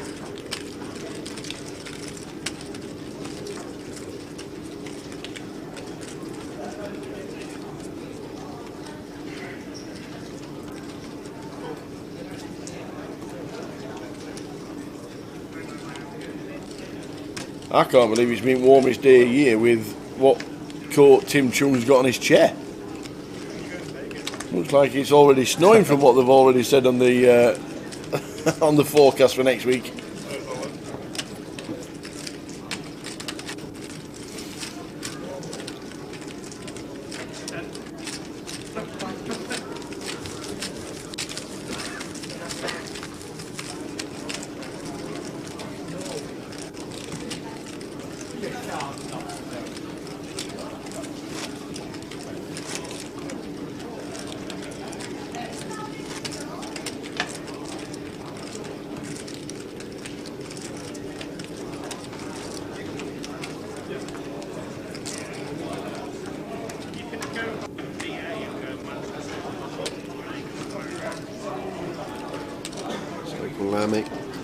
How are we pronouncing that tower, do you reckon?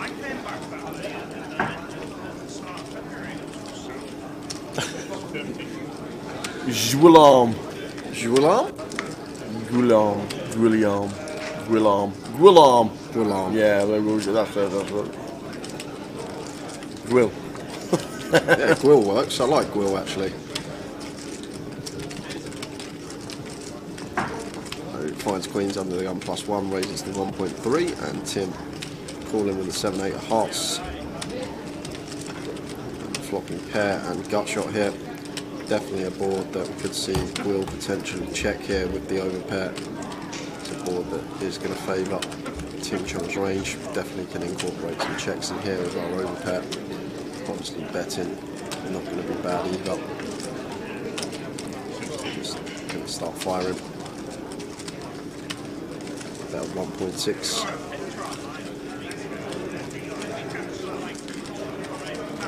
Tim just got an easy call with his middle pair and gutter ball. And improves to an up and down. 4 and 9 now both working for a straight for Tim. 7 and 8 would also be good for him in this scenario.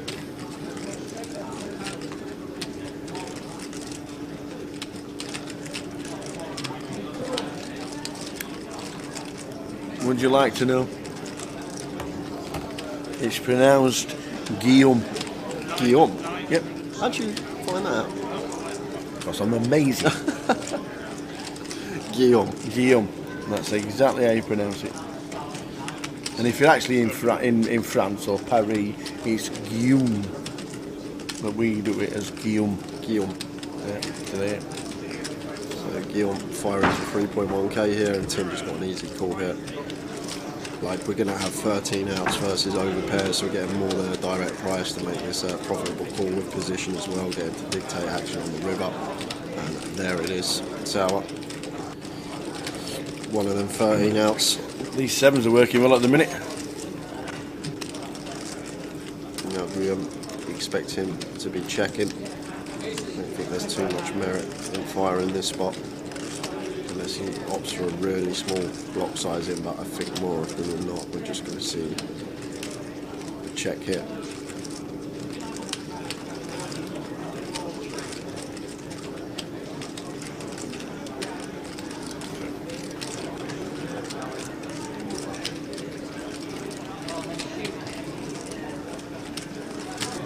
Tim might go for the lot here, Tower, because it's very polarising, and Guillaume looks a lot like he's got what he's got here, like an overpair once he goes bet. Sometimes he'll rock up with missed clubs, which we're not getting value from anyway, so Tim might try and go for the lot if it's an overpair potentially. What is it, like 1.3x pot behind?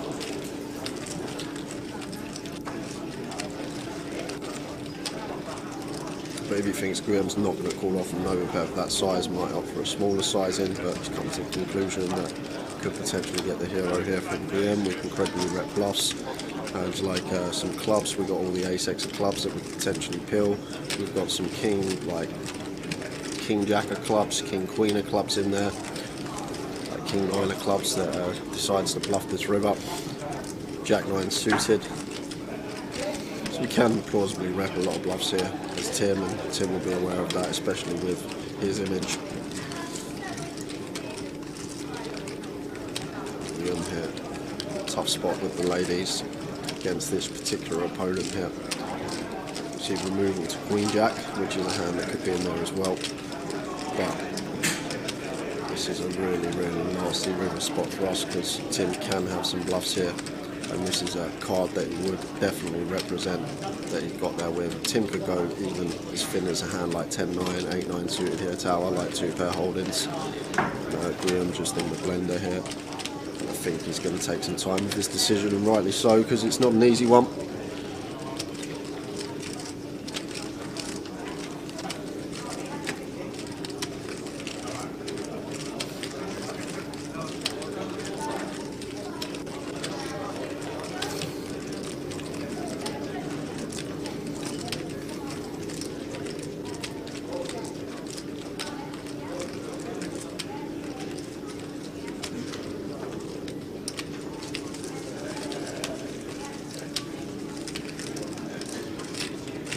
This is just like a guessing game now, Tower. It could go either way. Going through the like against some opponents, I've just snap fold, but against an opponent that will be very balanced in a spot like this, and will, like I say, have some like Jack 9 suited, turn his 9 into bluff, like King Jack of clubs, all the ace X of clubs, these type of holdings. And the thing is, he can shove as wide as like two pair, like 8-9 would shove this river, because we're targeting the exact range of hands that Guillaume looks like he's got, the way this hand's played. The overpairs, the ace 10 potentially.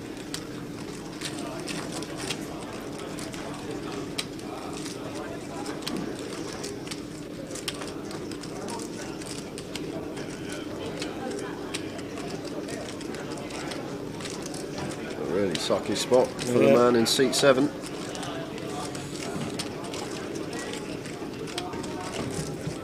Somebody's going to have to announce. Oh, he's made a flicking call, and he's going to say the bad news. Guillaume has just been eliminated with the ladies. He's going to have to show his cards as well. He has to show the cards because it's an all-in manoeuvre.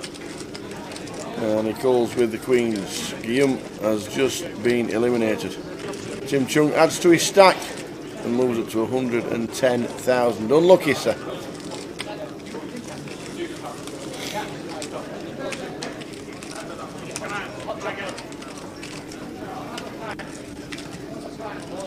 He gave him a really tough time in the mini main, did Guillaume. He was on my table basically all of day 2 and was giving me a real tough time. He had all the chips and seemed to play well. Very aggressive, very loose. I'm sure we'll see more of him this weekend.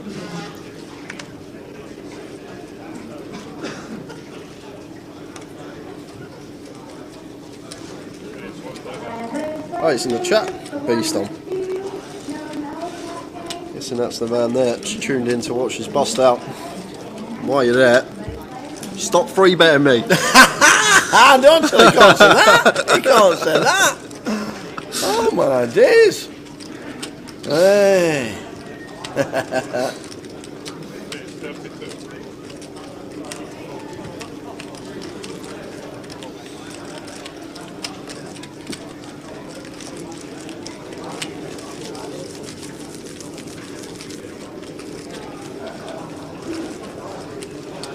Hendo buy-in for this event is 1100. 11 plus 150.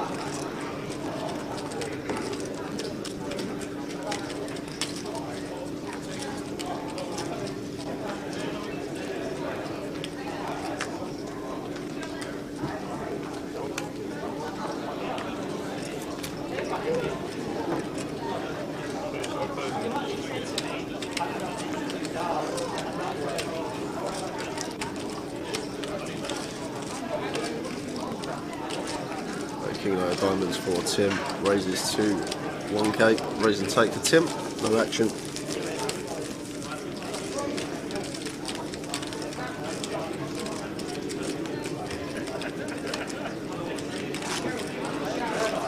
Did you have it the other day, Graham, in that pot where you showed the 6 of diamonds on 845?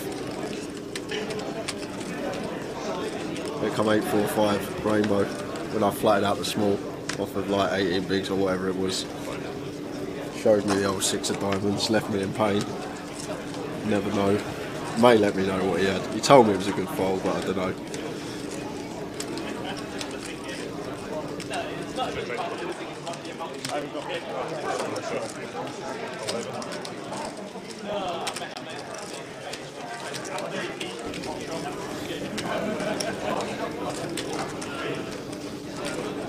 So 10-5 of clubs for Dan to open this one on the button. Trying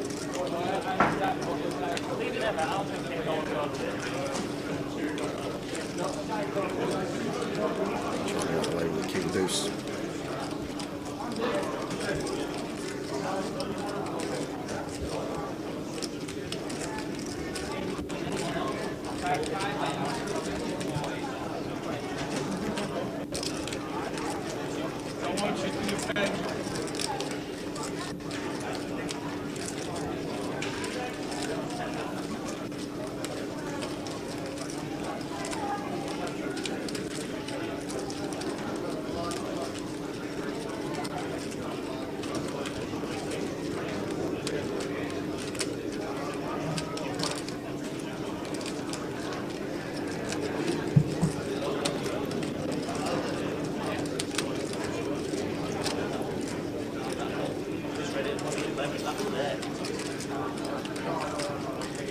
Check flop.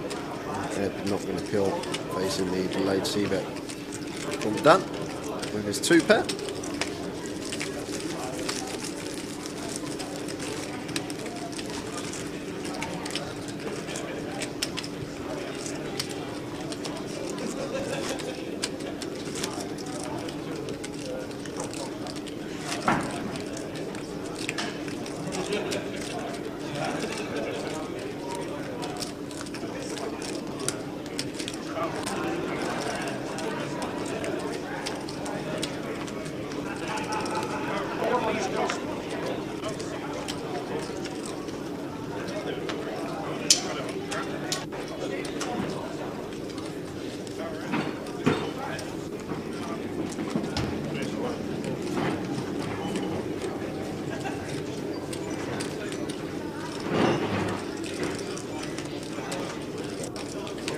Thomas with the ladies raises to 1.1 under the 1+1, and Tim 5-3 off, happy to defend this one. The ladies see a flop.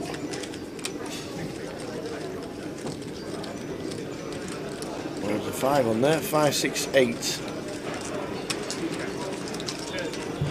Versus big blind range, might start doing some checking on this board as Thomas, especially with the Queen of Spades in there, a bit of insurance, but chooses to just start firing, and Tim out of the way with his bottom pair. Not giving any chips away easily, Tim.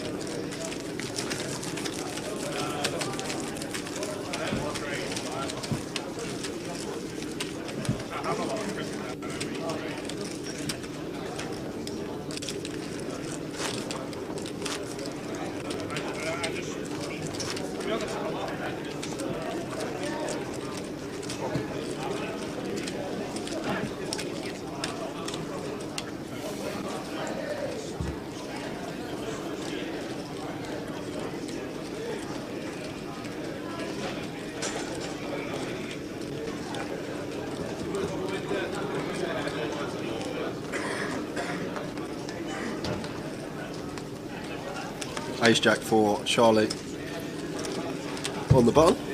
Should see him open here.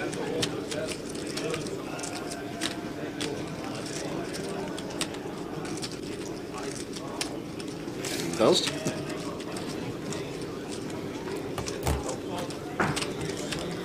But it's 1.2. He'll be raising take. Oh no, someone scored.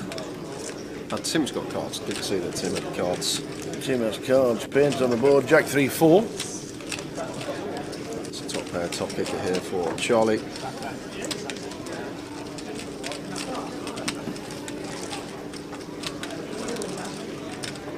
Just expect to see him continue here, Tower.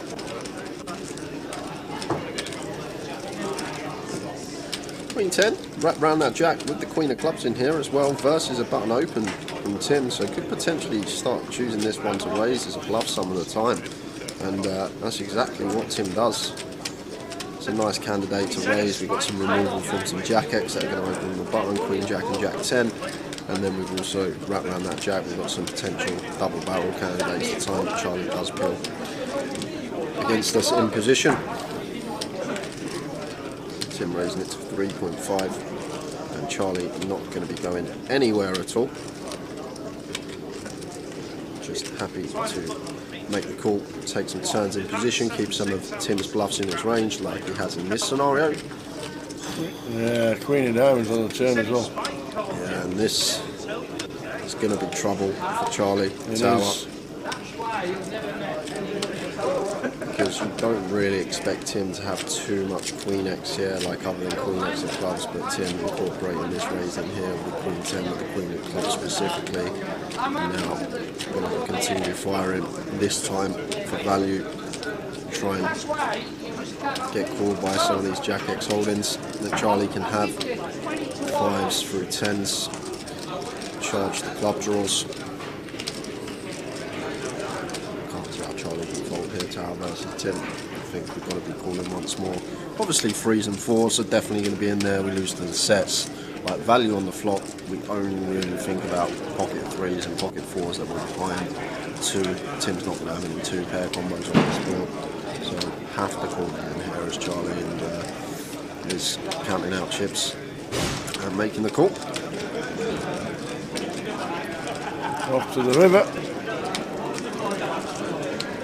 6 of clubs brings the flush draw, back to straight draws.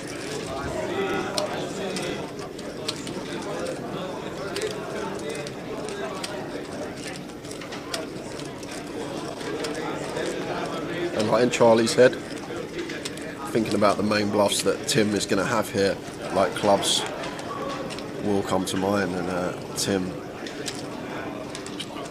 now going small. 12.5. Quick fold from Charlie with the Ace Jack. Tim up to 120k Tower. Some stack at this stage.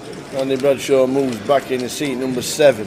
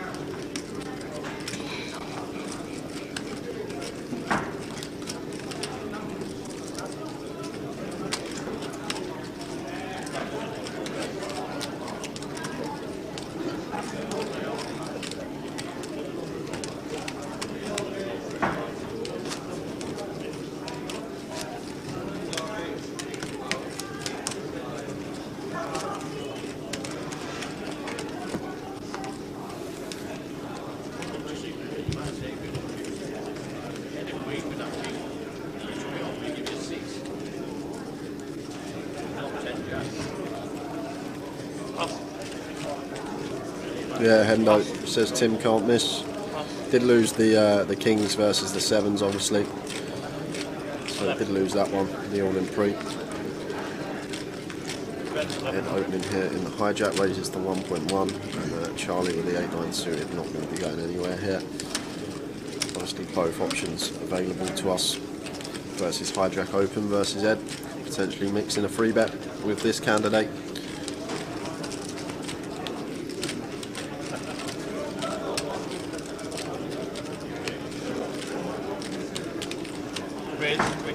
500. Does mix in the 3-bet and the 9-8 of diamonds, like it. Good hand selection choice. Good opponent choice from their position. And just has to get out of the way, so Charlie in a dominated spot gets the best hand to fold. Nice one. Tim Chung still chip leader on the feature. Probably in the room as well, Tara. Yes. That's some stack at this stage of the day. Yeah, 120k. Numbers good. 3 cash tables running. 131 in the main event. 59 in the turbo. In the satellite. All going along very nicely.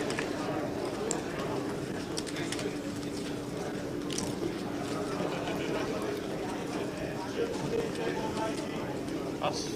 10 of hearts exposed. Pass. Pass. Pass. Pass. Jared, did you order one? Chris on the button lets it go. Thomas with the most zoomed out picture we've got. We'll have to get a new one in there for Thomas. It's like he's sat in Walsall. Yeah. 1700.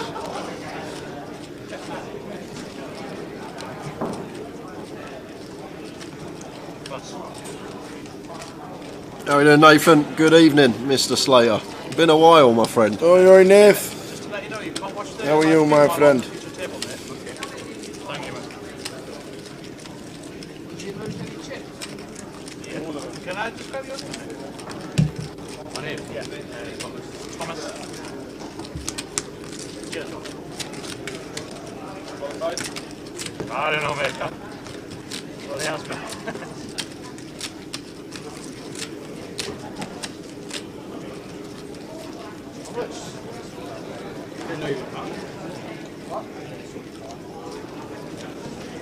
Oh, he's going to be back. Hopefully for Edinburgh, fingers crossed. That'd be good news. Can we have a cuddle?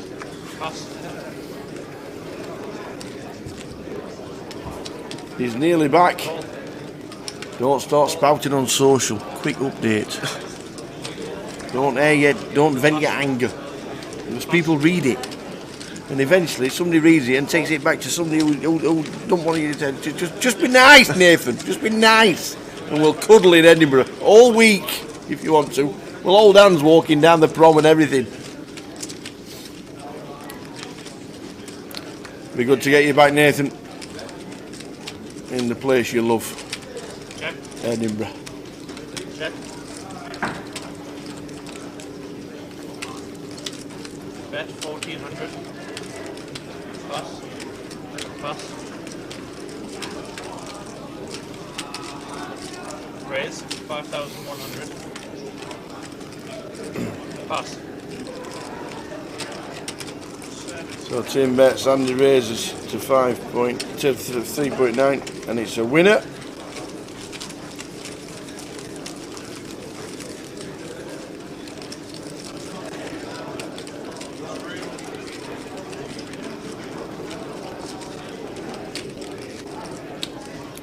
Good lad, Nath. Fingers crossed. All gets resolved, and we do see you in Edinburgh. Have we got the Edinburgh schedule? I don't know if we have. I'll have to ask PK to get us the Edinburgh schedule for a stream deck, and we'll show you what you can be playing when we get up to Edinburgh on the second week of May, 8th till the 15th. We have to find out what day Aberdour is. Yeah, I think I spoke to Jonathan on Twitter about a month ago. I think he said Monday. I think we might be doing the Monday. Will Edinburgh be streamed on Twitch in May? Yes, it will. 8th till the 15th. We'll be doing a cash game on the Wednesday, and then the main event Thursday, Friday, Saturday, and Sunday. It's obviously raising to 1.1 with the King 10 and the cut off. Josh, light 3-bet with the Jack 10. There you are going to see most 3-bets, cut off versus button dynamic. Can 3-bet very wide. Simply because cut-off should be open very wide.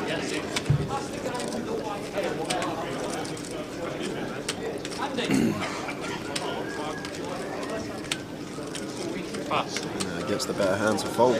Chad's in a dominated spot. Nice pick up there from Josh. Yes, somebody posted in the chat that Edinburgh might be cancelled. It's definitely not. We are on the way up north with us golf sticks and some wets just in case, because it's Scotland.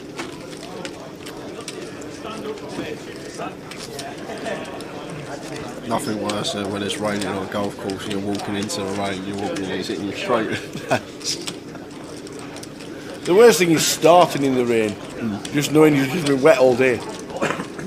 You don't mind it if it rains halfway around. Don't mind it on the there's nothing you 17th. can do about it. But when it starts and it's already, and you're on the stud on the first tee box and you're already getting wet. Oh. And then you're all looking at each other and someone goes, bar, just forgetting around.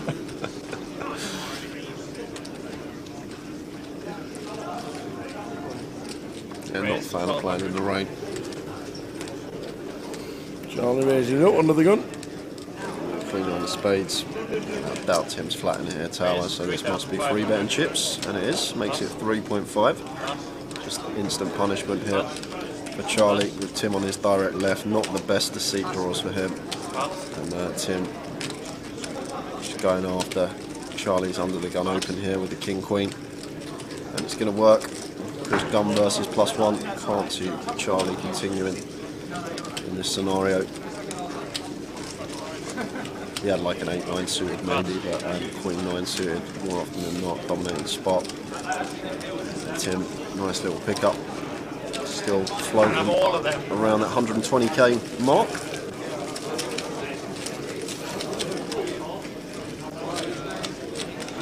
Evening, Victor. Are we any good at golf? Tower is, he's right. I'm not. I play it. Well, this is what everyone says to me. I play off a ladies' handicap. That's what they tell me. I shouldn't be allowed to play off it. But more than 28. Yeah, more than 20. But it is what it is. It is. You can only improve with practice. You can only improve with practice. And my handicap officially on the IG is 10.1. That's class. Can't wait to go out and see you play, Tower. To be fair.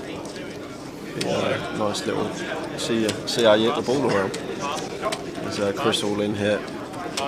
22 bigs over Tim's under the gun open, perfectly fine with ace king.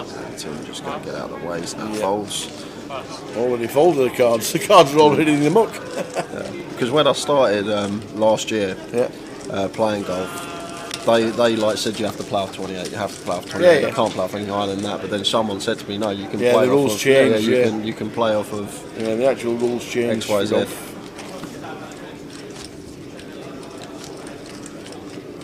Do you play off yellows or whites when you play? Both, to be fair. Oh, both. Depending how windy it is. Okay. If it's blowing a gale, we play off the yellows. But during the winter months, there's only one tee box. The whites aren't in play. Okay. So when the clocks go forward, it's like classed as the official start of the season, and then the whites will come back in play. But that's off the yellows. 10.1 off the yellows. I'm really looking forward to it when we go to Scotland. Get around in. Going to try and take some videos on our phones and stuff, and maybe plug them into the stream that weekend.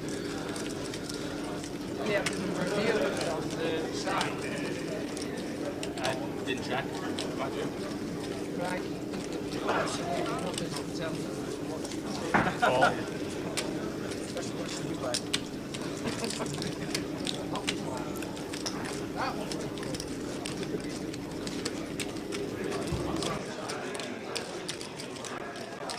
Cool.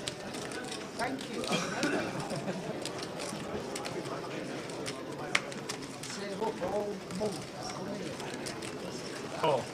Open from Thomas to 1.1. He's been called in 4 spots here. Andy Pillen 9-7 suited and cut off. Ed's in with Queen Jack of diamonds. Charlie's in with King Jack of spades, and Tim defending the big blind with the 9-6. Check. Check. Andy Check. flopping best here in terms of hand value, but in terms of equity, Ed here, 2 overcards, gut shot, flush draw, straight flush draw. We got the whole works going on here. for Ed Swales. Ed, 2,100. Not going to be going anywhere here with the Queen Jack of Diamonds. Andy firing with his top pair, trying to thin the field down, denying equity to overs. But Ed now, how is he going to proceed with the Queen Jack of Diamonds? With 17.2k back, could just see him rip here tower. With 8.1k in the pot already, wouldn't be surprised to see Ed put this in. But he is 6,100. going to raise instead, lean himself a little bit back, which is 6.1. And this says, yeah, cool. Yeah, so Ed's gone this size just to shovel the turns. Not the best of turns for us, but I'm still going to be putting it in as Ed, I believe.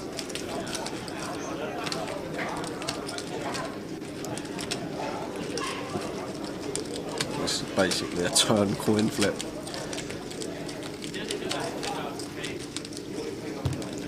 18 outs here tonight. 18 outs. Anything else all in for his 11.1? 14 outs, sorry, because there's 4 dead cards you see on top right there, but 18 outs from Ed's perspective versus a 9x holding.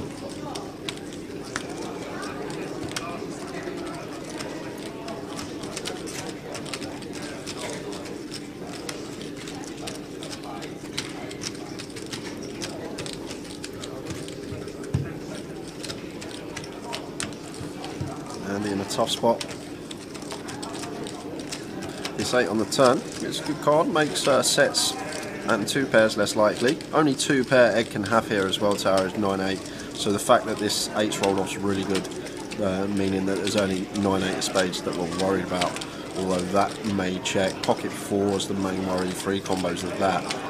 But other than that, there's not too much else of value here for Ed. You've got the 9-8 suited, and you've got the pocket 4s, and then pocket 8s, which is quads, which probably going to check as well. So might even sniff this one out, Andy. Unless Ed decided to flat a hand like 10s or jacks pre, I guess that could make sense at some frequency. But it's going to have a whole host of bluffs. We've got some jack 10 in there, diamond draws, and gets Andy to fold the 9, and that's a great result for Ed. Did only have queen high. I think he's just telling me how to flush draw on the others.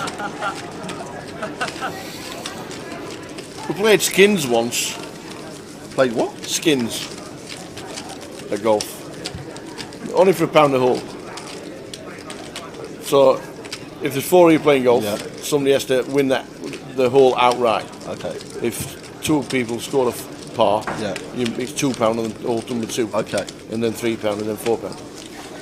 So it's that's a bit of fun, to be fair. Bit of pressure when you get onto 4th hole and it's £4 for the hole and you've got to win it and all that. And you're egging the other person on to be missing. It's a lot of fun.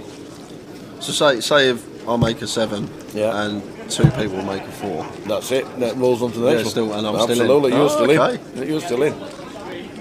Raise 1,100. Good. I like the idea. It's all good. And we're still in negotiations and talks about a golf day and a poker night during the year. It will happen this year. I'm going to get Jim involved as well. He'll help us out.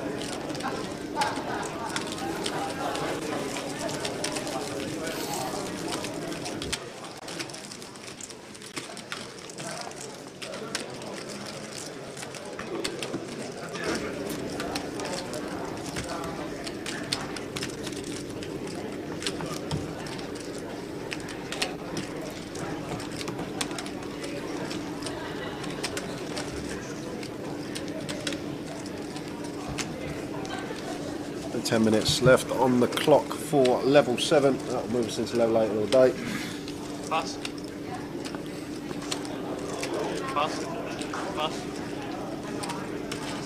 Pass. 7-8 for Charlie. Out the way. Tim do suited with all the chips. Happy to open. This wide on the button. This is nice from Chris, just aware of the opponent that's opening on the button. Suited wheel ace just rips it in for 22 big blinds. Really nice that from Chris, good understanding of shoving range. Perfectly fine to shove the ace through there with the suited variety versus a tin button open.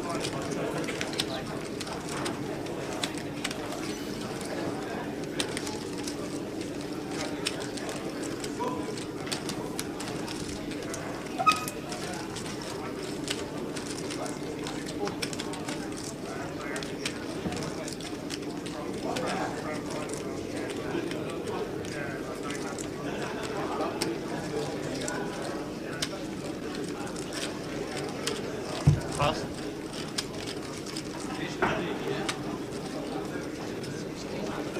Raise 1600. Line is 2-5. Pass. Only making it 1.1 with the ace 10 of hearts. Charlie with the jacks. Probably just going to be free bet calling this off versus Andy.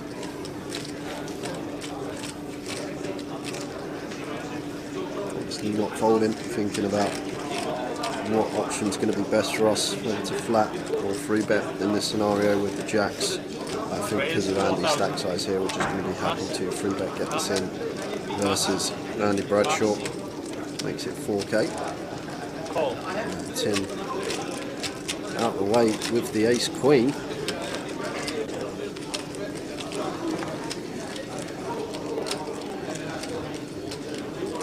Yeah, the way of the ace queen. Ace queen 6 is the flop. Andy's got the nut flush draw. Imagine if Tim was in this one. Absolutely, this would have been huge because Andy ain't folding. Check. Check on the flop. 7 of clubs on the turn. Now Andy coming out firing. Pass. Just a big fold from Charlie.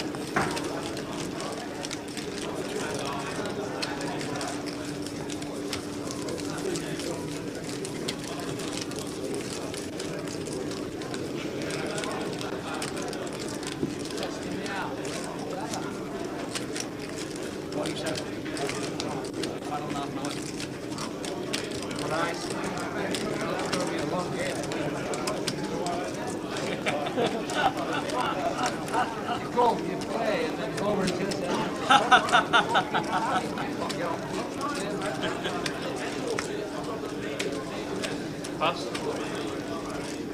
Pass.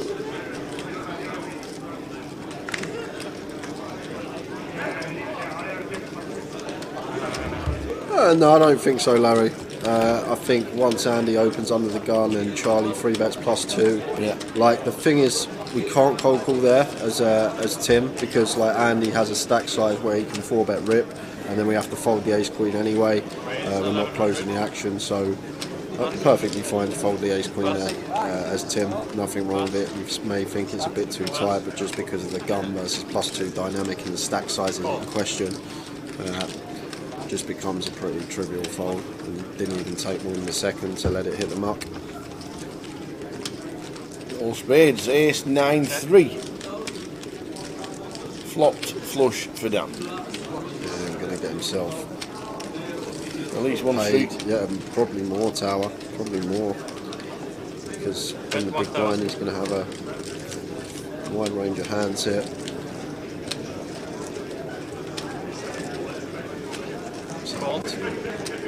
Check call flop. Hello there, Mick the Mod. Good evening. Evening, Mick. I hope things are well.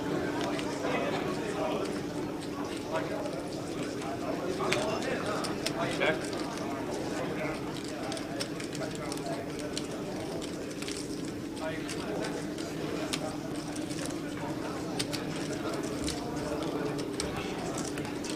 Two very similar stack sizes here. I think either's fine here for Charlie. Like, it's a 2-street hand. Like, I know we can see that he's drawing dead in this scenario, but from our perspective, it's a hand where we really want to get 2 streets with versus some potential 9x with a spade or some weaker ace-x in there, or a hand like a bear, like king 10 with a bear, king of spades, something like that. So Charlie choosing to go for his second street on the turn. When we do 5 turn, we do get the calls from the King of Spades, whereas if we check back in the Bricks River, we're then not getting the value from that type of hand.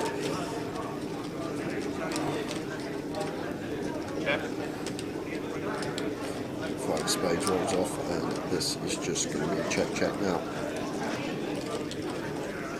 Can't see him doing anything else there, Charlie. And he's going to see the good news that it's actually a good river for his hand if he was planning on going for the full 3 streets.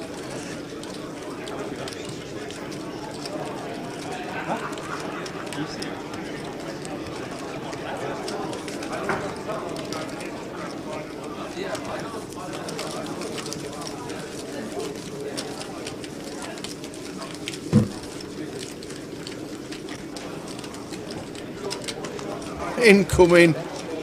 Incoming.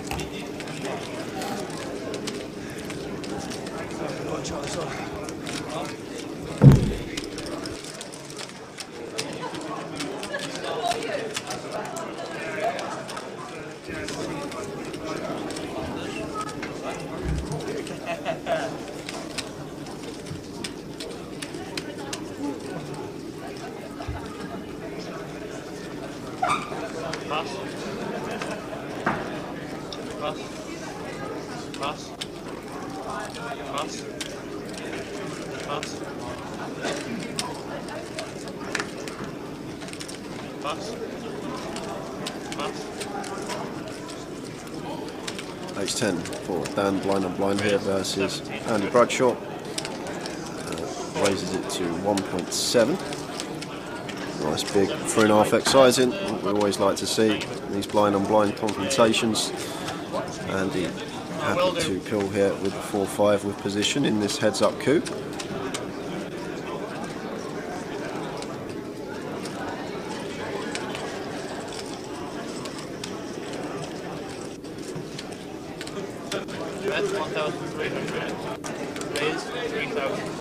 And continuing for 1.3 here, and Andy raising the 4-5 for protection purposes. Just gets down off of the second best hand. That popped down the way of Andy Bradshaw. Puffer jackets galore, says Troy Blorone on Twitch. You wouldn't think he was as hot as it was today. Looking at the attire on the back of the chairs. It's been fairly nice here in Manchester. I'm not used to it. We're used to the very new road leg being in February time when it's a lot colder. It's nice to have a bit of Manchester sunshine.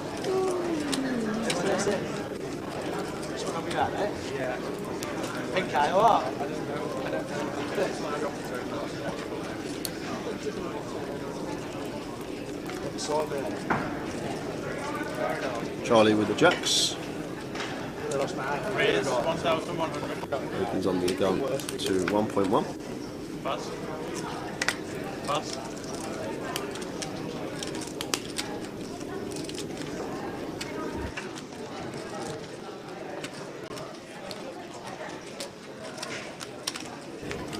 Oh, and Charlie hasn't run the best on this featured table, and he's going to get some bad news here. James just coming to the table, 3 bets to 3.7. Charlie here working with 32 bigs.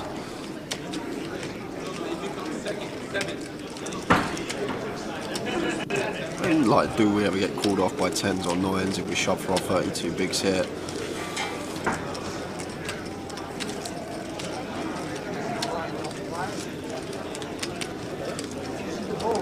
Never fold in this spot.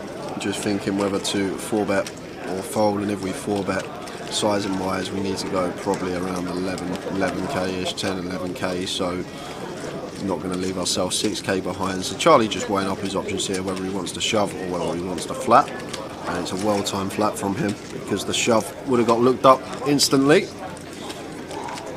Could save his tournament. Not on that board though, unfortunately. Uh-oh. Yep. Uh-oh. Check. He's managed to check.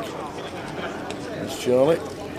Yeah, he's just checking over to James, who is the aggressor. Tower playing in flow in this 3-bet pot. James still has the queens, kings and aces in his range as well. We can eke out a bet from hands like ace, king, ace, queen. We see bet in this board fairly often.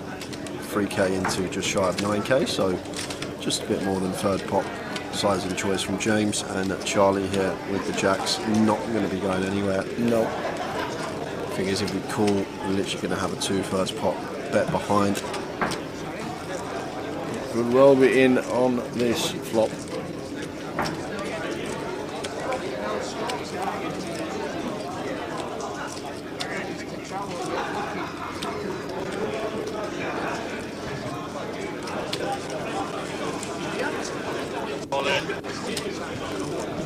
Yeah, all in. Going to be calling is James, and Charlie Reid is going to need to find one of the jacks out of the pack, or he will be off down the road.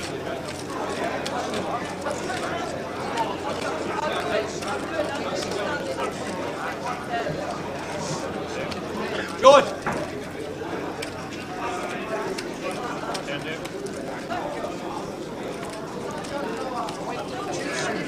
Oh my days! Wow! Take that, he says. Finds it on the turn, still fading queens and tens. And it's the 7 of hearts. Charlie survives.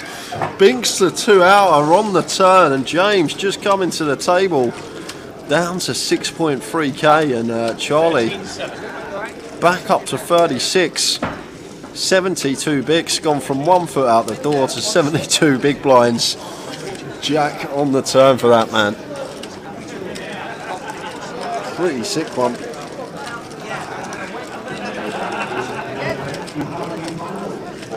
Any jacks about? Boom. You have a new dealer, best of luck, guys.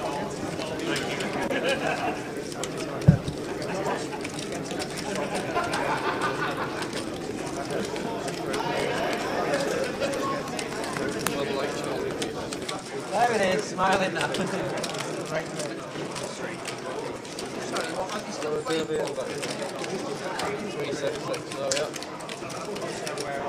That's brutal.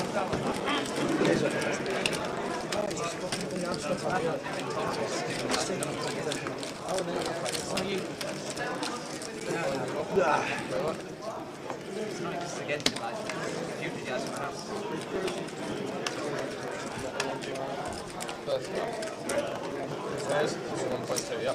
Where's to 1.2? Fold. Fold.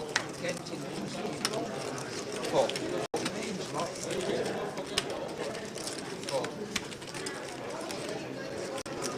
Fold. Fold. Fold. I'm just giving them. That's a donation. Fold. 3 players. If you're running like that and you fold, how on earth can you not call? Charlie Reid with the jacks there. Charlie Reid. Surprised I've not got a message off Charlie. Said, "Do you like that one, Tower?" 1.5. Those sixes have done our best here. Tim being the original opener, continuing here. Got some nice backdoor possibilities. Also the stronger range. Heads up.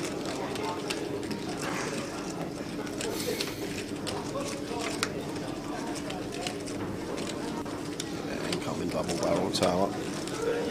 Surely from Tim. Has to pick up equity with our gut shot. This king's going to be better for our range, and we just apply pressure to force through 9s. And as well, we can set up 3 barrels versus 10x, hands like ace 10, queen 10, jack 10. The only real worry we're really worried about is king 10 that's turn 2 pair, as well as flatted sets of deuces and 3s on the flop. But it's just a pretty double barrel spot for Tim there, and just knew it instantaneously. Went for the chips, and it got the better hand to fold. Nice pick up from Mr. Chunk.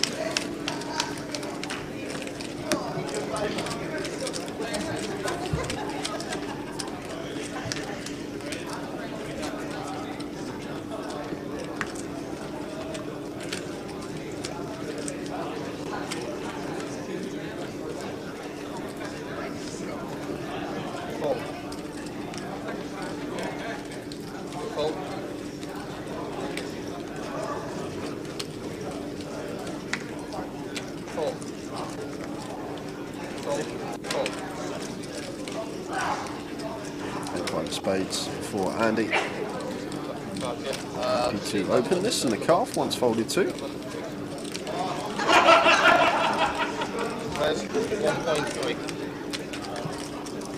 Raises to 1.3. And Charlie in the small. Now with a few more chips. King 6 suited. Maybe thinking about a free bet here with the king block up. Thinks better of it, lets it go. Oh, and that's going to leave action on Tim with the ace 4 off. Happy to defend in the big blind. And see a flop.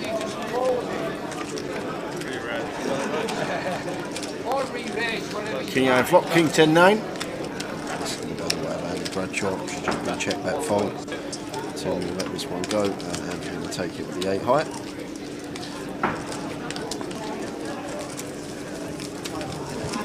So blinds have just gone up into the 300, 600 level. Another hour, and then the final 15-minute break of the day.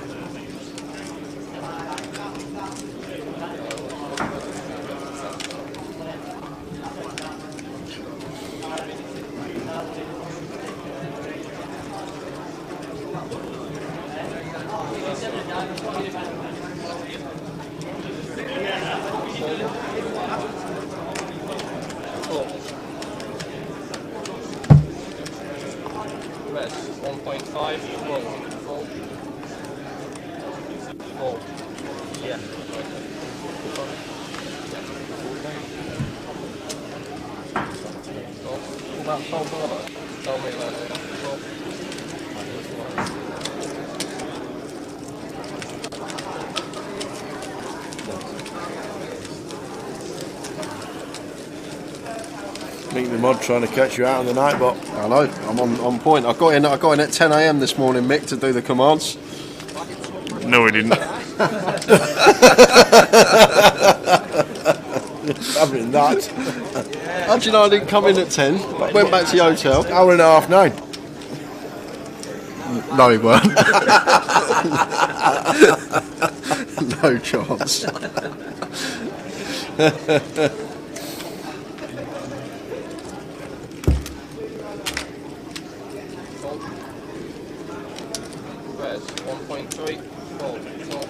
Josh +1 with the ace 10. Oh, let it go.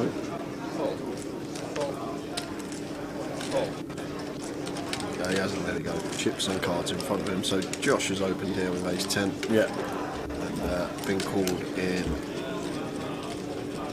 one spot. Okay, it's on Thomas in the big blind.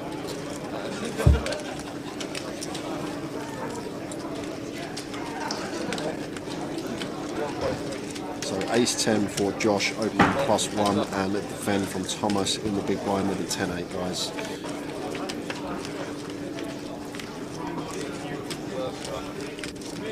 It's the Jack 9-9 rainbow board, so up and down for Thomas. Just ace high here for Josh. Jack high rainbow board, not choosing to continue. See a turn call. 8 of hearts on the turn. So the 10-8 now jumping out into the lead. Josh has picked up and down. Sitting here with ace high at the moment.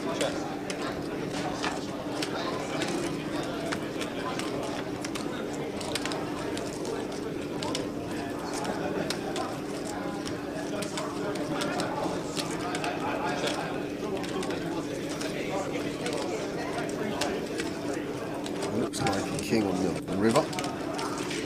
Indeed, king of clubs. Probably just going to go check tower. Yeah, it's a card that I guess we can bluff at as Josh when he is going to fly up 2.5. Maybe just trying to fold out some 8x. That's probably all they're going to fold out though.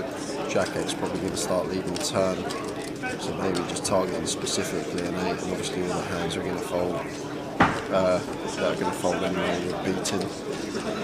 So maybe that's the full process of Josh here with his ace 10. Obviously all like the random trash that defends in the big blind is going to fold anyway, but then maybe we start targeting some hands like 8x to fold here, because this king is a very good river card for us.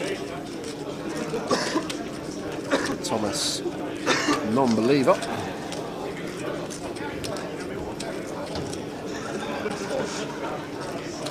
Nice little pick up from Josh there.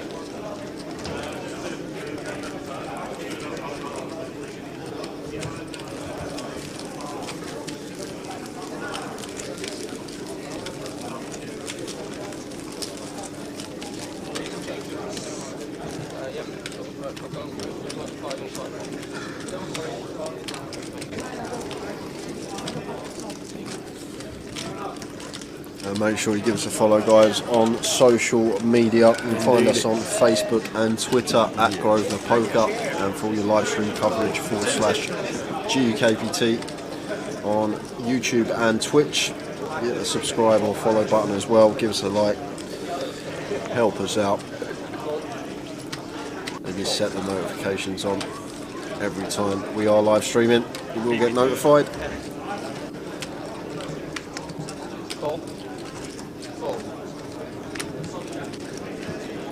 Queen 10 spades for Andy, under the gun +2, just choosing to limp in here.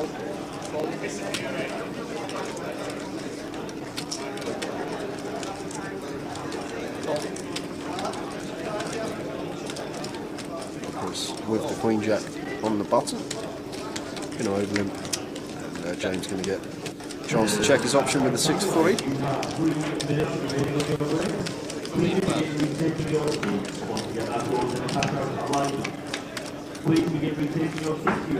Flop time, King, Queen 9, 2 hearts. So Andy and Chris both flopping middle pair gut shot. James will be getting out of the way, but should be seeing 2 players go to their turn. Chris just expect to see a call here with this hand with position, middle pair gut shot.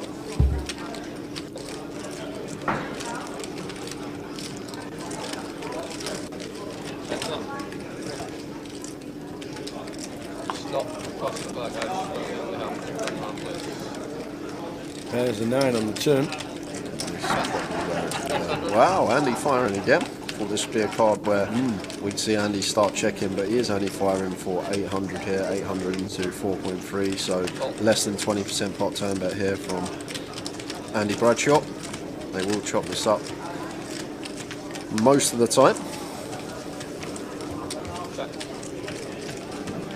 4 of spades, and that has to go check, surely tower.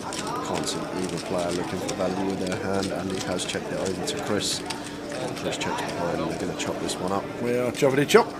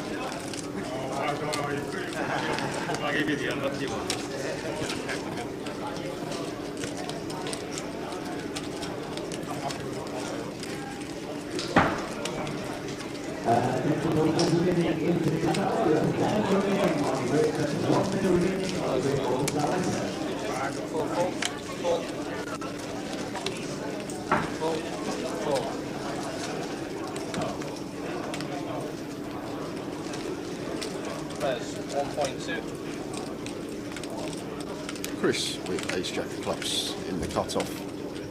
Raises to 1.2, clicks it up, and Thomas here, a7 of spades. Button versus cut-off dynamic, wouldn't be surprised to see him free bet this one. Could certainly be an option, incorporate some free bets in with this hand. Obviously flatting, going to be fine as well. As I always say, all about mixing it up, can't do just one all the time, always a mixture. And looks like this time it is taking the more aggressive route. The a7 of spades bumping it up to 3.5, and Chris should just 4-bet rip here, low tower. Started the hand with 23 big blinds, cut off versus button dynamic. Seen Thomas 3-bet light a couple of times already. So this They just are in. becomes a trivial shot for us as Chris. And that'll be a quick fault from Thomas. No unnecessary tanking. What we'd like to see.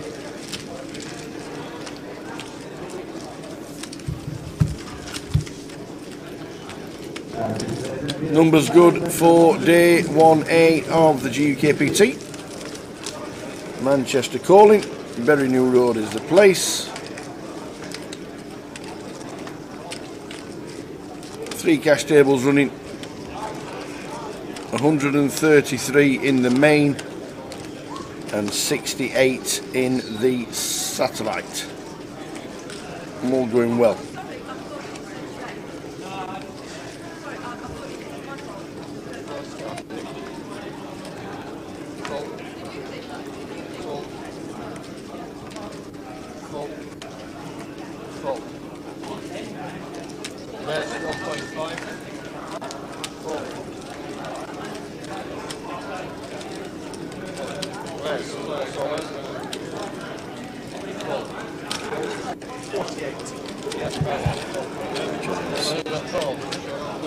Getting it in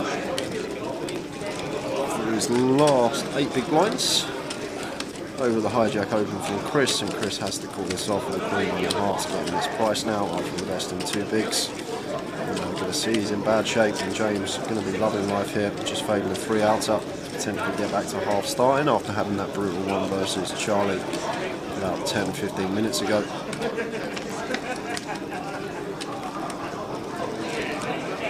It's nice and clean. It is indeed. No runners Keep here. them low cards, he says. Thank you very much. Just fading a 9.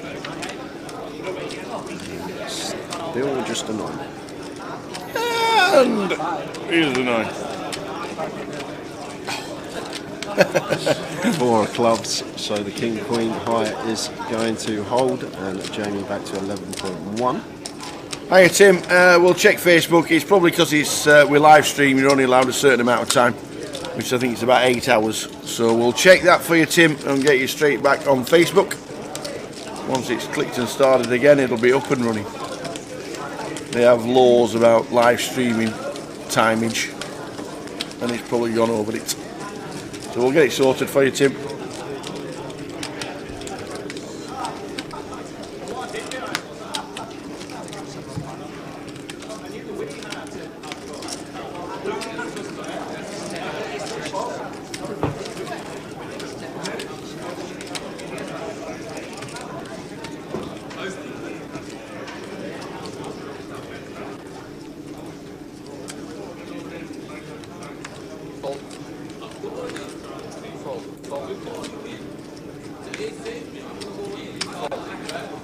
What's wrong with you, man? That seat won a nudge. What's wrong with you? Why are you not playing? Huh? Why are you not playing? Andy Bradshaw says, can somebody wake up seat 1, he's not playing a hand. He wants all his chips. I'm worried about you. Thanks. So Josh, raising to 1.3 on the bottom with the King. Dan just calling the King Queen. Obviously calling fine, but can mix in some free bets with this holding. And Andy kind of along with the 10-9 himself. And going up and down. Here's top bet. Decent kicker. And a good shot.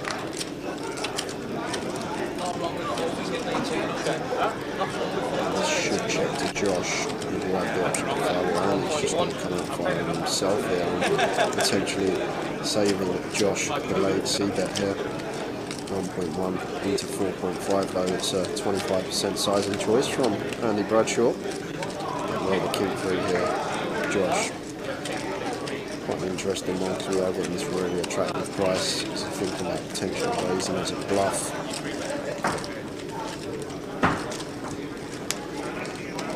Yes, it is. That's going to lose the best hand. Dan Stacey out the way with the best of it. King Queen. Josh raising to 4.8. And the bottom pair and an up and down here.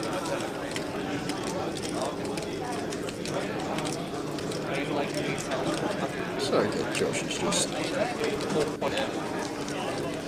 reading into Andy's sizing there as weak and maybe capped himself at one pair, or maybe a super nutted hand, so like a king 10 of spades or clubs, or 10-8 of spades or clubs. Or a lot of the time it's just going to be a one pair holding which we can blow off on most rivers. The times that Andy does call the raise in the first place on the turn, which he does. So on the brick, is Josh going to continue running out tower?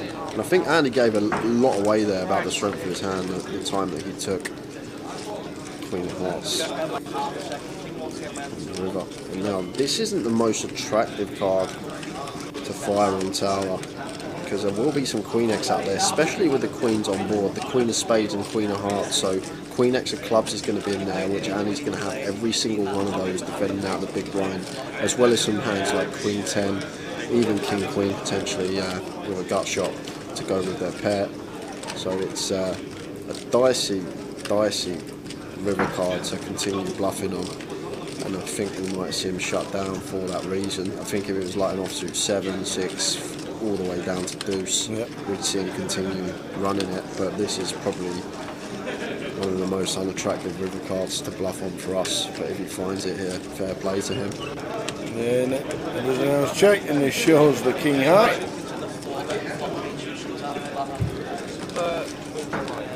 And the king queen folded. Yeah, it would have worked the bluff from that river, but it's just very optimistic because of what I just spoke about. Like, and he can definitely have a queen in that spot. Evening, Jerry. How many runners are expected to compete? Over 400, we reckon. Over 400. Well over 400. Be well over 4 with the turnout we've had today. And good evening, Nigel, watching on YouTube. Good evening, Tower and Jay. Good evening, Nigel.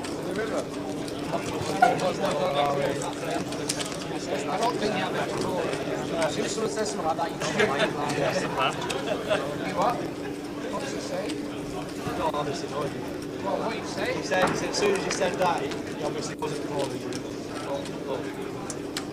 You on this plan? You never had all like a phone. I'm not really. I checked the phone. I didn't think he had it. Right. That's one of my impressions. I'm wrong more often than I'm right. I came in not to play, he came in to play. I don't do anything else in my life, you see, only tonight. Coming to Pong. I'll just give you that much about things. I've got jack shit. So that is a donation. How many would you say are pro players? I don't know who class himself as a pro player. Tim Chung maybe? On our table. Dan Stacey. That would be about it for our table. I don't actually know. If you walk around the room and said, do you play poker professionally? 20% maybe? Does Mikey Clark still play the GUKPT, says John. Good evening, John. No, Mike's got a full-time job in Blackpool Hospital now. Does a lot of hours. And he's not played in quite a while, has Mikey? Still got the game though. Can still play. Wow, what have I just sat down to, Tower? Just a call and a raise and a... Oh, it's blind on blind, okay. Blind on blind, what we got here, 45 big, so I guess, yeah. Okay, so Andy raised, Ed 3-bet and Andy 4-bet shoved. And Ed call ace jack. Ace deuce for Andy Bradshaw in 7, fancy the gamble. Not the worst 4-bet shove bluff hand, blind on blind. No. 8-8-3, chop outs. Yeah. 8-3. Spade to keep it interesting for Andy. It's not. Not. A 2. Chop outs with a 3 or a 9. And it's not. So Andy Bradshaw is down to about 7,000. 27. Yeah, you'll have chips. Yeah, over 400 would be a huge success.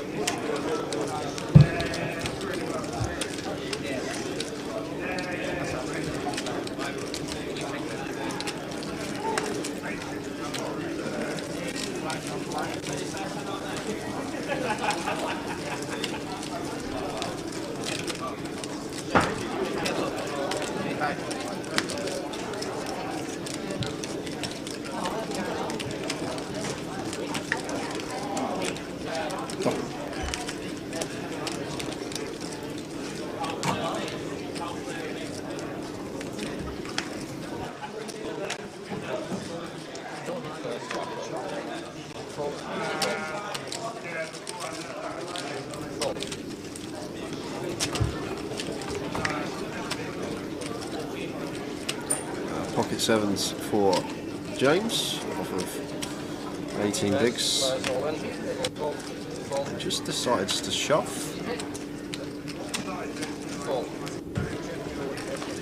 And gonna get called because Charlie's got the ace king. Indeed he is. So Charlie did not fold. That's right. And C9's called.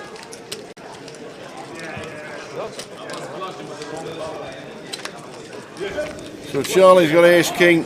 He has called, he's not folded. Sevens are good at the minute. Running clubs or an ace or a king. Oh, that'll do it. Oh, club. No. Don't speak too soon. Don't speak too soon, so I've just spotted the 3 clubs on the board. Oh, it's a jack of hearts. So back up over starting now for James after having a nasty one versus Charlie, but he'll be feeling a lot better now and getting back above starting stack. And Charlie takes a little hit. Yeah. I think the last Manchester leg was 309 pre-COVID, 2019 or 2020 actually, as we did Manchester and then everything shut down in 2020. Do you remember who won it? Yeah, of course I do. Can't believe you tapped the tail and then I was back with a club and I was a bit like, Sure, it was Ben, wasn't it? Was it Ben? Big Ben from Coventry? Yeah. Ben Marriott? Yeah, Ben Marriott. Definitely shit Manchester, whether it's the first year or the second. I'm about to find out if my laptop starts working. When you want it to work quick, Yeah, it never it's does. I was wondering how well who's going to realise what's going to wait to win.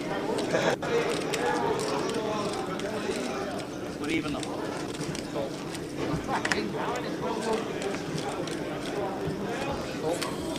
GUKPT Manchester 2019. Ben Marriott in 2019 was the heads up versus, I know, I've done a deal with Rich Kelly. There we are. How many runners were there? 301. 301. There'd been more than that. 1.5. Would have been league take now, wouldn't it? Oh yeah, of course, National League. So 2%.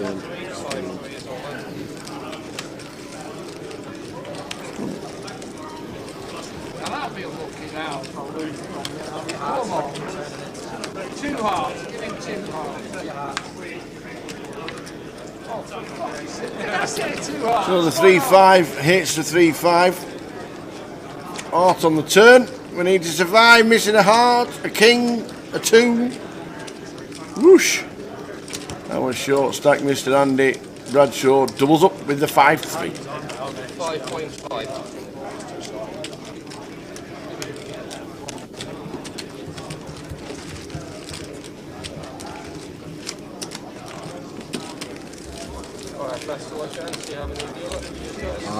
I knew something wasn't right. What's that? It weren't 2019, was it? It was 2020. It was 2020, just before COVID. It was. So Ben won the one in 2019. We will find out who won the pre-COVID and the runners.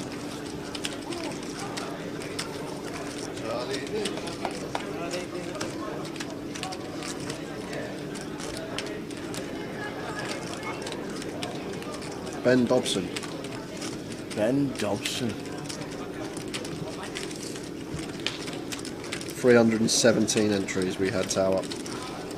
So 317. So if we beat 317, we're over pre-COVID. Ben Windsor.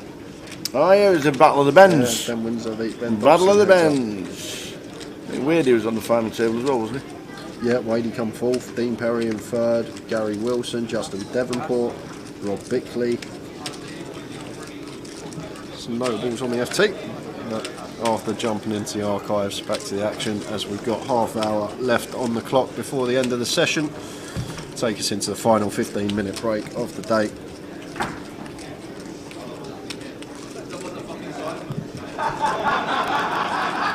Dan King Diamonds in the low jack. Brings it 1.5 to go, and Charlie happy to call here with the 7-8 suited. And action on Tim. The ace-9 off, doubt he's flattened here, tower. There's the lots of white chips, free bet into 6k.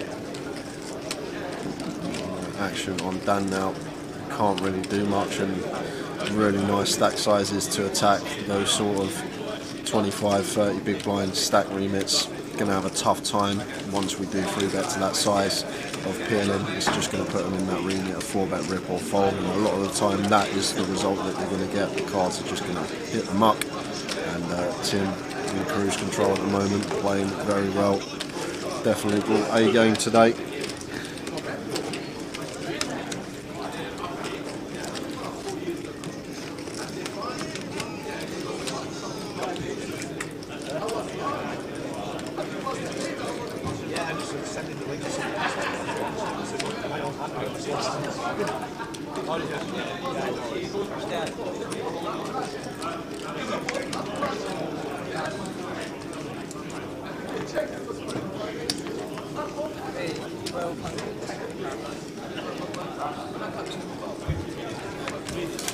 Josh with the boots raises to 1.2, and Charlie King 10 in the cut-off versus +1 open.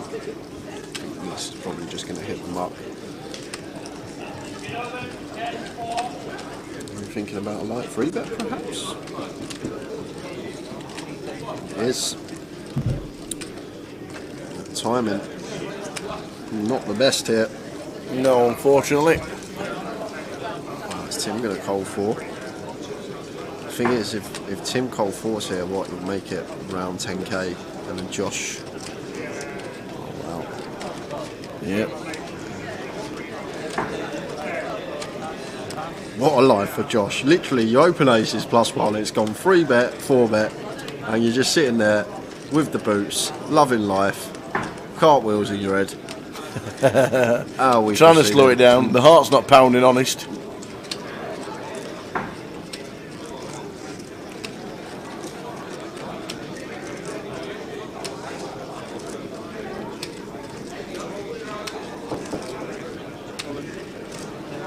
That's the all in.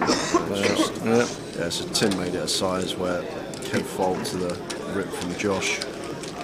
Just 2 quick folds. I just love Tim's already made up his mind that he's just folding, and then the camera doesn't even pan down to him folding. Tower, I got this question for you, Tower. With 400 runners and Jay was allowed to play, what odds would he be at the start of the tournament to win or reach the final table? Oh yeah, got to be 33s for the final table, isn't it? Should be more probably. 50s, but, yeah. I'll have 50s. Yeah, probably. I'll have a pound on it, 100s. Let's like just working it out from an odds perspective. If you're like the average runner in the field, you're bang average. Like to make the final, just it's got to be 33s. It has to be. 33s, 50s. I think 50s is probably too high. But anybody, you wouldn't have too many. The average player in 400 runner field would be 45 to 1 to make the FT, really, wouldn't they? Just 400 divided by 9. Yeah. Like so, it would just probably be around that, and then the better the player gets, probably the more the price goes down. The worse the player gets, the more the price goes up. But you need to run very well to reach an FT. And then you're probably looking at 100 to 1 the field to win it. And that's what somebody would offer at the start of the tournament. Cheers, Mick. Couple of cashes this week. Winning on the week, which was always nice. Played the mini and the FUT G400 and cashed in both. Man doing well.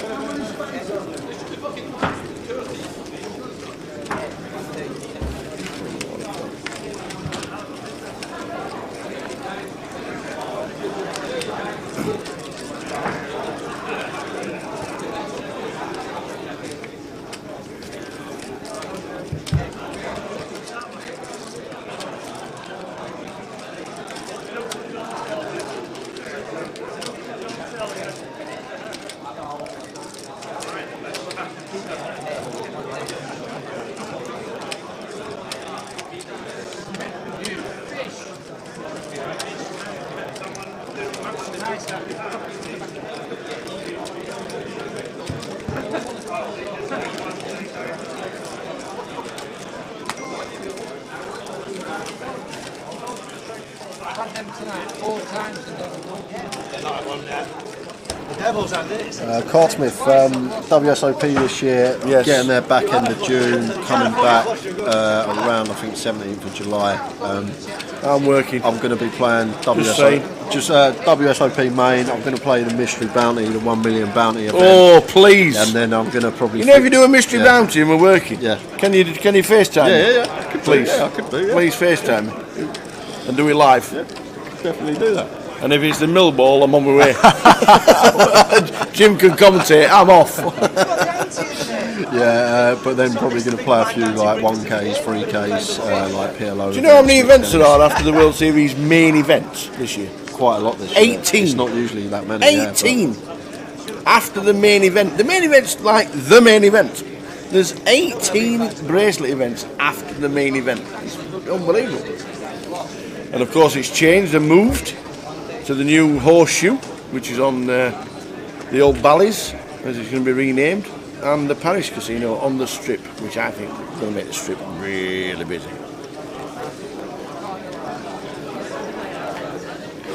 Charlie making it 1.7. Low jack. No action for him. Oh, sorry. Dan was in the big. It's Andy in the big. Oh, Andy's limped. Okay, makes sense. Andy limping +1. Charlie raising to 1.7.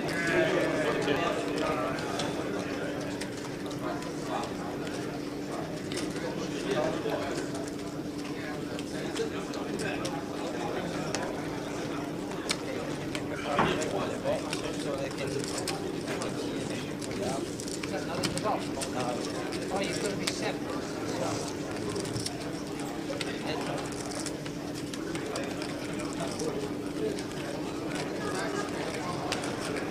765 a rainbow. Very nice flop here for Charlie over paired to the board. Like, this is a board where we can have some checks on, but with our particular stack size effective of Andy, just bet like 2k here and then shove turns, like most turns. Cool. Queens for Charlie. Don't know what Andy's got as of yet.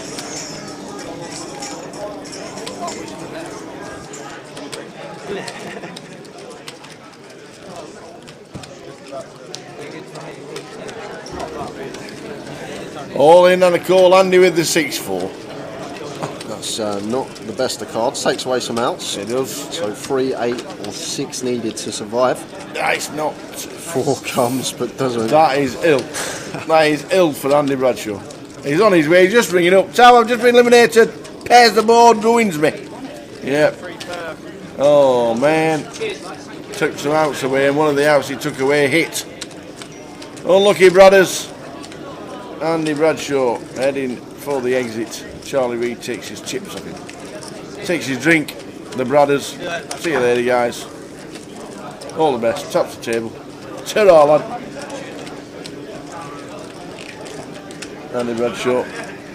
And also doing his bit to help out while we're in turmoil in the world.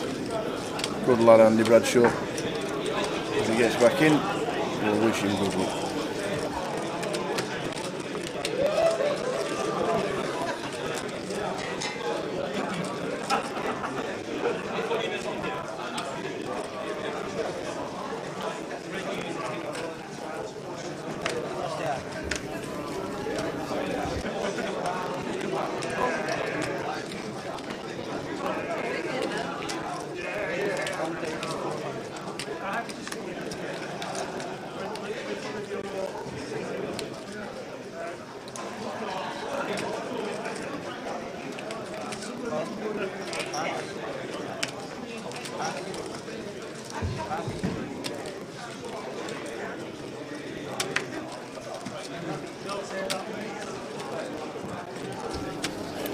So unlucky to Brothers as he takes it out. Charlie now has the ace king. Just calls the raise to 1.4 from Ed. There's a mixing in the call versus the gun open. Yeah. Josh going to be coming along here as well with the Jack 10 suited. I'm not going to be folding this one in the small blind, that's for sure.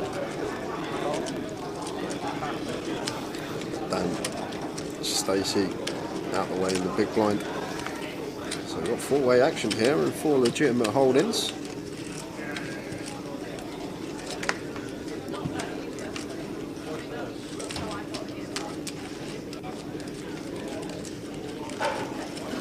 Queen 2-8. That's a no set for either James or Ed. Josh flopping gut shot and backdoor diamonds. Charlie just with 2 overs to the board. Ed being the under the gun opener, still with the best of it. Obviously we do have 2 players behind us, so he's probably going to proceed with caution. He does, checks it over to Charlie. Does have the backdoor not flush draw, but happy to check over to James on the button, who's going to take a free one. Jack of hearts on the turn, does bring in a gut shot for the pocket 9s, and the Jack 10 of Josh goes out in front, improving to a pair to go with his guttable. And probably going to check through again here, tower. I think, as I always say, when you're going to flops, multi-way situation, players are less inclined to bluff because there's a lot more hands out there that can continue. And I can just see this getting checked through once more. And James here on the button, not going to take a stab with the freeze. Jack 10, it's the best of it. Josh knows that's just a bit too thin to go for value here, and he's going to take it down with the Jack 10 of diamonds. Jerry, are you playing the Colossus at WSOPJ? I don't think I'm there when the Colossus is on. I'm actually not too sure when the Colossus starts, but I'm literally getting there back end of June, like 29th of June, around that sort of time. But obviously the 2 main comps that I want to play are the mystery $1 million bounty in the main event, and then I'll probably scatter in a few 1Ks and 3Ks, PLO events, maybe some mixed games, maybe even play like a feeder satellite into another feeder to try and get into the Players Championship, which is a 50k buy-in. But I'd love to play that event. That would be like a dream to actually play that event, because it's not just holding, it's mixed. But we'll see when we get out there. A long way away. We'll probably come round sooner. I know it. Why does the seniors start at 10 AM? Do they just think old people get up really early? Is that what it is? Yeah, probably. 10 AM start? Probably, yeah. 10 AM? They've been up 4 hours. Yeah, read the paper, done the pots. I won't be Cardsmith, not like publicly anyway. Probably maybe a few spots for some close pals, but nothing major.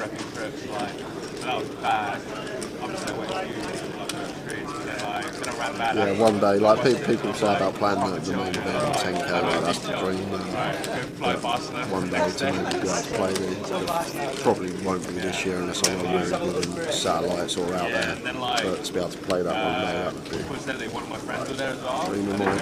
Getting the 50k Players Championship, mixing it with the best in the world, being well out in the depth and just enjoying it. And then like they have like different brands, and then like they're like CEOs and stuff, and like that are like young CEOs, like 28 year, 30 year CEOs, and like they've like made this, they're all of it ridiculous and crazy. And then I went to like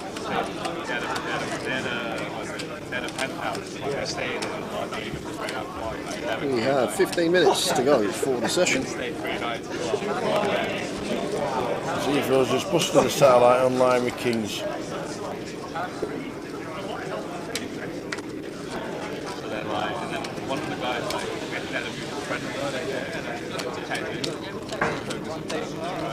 Unlucky a C4. Unlucky. Italy out of the World Cup. What? World Cup's not on, Mark. What World Cup? What stream are you watching? Back in 1982, they won it. They won it in 1982. Paolo Rossi! Remember that? Paolo Rossi screaming towards the touchline. 1982. I remember Baggio missing that penalty. Oh yeah, against Brazil. I hadn't been born yet, but I remember watching replays of it. The old ponytail.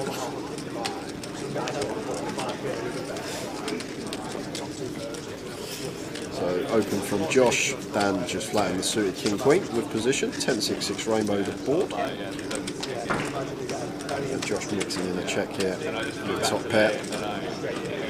Ah, they got beat in the qualifier. I didn't even know they were in the qualifier.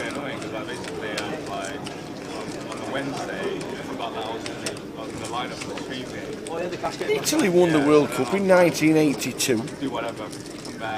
They won 3-2. Yeah, Spain didn't win their first World Cup till 2010. It might have been held in Spain, but Italy won it. Paolo Rossi scored the winner. Dave says John Barnes has just been sent off. Back to the action because we got top two here for Dan and Josh here with third pair, and Dan going to try and eat some value. Josh going to have a tough time calling this particular holding. So Italy lost to Macedonia 1-0. We're out. Won't be going to the World Cup. North Macedonia. I go to South Macedonia. Wowzers, Italy not in the World Cup is just incredible. Did they not beat somebody in the European final? Yeah, they didn't look great. Kind of kicked off a little bit off stream. Yeah, but it's fine. During the stream, even John was chilling. John's normally like... Wow, look at this from Josh, just ripping the Jack 10 here. And gets Dan to fold the King Queen, and Dan didn't take too much time there, but Josh just going for the removal to Ace Jack, removal to Jack 9 suited, removal to some King 10, Queen 10, pocket 10s, and just bluff raise, rips and sets Dan all in, and Dan didn't even think too long and just let the King Queen go. Didn't even try and piece it together, but fair play from Josh, a move you don't see very often. Little bluff raise shove effective on the river, and Dan, the two pair, let it go.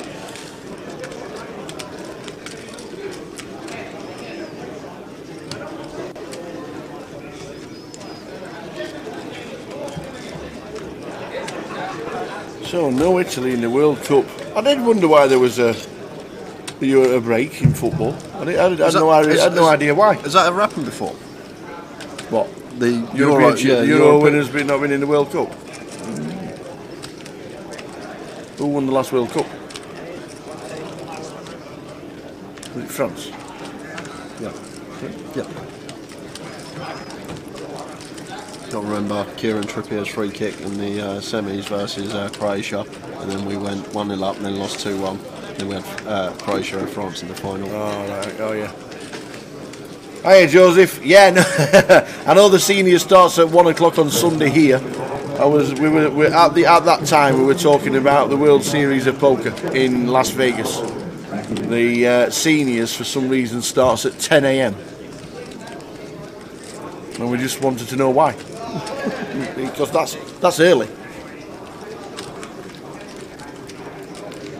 Sometimes that's bedtime for poker players, Tower. It's not morning time, it's bedtime sometimes.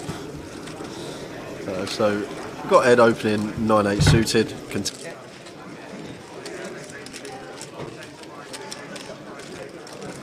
Continues on Queen Jack Deuce Rainbow, and Tim just calls with his top pair and checks over to Ed once more. It is looking like he's going to be double barreling here, but not going to be working because Tim going to be calling once more with his top pair facing the 5.2k turn bet here, especially backdoor hearts coming in as well. More bluffs that Ed can have in this situation. Tim makes the call.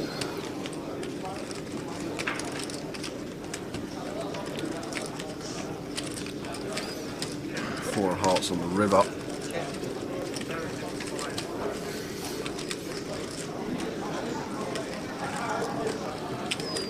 Like backdoor hearts can get there. Tim can have Queen X of hearts, he can have Jack X of hearts, he can also have hands like King 10 of hearts as well as 10-8 and 10-9 of hearts. So definitely will have some flushes here some of the time, Tim. As well as hands like Queen X, Jack X might just fold to the second barrel. It looks like Ed is going to unload it, Tower, and he's going for the third street here. 8k into 17. So just south of half pot size in here. I don't think Tim folds. well, his decision making's been on point so far. Like, it seems like when he's in these scenarios, he seems to come to the correct decision. But this is a lot tougher because we do lose to a lot. Like, Ed's good enough probably to go for value here with like King Queen, Ace Queen, and then obviously he's got some 2-pair. Wow, Tim just rips it with the Queen 8 and a snap fold from Ed. So Tim, guess that all that has to do with Tower is turning his top pair into a bluff, and he knows that Ed can't have Queen X of Hearts, and Jack X of Hearts is probably going to check back turn. So we reduce the flushes that Ed can have in that scenario, having that very key card, the Queen of Hearts, in there, meaning that Queen X of Hearts is not a thing for Ed, and just maybe trying to apply pressure to Ed's entire range there that isn't a flush, and Ed just makes the snap fold with the 9-8 of spades, and Tim chipping up nicely. Really annoying though, because Barca was cold and then You're all there. to go Barcelona, like, It's quite nice in March, no Barcelona. yeah, normally it's like really hot, yeah. I went to play the WPT there for years.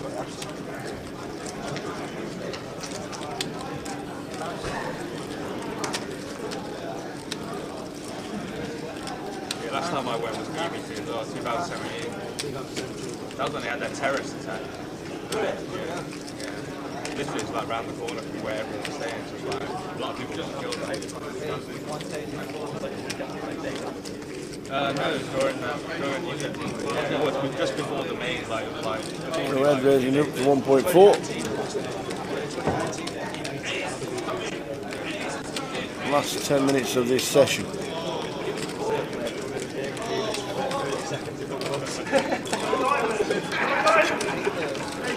Tim calling with the threes, which brings in the big blind of Chris with the old king and the king 10-2 flop. It's Chris with king 6.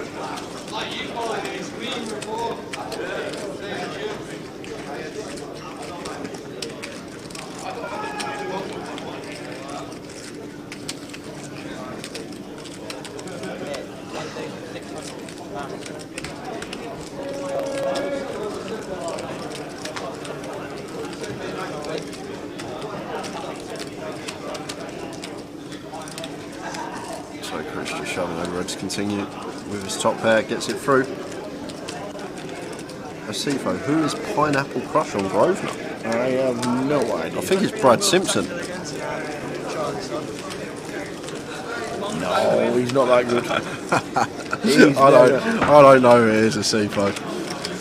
No idea who Pineapple Crush is on Grosvenor. If anyone in the chat knows, they might be able to help you out.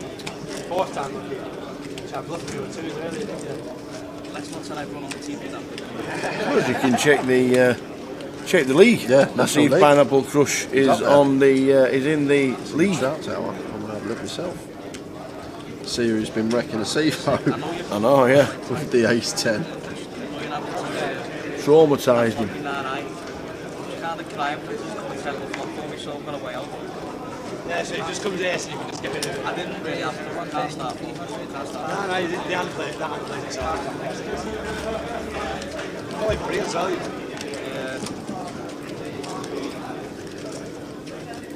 Pocket 10s for Josh, raises to 1.3. And Charlie here in the cut-off.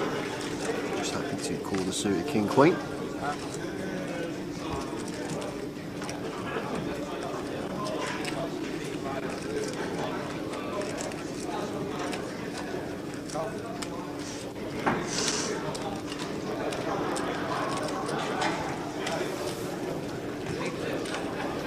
Thomas is in the big blind. What we're going to do after this hand, guys, we'll have a little look on the outer tables just before we go on the break. We haven't had any pans today, so we're going to just let you guys see who else is playing, who's around the room, see if there's any familiar faces, see how people are getting on. I like it.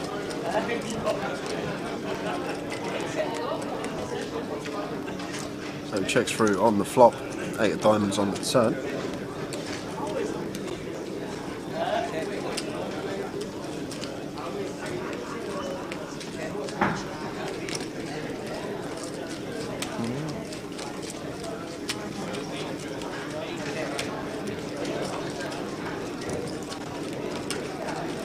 hearts on the river. So H7 going to be good for Thomas, and once it's checked all the way down, we can feel fairly confident we're going to have the best hand here. So it may just lead small, something like 2k, try and get some value.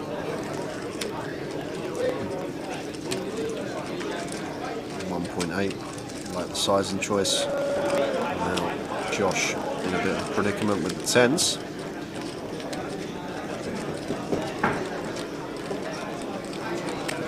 Thing is, he can have a whole host here defending out of the big blind. Thomas could potentially just have a random airball here that's trying to steal this one. Wouldn't blame Josh for hero in the 10s, but makes a very good laydown. Very nice fold set. And Charlie's got an easy fold now with the king queen.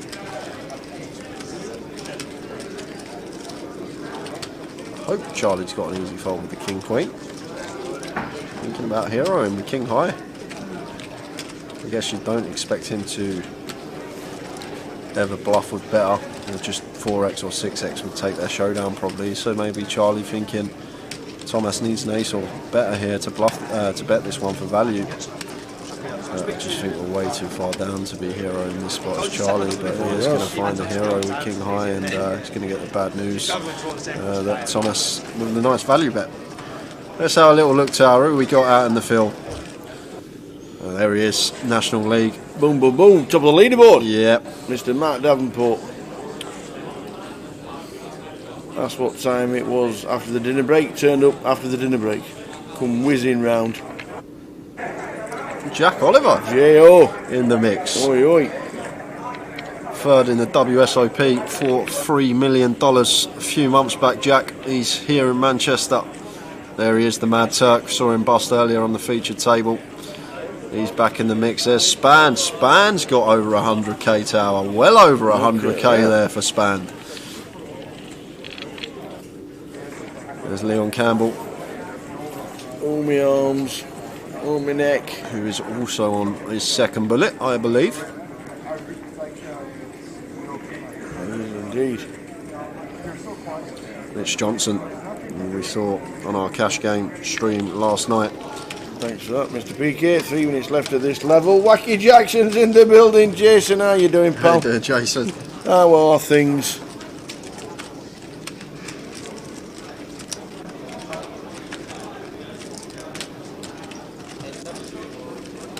Tim, ace deuce of hearts raises to 1.2. And James in the big blind defends the king 4.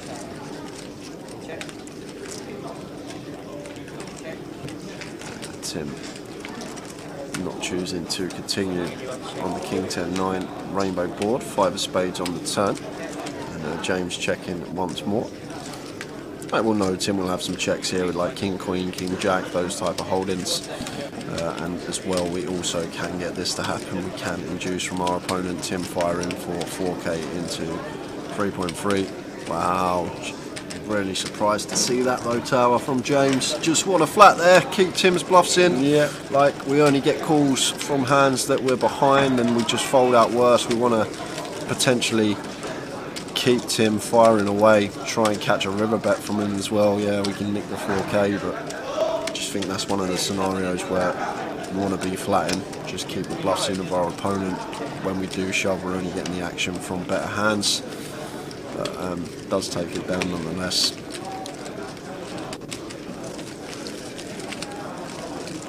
And that's going to bring us to the last hand of the session, I believe.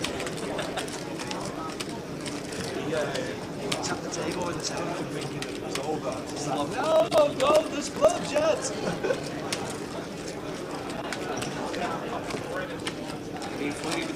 Alex messaging me saying, oh, that's sick cold, Rod. Huh? Alex has just been watching, you know, he said, just been watching this, saying, nice hold. He said, he mentioned it, he said, about the time. Ace in the clubs for Dan on the gun. Lets it go off of his stack size.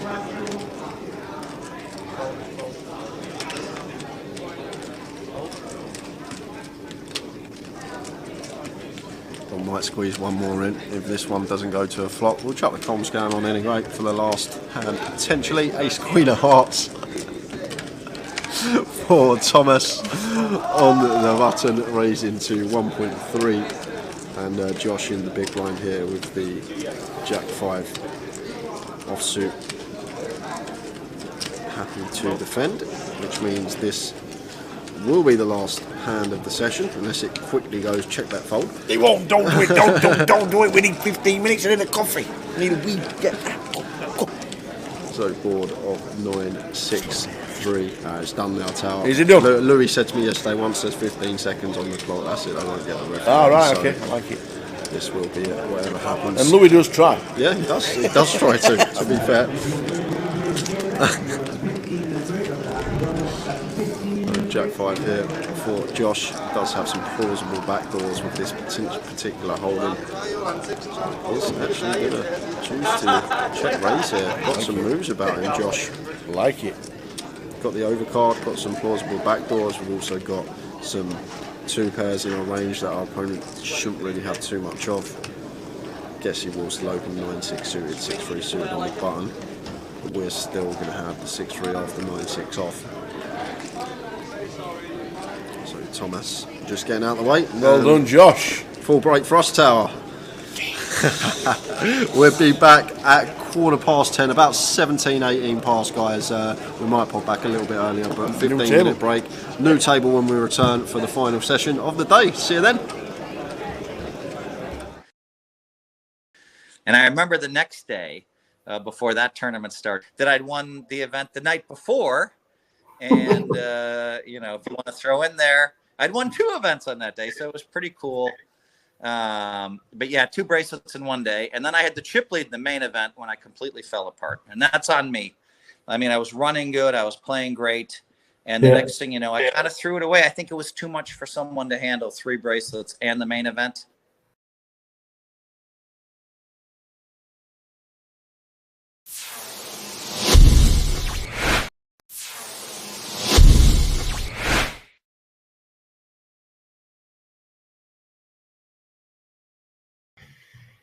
So the news has just come through from Binions that they've just taken the poker tables out of the card room. It looks like it could be forever. Binions, it must be somewhere in there, Phil.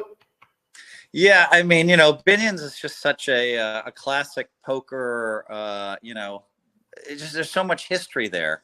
Mm-hmm. And, you know, we've faced this for many years, but it was a much more pronounced issue that we had to deal with as poker players for a long time. And it's simply this: slot machines make more money than poker tables. Yeah. So, you know, I mean, we've heard this hundreds of times starting in the 80s. And so it was really hard to get poker rooms established. There's nothing we could do. A casino would make a decision and they'd be like, all right, we'll have 4 or 5 poker tables. And they'd be like, you know, I know the numbers in the late 90s. Each slot machine makes about $80,000 a day. And so they could put like, you know, 5 slot machines, 4 or 5 slot machines in one area where you could have a poker table and, you know, maybe 6. And so that's a lot to compete against.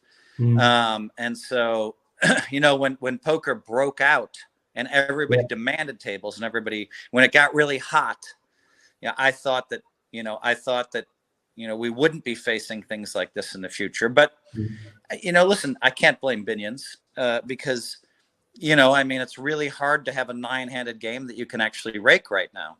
And so you've seen some of those contraptions they have for poker tables now, you know, where they have plastic up and it's hard to play 4 or 5-handed. And people are flocking in for those to play, but I'm not sure that's a realistic fix. So post-COVID, I wouldn't be surprised if, you know, Binions did have poker tables back in, but it's a very sad day for poker when Binions gets rid of their poker room. Yeah. I think my first trip to Vegas was 2004, and it was the final time it was actually in Binions. And obviously, unbeknown to me, that was a little bit of history. I was stood there on the rail watching my first ever World Series event. I can't remember what it was, but not knowing that it wasn't going to be in Binions anymore. You know, that's a little bit of history. Can you remember what's the big poker table that's on the wall where everybody's signed it? Is that still there? I don't remember. I did go to Binion's about a year and a half ago. I was downtown for whatever reason, and I think I had my sister. Yeah, my sister Ann was with me, and Ann is a Special Olympian, has a bunch of gold medals from Special Olympics, and she and I walked through there, and we saw the pictures on the wall, and and it was kind of nice to see. It was kind of a step back into where I did a lot of business. There's a lot of history in that room, and like you said, we don't know what's going to happen, but it looks like it might have finished in Binion's. Going yourself, the critics. Now, you answer the critics with result after result after result. Does it affect you and the way you play and think, do you know what? This is for one of you. Yeah, I mean, you have to understand that, I think a lot of people, if you're going to be great, or if you want to be the greatest of all time in your sport, people are going to chop you down at the knees and try to stand on your shoulders, so to speak. Yeah. And that's, there's some negativity there. And so, I've been a huge figure looming large in poker for a long time. And I think some people are like, hey, he's getting too much press. He doesn't deserve it. And, some of the younger generation is like, what's so special about Phil? And so, it's a natural progression to try to, and so, but some of them don't handle themselves very well. And the difference is when I came up in poker, I gave a lot of respect to all the people before me. Yeah. Always respected Doyle. Johnny's only 3-4 years in front of me, but always respected Chip Reese and all the great players that came before me. And there was always respect. I never went around, saying bad stuff about them. And, I kind of earned my stripes. So, it's interesting to me that you have this, a bunch of high rollers, and you have like, say, 20 or 30 guys that consistently play in the high rollers, and they proclaim themselves the best players in the world. They aren't. And then the press is incentivized to claim them the best players in the world. And they play with, 10, 15 businessmen. And so they're not the best players in the world. You want to be the best in the world. You win bracelets. You win world poker tournaments, world WPTs, you win EPTs. Now, if you want to talk about, somebody like Adrian Mateos or Dominic Nietzsche, these guys are great. They proved it because by winning bracelets. Alex Foxen is a great player for sure, and he just won a WPT to back up, a big one in December. Nice job. And so, but I mean, if you want to be great, then you have to win bracelets. And it can't just be a bunch of high rollers. Because there's a lot of great players, a lot of the best players in the world don't play in those tournaments all the time. I think Negreanu is one of the best players in the world. You don't see him out there all the time in all the high rollers. You don't see Ivy out there in all the high rollers. You don't see me in all the high rollers. And, so you have to pick your poison, if you want to be great. And they all pick the poison of playing in World Series of Poker tournaments. And, and so, I mean, there's always going to be critics, and that's just a natural. There's always going to be haters, and that's just that's a natural way of the world. I do get a little bit upset when they throw me under the bus, but you know what? It's also motivating. I called Negreanu and I said, "Man, you've been one of my biggest critics." I mean, he was telling me in 08 and 09 and 10 that I'll never win again unless I start playing like they play. And I said, "I think you're crazy." And he's like, "I have the best coach in the world. His name is blah, blah, blah, blah, blah, blah." Well, that guy disappeared a long time ago. And then the next year he said, I have the best coach in the world. His name is blah, blah, blah, blah, blah, blah, different name. That guy disappeared a year later. And, 2011 and 12, I think I was second in player of the year, both of those years at the World Series of Poker. I think I won 2 or 3 bracelets. I had a bunch of, I don't know how many final tables, but, and so, and then, recently people are like, "Oh, well, Phil can't play in, Phil can't play in faster paced tournaments, the ones